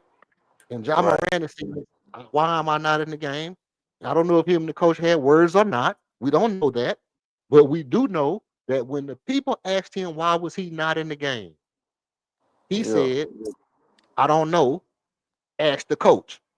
He was mad. He didn't say I'm mad at a motherfucker. He just said, No, no, no, "Oh, no, no. Come no, on, no, we no. gotta be real with it. He didn't say he was mad, but you could tell by the way he was saying something, he was trying to be let, condescending or whatever in his words. okay, you're right about that. You're right. You're right. But I'm acknowledging that. I'm acknowledging that because they said, what happened in the game tonight? I don't know. Ask the coach. Because you asking a player something when you know good and damn well what the problem is. And instead of him taking off on you, which if you being real, if I'm being real, you come to me, you ask stupid questions, you get stupid answers. So you came to me asking me a question when you knew what the answer was. And instead of me taking off on you and flashing on your stupid ass, I just said go ask the coach. You know the coach doing this dumb shit. Why don't you go ask him? That's what y'all was saying. What y'all was really saying was, you know exactly the stupid ass shit this coach is doing. Why don't you go talk to him about it? Why are you coming over here picking on me? That's what he was really saying. And he had a And, right to and be mad. listen, this is why I say the maturity of it. If you know they finna come over there with you with that shit, that Give what me you one. finna say so you can go get suspended, Give dummy. me give me 1 second. Let me land my plane. I'm gonna let you take off. When I say this, I'm gonna let you take off. If it's Jordan, if it's Kobe, if it's Charles Barkley, if it's Shaquille O'Neal, if it's any other great player that you like that has that same exact situation that says the same exact thing, you know what Russell Westbrook included. What I always said don't get Charles Barkley. go When we ask was the finna coach. get Charles Barkley, I said, please don't get Charles Barkley. We don't need that Go, nigga. We go traded ask a championship team to go get Charles Barkley, and he came in here and did nothing. go ask the coach. Go ask the coach. Go ask the coach. Well, why wasn't you in the game? I guess they didn't want me in the game. Why don't you go ask the coach? And now everybody is saying, "Oh, Jaws a horrible person. Jaws a horrible person because he said ask the coach 5 times." But you love Marshawn Lynch, who said, "I'm only here just to not get fined." Take off. Well, the only thing I can say is, uh, grow the fuck up. I I mean, it agree. ain't really too many words to put to that, bro. We I talking about a multi-millionaire nigga who playing in the NBA, and you want to go out here and so say what would stupid you have? shit to the media to What go would get suspended. you have? You a vet now, so you already know how this game go. What would So you have? ain't nobody shit take the titty out your mouth, homie. What would you have said in that situation? Smooth. Let's see this kind of let's see this nonsense you finna say that you would have did. Go ahead. What would you have said? I'm not sure right now. We'll probably have a conversation about it, and we'll move on to the next game. That's a very political answer. So you Yeah, saying exactly. Exactly. That's what you supposed to give the political answer and move on to the next game instead of getting suspended. so You right. ain't in the game no way. So you So don't you don't want to play no way. You so get what suspended, so you don't want to play. so what you saying is in every situation, no matter how mad you are, you're never, ever, ever, as long as you're on your job, you're never gonna have no pushback for your bosses, for your Nah, managers, no none of listen, that. listen. Okay, listen. Let me Never ask you a question. Okay, if I got a boss and I'm making his bread, he paying me Mhm. shit. He paying me $35 an hour, and I used to make 18 an hour, Okay. and I'm making 35 now. It Mhm. depends on what this motherfucker say. Now, if he's saying something disrespectful, something like that, yeah, I might have to say something to him. But on the back end, first of all, I got to think about, okay, shit, I got to go home and feed these motherfucking woman and the children. See what I'm saying? It's a Okay, so different let's when say you the a new goddamn when let's you say a you on your goddamn job. man. When you a Let's say goddamn man and you thinking about something like that, you ain't let's just say thinking about being let's, emotional and popping off at the same let's, time. let's say you on your job. Let's say you on your job, and then the sewer breaking your job, and the sewer coming in through the floor, and your job tell you to stay in there and keep working. I'm gonna have somebody come sweep the sewer back down in the floor, and we're gonna just keep working. Then the news come, and the news say, "Hey, why was y'all still in there?" And they ask you. They don't ask the manager. They come ask you, the best worker. You the best worker. They come to you and they say, "Hey, Smooth. Why was Man, y'all? Well, hold on, Smooth. Why was y'all in there working with the sewer in there working? It was stinking up the place and this shit on the floor. Why was y'all still in there working?" And you gonna see, say what? let me tell you what that is. That's called a dumb nigga because that's No, why they got rules and that's why they no, got laws and that's why they got goddamn it's workforce and all that shit that people you can go tell about shit not, like that. Man, I'm not not, finna work no goddamn shit. That's not, unsanitary. So not, nigga, matter of fact, I'ma sue your ass. 'Cause you not, gotta think, man. you're not doing that political ass shit you were just doing. I'm saying, what would you say to the news people? That's all I'm saying. I, What would you say to it the news ain't gonna be nothing to talk about the new people because I ain't doing no shit like that. I ain't people? even gotta have no conversation with you about doing nothing like that. Hypothetical. Just, just, just a music. Hey, matter of fact, let me get Archon up here. Let me see if Archon answer a question straight up. We bring Archon to the building. Archon has stepped in the building, man. We're gonna bring Archon to the flow. Let's see if I can get Archon to answer a question honestly, because it's hard to get honest answers out of Smooth. This boy here, Smooth. Hey, let me tell you something. Let me tell you something about Smooth before you go, Archon. This nigga here, All one of the right. best talkers of all time. Smooth is one of the best talkers of all time. He would not answer a question straightforward. He No, should I go into asked the politics. question. I He asked go the into question. politics. Or a politician. Ask you, Archon. In the scenario, you mad as hell, you mad at the coach, they come stick the microphone in your face. Is there ever a situation where you try to say the wrong thing and it come out wrong that people don't jump down your throat? What I'm saying is, can you imagine a situation without me having to make up a hypothetical like I just did with Smooth, or you can use the hypothetical I just gave to Smooth and let me understand what is it about a situation that makes it to where if I say this thing today, my whole entire gun history and everything comes back into play just because I didn't say what I really felt.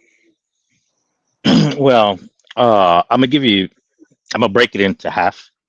Okay, thank you. So one point because you kind of asked me about like you said on our personal job.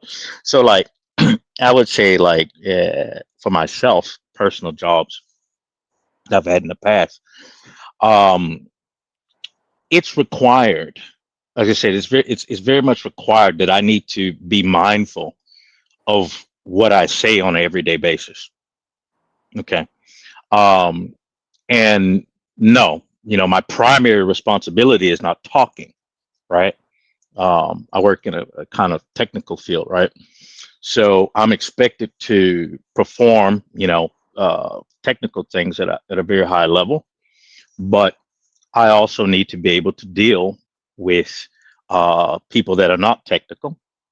I have to be able to deal with different teams, with different parts of things, right?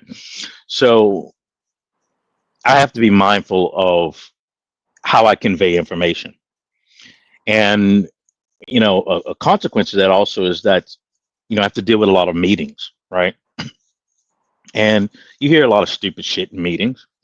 A lot of times you have people that may be in charge of projects or a little bit over you that are not the most ideal leaders or, they're not the most disciplined people, whatever. People are always going to say something that's going to piss you off one way or the other. A lot of times you may get requirements that are not even realistic. But the point is that you have to have poise in the pocket, right? There's a certain level of politics that comes with everything, right? When you have certain positions, I understand if you're a garbage man, you ain't got to deal with politics. I get it, right? But once you kind of go up kind of the ladder and you start get paid a certain amount of money, politics comes with that, right? So that was my point last time we were talking. These guys get paid a lot of money and they know they have to deal with the media anyway. That's part of their job. So you need to be able to cultivate some type of common sense when you have to perform that duty. So the other part of my answer is, and it's straight up, like I said last time, with what Smooth said, his answer, I agree with that 100%. I agree with that 100%. If with what he said.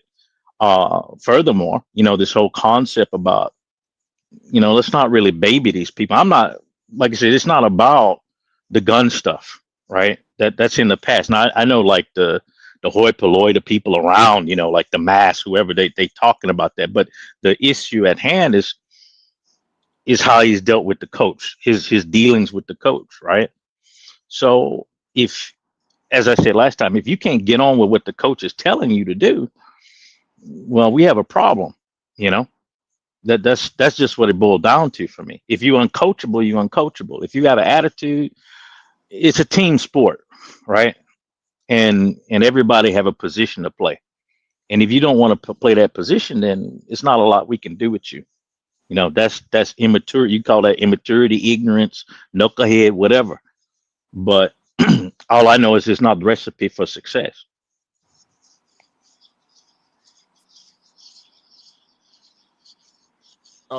Now listen at this. With that being said, I'm not arguing or disagreeing with that. What I'm saying is sometimes it takes a change of environment to help a person grow up. He's been in that environment for so long, is long overdue that he gets out of there. That's been an ongoing theme with John Morant. This could be a change of scenery. We know how John Lucas has helped head cases before. We've even seen people like Kevin Porter Jr.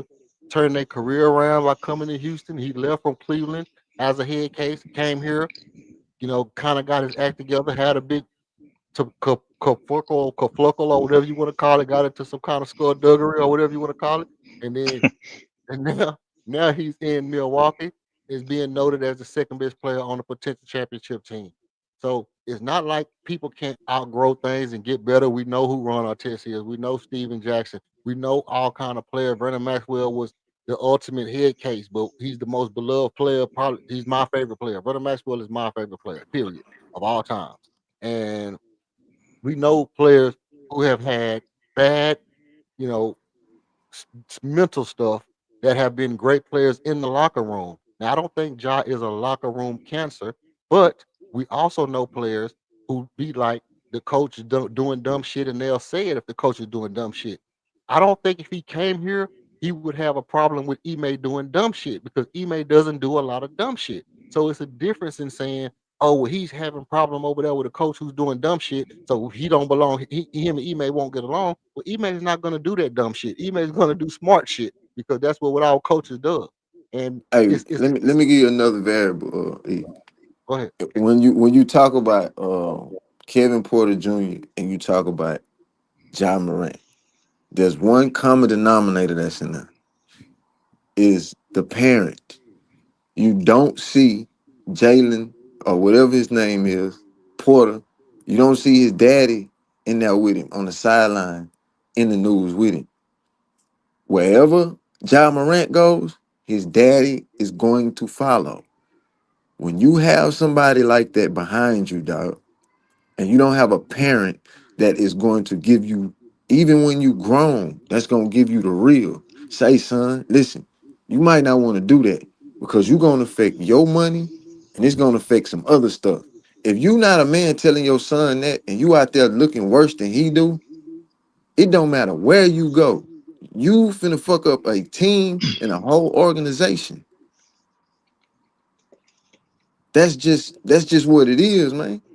I mean, we can baby this nigga for forever, but it ain't gonna help him. And people been saying this in the news, they've been saying it in the media. They've been talking about it on the couch, on podcasts. How many more people have to say this before you understand this as a multi-millionaire Right. at 25 years old? And you 26. finna 26 and you finna mess up a bag to take you down. And then when you get into that legal stuff that takes half of that, then what you gonna do? See, we just thinking about the basketball. It's more than hooping, man. That's why I say a point guard is the coach on the floor. Most of the time, your point guard is going to be your leader because he's going to make the smartest decisions on the floor because he's going to have the ball in his hands. The last 3 minutes, Dick's on the floor, Pussy's on the bench because you're going to make a stupid decision that's going to cost us a game. It's more than just hooping. It's basketball IQ. And here's my thing. Like I said, I don't disagree with that at all. I simply don't. I simply don't disagree with that at all. But I still have to continue to say it's not his basketball IQ that's a problem. His problem was he had some gun shit, some injuries, and he had a problem with some coaches who he felt like was dumb as hell. That's it. I mean, that's it. That's what the problems was. And as far as I know, he has some problems with some shit going on in the streets out there. Okay. Maybe a change of scenery is better for him. Now, with that being said, I don't want to keep going back to Ja just because I feel like I feel about Ja. What I want somebody to do is tell me this. Is it anybody that's good, that's not a mid player, that's not mid? When I say not mid, I mean a guy who can do some shit, who can actually do some shit when you need him to do some shit. Is it anybody that anybody would take that's not mid? Let me jump in on that one real quick because this comes to a point. Something that Smooth said earlier today about plugging a bunch of stuff up to a computer system, right? And that really hit the nail on the head. You know, and I could even I'm a state it in two different ways. One way, one way is that yeah, when you say like, okay, we just going to get the best and the best and the best and load it up on one team, and that's going to end up on winning. We know that doesn't work. We've seen this type of mentality. It doesn't work. Uh, two, to answer that, I would say that I'm not seeing anybody out there. I don't see anybody in the point guard position. I don't see anybody in the shooting guard position that would be appropriate that's going to translate to winning with how our team is currently structured. In order to bring somebody else over here that's supposedly of some type of skill level, it will require radical no shit rebuilding at the end of the day. And I find that, like I said, it will regress the team. So and to clarify that point, it's kind of like when you think about cars, right? You say, okay, I need a car. The first thing, I mean, this I'm gonna go into it because you brought up this American thing. I'm gonna say this is about the American mentality is you have a Hey, confusion between wants and needs, you right? like that diehard? You like that diehard analogy, didn't Oh yeah. That was good. That was good. Um, but there's a difference between wants and needs, right? So a lot of people get that confused.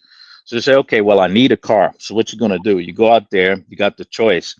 Okay, I'm gonna drop this money on a Corvette, right? I'm gonna drop this money on a Ferrari, or I'm gonna drop this money on a dually, right? Get that big GMC dually, or I'm gonna get one of those, super huge. I don't. They're not called Suburban anymore. Was it like Lincoln Navigator, something like that? Or am I just gonna get the old run-of-the-mill Nissan, right? Four door. What you want versus what you need, right? So, you get this big ass car, this super high performance car, whatever, and you plug it up into your family, into your unit, your system. Does it perform at a certain level? Yes. Does it give you some thrills? Yes. Does it give you a certain feeling? Yes. But is it really doing what you need it to do? Right? There's a such thing as overkill. There's a such thing as too much or bloat, right? And in my mind, with the way that this team is structured, bring in a certain type of player is going to throw off the balance. It's basically I'm buying a Ferrari, and all I really need to do is take the kids to soccer. Okay, so that's where I'm coming from with that.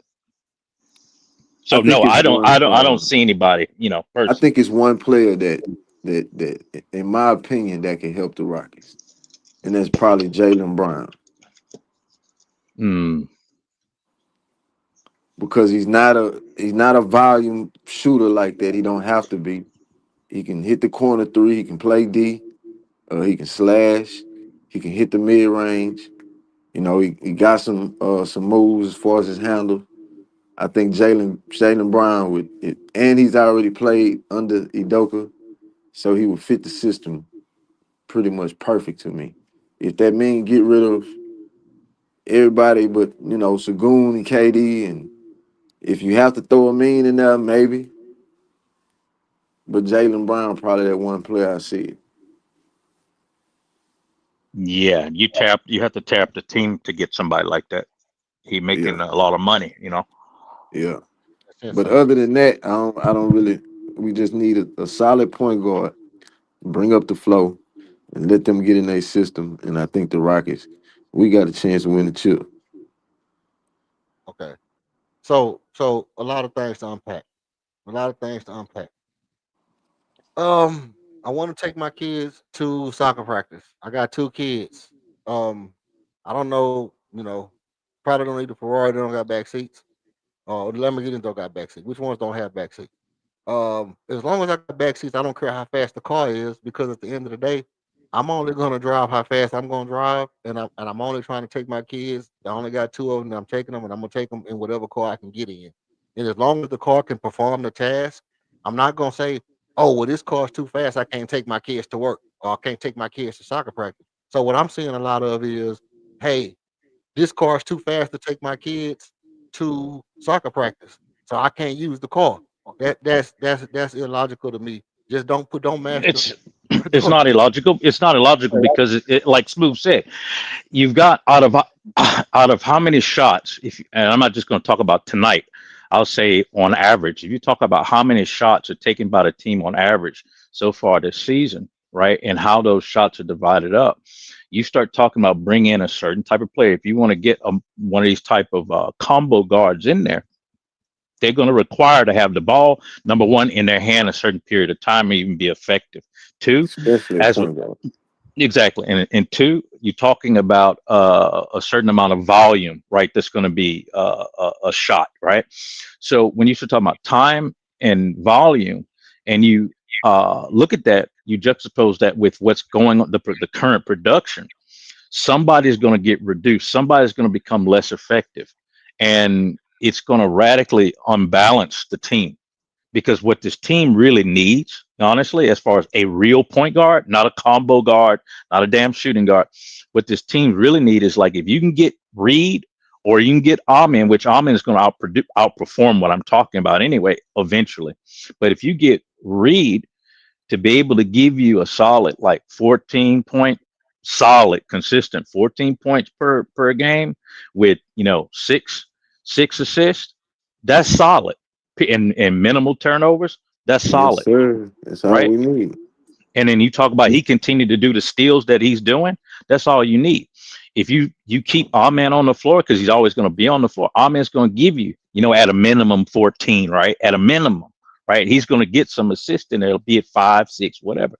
So I don't see the need to bring in a combo guard that's going to take X amount of shots, is going to have the ball in his hand so much amount of time. And he's going to put up 20, 22, 25 points a night, right? On questionable efficiency.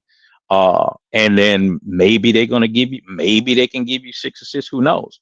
But those guys typically, like I said, they're typically a little bit more quote unquote high performance, right? A little bit more high speed, low drag, and it's going to require more material, more gas in order for him to get from point A to point B. We've already seen that with Jalen. We already saw that. So my thing was is that I'm only gonna mash the gas as fast as I want to go. So, for example, For example, um, a player like Darius Garland, right? Take a player like Darius Garland, who probably could go back to putting up 27 points a night, if he had to, and you bring him to a team like Houston. He doesn't have to do that, but he's capable of doing it if we need him to. And what we need, in my mind's eye, is not that we need it because I think we can be successful without it, like I said before. And I think Reed is turning the corner, like I said before. I think Reed is on the ascension. I believe that. I believe that the days of old Reed is gone, long, so far gone them days that I'm offended. Shout out to the Clips, but I think that a player that can do more can't be a worse option just because he can do more, which is my only argument, which is my only pushback about the job thing is this. I don't like somebody saying because he can do more, he doesn't fit. You fit if you fit, you like they say, get in where you fit in, where you fit in, where you are, where you can get in at.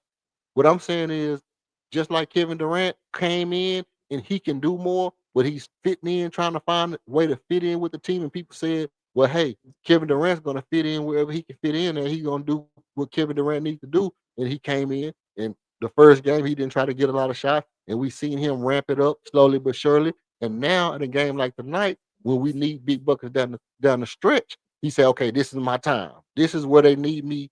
This is where I go off and do big. And it's all about me doing me because this is what they brought me here to do. My thing is, if you get a player who can do more, it doesn't mean he's gonna just go off on his own and just freelance and do whatever the hell he want to do because he can. It's to say, hey, I'm gonna buy into the system. But when you need me to do more, when you need me to attack the rim and go dunk on somebody, I can do that also, and I will if I have to. But it's not. I'm not just gonna go do it because I can. And so Well, whether mhm. it's Ja, whether it's people was talking about Russell Westbrook, I wasn't a big fan of. Whether it's a player like Darius Garland, whether it's a Austin Reeves, or whoever. And I'm not saying it has to be a big name player because it could be a lesser name guy who has the skill set.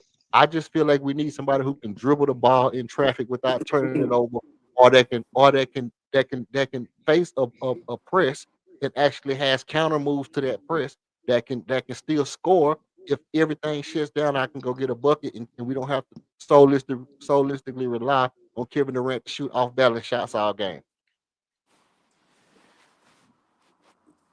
Well, I'm a respond to that. I think when you talking about the point guard position, man, I think you thinking about a scoring guard, and that's what he means by combo guard. We don't really need that. We have enough scorers, and when you talk about the speed and you talk about cars, this is why they call them soccer moms and why they call them soccer vans. And when you got kids in the car, so it's no need to drive fast. We don't need to drive that fast. We got kids in the car. So we trying to get them to point A to point B safely.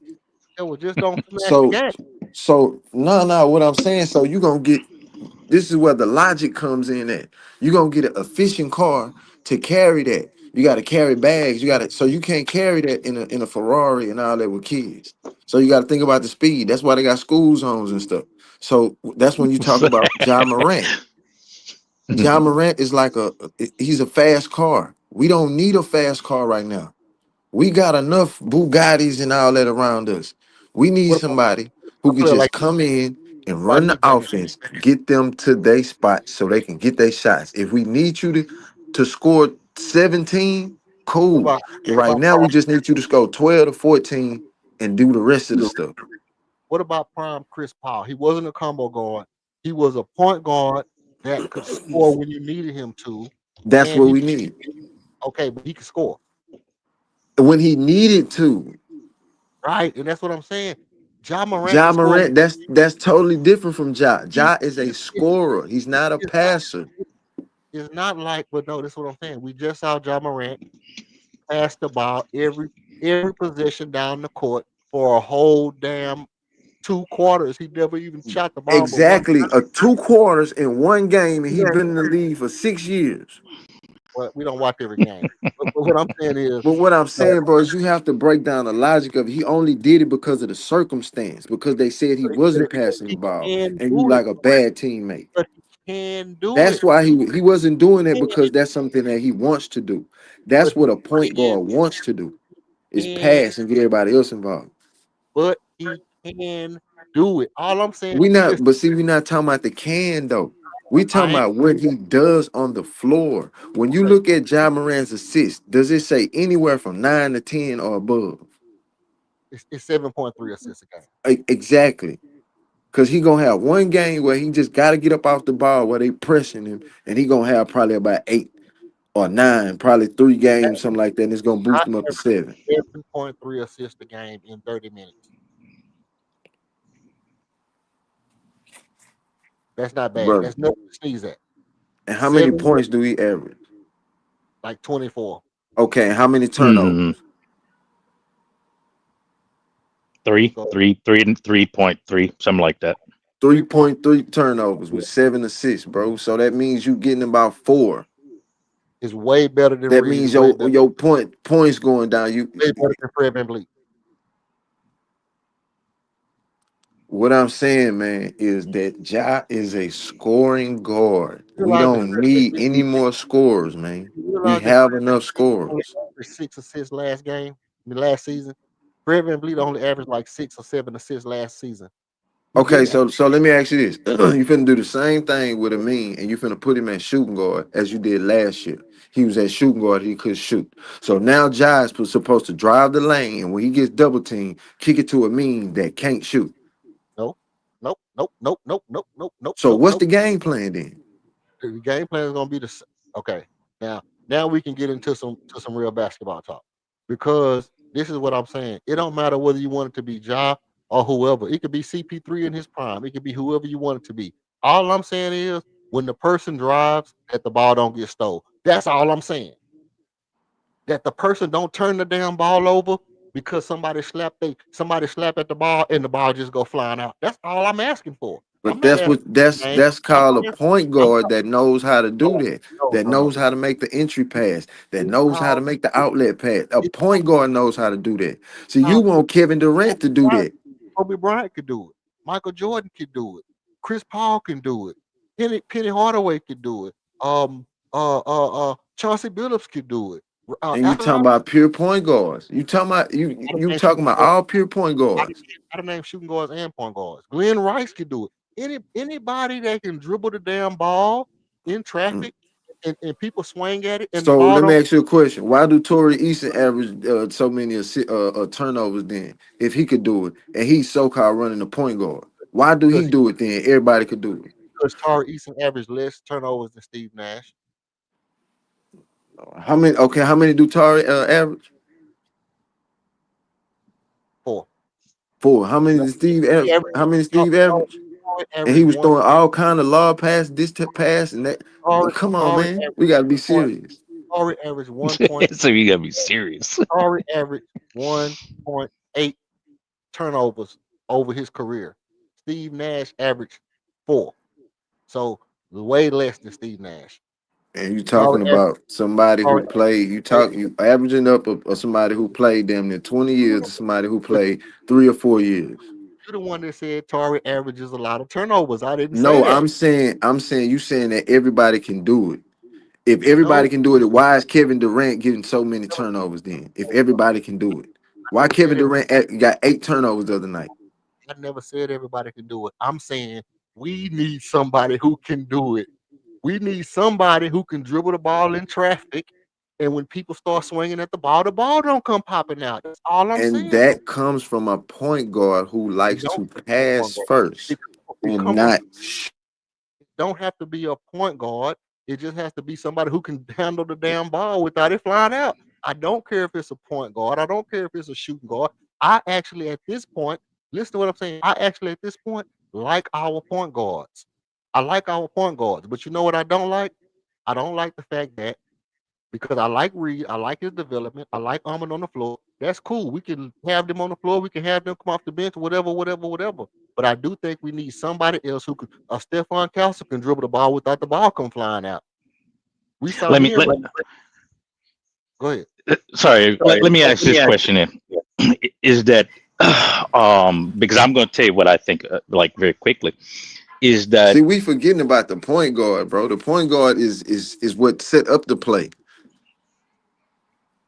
yeah, yeah. Well, what I want to ask is that this year, let's say prior to Fred being hurt, because you want to keep bringing up Fred, prior to Fred being hurt, do you really think that we would have been able to, I mean, like seriously, like a past 25% chance to get to the championship? Yes. Oh, you do? I Yeah. don't. I don't. I don't. And the main reason is because if, I have for the past, what is it, 3 years, maybe even more than that, have been saying the thing that this team is missing is a point guard.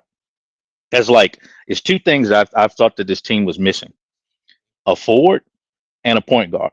I agree. So finally, I see Amin as a forward in the modern NBA sense. I see Amin Thompson as a forward who can handle the ball. And when we got Reed on deck, when we drafted Reed, I said, okay, well, they're gonna, turn this guy into a point guard. And Jalen, as you were talking about earlier, Jalen was kind of getting to that point to be somewhat serviceable as a point guard. But there was other negatives associated with Jalen, but nevertheless, as kind of being some kind of nearly point guard, combo guard, point guard. Okay, fine, he was kind of serviceable. But as far as me thinking that we, even at this moment, thinking that we can go outside of the Western Conference Finals, I'm not seeing that right now. And I didn't see that at the beginning of the season because we literally need to, is my position, we need to internally develop a real point guard. We have to, because you're not going to draft a damn point guard. You can't really find point guards anymore. Everybody want to be a combo guard.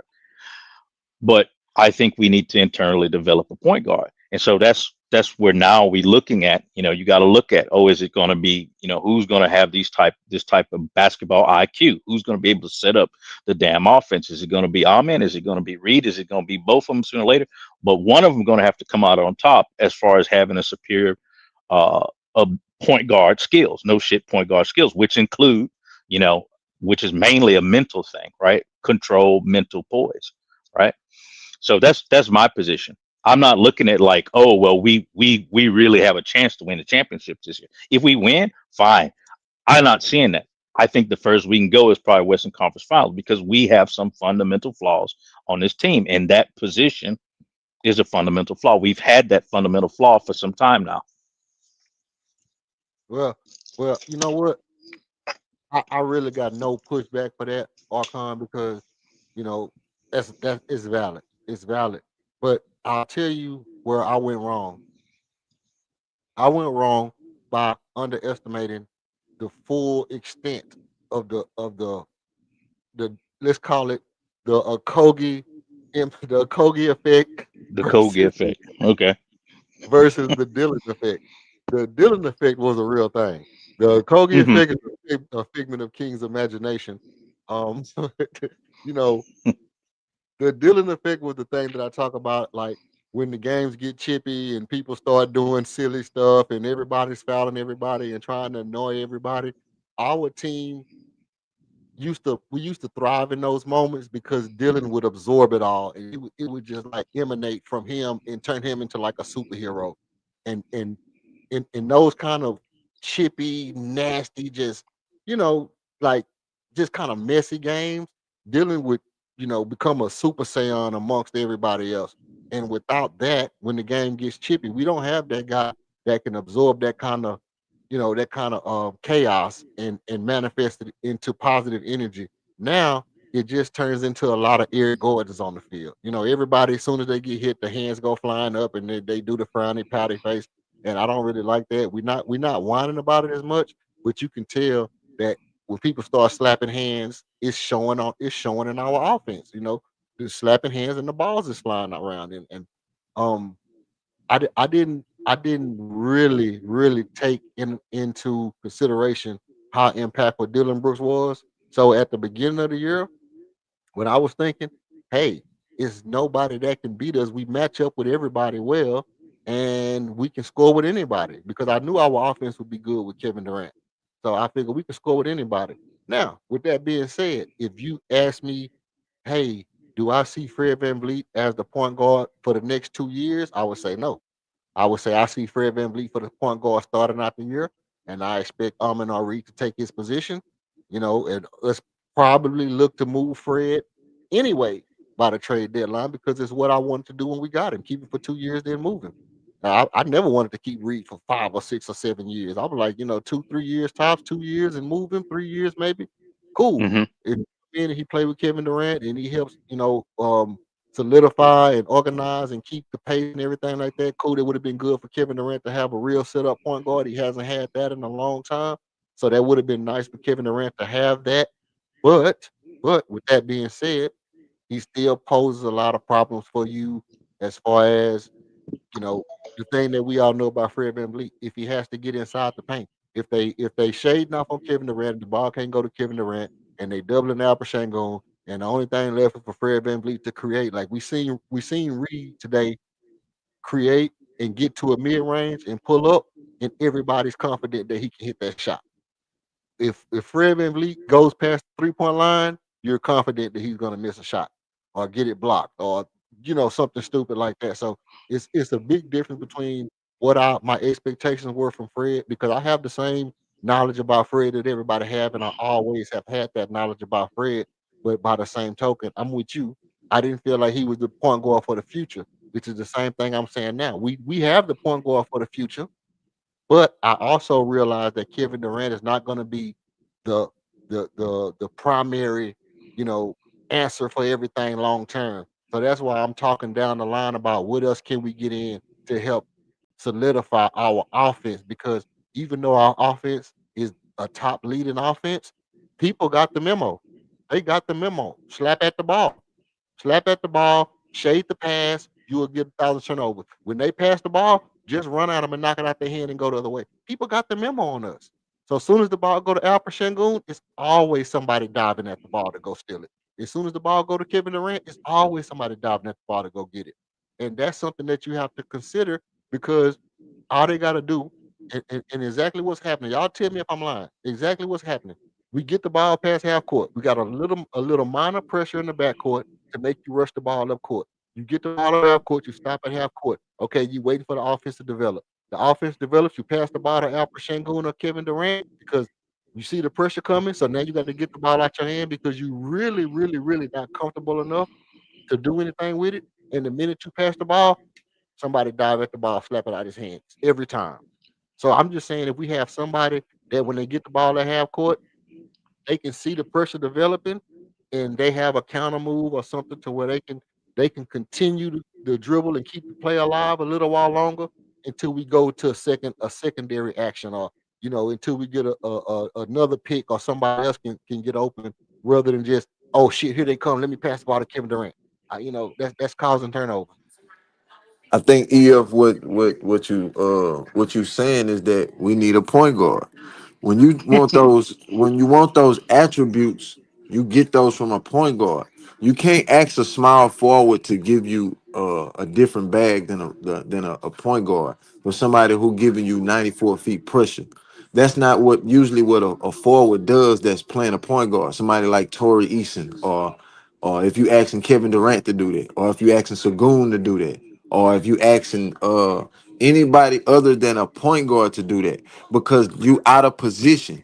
If my forward or my center is bringing the ball up, who's under the goal protecting the goal or finna get the rebound for the extra point? You already out of position. If you all the way down here, I need my center down there under the goal, close to the basket, where I can get you your shot.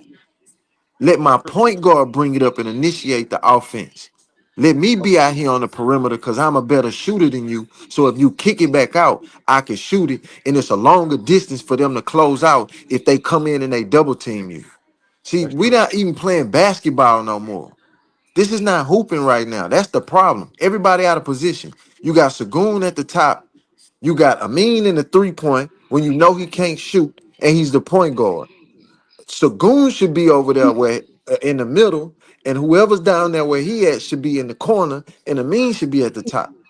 Everybody's out of position, and you want people to do what they're not accustomed to doing. You can't ask a forward that's playing point guard to get out of a double team or a triple team because he's 6'8" or 6'9", and the people that's defending him are 6'2", 6'3", or 6'1". They lower to the ground so they can steal the ball anytime they want to if you put it in front of them like that, because they don't play with their back to the bucket no more. You don't So, see point guards dribbling back with their back to the bucket to get down the floor. right. Everybody want to face up. So, so here's my here's my takeaway from that. Um, okay, so you need a point guard, right? So you need a point guard. Okay, point guard, shooting guard don't really matter to me because at this point, Armin and Reed both can be shooting guards. Armin and Reed both can be point guards, right? But what I'm saying is, it's guys like Devin Vassell, who's a shooting guard, that I think have better ball handling skills than both of our point guards. And so for me, whether it's a point guard that can, it's the, the thing is that ultimately we need a guy that can hoop, that can dribble the ball and not lose the ball. And because I mean, yeah, it's just really that simple. And a point guard, yeah, it could be a point guard, but the point guard don't have to just be a guy who can't do stuff because Steve Nash can score 30. John Stockton can score 25, 30 points. Um, Isaiah Thomas could score 30. These are all point guards that can score the basketball. They can all get to the rim. They can all shoot three. They can all get to the mid range. They can all control the tempo and pace of the game. So it's not just because you can score. Don't mean because you're a Ferrari or whatever. So now that you can score, you too good for the team because that don't mean that you have to do it all the time. But you have to be able to do it in order to put the defense to keep the defense honest. You have to show And that you who can. did that team get to come off of the bench? That team you talking about, the Detroit Pistons with Isaiah now, who did they get to come off the bench?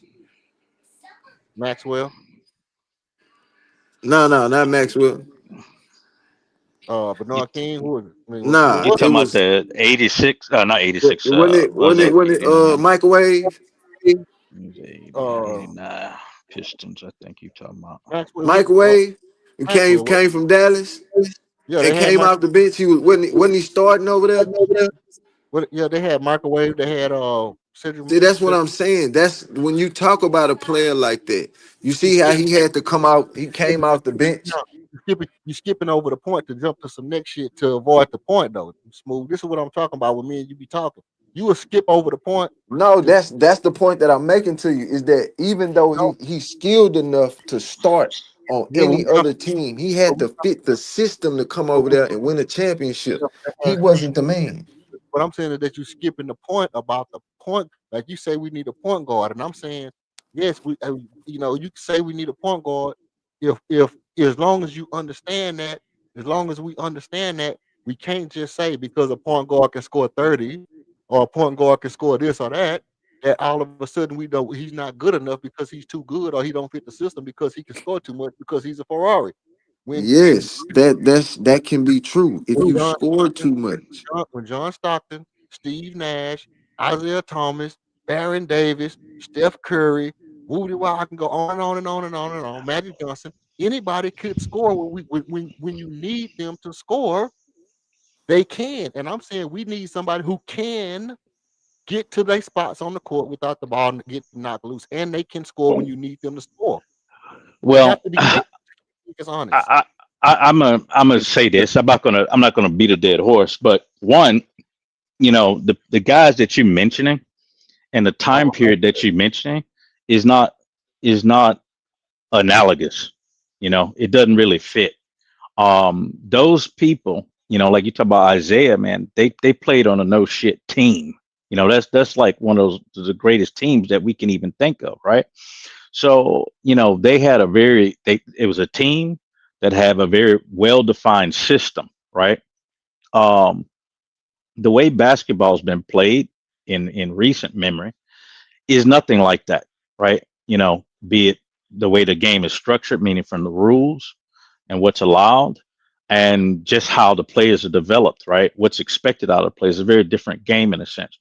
So if you talk about uh, the general skill of what's present now, I doubt, like if I took Ja Morant and he wasn't the premier, he was not literally the Ferrari on the team. If I say that I'm going to take this piece and I'm going to put him on another team, I don't think he's going to perform the way that you think he's going to perform. I can make the same argument for Steph Curry. If I took Steph Curry out of that Warrior system and I put him on another team, be it, the damn Wizards or whatever, he's going to perform. He would have performed a little bit differently. And another point that you're kind of missing about these super high, this kind of high speed, low drag players, somebody that's a flashy combo guard or more closer to being a true shooting guard, like a scorer, as opposed to a no shit point guard, is that there's some called idle. So, a Ford F-150 don't idle at the same rate that a Ferrari does, right? And so with the rate by which the machine is operating in its idle state, in its normal state, that translates to a certain level of operating efficiency. So, for me to ask somebody like, we see this with James Harden. I'm not saying James Harden can't do it. We've seen him do certain things. But to expect him to be working at his optimal level, just playing as, okay, well, I'm just passing all the damn time. That's not really his optimal state. That's not prime James Harden, right? So, if you have the option of getting something that is designed to do what it's designed to do, as opposed to trying to fit something that's over engineered into a place that is not really designed for, even though it can do that, that's not optimal. That's my point. Do you understand where I'm coming from? I definitely get it. Like I say, I definitely get it. I definitely get it. You know, but it's just it's hard to make it stick. What I'm saying is that just it's like saying, okay, if we have Isaiah, let's for example, we have prime Chris Paul in this league or prime Isaiah Thomas in this league, and we have Drew Holiday in this league. You know, a lot of Houston Rockets fans would say, no, I just want Drew Holiday because Isaiah Thomas is too good. And I'm saying that argument don't really it don't hold weight with me. I get I it's cool if that's how people feel. It's cool if that's how people feel. But I myself personally, I can't support that type of argument. And But now, who's saying that? Who's saying that? well, it's the same principle in it. It's the No, same it's not. it's the same principle in it. It's because in I mean obviously I'm I'm I'm um I'm kind of conflating for a lack of better words, you Hmm. know. But if you break it down to the next level, you could say, okay, Steve Nash. I use Steve Nash like I say because he has so many flaws in his game, but he was still a great point guard, right? He got all these flaws in his game. He can score, he can pass, but he don't play defense good, and you know whatever, right? So, and he had turnover. He turned over the ball a lot. So by the same logic, a person would say, "Hey, we need Drew Holiday instead of Steve Nash because Steve Nash don't play defense and he turned the ball over, right?" And then they'll say, "No, but Steve Nash is an MVP player." But you're saying that because because he turned over the ball and he can score, that he's too good, so you need a Drew Holiday, right? But Y'all what you agree with keep me? saying, you keep saying too good. You have to understand how do you qualify good? And I don't Well, mean from a quantitative approach. I'm talking about from a qualitative approach. What's good for one person ain't good for another. well, because he has the ability to score, you assume that he has to score because he has the ability. Because you've seen him score, then you automatically assume that the proper thing is, oh, it's not enough balls for him to be on the team because he averages 22 points or because he averages 25 points. So it's not enough balls for him to be on the team now. Why was PJ Tucker on the 2017 or what is it, 2016, 2017 Rockets? He wasn't there for no scoring. Well, I get that, but I'm saying as we progress the conversation along, we get to a player like a Steve Nash, and I'm using this for an example because I'm finna land with I'm finna bring home the hammer. Is that Okay. you look at a player like Steve Nash, and then you say, well, it's not enough balls for Steve Nash, and he don't play defense, and he scores too much. So I'd rather have Drew Holiday. And I say, well, I can't accept that because Steve Nash is a better player than Drew Holiday. But we need defense and we need a person who don't score, right? And I say, okay, if that's what you like, cool. But you can't just make me feel like Steve Nash ain't a good player because of it, is my point. And that's Nobody's what saying he's not. Well, I get that. Nobody's saying that he's not a good player, right? Or a, if you talk about in a general sense, okay, that's a good player. Fine, whatever. No one's saying that. But there is a such thing as fit, right? There's a such thing as appropriateness. There's a such thing as some sort of system that you need to be building and putting the appropriate parts into, right? mhm. And in a certain case, yes, Steve Nash may be good, or Humpty France may be great, whatever, but it's not congruent. It's not compatible, right? It's not compatible for your system. It's very simple. So if that's why I was talking about the PJ Tucker thing. Whatever D'Antoni wanted, he could have plugged anybody else up in there, or even with you talk about Draymond on the Warriors, Draymond special. I can get anybody else that's going to score and perhaps pass, or perhaps do certain more statistically inclining things than a damn Draymond Green. But what was appropriate for the Steve Kerr system over there was to have Draymond Green. That's what they needed, and that was good for them. That was the most optimal thing for them. That's not saying that other players were not good. It's just saying that it's not good for us. Hey, EF, hey, No, I'm gonna give you a perfect example, bro. okay. I was coaching a team, and this is all true. My point guard was 9 years old. Everybody else was 11 to 13. And we playing a game, and the team before, the game before, the team had an illegal player. So I said, okay, they want to have an illegal player. Cool, we'll bring an illegal player. So they had a guy that was pretty much in high school, damn near in college, playing with these kids. So I had a Okay. cousin that came to the game with me. He was in college, and he was playing in this game. But I remember, I have a 9-year-old point guard playing with 11 and 13-year-olds. So in this game, I put the illegal player in. This guy is in college, and we started losing the game because a college player couldn't play with kids. He couldn't understand our system, the system that we had. And we started losing the game. And we called a timeout and said, you know what, come out of the game because you messing up the system. We took him out of the game and put the 9-year-old back in the game, and we came back and won. Now, Yeah, you he mean would to have tell cheated. me Huh? that there's a player that you don't understand how a player can be named better than another player but not fit a system? I mean, you see it plenty of times in the NBA, in college. I mean, you see it all the time. So that shouldn't be like the hardest thing to grasp.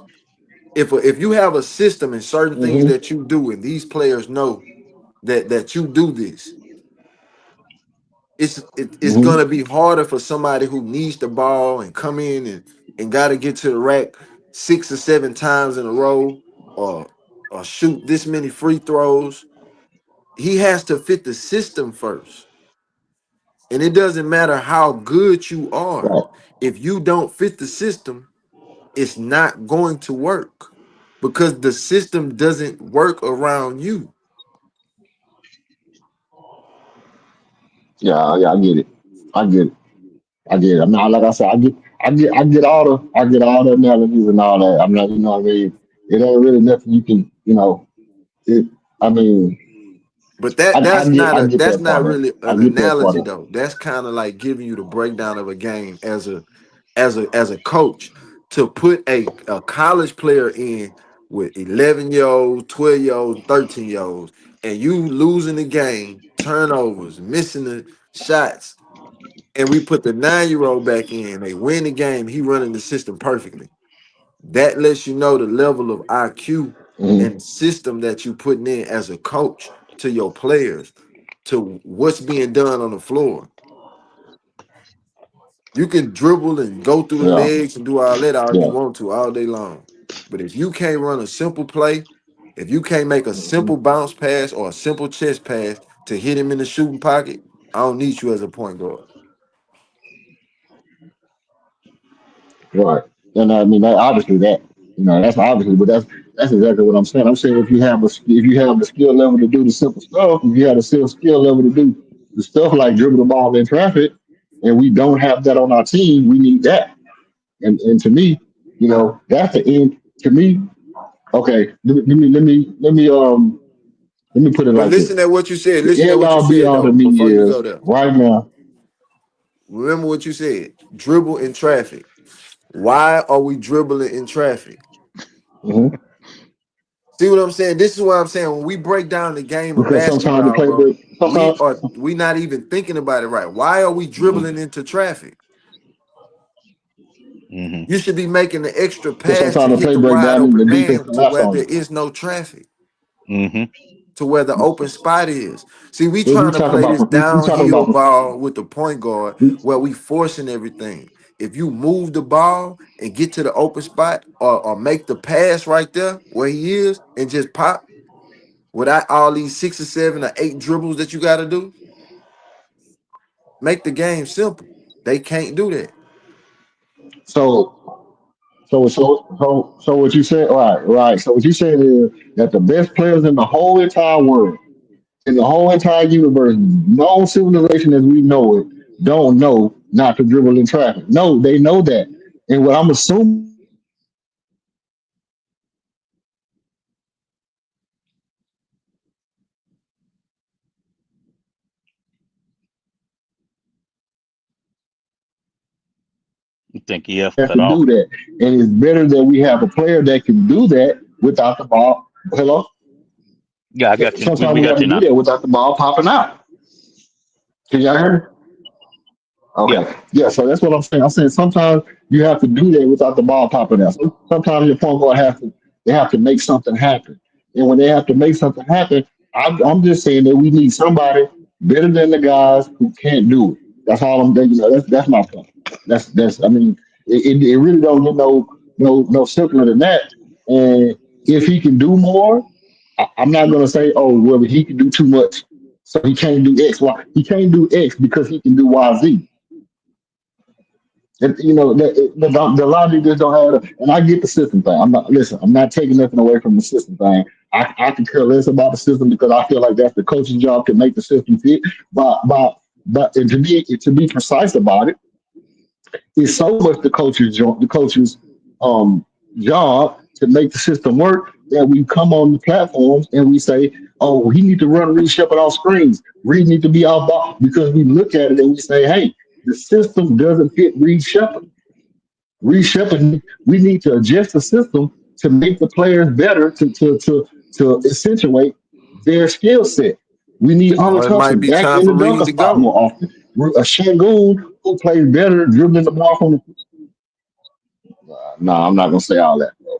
I'm not gonna just say time for Reed to go because Now because the I coach said has maybe to do if a he better can't job. fit the I system. mean, I'm not saying he's doing a bad job, but he has some things he can do better. Now I'm saying if he can't fit the system It right, might be time for and Ime you to go. saying that we need to go get something, then that might be the time you need to put a package Mm, together and then go work on something and see what we can get.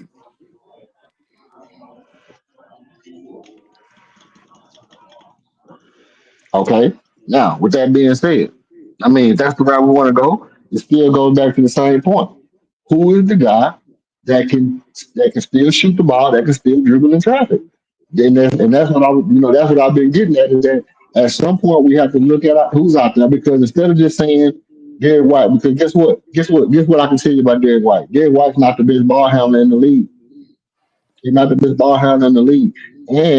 And as much as we like Derek White's feistiness and ability to create plays on defense and get tip in rebounds and stuff like that, he's not the end all be all to go make you a contender against a team like OKC. Obviously, if Reed and Armin develop into what they can be, that gives us our best chance. I know that. I understand that if Reed and Armin both develop into what they can be, that gives us a better chance to get Derek White. Okay. Um, it gives us a better chance to get Jalen Brown and giving up honor. Definitely giving up honor. First of all, I'm not gonna never get off this stream without telling you you lost your damn mind. Because you talking about giving up honor and Thomas for Jalen Brown. You got to I don't know what kind of hookah you just smoked tonight, but there's no way in the world you gonna tell me that I'm gonna give up Almond Twin, Tara Twin Thompson to get Jalen Brown with his knees, bro. And no, I'm not. That's insane. But what I will do is I would say look around. It's a lot of guards. We see a lot of guards that dribble in and out of traffic, can go in, navigate the defense because when you're able to dribble, be quick, dribble into the defense, you collapse the defense, and it makes those all that spacing that you were talking about. We need better spacing. We don't need Steven Adams in the paint. Why did you say we didn't need Steven? The whole reason you was crying about Steven Adams being in the paint was because you wanted people to be able to get in the lane and to be able to drive from the perimeter. That's why you said you didn't want Steven Adams in the paint. You argued me down about Steven Adams being in the paint because you wanted to be able to drive players into the lane. And I'm Who saying said that? it Me? don't matter if Steven Adams not in the paint. As soon as your player put the ball on the ground, you got two, three, huh? You was the Oh one yeah, saying you yeah, didn't want Steven definitely. I Adams in the said paint yeah, because you for wanted more sure. space Yeah, on the for sure. screen. On the Yeah, screen, for you sure. arguing me down. Yeah, yeah. Yeah. And so what's the point of having space for people to drive if as soon as they put the ball on the ground, somebody can come snap the ball and then the ball will fly in the other direction and lead to 20 additional points. We gave up 30 points, bro, in transition offense from turnovers. We gave up 30 transitional points in offense. I mean, yeah, 30 transitional points off turnovers today because people slapping the ball out of people's hands. That's what we can't have. That's not a champion. Even though So I feel let me like we okay, can let me still go back to contend, the initial we point can that I still was making. contend with the team we got. 62 games from now, we'll be better. Who who Um, had all those turnovers?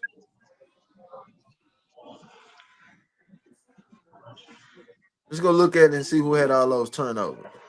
it So I was can prove spread the out. point to It you was again. Kevin Durant had Kevin turnovers. Durant. What position he Ahmed play? had turnovers. Al Pachango had the most. Okay, what Al position he Pachango had the play? most turnovers. What position he play? Small forward tonight. Okay, what position Kevin Durant play? Small forward. Okay, what position Small Mingman forward. play? Okay, one none of them point guards, huh? Uh, point guard. If everybody plays small forward, then what none of them point guards then, right? Yeah, Ahmed was a point guard. Okay, well how many yeah, They turned over the he played ball. point. So how many he have? He had 10? Nah, He said he had 10. no, he had 3 or 4.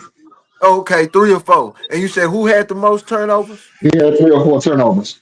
And Shagun had how many?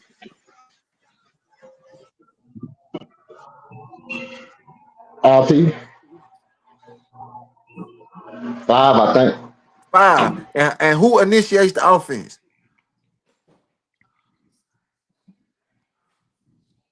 Alfred Shagun. Exactly. AP, whatever his name is. He He initiates said the LP. offense. He shouldn't be there. You shouldn't have 5 turnovers because you shouldn't even have a ball in your hand at the top of the key. You should be your big ass down up under the goal. Amin should have them other 2 or 3 turnovers that you got because he's the point guard. You see how the things switch up That's when you in crazy. the right position? That's crazy. That's crazy. When But you when see, when, when Kevin Durant got all them, when you was talking about the pass the other day, when we broke that pass down, when you had it up on the screen, and I was trying to tell you that Kevin Durant can't make those passes because he's too long. He too fast. He too athletic. He too quick. He too agile. He too but agile because he's too long. His arms are too long. Everybody can see his passes from a mile away. But you telling me that he can make those passes, and I'm telling you, how many turnovers did he have today? 8. Turnover. Okay. So that's what I'm trying to tell you. You're asking people to do things that they don't do. Kevin Durant's job is to catch and shoot. When you get to your spot, catch it and shoot it. LP, when you get down, use your European footwork. If they collapse on you, then you got to pass because you can pass it. All that trying to be baby Joker and all that, we don't need that shit either. Just like we don't need Ja Morant. We don't need you to be baby Joker. We need you to get your big ass under the flow, get these rebounds, make these easy putbacks, and pass the ball if they collapse. Make the game easy. They So making the game too hard. so let me ask you this. Let me ask you this. So what you're saying is because Armin got a PG by his name, we should just let him turn the ball over. No, you should put him in his natural position that he was playing. Let All him four. get used to it and stop having him be a corner boy because he don't shoot. Let him create for everybody else and get downhill. When he gets downhill and they collapse, then you can kick it out and get those extra assists. But that's how he turned the ball over. Because you're not putting him there at the time that he need to be there. That's Alfred Shagun being there, right? So if AP up there, it's just like LeBron, bro. You get all these point guards, but you want somebody else to initiate the offense. Well, what you got me for? If you want me to be the point guard, I'm supposed to initiate the offense, right? I So mean, what do you want Amin to do if AP all the way at the top of the key bring the ball up the floor? What do Amin do?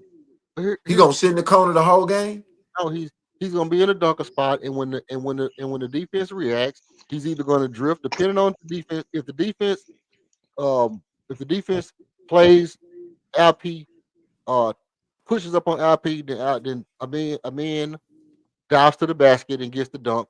If the defense plays off of LP, then a man goes back to the corner and catches the three or Now the you drift. see how crazy that is. Now why Uh, Sagoon can't be in the dunker spot? You bigger, you 6'10". Why you can't be there to get the easier dunk? because Armin isn't as good a passer or ball handler as Alper Shangon. Oh my goodness. See, He's just man, this why I yeah, say basketball ain't basketball no more, not, bro. no. Y'all want to get these boys all kind of pampers and pacifiers and all kind of other stuff. All I'm saying is that Alper Shangon is a better ball handling passer than Armin. It has nothing I to do with don't, man. Listen. If I wanted you to play point guard, bro, I would have got you to play point guard. no. I If I need you to play center. listen, you got the players. You got 15 players on your roster. You look on your roster and you say, "Oh damn, the guy who I expected to do something, he's not available. Who can I move into the position on the floor? We're not talking about a set of letters that go before your name when they call out your jersey number. We're talking about who can do X, Y, and Z. I need somebody who can So, do. I so need let me somebody. ask you this. So, Hold on. You can ask me whatever you want when I get done. I need somebody to do X, Y, and Z. You look on your team and you say, "Damn, the best person to do X, Y, and Z name is Alprin Shengun. He's the best person to dribble the ball and pass the ball. He makes the least amount of mistakes out of everybody, even though he makes mistakes because everybody does. He makes the list. He's the best ball handling passer that we got on the daggone team. he I makes the least amount of mistakes and he got the most turnovers. listen. You don't. But you just said by your own logic. Hold on. You have an inconsistency in your own argument, and that's another example of why I call you Michael Jordan fans, because you're not consistent in your own argument. You just said out of your own mouth that the point guard should have more turnovers because he handles the ball more. That's been your argument And consecutively I just said that Amin should have those other 2 or 3 turnovers that Sagoon have. That should be on Amin, because not he's a point. Sagoon, because you shouldn't be at the top of the key trying to initiate it all the time anyway. I could Um, understand it if you're doing it a couple of times, but not every time down the floor.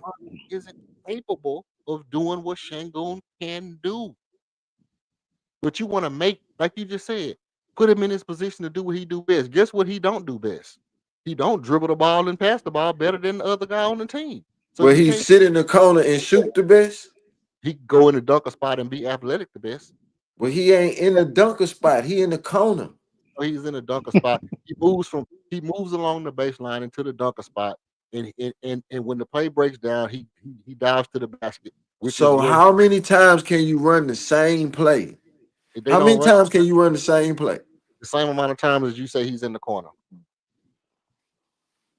How And many you times is he in? understand that they almost lost today too. Now, when you get down to those big games and you playing certain teams, and they understand and they game planning for that, how many times you think you're gonna run the same play?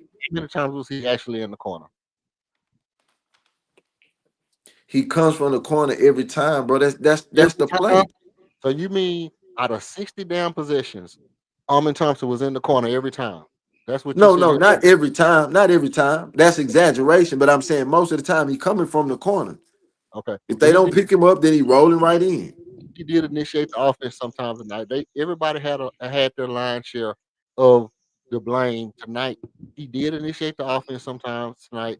Um, he was effective as well. Sometimes getting to the basket, initiating offense, being able to dive, do different things. I mean, everybody did their thing. I'm not trying to beat up on Armin, but I mean, I'm just saying that Alper Şengün, the reason Alper Şengün has the ball is because he's the best at it. And when he's not doing the best at it, the next person in line is Kevin Durant. It's not Armin.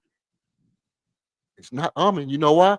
Because Kevin Durant is dangerous from 50 feet, from 45 feet, all the way to the basket. Kevin Durant is dangerous. That's why you saw Kevin Durant, as soon as he realized he got Kuzma on him, he ran over there and got the ball from the other side of the half court line and cleared out. Like, get out the way. I'm finna cook Kyle Kuzma because I know I can cook Kyle Kuzma. And what he do? Crossover real fast and dribbled in there and dunked on him. And then next time down the court, oh, Kyle Kuzma back on me. I'm going barbecue chicken again. He cooked him again.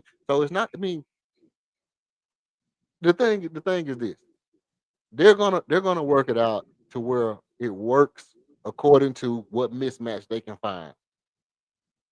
It should be a time. It should come a time that if we look up the court and let's say, for example, Kevin Durant isn't on the floor. Let's say, for example, Kevin Durant isn't on the floor and Kevin Durant is out for a couple of games. He got a little tendonitis or something, in his shoulder or something, whatever the case may be. And he need to be out for a couple of days.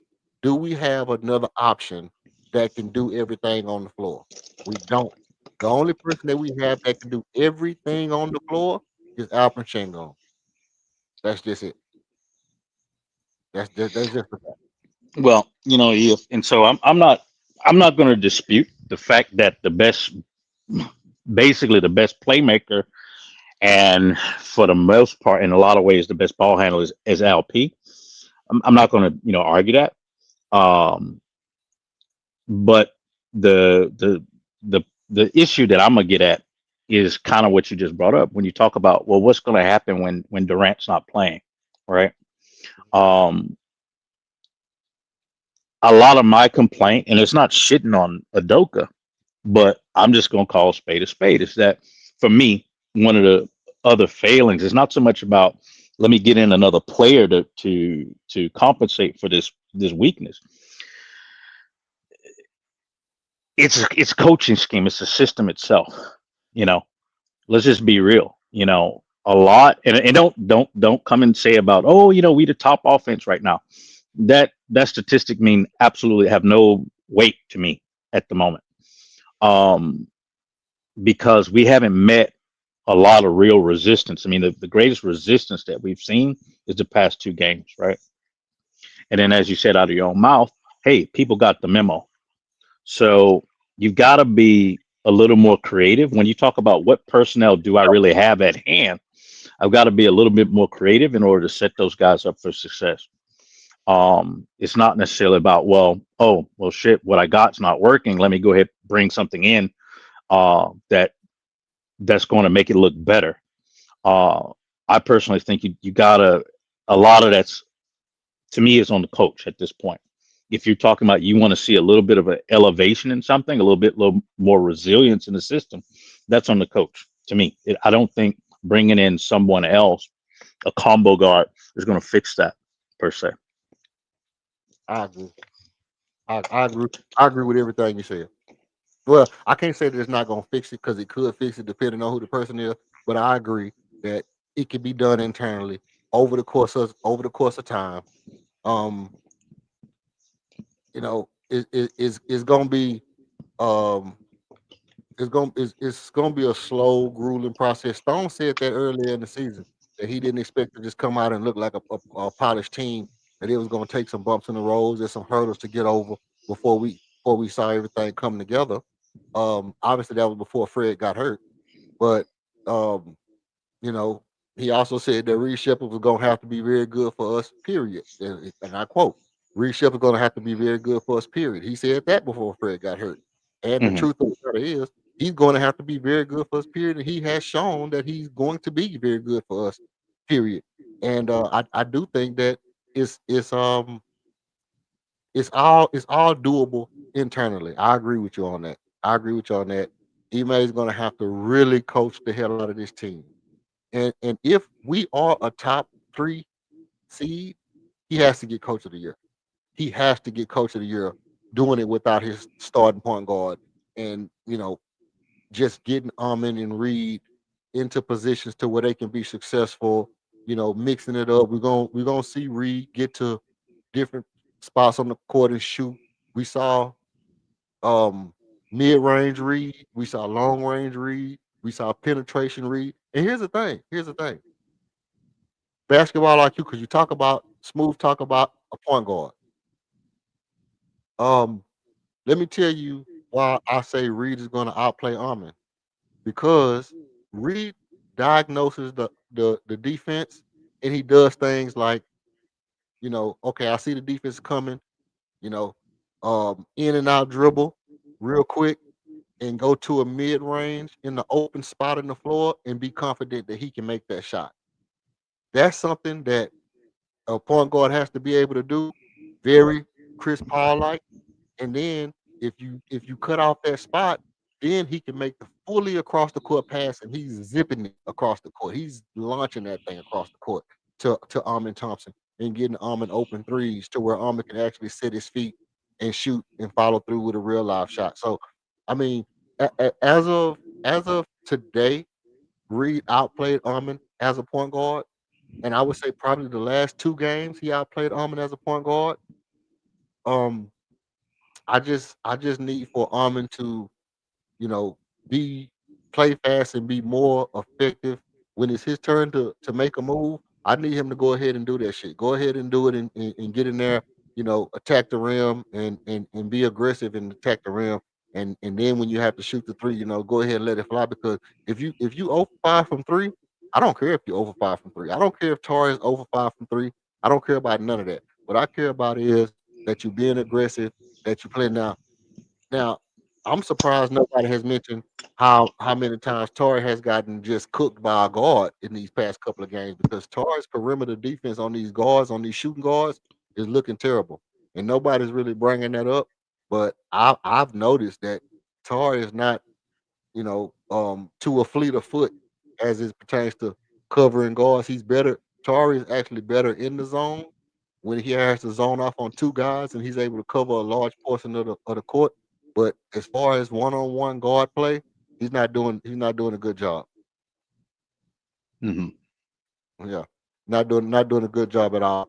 But as far as, like if you look at things like Jabari, you know, um having those high block games where he got the rebound, he got the 4 block shots coming off the weak side. That's from a lot of zone play.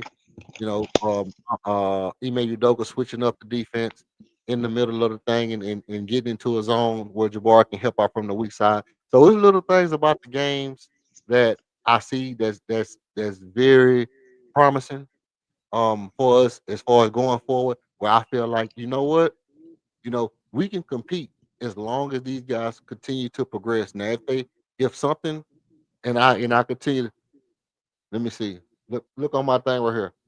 Can y'all see this? Can y'all see my screen? I see your screen. Well, It says hold on a Ja second. Ja Morant won't ever be the answer for Houston Rockets. Bleacher Report.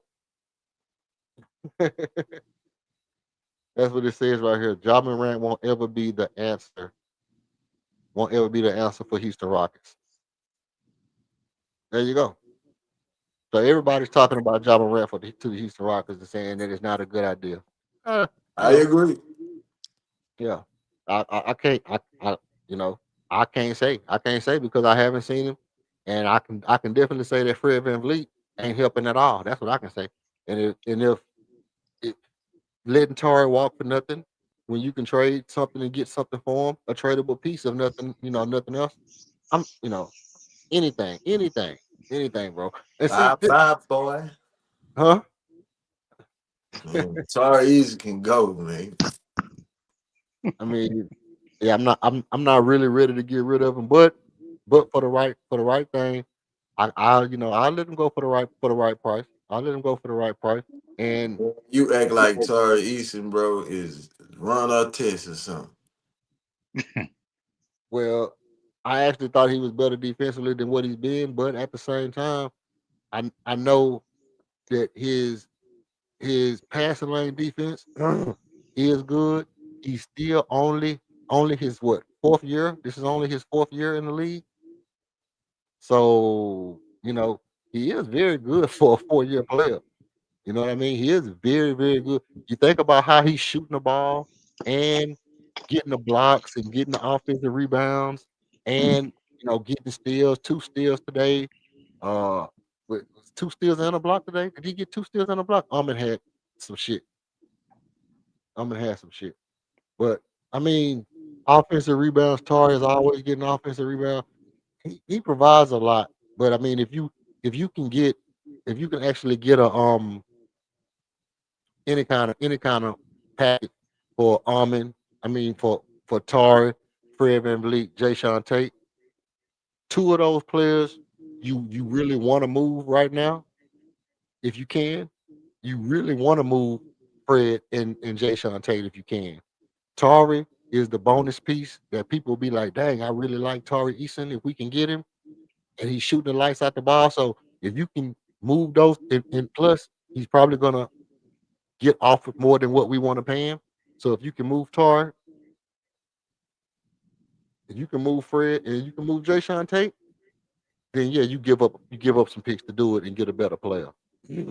But for those 3 players, and you think about it, you're giving up 3 players and a couple of picks, you should be able to get a nice player for that.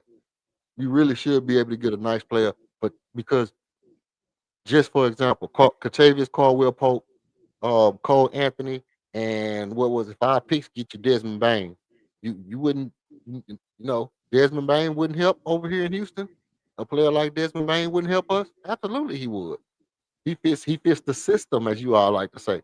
So for the same kind of package, what else is out there that somebody's willing to give up to say, hey, we'll take Fred VanVleet off your hands and let him, you know, be our tank commander, like King said.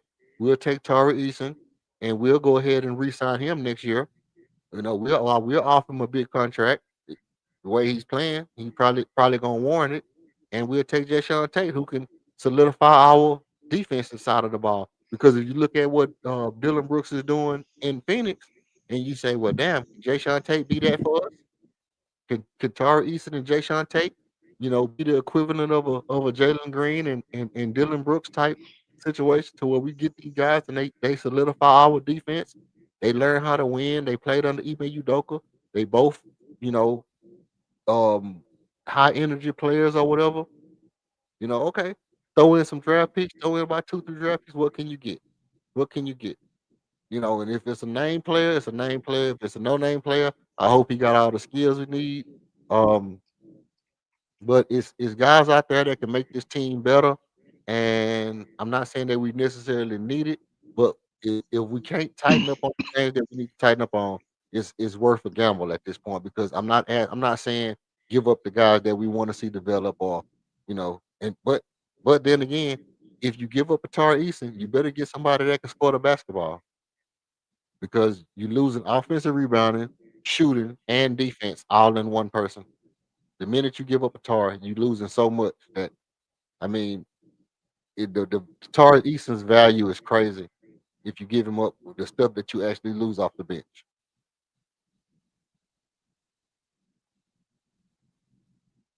So, when do y'all know what the next game is?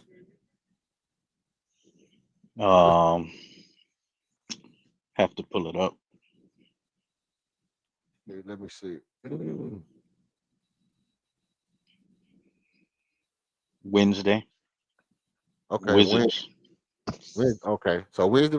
Oh shit! Are we at Wizards or Wizards Houston? I don't know. Could be at Wizards. Let me see.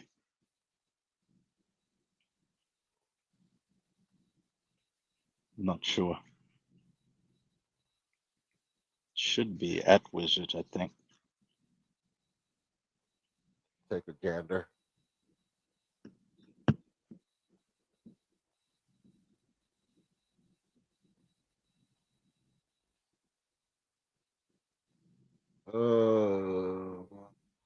Versus at Oklahoma City, at Milwaukee. No, it could be at home.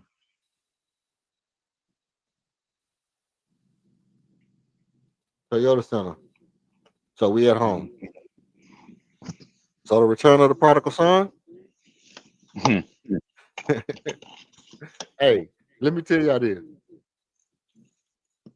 I liked Cam Whitmore as much as anybody, bro. I like Cam Whitmore as much as anybody. Y'all never, ever hear me complain about Cam Whitmore being gone. Because as much as y'all, probably think that I don't care about the system and about the coach not getting along with players and all that, the testament of to how I feel about it is the fact that I don't complain about Cam Whitmore being gone. And I was a advocate for playing Cam like anybody else was. I analyzed this dude's shot.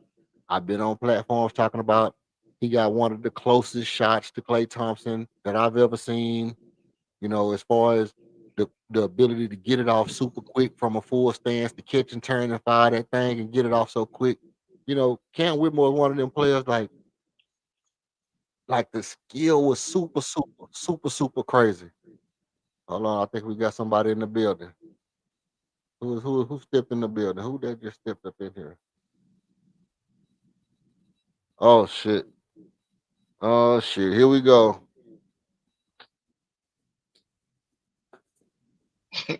What's that and what it do, man? What up with you, KO? Ain't nothing. Cap on tap. Closest thing to Klay Thompson, huh? That's what you running with. That's what you ran with. I've never heard nobody click that. I just said that shit like 2 seconds ago. I clicked that thing.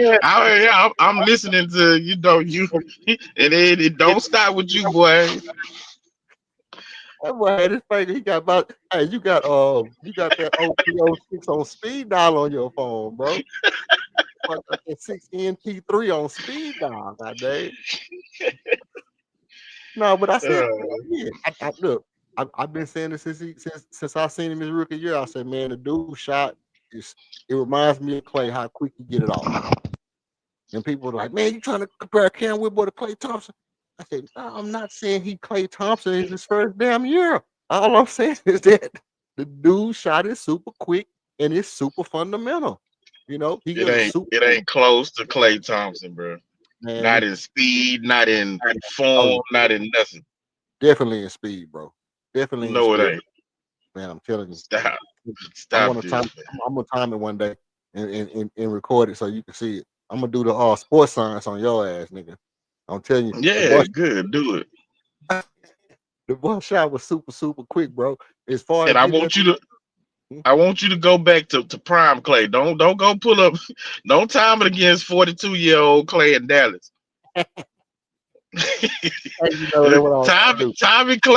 Tommy Klay getting them passes on time, coming off them screens, and him rising up, no dribbles, just rise up and let that thing go. Hey, Cam could have did it, man. Man, cut it out. Cam could have did it. Oh, you hear this nonsense, man? You see, I'm quiet. Yeah, give me no support, bro. Yeah, give me no support, man. I done jumped off the train. Yeah, man. You better jump off. That boy gonna crash, man.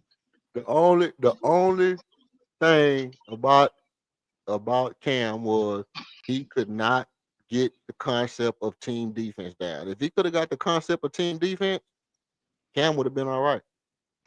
He couldn't get the concept of passing the basketball down either. Nah, Exactly. Tunnel so vision. Yeah, like that dude there for real thought he was Kobe or MJ or AI. I Like that keep boy trying would to not tell you pass the that ball, me bro. me attitude, bro, is Yes, not gonna get sir. it. shit. Man, look, hey, Kobe, but Kobe, man, I'm Kobe. I'm Kobe. If I'm the best player, you got me coming off the bench. First of all, if you got me coming off the bench as a six man, and we need buckets, and everybody missing shots, damn you, damn them, damn everybody. I'm trying to win. Yeah, Y'all good. lose. Go to Washington. Peace and have grease. Get your ass home. Go be Kobe in Washington. You can follow his Hmm. footsteps. He was a wizard. Now you a wizard. Yeah, he gonna No, he that gonna was be doing Jordan. just like Austin That Reed. was Jordan. Yeah, Yeah. you get them Get shots your when ass there ain't on nobody then. there. Yeah, damn you, damn the team. All right, bye. Oh, yeah. Damn me Rockets, damn Booster, damn Clutch, damn Turbo, Yeah, the already. Rocketeers, the Red Rowdy, And all and y'all. get and Win. guess what? You still coming off the bench in Washington. Exactly. Water. Man, that boy Hey, got that's the killer part. that's the killer part. You thought you was going somewhere for you to shine. You still coming off the bench. You still outside the club. You can't even get in. Well, I can't play team defense, bro. You can't play team defense. What And he you add, I need to look his stats up. I I know. wonder what he doing over there in Washington. I seen some highlights though. The Not boy was much. I seen some He ain't highlights. doing much.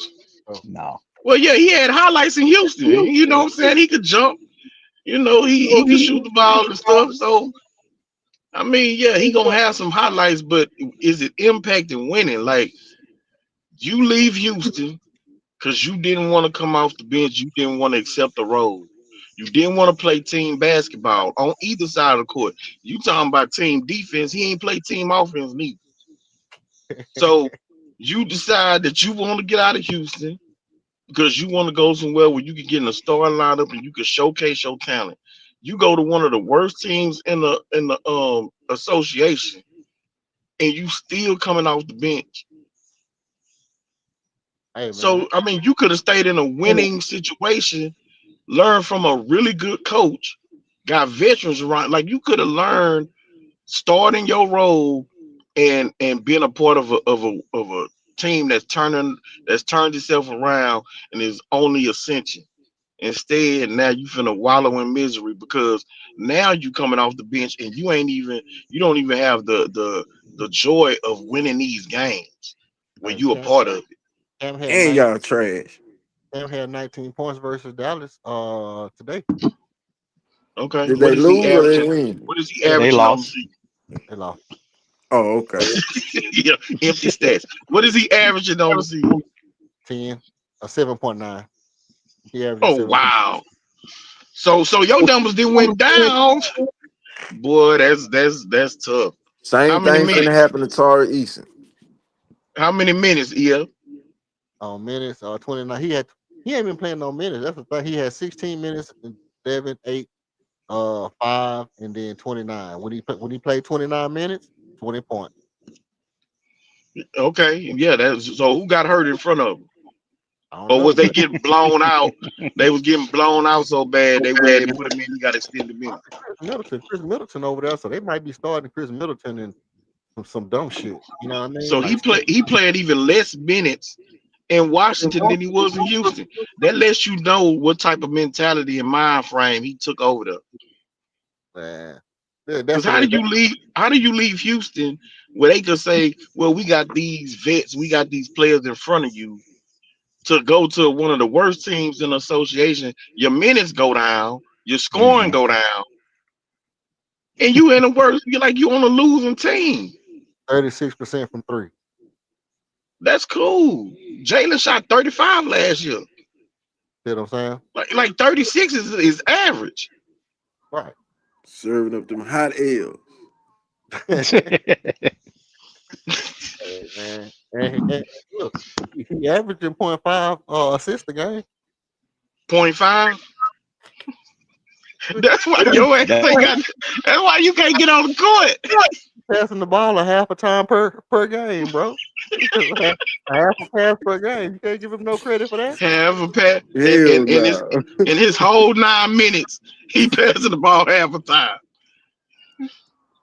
Cold That's bean tough. bean. That's crazy work for Cam, dog. Y'all get off Cam, man.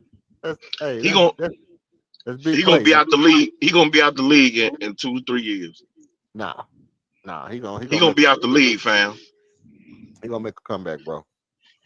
He gonna make a Yeah, comeback. all He right. gonna make a comeback.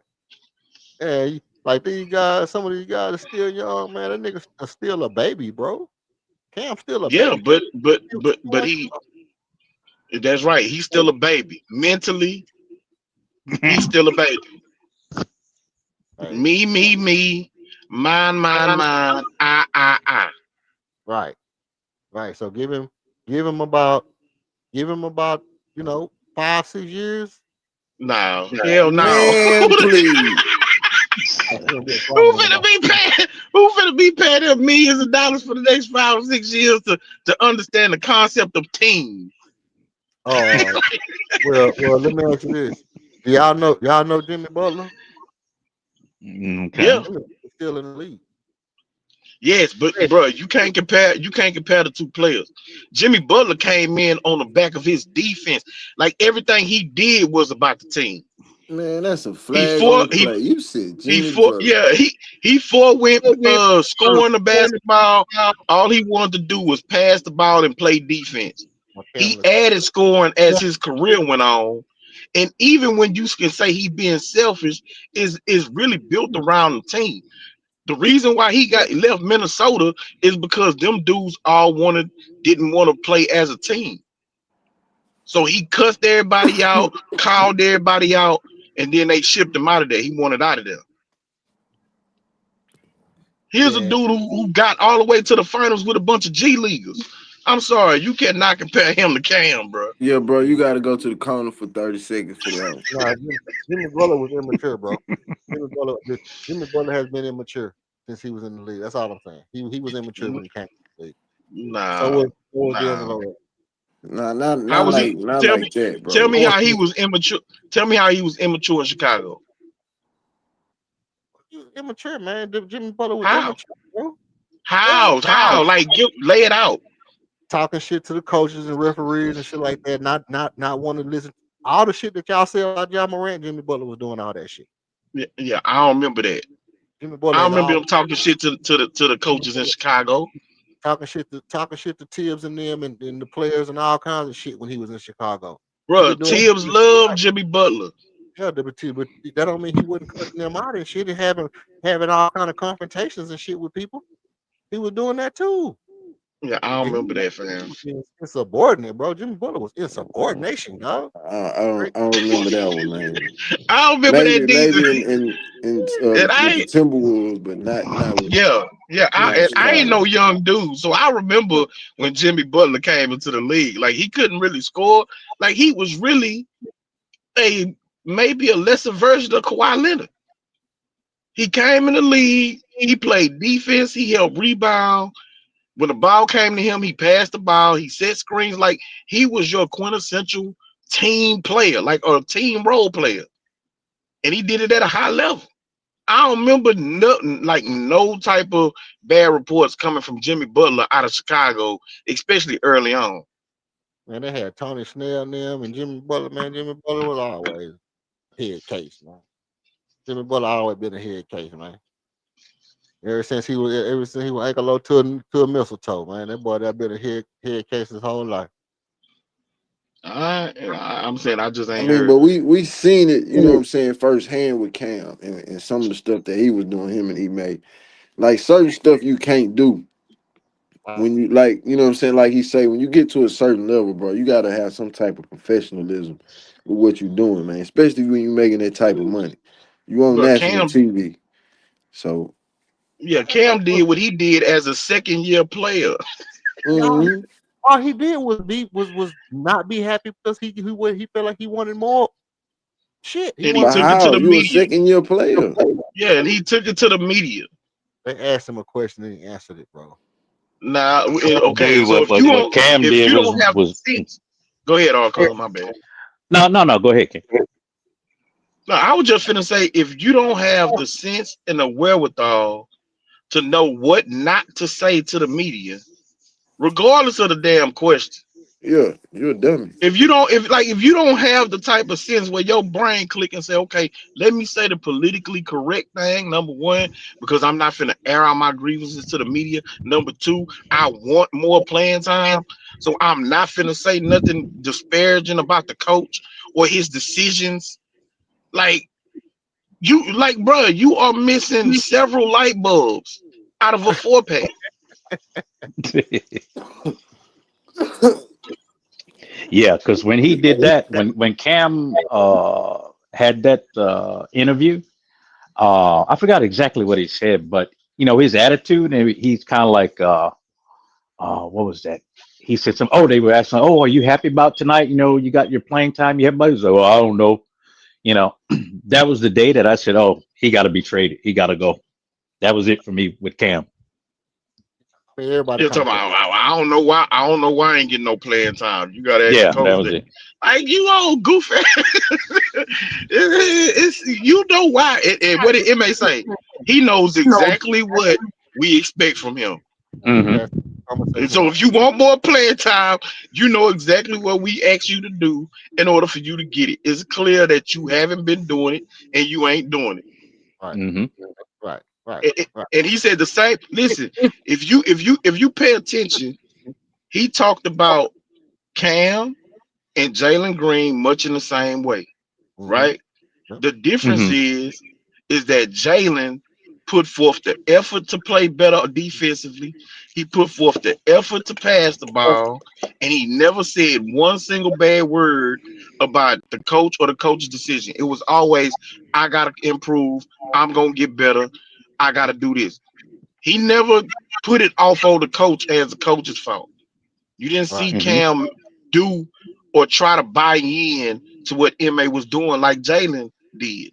So they both got traded. They got traded for completely different reasons. Right. Correct. But here's the thing though. Both of them ass gone.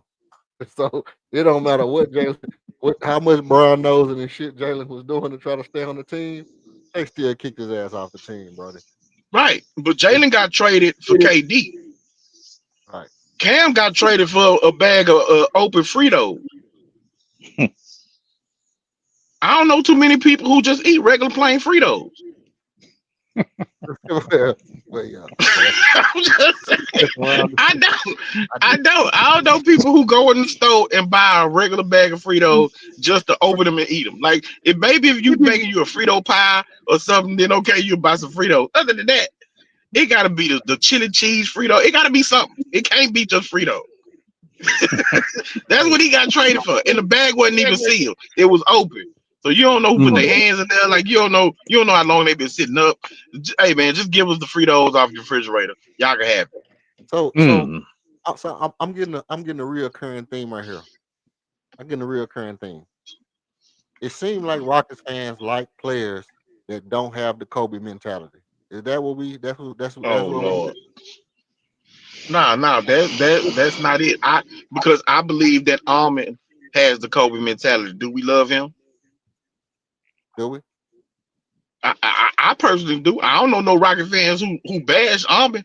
Like So most Rocket fans that I come across, they all saying that Almond is gonna be the first Rocket of this iteration that's gonna be a max contract player.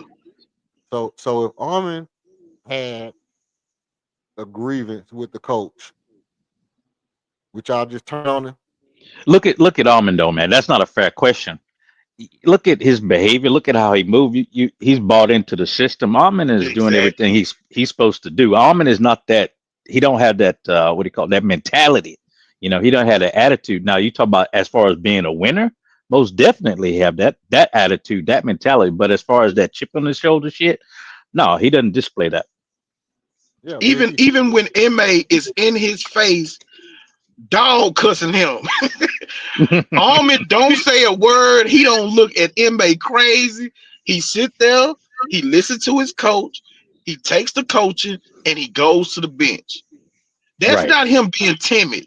That ain't him being mild mannered. We see what Almond is in between the lines. He's a loose pit bull. He's a straight up dog. He's Hmm. a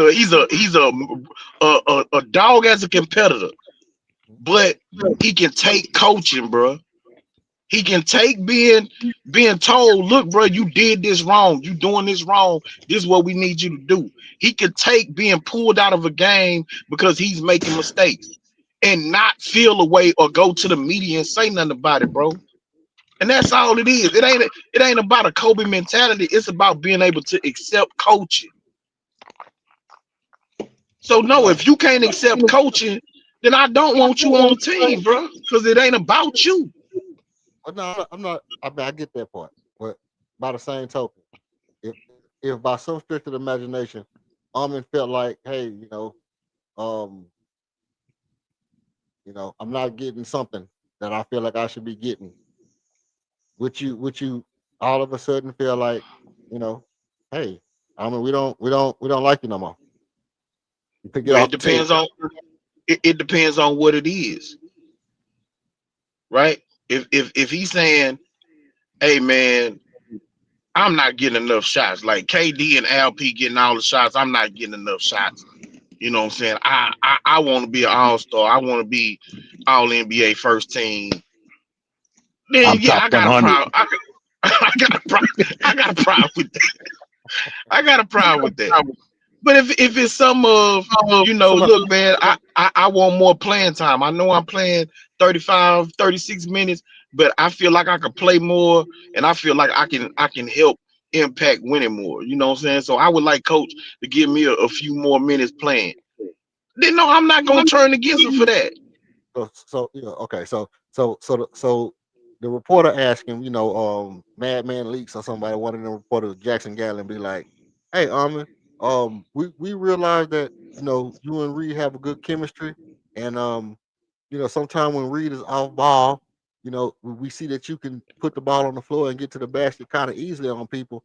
Why don't you do that more? And I'm gonna say, you gotta take that up with the coach. Yeah, that's fine. Yeah, yeah, but that's the proper answer though. That's what y'all That's the said. proper. No, no, No, no. no. Yeah, They asked him. They asked him. What basically he had a good scoring night, and they asked him, "Hey man, how good does it feel? You know what I'm saying, to be able to perform like that when you got more minutes or more playing time?" He said something along the lines of, "I don't know what they want me to do. I don't know why I ain't getting more playing time." that's what Cam said. Yeah, That's that's you what I'm talking about saying. Cam. Yeah, So yeah. yeah, That's what Cam like said. Yeah. that's what he said. Like, come on, bro. You know what they asking you to do. And so basically what you trying to do is, number one, you throwing a coach under the bus, and you throwing the other guys that's on the court getting more minutes. You throwing some of them under the bus too. Because by nature of what you said, you basically saying that the people that's playing in front of you shouldn't be playing in front of you. Hmm. And that's a good point. That's a good point, and it might be true. I mean, a lot of us believed at the time that Cam might be better than Jamie. A lot of us did kind of feel that. So I don't think that's the Yeah, sport. I'm not one of them. I wasn't one of them people. And it Neither me. was because again, Jalen bought in. Was, you could see Jalen from when he was under Silas to when he was under MA, the differences that he was making defensively. Right. He wasn't getting it lost on defense as much. He was putting forth the effort on defense. He was putting forth the effort to pass to his teammates. It wasn't just when I get the ball, I'm gonna score the ball. I'm gonna shoot the ball every time. Every time. Like I don't care. I don't care what it looked like. I don't care how many people that came to me. I'm finna shoot it every time. That boy Cam will fire that thing up, man. That boy Man, Cam. he ain't care, bro. Like, bro, you see Jalen is right next to you running. Hey, like y'all on the fast break. It's two people. There's two people coming to you. Jalen running by himself, and you still gonna go up and try and lay it up on them two people? Hey, big body, strong body, man. 235, 6'8", Turn over the other way. Come here, Cam. Go sit down. Go sit down. 230. All the way down there. All the way down there. Don't even All the way down. Hey, Reed don't, Shepard, come here. don't sit by the Kool-Aid or nothing. Don't sit down there by yourself. You go sit on the opposite side of the Gatorade cooler. Like I don't even want you sitting where I can look down there and see you. Come Man, on, man. yeah. No, you know, like I say, I was one of the people who thought Cam was probably thought he better than what he was, but once he started doing that stuff, you know, this is what I said. I said, you know what? He got a right to feel like he feel. That's what you really want your players to feel like. You want your players to feel like they better than what they are. You gotta have that. You gotta have that delusion to be great. I don't care what nobody. I don't care what y'all say. I don't care what nobody say. I'm talking about what the players themselves say. All the players who are great know that you have to have that sense of delusion to feel like you can overcome odds that nobody else can overcome. That you better than what everybody say you is. You have to be delusional like that to be great. So I didn't have no problem with it. What I had a problem was when he went out there and started to show it on the court. That's when I started to have a problem. And I said, okay. And then he kept going. He was on the podium open and stuff like that. I said, okay, he gonna be gone. And then even when as the season progressed, he wasn't getting playing time. I wasn't like, man, we gotta get rid of him. But when they trade him, I was like, okay, he gone, cool. But not for 2 draft picks, not for 2 second rounders though, bro. You know, get more for him than that. Hey man, ain't nobody finna give up more than that. Man, I think they maxed out with them Fritos. I mean, man. it could have been, you know, a Well, Rice Krispie treat that fell on the ground. Like at least they Mm. got a couple. At least they got an open bag of Fritos. it might end up being one of the worst trades in the history of Rockets basketball. Come, You nigga, think stop. so? That might end up being one of the worst trades. Cap on tap. Cap on tap. Come on, man. Come on, man. What Man, the we're gonna have to worst start using trades in sound Rockets? effects for you. Come on, Somebody man. started. Come on, It Cap. might be one of the Nah, worst trades in the we history. not doing that, bro. We not doing that. We not doing. In order for that to even be in consideration, this dude would have to turn into Kobe. Like he would Hell no. literally First, have you to gotta turn into start. Kobe. You gotta start first. No, I'm saying for it to be the worst trade in Rockets history, like he got to turn into Kobe. Like people got to look back at him and say, man, what in the world was the Rockets thinking? How could they ever have given this dude up? You got to turn into that guy. The nigga is playing less than 10 minutes on the Wizards. Come on. Come on here. Shit. Play Come ball. on here. When he played ball, Flag man. on the play. Flag on the play. Telling you, when the dude play, he a problem. That's how I can tell you a Jordan fan. That type of shit Oh right there. man, you have an inconsistency in your own argument, and that's another example of why I call you Michael Jordan fans, because you're not consistent in your own argument. Hmm. Crazy, man. Hey, look, I can tell you right now. I can tell you right now, but this right here for a fact. If if Cam Whitmore ever becomes an All Star, this is the worst trade ever. This easily surpasses trading Robert Ory and Sam Cassell for Charles Barkley. This Hell is no. Mm. if Cam Hell no. Uh-uh. Bro, that ever was a championship team. You gave up pieces that you won titles with. but Him becoming an all-star don't surpass that trade. yeah, it will. It Get will. out of here with that. Yeah, it will. I'm gonna tell you why. Because we did that because Charles Charles Barkley fit the system. We need a rebounder. We don't need all No, the great players No, that that's not why they did that. That's not no, why they did that. let no. me tell you exactly why they did it. Real Because Rockets fan didn't want no Charles Barkley. I'm but real Rockets fan didn't, but I'm gonna tell you why they did it. They did it because all we need is somebody who can stop Kevin Garnett and Dennis Rodman. We need somebody to contend with Karl Malone, Kevin Garnett. Sean Kemp. We need somebody who can contend with Karl Malone, Sean Kemp, and Dennis Rodman. Let's go get Charles Barkley. That's why they did it. That's exactly why they Nah, did it, I because of did. his rebounding and because of his rebounding and his physicality, not because of his scoring.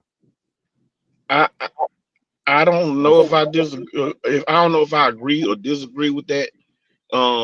My personal opinion is I feel like um ownership was like, hey man, we could sell a lot more tickets That's where I was gonna say, King. if we bring in, if we got Charles Barkley and Elijah Warren and Clyde Drexler on the same team. That's all We it are was back about. to back. That's We not what back it's to about. back champions. Man, imagine how much money we can make if we put those three guys on the floor. So let me tell y'all the inside scoop. Let me tell y'all the inside scoop, because you know what I mean. I have been around a while, and I do have a little bit of inside what I do. But what was going on? Somebody was messing with somebody's daughter allegedly. Y'all heard me say this before? I've heard Uh, someone else say this before, not you. Okay. Well, apparently, you know, one of our players that got traded was apparently messing with somebody's daughter, who, somebody who's in the organization but doesn't play for the organization, that used to play for the organization, that's really prominent in the organization, that wears colorful suits. Somebody was messing with somebody's daughter. And supposedly, they had some kind of physical altercation, like he choked her out or something like that. Something along those lines. I'm Something finna along get those on this clock, man. I'ma still be listening, bro. Okay. So something along Salute. those lines is the reason why they was trying to trade Robert Orr, right? So they were trying to trade Robert Orr, and then that's why they was going to move Robert Orr for Danny Manning or somebody at first, and then somebody failed a physical. Robert Orr didn't go. Then the next thing come up is the Charles Barkley trade. So they had to package up Robert Orr and Sam Cassell and all the other players to get Charles Barkley. So the trade really spawned from the Robert Ory, allegedly, Drama. allegedly stuff, and then it just turned into, well, if we got to get rid of Rob, we got to get somebody who can hold these other players that's going to leave that void where Rob was at. So in comes, how do we stop Dennis Rodman? How do we stop Sean Kemp? How do we stop Karl Malone? Well, our best chances to get Charles Barkley, and so boom, Charles Barkley for Sam Cassell and Robert Orr and Chucky Brown. Hmm. And Chucky Brown. And Shaq Brown was a beast, man. Chucky Brown was just a flat out monster. Hmm. Um, so it was one of those kind of things. But with that being said, I still say that wasn't a bad trade, because we needed somebody to stop, because they was really flat out letting the Supersonics foul Elijah one every time he got the ball. You can't play inside and out if soon as you catch the ball, four people come in and chop your hand. They damn near broke Elijah one's hand that year. The year that we went back to back, and then that next year when Seattle put us out, they almost Yep. broke one hand. He had some major contusions and shit on his hand from them coming down, chopping across his hand every time he got the ball. No calls. No call. That's when cheating was real. The referees was for real into the what you call his name? Tim DeHage and Scott Foster type shit. They was in that shit Hmm. real, and they was just letting them come down, rake Elijah one hand. And so it's like, okay, we need to get Elijah one some help. Boom, Charles Barkley it is. And it really, to be honest, people talk about Charles, but Charles Barkley came in that first game and had 30 rebounds. His first game. Like, and this what I was a prime example of what I was saying to y'all. Just because Charles Barkley had just won the MVP a year ago and he could score 20, 30 points, he didn't do that. He came in and said, well, you know what? They need me to rebound. I'm going to come in and show them that I can rebound. He came in his first game, 31 rebounds and like 15, 16 points. Well, yeah, but I mean, come on, man. You kind of you got to think about this. Let's be real. And I was going to make this point about KD right now over here currently. Okay. After that second championship, because really Olajuwon was long in the tooth. Facts. Uh, Olajuwon was long in the tooth. Clyde was long in the tooth at that point. Barkley was long in the tooth. Barkley, I think, is the youngest out of Mm-hmm. the three, right?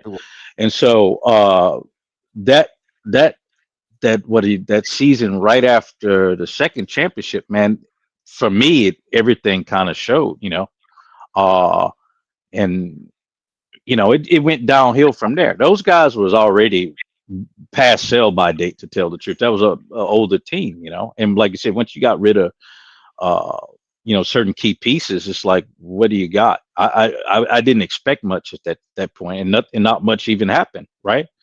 And then when was it? It was the year after that they got they brought in what, Pippen, I think it was. Mm-hmm. Yeah. So then I knew it was over, because it's like we just got a bunch of washed up ass players Right. just to sell tickets. Yeah. So and so, like, for me, you talk about KD right now. I know a lot of people are very high on KD, and if you remember me, I was talking about I don't want no retirement home KD. I heard that. But the thing is that Let me say this. we got Was you on the stream that night where me and Elder was getting into it about the KD Jalen Green thing? Was you on the stream that night? I may have been. And I don't remember exactly. Go ahead. Go ahead. then they were saying, "Oh man, Elder cooking you this, that, and the third." And I was making the point. I was saying the same kind of stuff I'm saying now. I'm saying what the logic is, because they were saying, "Well, my point was, if you can keep Jalen Green and get another player, that's better for us than getting rid of Hmm. Jalen and getting another player." And they were like, "Well, you don't want to have, you can't have Jalen Green coming off the bench, or you can't have Jalen Green, this, that, and the third." I'm saying, but if you bringing in somebody who's better than Jalen Green, that's what's going to happen. Jalen Green is already going to be the third best player because he's not better than Al Pachenko. So we had this long thing, and I say, well, let me ask you this: if we get Giannis, what do we do with Jalen? Well, we got to trade Jalen. I was saying, man. I said, if we trading for Giannis, that's one thing. But I said trading for KD and getting rid of our young players is cool. But I would rather it be Jalen and Fred VanVleet rather than Jalen and Dylan Brooks. I said, because if you get rid of Jalen and Dylan Brooks, you're getting rid of too much offense. And so we had the long. Go ahead. I ain't mean to cut you off. I ain't mean to cut you No, off. no, no, no, no. I mean, it's a valid point. I don't have much to say about that other than because my whole thing about getting KD was that what it was going to cost, right? Right. And not just what it costs, but how much service you're going to get out of KD, to tell the truth, Mm-hmm. at the optimal level. So, uh, like I said, I mean, yeah, we lost DB, shit that hurts, right? But KD is going to provide what he's going to provide, be it 26 point, 20, 22 to 26, whatever per night. But to expect that he going to perform at the Warriors level, KD, if you will, even I don't, I'm not seeing that. He's long in the tooth. He's not going to play a certain amount of games.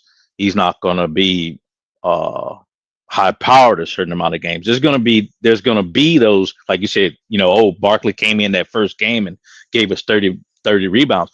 Yeah, he's great. Uh, he's going to be able to pull out some stuff every now and then.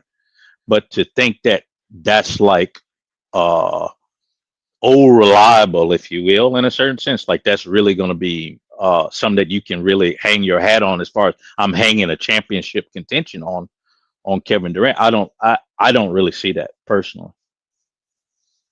Yeah. No. But and you know, like I was saying earlier, Kevin Durant's job is to be better than Jalen Green. That's it. Right, You right, know, right.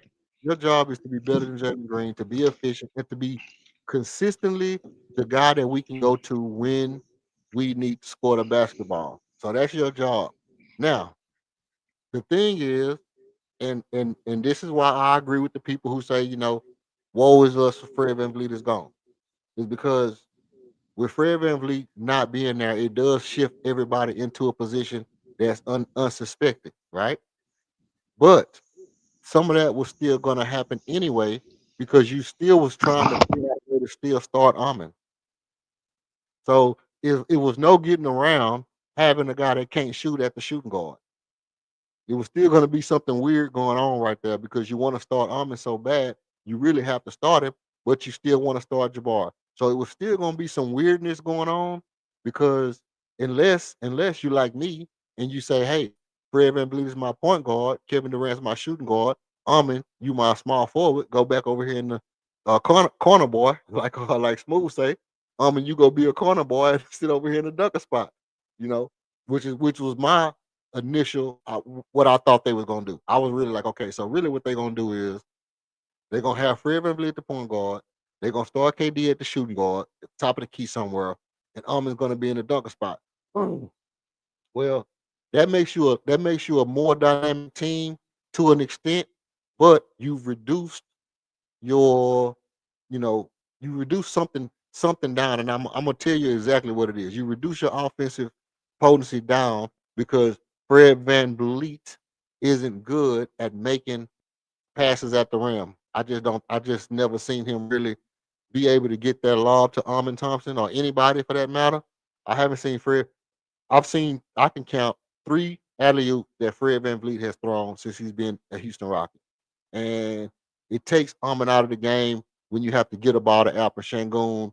It's the same thing. So if you waiting on Fred Van Vliet to get a ball to LP to give the ball to Armin, then Fred Van Vliet is like, okay, well, what are you here for?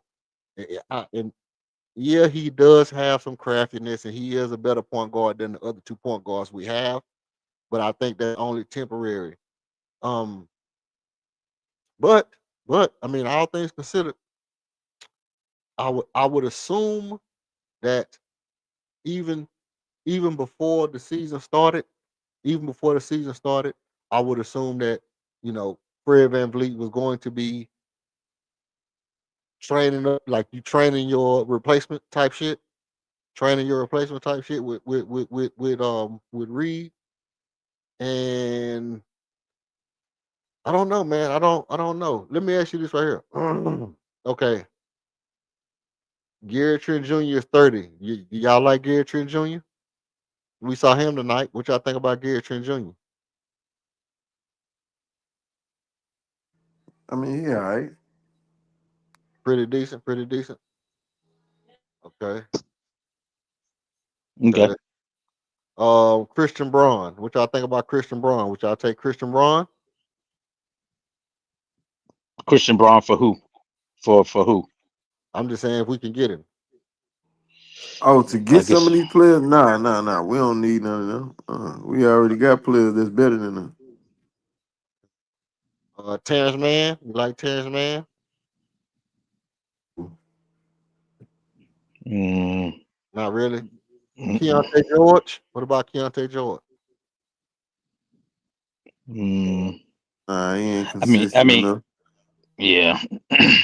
You say what? Not consistent enough. Keontae George is young, but Keontae George got top 15 potential. You know what I Yeah, mean? but Like we don't need no more potential. We need some running. but I'm saying right now he already averaging 13 points a game. He averages 13 points a game as a Well, shooting how guard. many assists do he average? So What I'm we saying, don't care about that point. How many assists do you average? what he shooting guard. Nah, see, that's what I'm saying, man. We need somebody who can run the point and get us But we some got two, assists. we got 2 point guards already. Nah, what you do is you get you a point guard. Put a And mean at the two guard. what When you about put a Reed? mean at the two guard, since he's not a shooter, he's a slasher. When he gets ready to slash and they get ready to collapse on him, he can kick it out. If they don't double team him, if they don't collapse on him, he straight to the rim. You use him as a Swiss Army knife since he can't shoot. You take your point guard and you let him set everybody up. You bring KD out the curls. You let Sagoon set up on the post and let him go to work. If you want to face him up, let him face up. Jabari, you out there for the three. You can run in the dunker spot. Everybody is in position then. Everybody knows their role. I mean that works as well. That works as That's well. and that comes like I've been saying too. That comes and like he just said, it's coaching. Ime got to be able to put that in system, man. You got the players. You just gotta put them out there. The right people on the floor at the right time. Yeah. Y'all like Jaden Ivey? That's a point guard. Nah, I take JD from Timberwolves and Nas Reed if Nah, I can Reed get ain't. them to. Nah, Reed ain't no point guard. I know, but I'm just saying I take the kid over there, JD, and then I take if I could get Nas Reed in there, Nas Reed. He'll stretch, he'll play the four, play the three, big man that can rebound. Yeah. Hey, what about Nimhard? What about yeah, what about Nimhard from Indiana? Nah, Andrew Nimhard. You don't like Andrew Nimhard either? nah. He ain't getting you number like 6 points. But I thought you don't want somebody Six who can score. points. Are we talking about point guard? Devin Vassell. What about Devin Vassell? What his assist like? Okay, so If you want to every know. point guard, that's what I'm asking. I don't care about what you scoring right now. 'Cause I I'm know just you saying, can score if you wide open. do you like him as a player? Do you like his game? Do you think his game fit the system? You want to look at everybody's stats and say what their assist is? You want me to go look at everybody's assist per game? If So you they want me, assist ain't over six, I mean 7 or so you want eight, me nine, nah. so you want me to find somebody who got a more than 6, 7 assists a game, and Yeah, I then need I need somebody who can assist, that's, who can that's get not everybody involved. that's not Jalen Brown. Well, it See, ain't if you're not no, you not you in point you're guard. not gonna Nah, you're not gonna find anybody. I'm telling you, if you're not gonna really find anybody that's available that does that. I mean, yeah, you're out of all not. the names that out of all, excuse me, Smooth, out of all the names that you mentioned, the one name that I thought about 2 years ago, this is before we had Reed Shepard, was Brown, right? That was the one person I thought about, but and even him was from a developmental aspect, right? So everybody else, I don't really see it, to tell the truth.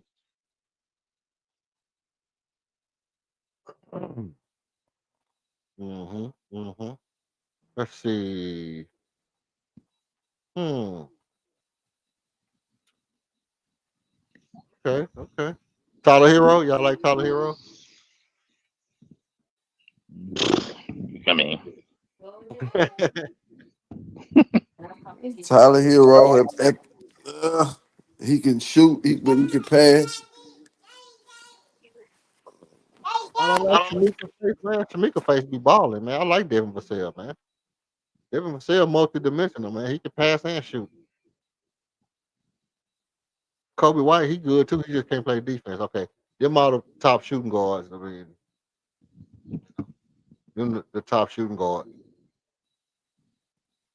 Let's go look at the top point guards right quick. Uh, pull up the top point guard.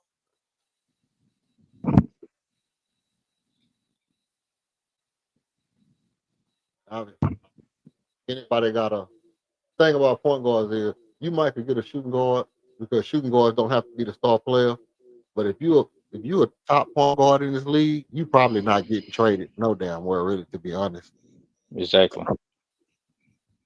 Let's see. Steph Curry, y'all like him? You like Shea Gillis Alexander, Luka Doncic, David Booker, John Morant, Jamal Murray, James Harden, Trey Young, well, Jalen Brunson, Tyrese Maxey, Drew Holiday, Darius Garland, LaMelo Ball, Fred VanVleet. Fred VanVleet, number 16. Kate Cunningham over Fred VanVleet over Kate Cunningham is crazy work. That's absolutely an atrocious list when you got Kate Cunningham under Fred VanVleet and Russell Westbrook, Tyler Hero. Okay, so look, this is what I was gonna say. Because I asked this question before and everybody was like, no. But I kind of already know what y'all gonna say, but I'm gonna say it anyway. Getting LaMelo Ball is the equivalent of getting Steve Nash. Okay. You So saying why that's come bad? no, I'm saying no, why come y'all wouldn't like LaMelo Ball? I'm not against LaMelo Ball. Oh, you're not? No. What about you, Smooth? Nah, he averaged more than what 8 assists, Yeah, but he also 7 averaged assists. 24 points Sure. a game. Huh? Melo also averaged like 24, 25 points a game, 26 points a Yeah, I game. know that, but I'm saying his assist is he understands how to get other people involved. He Okay. understands how to if he need to score, he can score 30 if he want to, but he don't score 30 every night. He might have 24, he might have 9 assists, might have 7 rebounds. So we So need with that being somebody that said, can. so with that being said, let me say this: LaMelo Ball is my favorite point guard in the league. If I can get any player in the league, LaMelo Ball would probably be my first pick of any player in the league to get. But how Well, are you going I to get mean, him is I the agree point. with that. Yeah, Here's the I thing. agree with the Melo Ball, but yeah. Here's the God honest truth. Straight up, I'm gonna tell you straight up, and I don't want to listen. You could damn near have what you want off my team for LaMelo Ball. You could Okay. almost, you can almost have whatever the hell you want for LaMelo Ball. Because as long as I can keep my defense, as long as I keep my defense intact, because we know he's not a good defender, he can do everything else. He gonna get everybody involved. You know, if we can keep Armin and LP,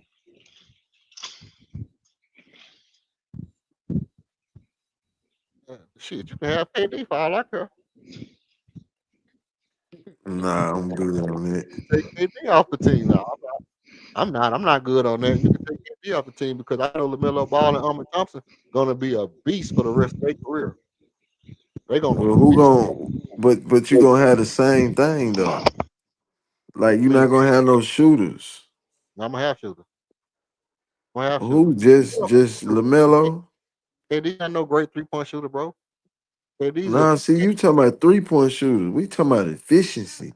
KD shoot efficient shots. shoot. It ain't gotta be no 3-pointer. Yeah, but at the same time, listen to what Archon was saying. Archon said he don't believe we can win a championship right now, no damn way. I'm Nah, saying nah. When you have a player like KD, bro, you don't expect him to score 40 or something like that. He not at that age no more. I don't You know what you're expect him talking to about. give. I'm talking about the fact that Archon saying he don't expect that we can win a championship no damn way. I'm saying, hey, if we don't really win this year,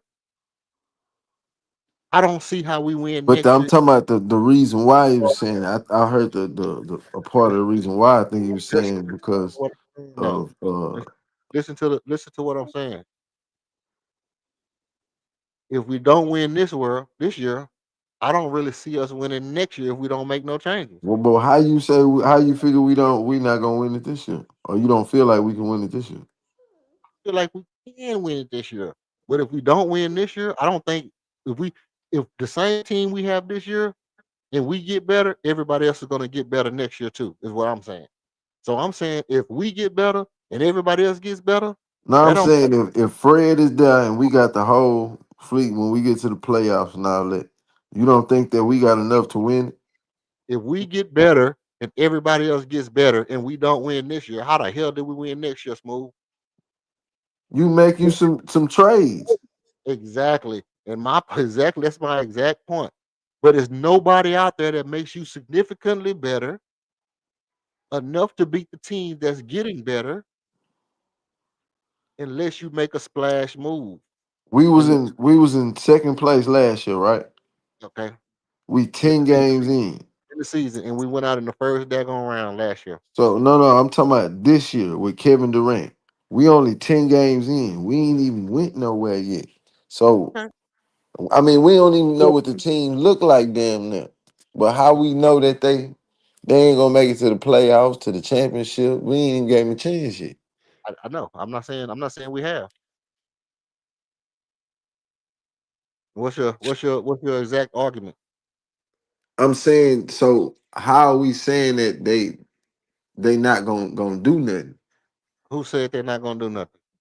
That's basically what you're saying, is that you No, just not said basically. that they not gonna win the championship. You're gonna They cut me they not quote. they if they You don't win this year, then they ain't gonna do nothing next year. How we okay. know they not gonna do nothing this year? because I didn't say they're not going to do nothing this year. That's not what I said. You said they're not gonna win a championship. What did I say? You said that they are not going to win a championship no damn way this year. Is that what I said? That's exactly what you said. Those are your exact So, words. so if you're going to cut me off to quote me, I need you to quote me correctly. Now, I don't mind you cutting me off because, this ain't no dictatorship. But if you want, I need you to quote me correctly. What I said was, Archon said he doesn't believe that they're going to win no championship no damn way. Okay. Well, let me put those words. Okay, let Hold me on, put those words in front of it. let me finish. Archon Hold say on, that he said that, hold on, but it hold on. came out of your mouth, so I'm just reiterating what it is. Well, The And, words that and to I tell the heard were, truth, yeah. I didn't say it that way. Like I said, I don't see us winning the championship this year. I said there's low probability of it. If we win it, we win it. But right. personally, I don't see it as a high probability proposition. Okay. Right? Now, and my logic is, if we don't win it this year, and everybody else gets better, and we stay the same, we're not going to win it next year. Well, Yeah, that's We true. get better as well. Well, yeah. Like you said, that's true, and that's what would be called a truism. It's not dependent upon this team. That's true of any team, right? But the Right. fact of the matter, if you talk about, we learned that you learn that in basic physics. Everything changed one way or the other. It's either going to improve or get worse. Nothing stayed the same. So that's even a hypothetical question. So, for me to say that if we don't win this year, it doesn't necessarily lead into slippery slope fallacy that we won't win next year, right? Because we're going to change one way or the other. We're changing as we're playing right now, right? Mhm. And that's the thing that I'm really banking on, is that how we play is what's going to put us into the position to win next year, year after that, and perhaps the year after that, right? I'm kind of thinking a little bit in the future, to I tell the am. truth. I am I'm too. not in the win now mode. I'll put it Exactly. like that, And that's what I'm right? trying to get to. That's what I was trying to get to, but I can't never get to my point because school's going to cut me off before I get to my point. So my point is, if we're not going to win within the next 2-year window, then why not be willing to get your everything that you need together to make a run for the next for 3, 4, 5 years from now? So that's where, to me, I look at my roster and I say, hey, look, if we can keep Reed, we can keep Armin, we can keep LP, or if we have to get rid of Reed. Let's say for real. Let's just be honest. Um let's say Charlotte is like, I don't know how much LaMelo make, but let's just try to give up something. Let's say they want Reed Shepard, they want Jabari, they want Fred VanVleet, and they want all our picks for LaMelo. Done. Let's say they say, hey, give me Kevin Durant, LaMelo, head up. Done. It's like there's no contest to me. I'm be like, KD, man, bro, I ain't mean to send you to Charlotte, bro, but you gone. I have to do this. I got to do this. I don't got no choice. And when he's saying he wouldn't trade KD because we're not gonna have no offense, I'm saying I don't give a shit about no offense because we're not gonna really win this year or next year. Logically, it's a possibility, but the probability is low. But I can guarantee you, if you add LaMelo Ball and he stays healthy, he will probably get us more wins over the next 7 years than KD will. Yeah. Okay, of course. But let me tell you where I'm coming from here. Is that, like I said, this year the probability is low. Given that we don't do anything stupid, what I'm looking at is next year. I'm not looking like 5 years down the road. I'm looking at, because we just need to get out of the first round. This is the point. Is like play a solid regular season, have a squad that because right now we have to understand, because with Dylan Brooks gone, Jalen gone, you fundamentally in a lot of ways playing with a different team. So we play this year, gets solidified, and then you go into as deep as you can go into the playoffs, be that Western Conference Finals. I think we can do that, right? And then after that, next year, I feel it's a lock as long as we don't trade the damn farm. You have to let the farm develop, I agree. fatten up the calf, if you will. I think if Fred come back this year, I think we got enough to win it Fred this ain't year. coming back this year. Fred ain't coming back this year, buddy. We already filed the mid level. I mean, we already filed the injury exception type shit. Oh, he ain't come back in the playoffs. Well, we might have a 50-50 chance then. Yeah. I mean, the like I said, now mind you that I've already, been on here for like 11 hours, and I've said multiple times that I believe by 60 games from now, we're gonna see a Reed Shepard that's I mean, a legit low level starting guard, a low level starting point guard. And I say low level because it's only his second year, but he's going to show that he can be a starting point guard in this league by the time we get to, game 60. We're going to see that. You know, if he continues to grow incrementally, like if game to game, we're seeing these kind of jumps, you know, by 60 games from now after the All Star break, when he hit that backside of the All Star break, we're gonna be looking at Reed Shepard like, oh yeah, we got us a starting guard, and everybody else is gonna be looking at Reed Shepard like they got him a starting guard. Yeah, he probably will still be coming off the bench because because the dilemma is, hey, do we take the starting point guard spot from Armin, who is our franchise player? That's the real dilemma right here. What y'all have to realize is, I'm looking at everything y'all saying, but I'm also looking at this. The real actual dilemma is when Reed beats out Armin for the starting point guard.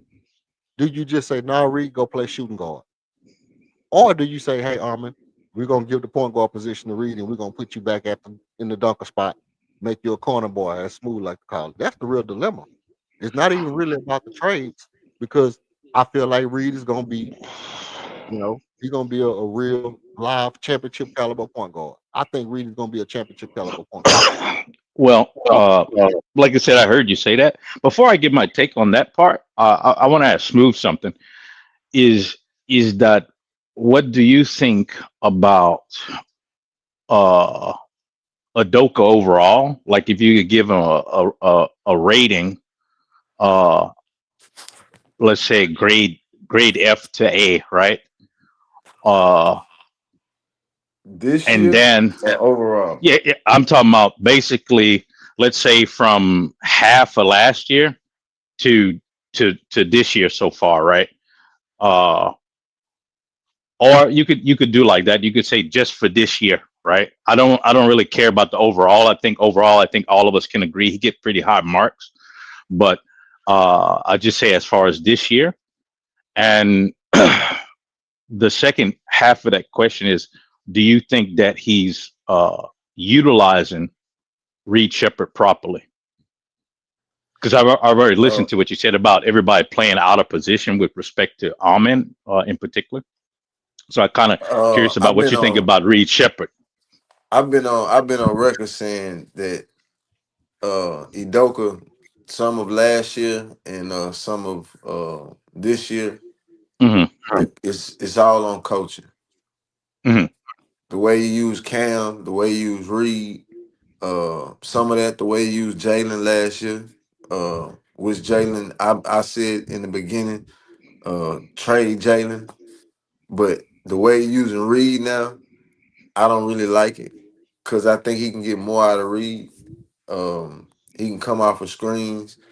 The way he play defense, he can play a little bit more freer as far as his offensive game. He got the same thing, like I was saying earlier, that Austin Reed have. So Hmm. I think his game is a little bit more.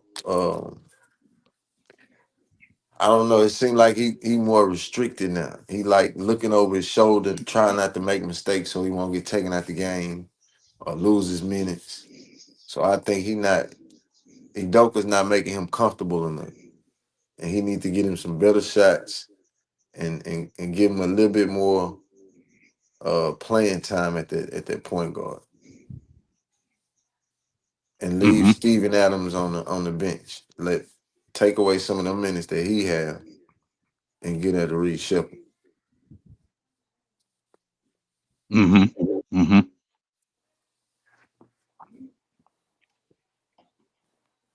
Yeah, so I EF, think it's you quiet about over there. But no, go ahead, go ahead.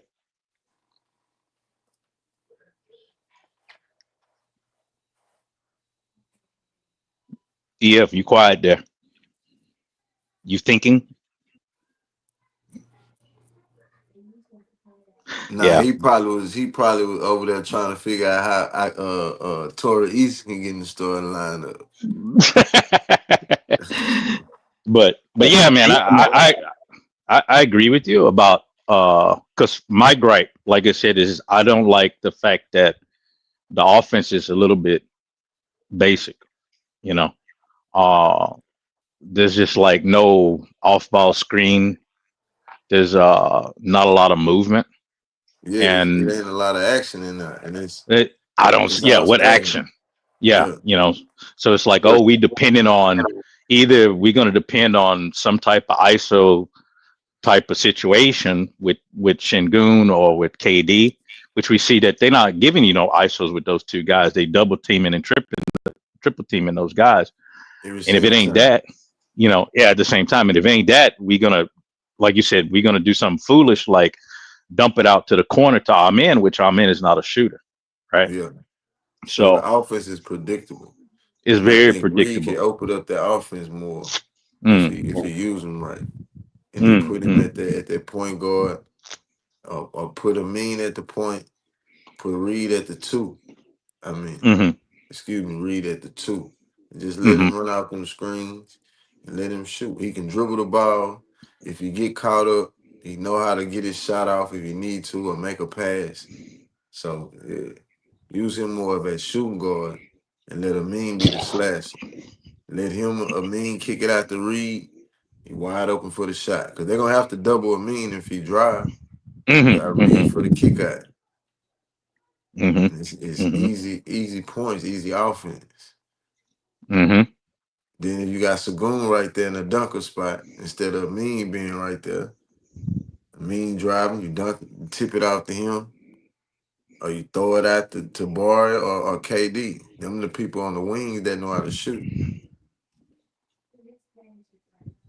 Yeah, no. So I don't Yeah, think no. Dope is using his offense right.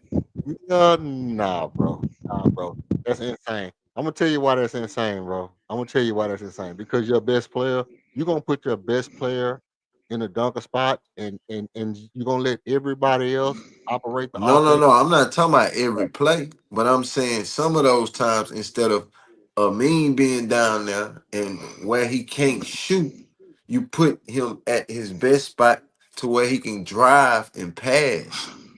And you put Sagoon now where you can kick it to him if you need to. And if he need to face it up, he can still face up. If he need to shoot a three, he can shoot a three. If he need to make a good pass, he can still make a good pass. But you don't put a Sagoon at the top of the key every single play down the floor. That's not gonna win you no championship. So let me show you why I disagree with some of what you're saying. It's not that I disagree with some of what you're saying. It's really this part. Um, there's a little inconsistency in the way that you said it, because on one hand you say, do this, and then on the other hand you say, yeah, you say do this because of this, and then when I ask you about it you say, yeah, but not all the time. But And you what got to give me specifics though. I am what I'm saying is they don't do the thing that you say that you don't want them to do. They don't do it all the time. So for example, Armin Thompson being in the dunker spot, he's not always in the dunker spot. Sometimes he's on the ball at the top of the key running the point guard. And sometimes he's in the dunker spot. And Al Shangun's at the top of the key running the point guard. Sometimes KD is at the top of the key running the point guard, and Al Shangun is in the high post catching the ball or setting the pick and then rolling into the lane and catching the ball and then making his decision when he catches the ball by the free throw line is whether or not he gonna collapse the defense and then drop the ball off to who's ever in the dunker spot. And so, to me, the most efficient offense, the most actual efficient offense, is when Shangun catches the ball at the free throw line and starts to make a move. But it takes a certain kind of spacing in order for the ball to get to Shangun, so the defense collapse, so Alpha Shangoon can make the pass into the dunker spot. And for me, Amin Thompson and Steven Adams is the best two players to have right there to get that ball and go straight up with it and get the easy dunk. Now, as far as the question he asked about players being out of their position, now I'm almost about to ready to pull up my coaching pad because you know I will pull it up if I got to. It ain't no beat and teach Saturday, but if I have to, if I have to extend it out to tonight, I will. I'd rather not. But this is my point. Um, you say something like this: point guards, Armin Thompson, point guard might be Reed. Reed at the shooting guard, Armin at the shooting guard because he can slash. Reed at the shooting guard because he can run off. And it's like you all over the place like the sky. You're all over the place like the sky. You got to be more. You got to be more concise. We're saying with what you see that you want from the offense. If you feel like it's a problem, me, I like the fact that it's always switching up. I myself personally feel like because this is why he asked you the question. I don't know if Archon had a point he was gonna make about what I had said, but I myself personally, I feel like the things that Reed Shepard can do as a point guard are the things that Smooth is saying we need in a point guard. The things that Smooth has a problem with in the point guard is some of the stuff that Armin has problem with at running the point guard. But the things that I like in a point guard sometimes are some of the things that Armin can do at the point guard sometimes. And I tell you exactly what I mean. Reed's ability to probe the defense quickly, make a decision at his full speed, and make another decision at his full speed and be effective without turning over the ball. Right? That's something that Reed has that nobody else on the team has, maybe besides Alpha Shangon. You know, it's when it comes to shoot, pass, shoot, pass, dribble. Reed can assess the defense, and now that he's showing that he can do it more fluidly, I can assess the defense. I can get to a spot and I can shoot. I can assess the defense. I can get to a spot and I can make this pass. I can assess the defense. I can get to a spot, and I keep my dribble alive. Now he's showing that he can do all these things. He's been showing over the past 3 or 4 games. He needs to continue doing that. Armin's thing is, like Smooth was saying, if if you're gonna hold me one on one and not blitz me, then I can bang, bang, bang and take this one person and just use my athleticism to get to the rack. Now, what Armin hasn't shown me the ability to do actually is I can bang, bang, bang, use my ability and then assess where the defense is coming from and then make every pass on the court equally without turning the ball over and without losing my dribble. Because what I see from Amin is bang, bang, bang. I'm going to the goal. Now, if I try to make an adjustment, I might lose the ball, which is my problem with Amin. It's not that he can't dribble because if all we need him to do is boom, boom, go behind his back, do an in and out sham guard, go to the goal and try to dunk and do that every time, he becomes Ja Morant. Um, but I don't have a problem with him doing that if that's what the play calls for it. If that's how the defense is covering him. If the defense is covering me with somebody that I know I'm faster than, then basketball to me is as simple as this: you can't hold me, go over there by the goal, put the ball in the middle of the square, and get you a basket. That's simply what basketball is. All the other stuff is just nuances and counteract. So, said all that to say this: the reason I say Reed Shepard is going to outplay Amin for the point guard position is because Reed Shepard puts you in a position to where he can make the cross court pass, he can make the skip pass. He's showing the ability to collapse the defense. He's showing the ability to rise up in the mid range and make shots. If he really gets his floater down, which I don't think he needs to go to his floater, if he's decisive on mid range pull ups, because his mid range pull up is good enough for if he hurry up and decide to shoot it, is good enough to where it's gonna be consistent. And that to me is something that we don't have in anybody other than Kevin Durant. Even Alper Shangon can't just get to a mid range and pull up like Reed can. So that makes him a threat um, on 2 levels. And we know he's a good free throw shooter, but we haven't seen Reed get to the free throw line. We need to see Reed start to get to the free throw line more, and that's going to happen the closer he gets to the basket. So As far as people being out of position, Armin at the 1 or the 2 to me is out of position. Armin at the 1 or the 2. I heard Archon say something that I don't agree with, but I understand what he's saying. He says Armin is best at the 4. He says Armin is best at No, the. no, no. I didn't say it the four. I said as a forward. I thought you said power forward. No, no, just as a forward. Okay, Yeah, I'm yeah. gonna go back and listen because one of y'all said Armin as a power forward. I thought I heard y'all say that, but I Nah, No, nah, no. nah. And you misquoted what I said because I also clarified. I said read at the two guard. Excuse me, read at the two guard so he can run around and shoot screen and put a mean at the 1 so he can dive in and do what he need to do and kick it out. okay. So so but with that being said, the fact that we're talking about Armin, to me, Armin off ball is a little more dangerous than Armin on ball. That's what I Guaranteed. Yeah, that's what I'm getting at. Armin yeah. off ball is dangerous than on ball. Um, he's good on ball. He's good Yeah, I on ball. agree with that.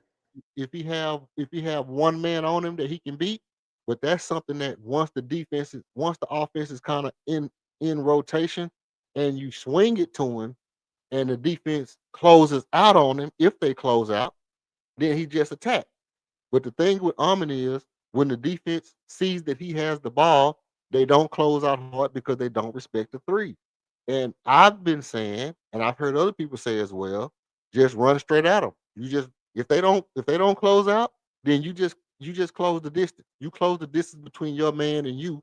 If they don't close the distance, you make up the distance. You go in there and you initiate the contact. You go in there and you drive and you get to the cup. You go in there and you jump high as you can and make them knock you out the air.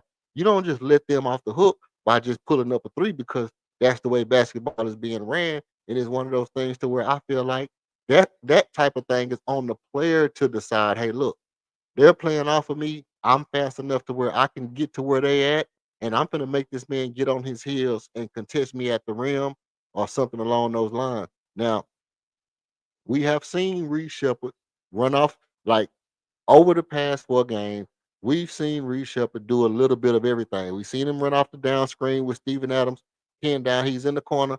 Steven Adams go down screen in the corner. Reed Shepard pop up off the curl, get to a mid range. We've seen at the top of the key, Jabari at the top of the key, pass the ball like a dribble handoff. Reed Shepard get the screen and come off the screen at the top of the key and drive into the lane and get to a midi. We've seen Reed Shepard run directly off a screen going both ways, a screen from Alper Shangoon where he got a three, and a screen going the other way off Steven Adams where he got a three. Both of those was 3 pointers. So we've seen Reed Shepard do several things. We saw basic, you know, uh Alper Shangoon act like he was gonna set the screen and then dove and the defense followed him. Reed Shepard just went around his man that was standing flat footed, got to the mid range, hit the jumper. So these little slight little minutia in the game is things that Armin Thompson hasn't been able to do so far. I don't see Armin Thompson catching up to Reed when Reed is advancing this fast and learning these ins and outs of the game, sliding into an open spot on the floor.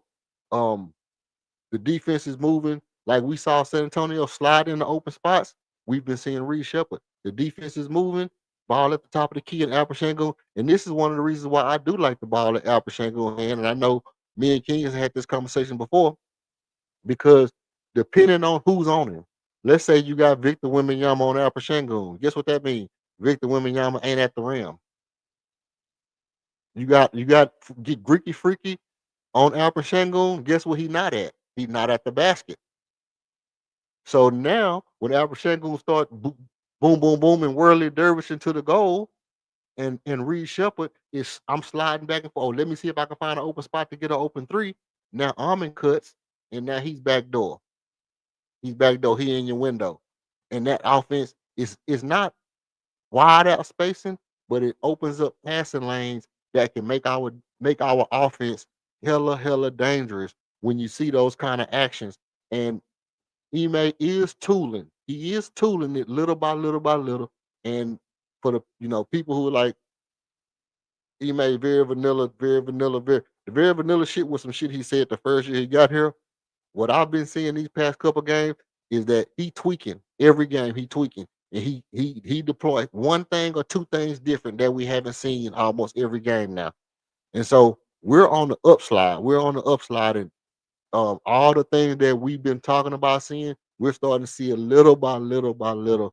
He's deploying it. Alper Şengün at the high post. Alper Şengün at the 3-point line, which, like I was saying, when he get the ball at 3-point line, he got the man on him all the way at the 3-point line, and he start putting the ball on the floor. That man got to worry about Alper Şengün's speed, craftiness, vision, aggressiveness. They got to worry about all that because not only can he go at you full speed, but he can take off and dunk on you, and he know how to contort his body to where you can't get to the block. I don't think I've ever seen somebody block a dunk that Alper Şengün was trying to dunk. I've never seen nobody block one of his dunks. I can't remember. If somebody didn't block one of the dunk, let me know. Let me know because I can't remember. But I never seen nobody do it. So that's something sneaky athleticism. We talk about Reed Shepard sneaky athleticism. Alper Şengün sneaky athleticism because he punching on people left and right, and I don't even think it's sneaky no more. It's just flat out athleticism. But You asking for King to get on you now? Man, King, come over here with that bull call. I'm telling you right now. Come over here with that bull call. I'm cooking, man. I'm cooking. King always like to pull up and try to stop me when I'm cooking. But hey, speaking of that, smooth. Which one of those debates did you say you wanted to take?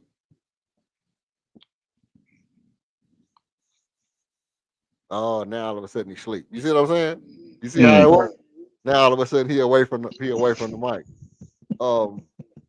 Nah, but so I mean the little things that's going on little by little is making us a better team day by day by day. I honestly think, and here's the catch. Oh yeah, look at it. I said debate. That boy got all the way off the stream. I said got all the way off the stream. You see what I'm saying? Hey man. Hey, I ain't gonna say nothing, man. I'm gonna act like I didn't even. I'm gonna act like I didn't even see that. I'm gonna act like I didn't even see it. But the thing that I think ultimately is gonna set us apart, Archon, is gonna have to be our defense. Our defense has to get back on. You know, we've seen Ime start off slow on defense, and as he fine tunes, the defense gets better and better and better as the season goes. And by the end of the season, we'll be in that top five. We'll be in that top five regardless. I don't think we're gonna be outside of the top five defensively. I think we'll be in that top five defensively. Okay, here's my gripe with Reed. I know this is like a Reed Shepard glazing session tonight, but the man-to-man defense with Reed is sketchy to say the least. But obviously he got the Tariq, he got the Kogi effect, as King would say. he got the Kogi effect. I'm on the Tari effect to where even after the man beat him, he's still able to make plays. And when you least expect him to be there, he there making a play. Like you seen the big plays he made tonight.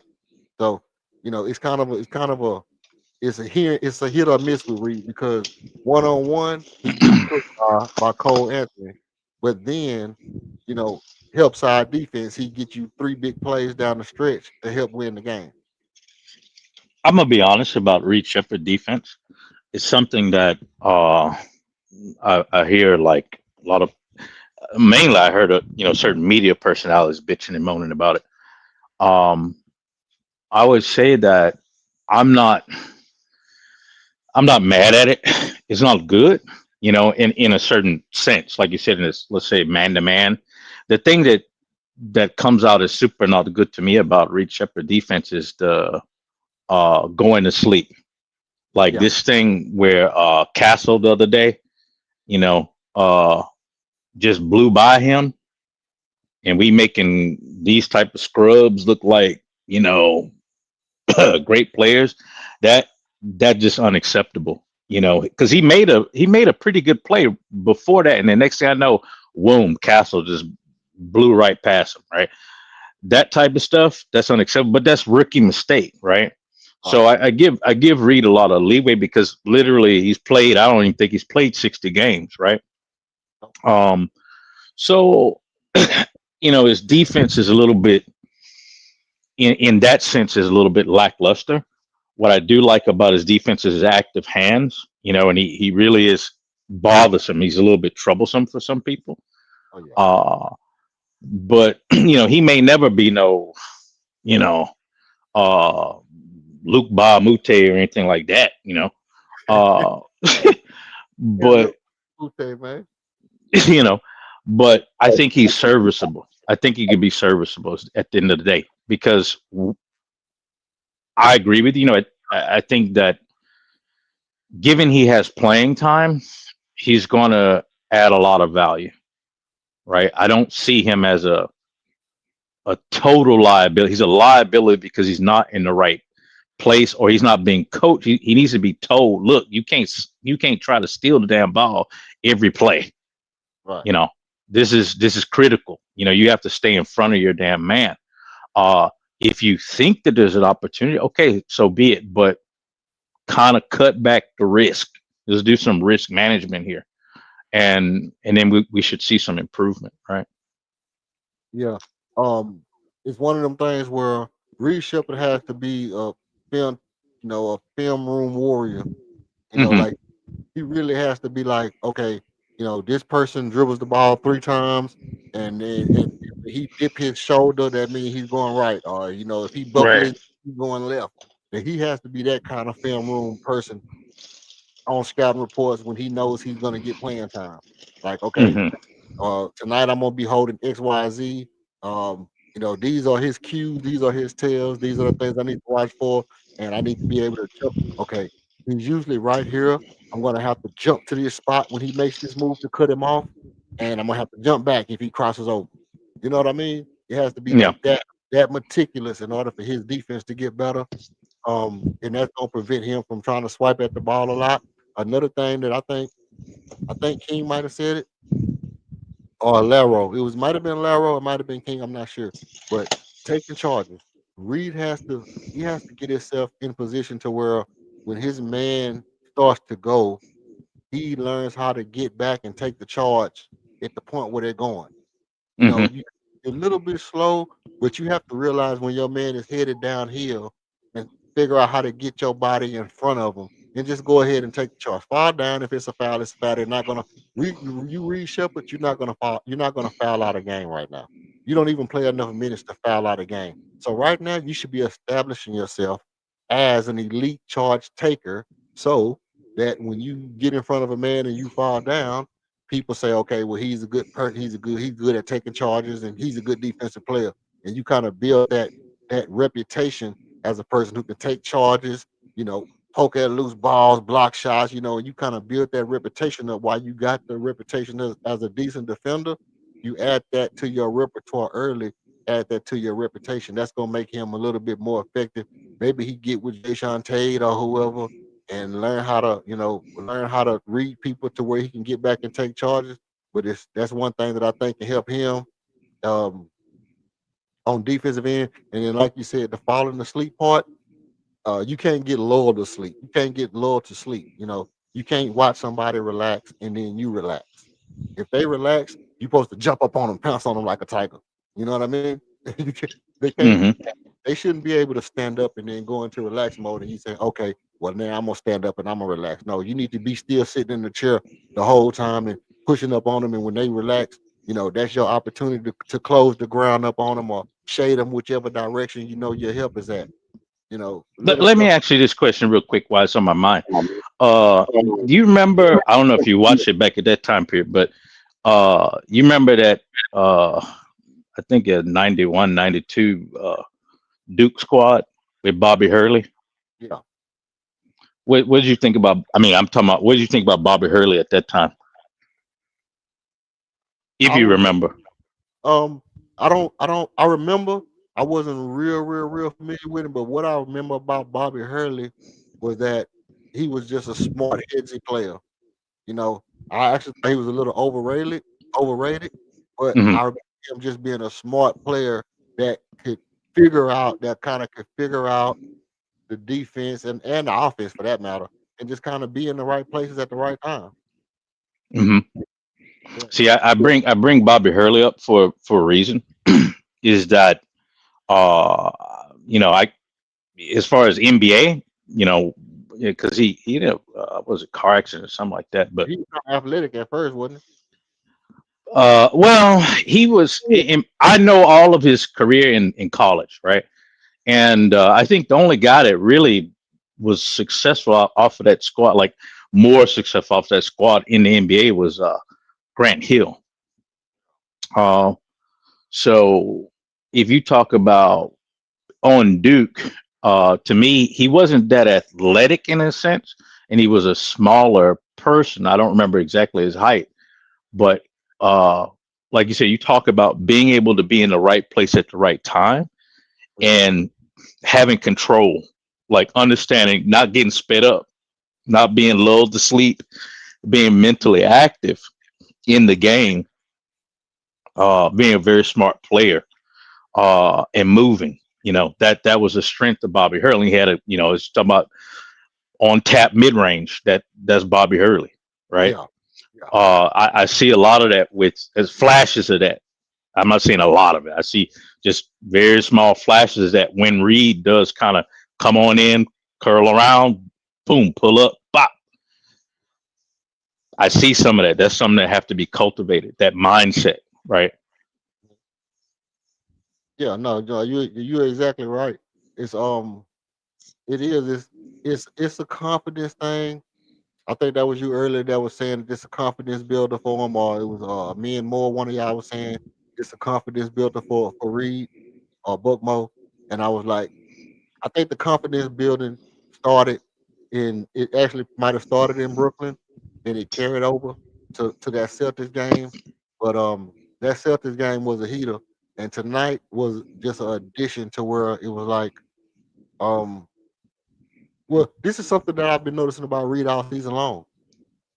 Every time he's in the game and we're down by a point or we're up by a point, he's taking the three.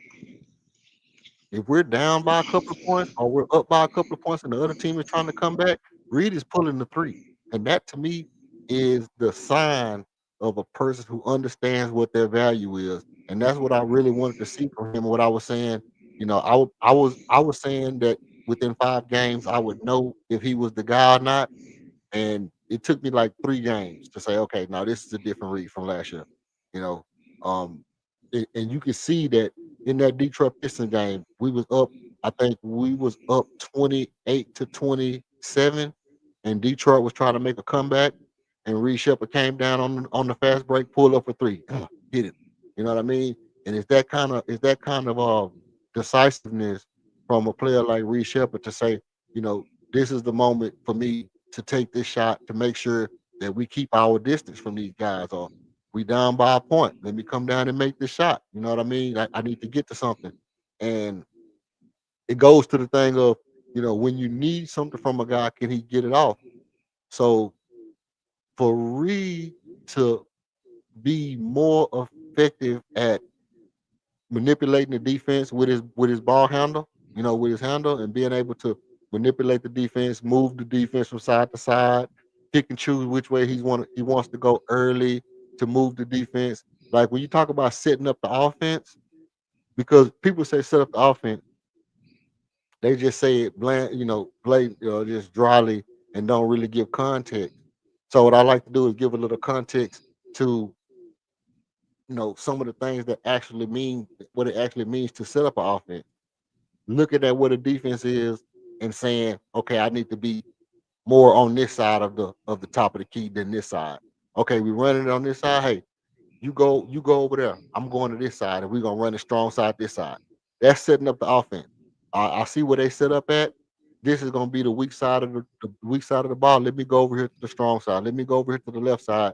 Or I got to be at the top of the key. Let me just shade a little bit to the left so I can get this one man off balance, and that's going to open up the whole floor for everybody else. Small little things like that lead to the shots like I was talking about earlier.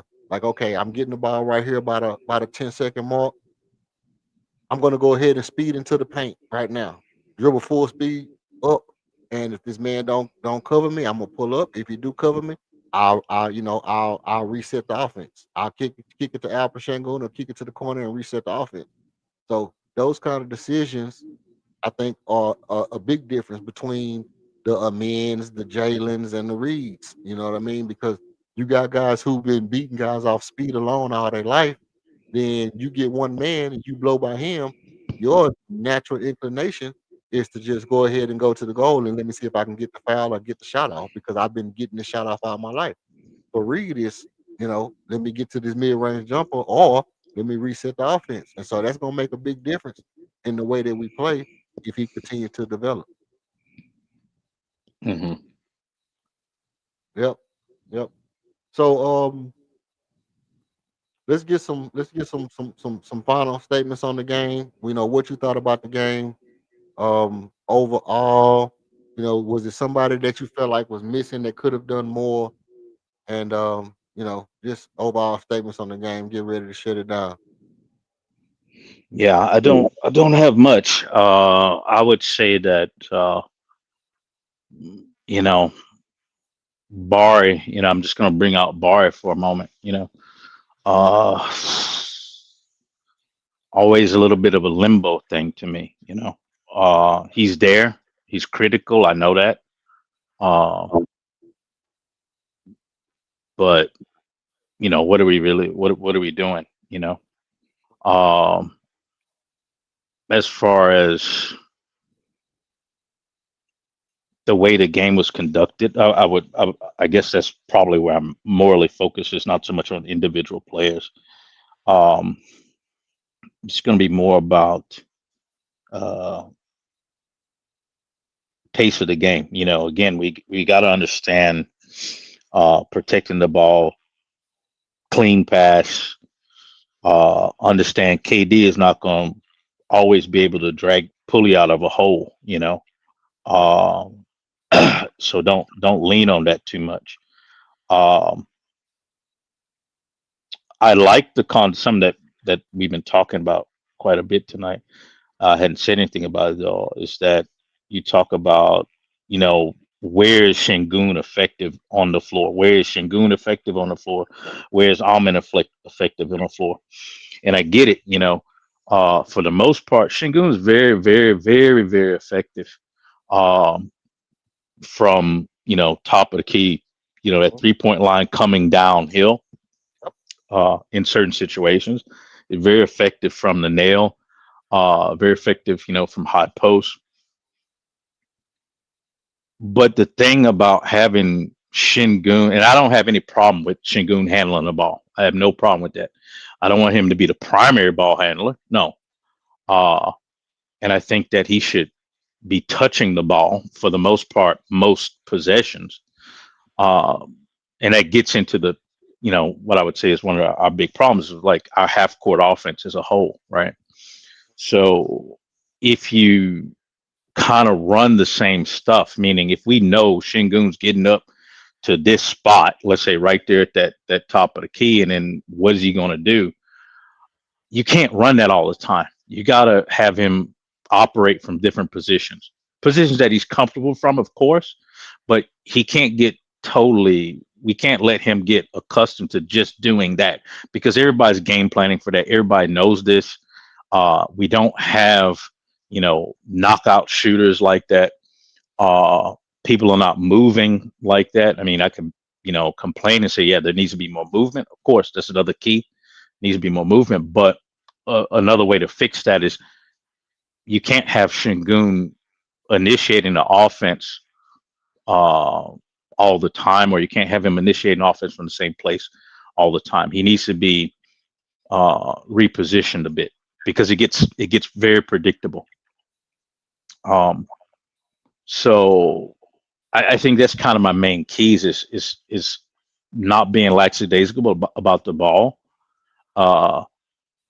other people. It has, somebody else has to step up other than Durant, right? Other people have to be involved.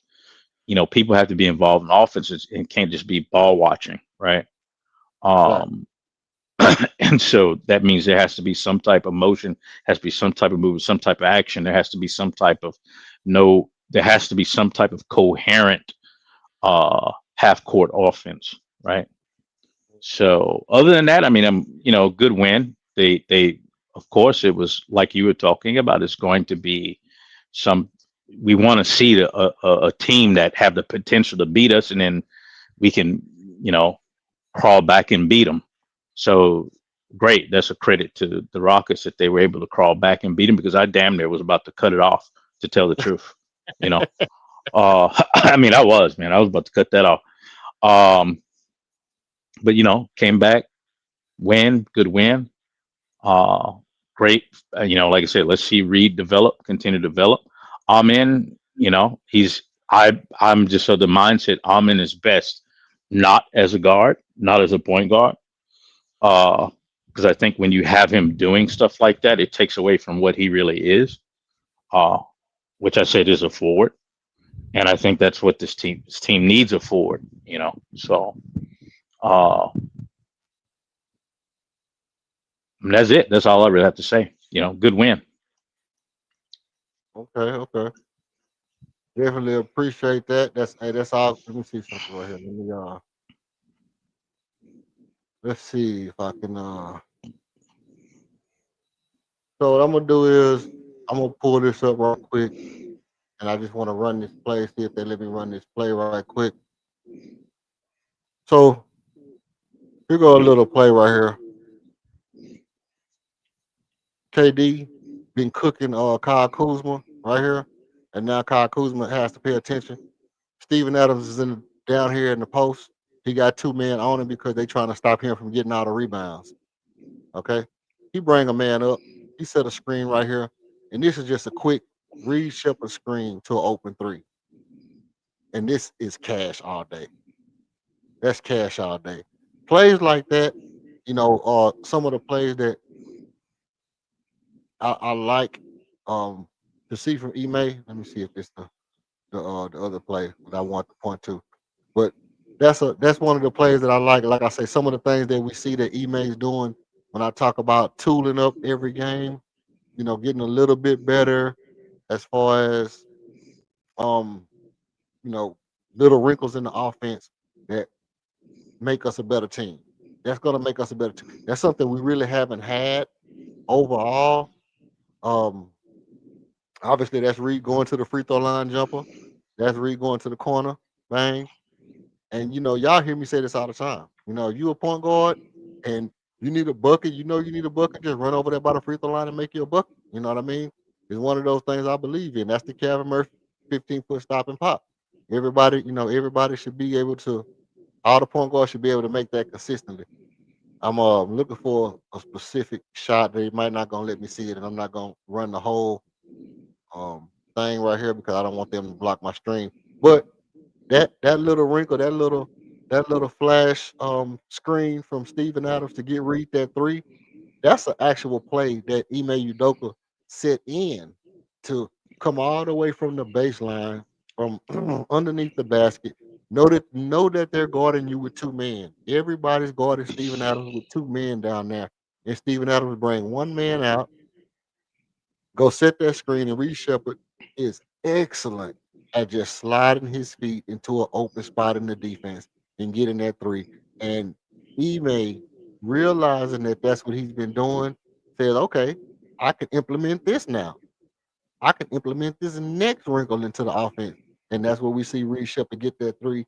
And after that, he just went crazy from there. He just went crazy from there, you know, consecutive times down the court making threes. And as you see right there, it's 97 to 102 game. Um, and that kind of sparked the comeback. That kind of sparked the comeback. Let me see if I can get to a couple more plays. It's uh it's a particular play that I want to get to. And that's what Armin can do is just beat that one man. Let's see, that's Giannis. yamming on everybody. That's KD. That's not really the play I wanted to see.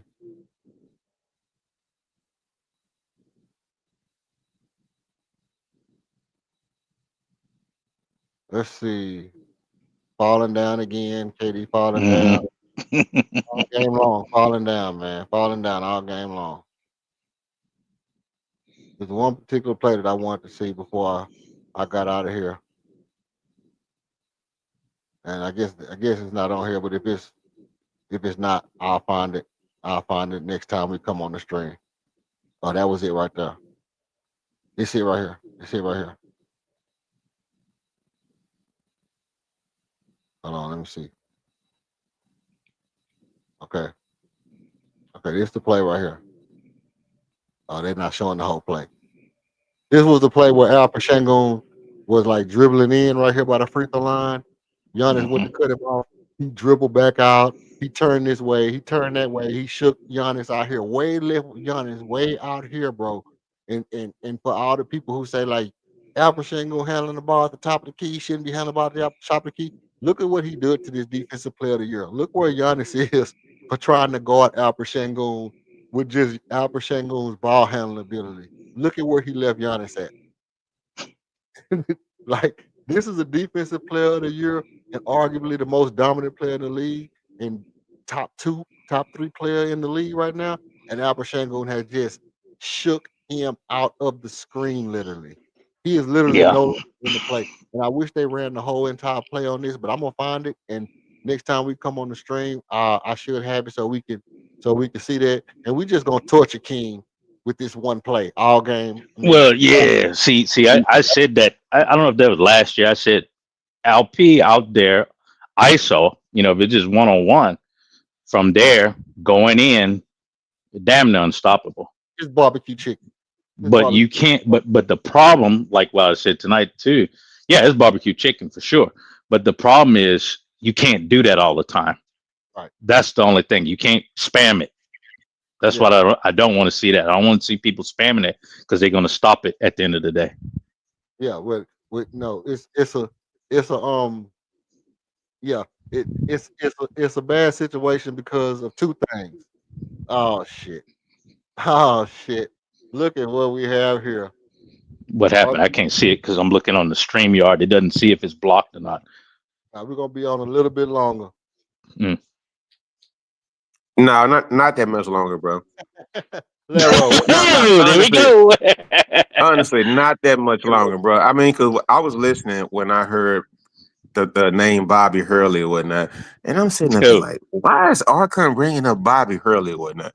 So, so he kind of broke it down because I was kind of hoping he wasn't trying to make the comparison with Reed Shepard and Bobby Hurley. So, I mean, he did clear it up, so I'm glad about that or whatnot, right? So, so y'all breaking down film, right? Man, look, we need a point guard, bro. Y'all analyzing different things like that, but you know what? I'm willing to work with the young guys to make it work because one thing I will say about the Rockets and what we're doing right now is we're managing the season while working through the growing pains. So I'm actually willing to go through the growing pains or whatnot, right? We gonna lose some good ones, some big ones. We gonna lose. We gonna win some. We gonna lose some, bro. I'm willing to work with it, bro. I'm not trying to throw the baby out with the bathwater, bro. I'm good with it, man. Hey, well, let me ask you this. We need a point guard. Can you name a point guard not named Drew, Ja, or Derek?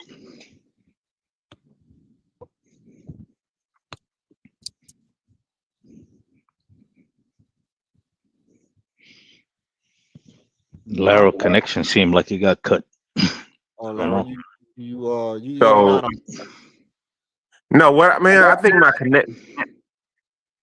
If you heard what I said, what I'm saying is, why would we name like those guards unless they're on the table? But I can't name anybody else on the table this early in the season. I can't name anyone. That's a good point. It ain't really a lot of players on the trade block right now. You know. Like who? No, I say it's not a lot of players on the trading block right now. Oh, And okay. Okay. as the season progresses, it's gonna be names popped up, and every time a point guard name pops up as a possible trade scenario, we're gonna be the number one team that they say that point guard should go to. And you know what? One name I have heard, and it's ridiculous, bro. I've Like, actually heard Darius Garland's name being brought up, bro. yeah, why is it ridiculous?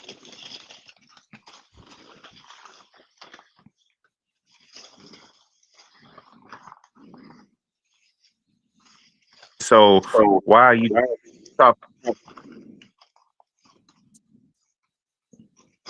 Lateral cutting off. Yeah, Larry, you cutting out on us, man.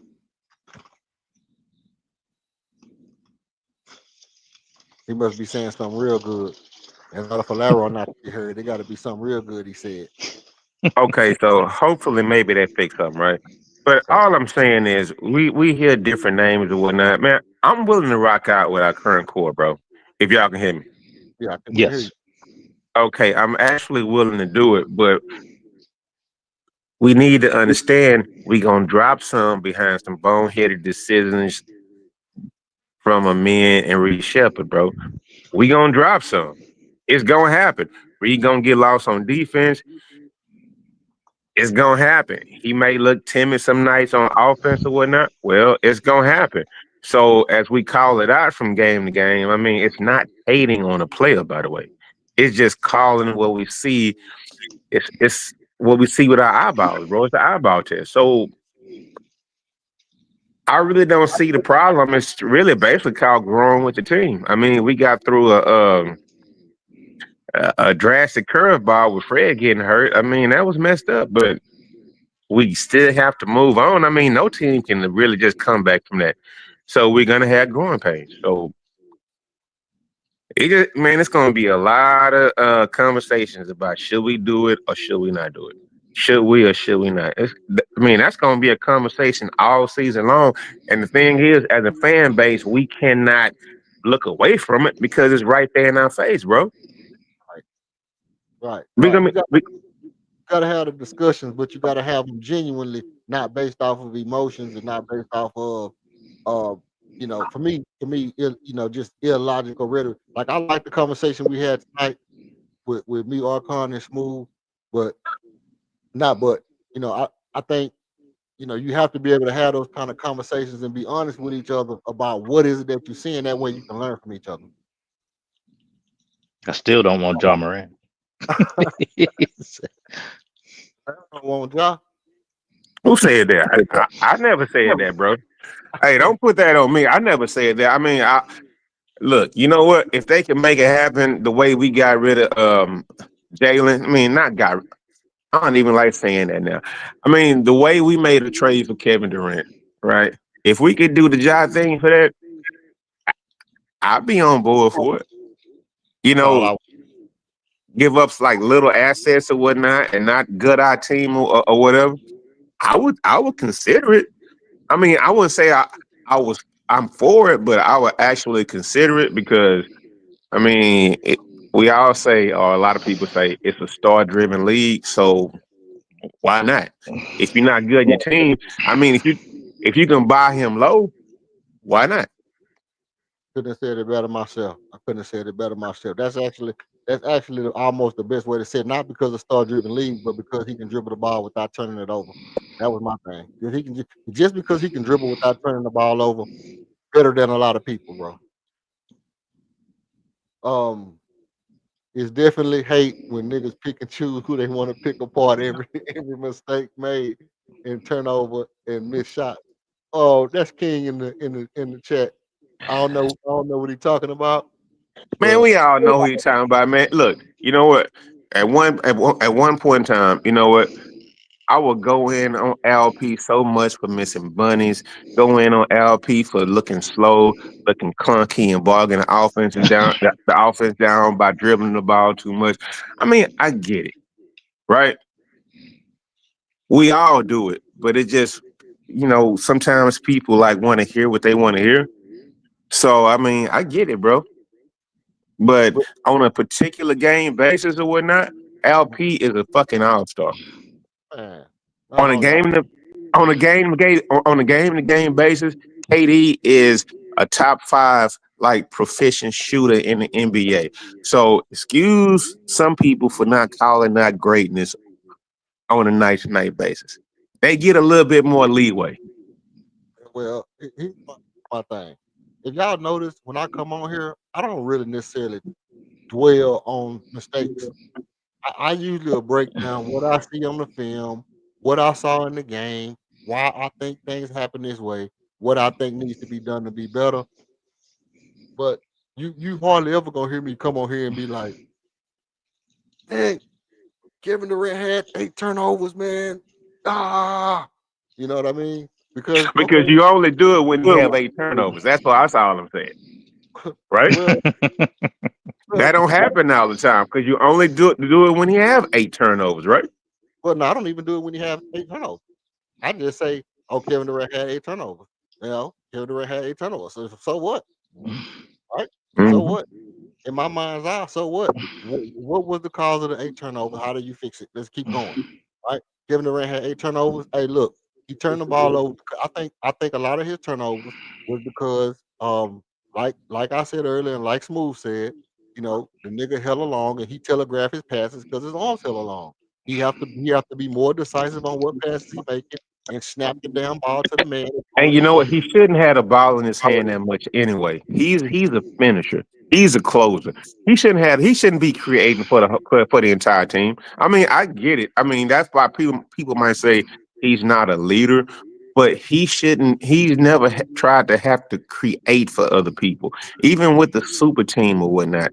The super team in Golden State and in Brooklyn. He wasn't called on to if he had to create for Kyrie Irving and James Harden.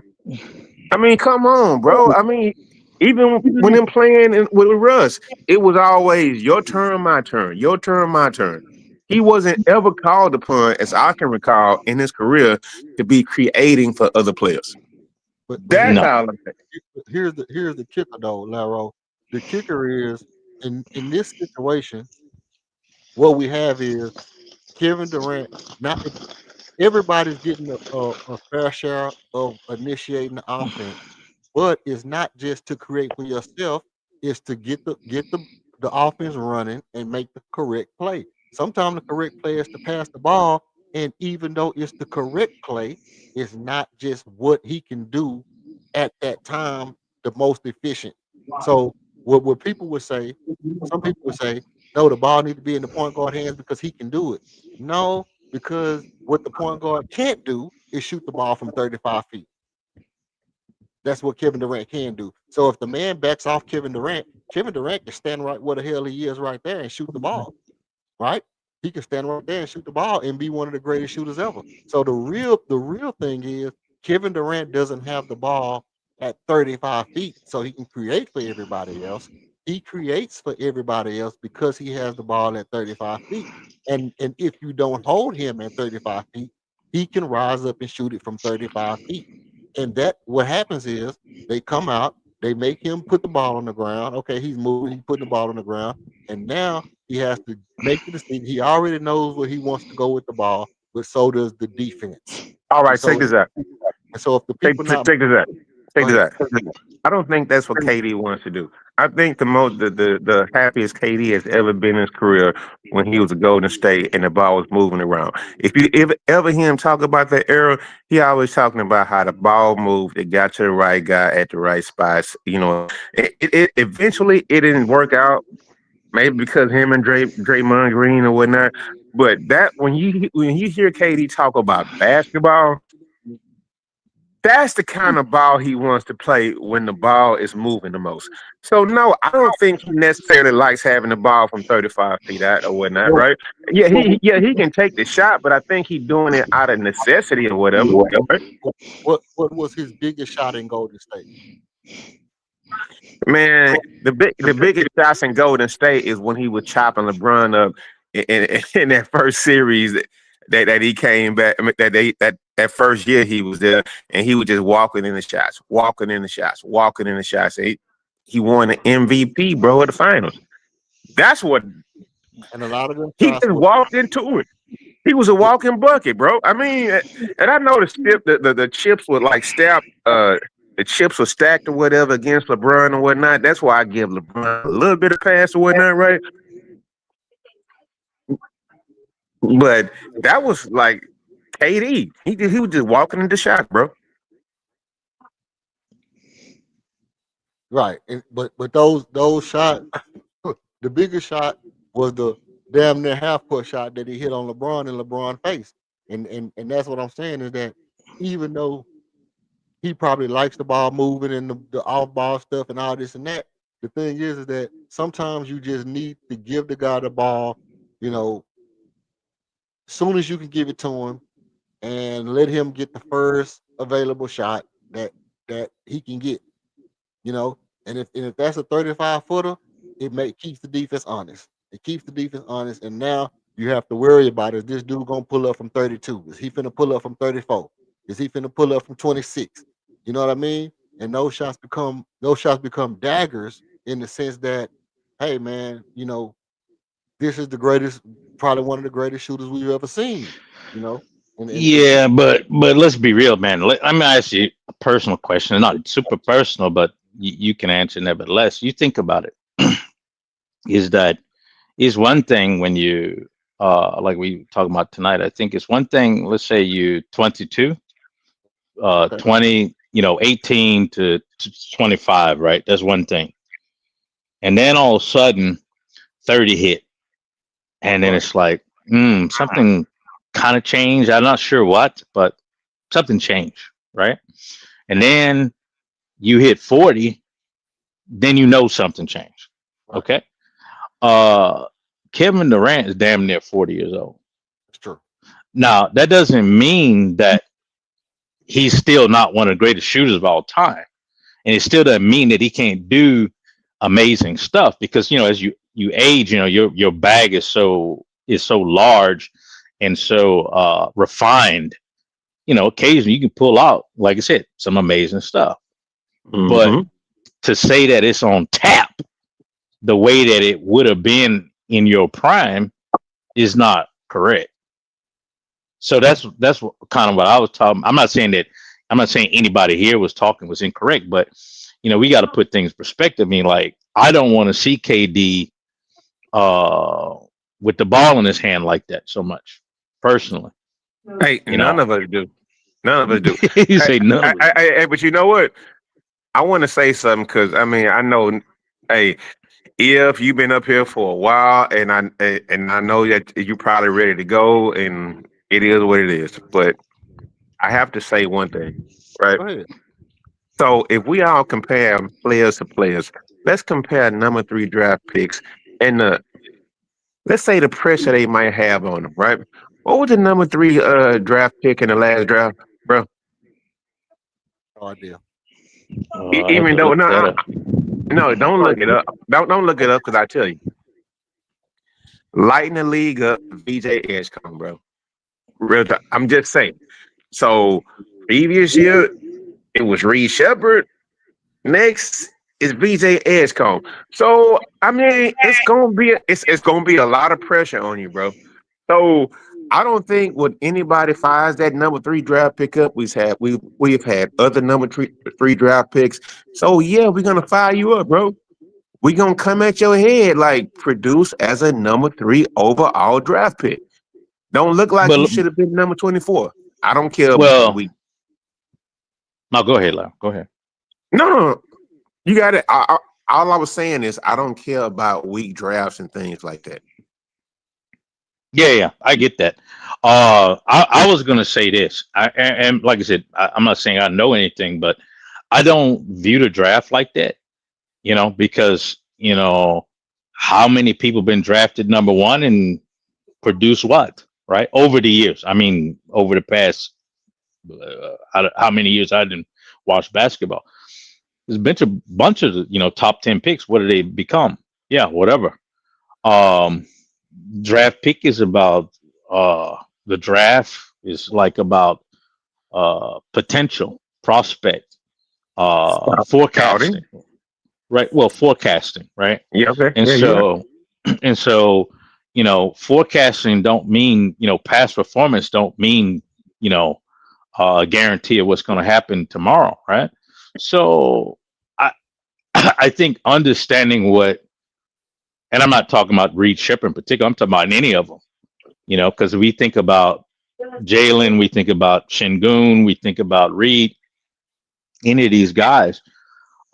Some of them, yeah, they perform as expected or they exceed, and that's great.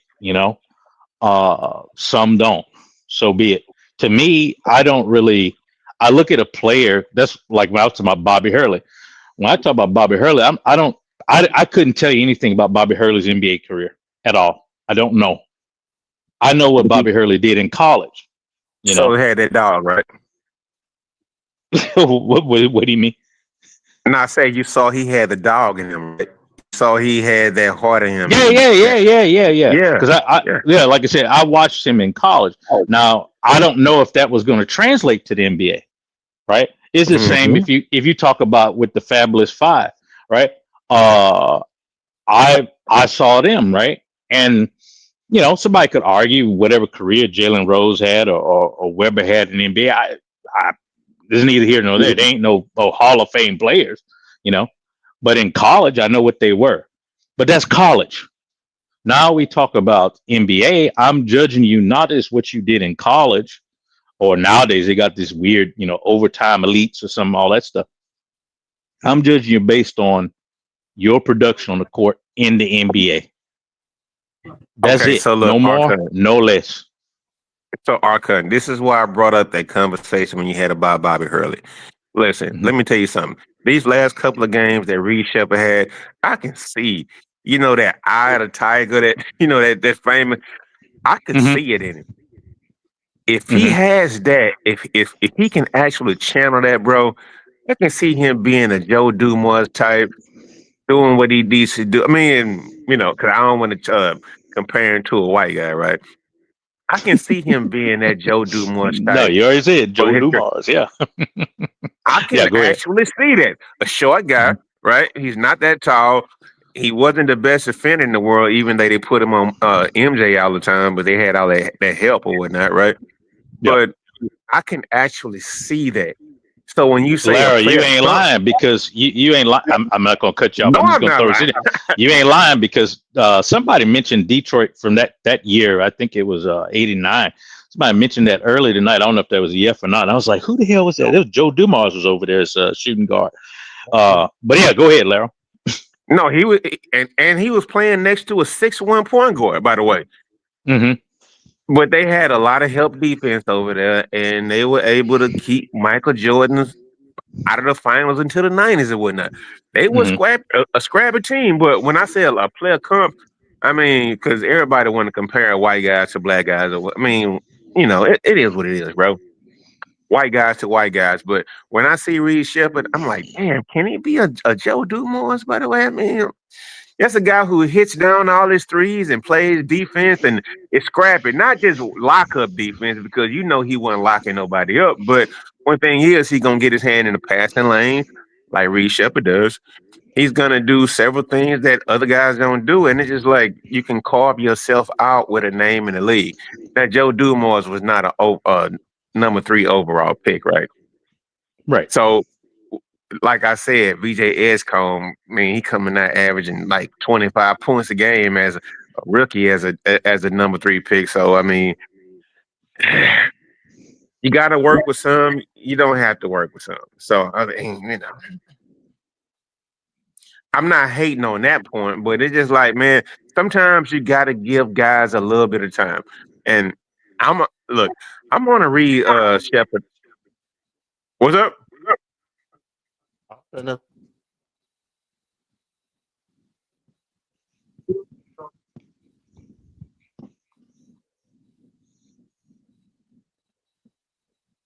Go ahead. Oh no, man. Go ahead. this fool and pulled this stuff up. But that's the Sacramento Kings. Wow. Yeah, go ahead. I thought Laro had smoke. You had smoke, or you were cooking, Laro.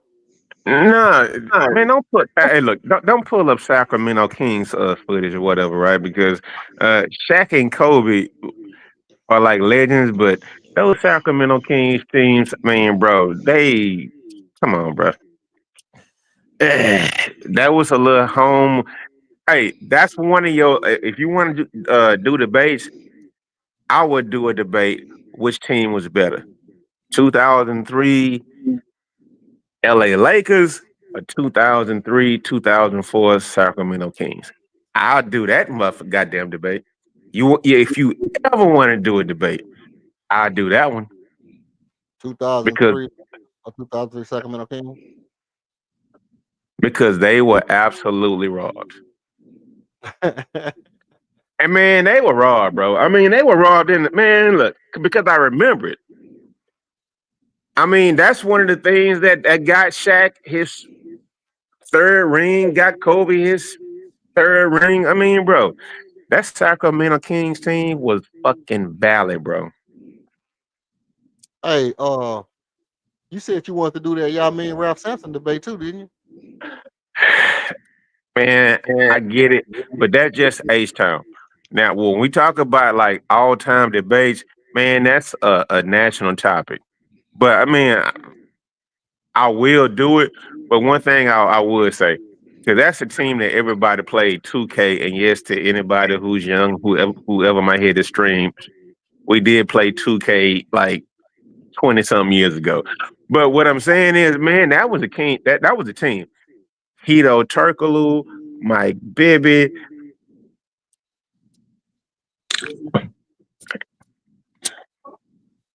You had man, bruh, Chris Webber. Man, you had all the players on that team, bro. And the thing is that is, I mean, it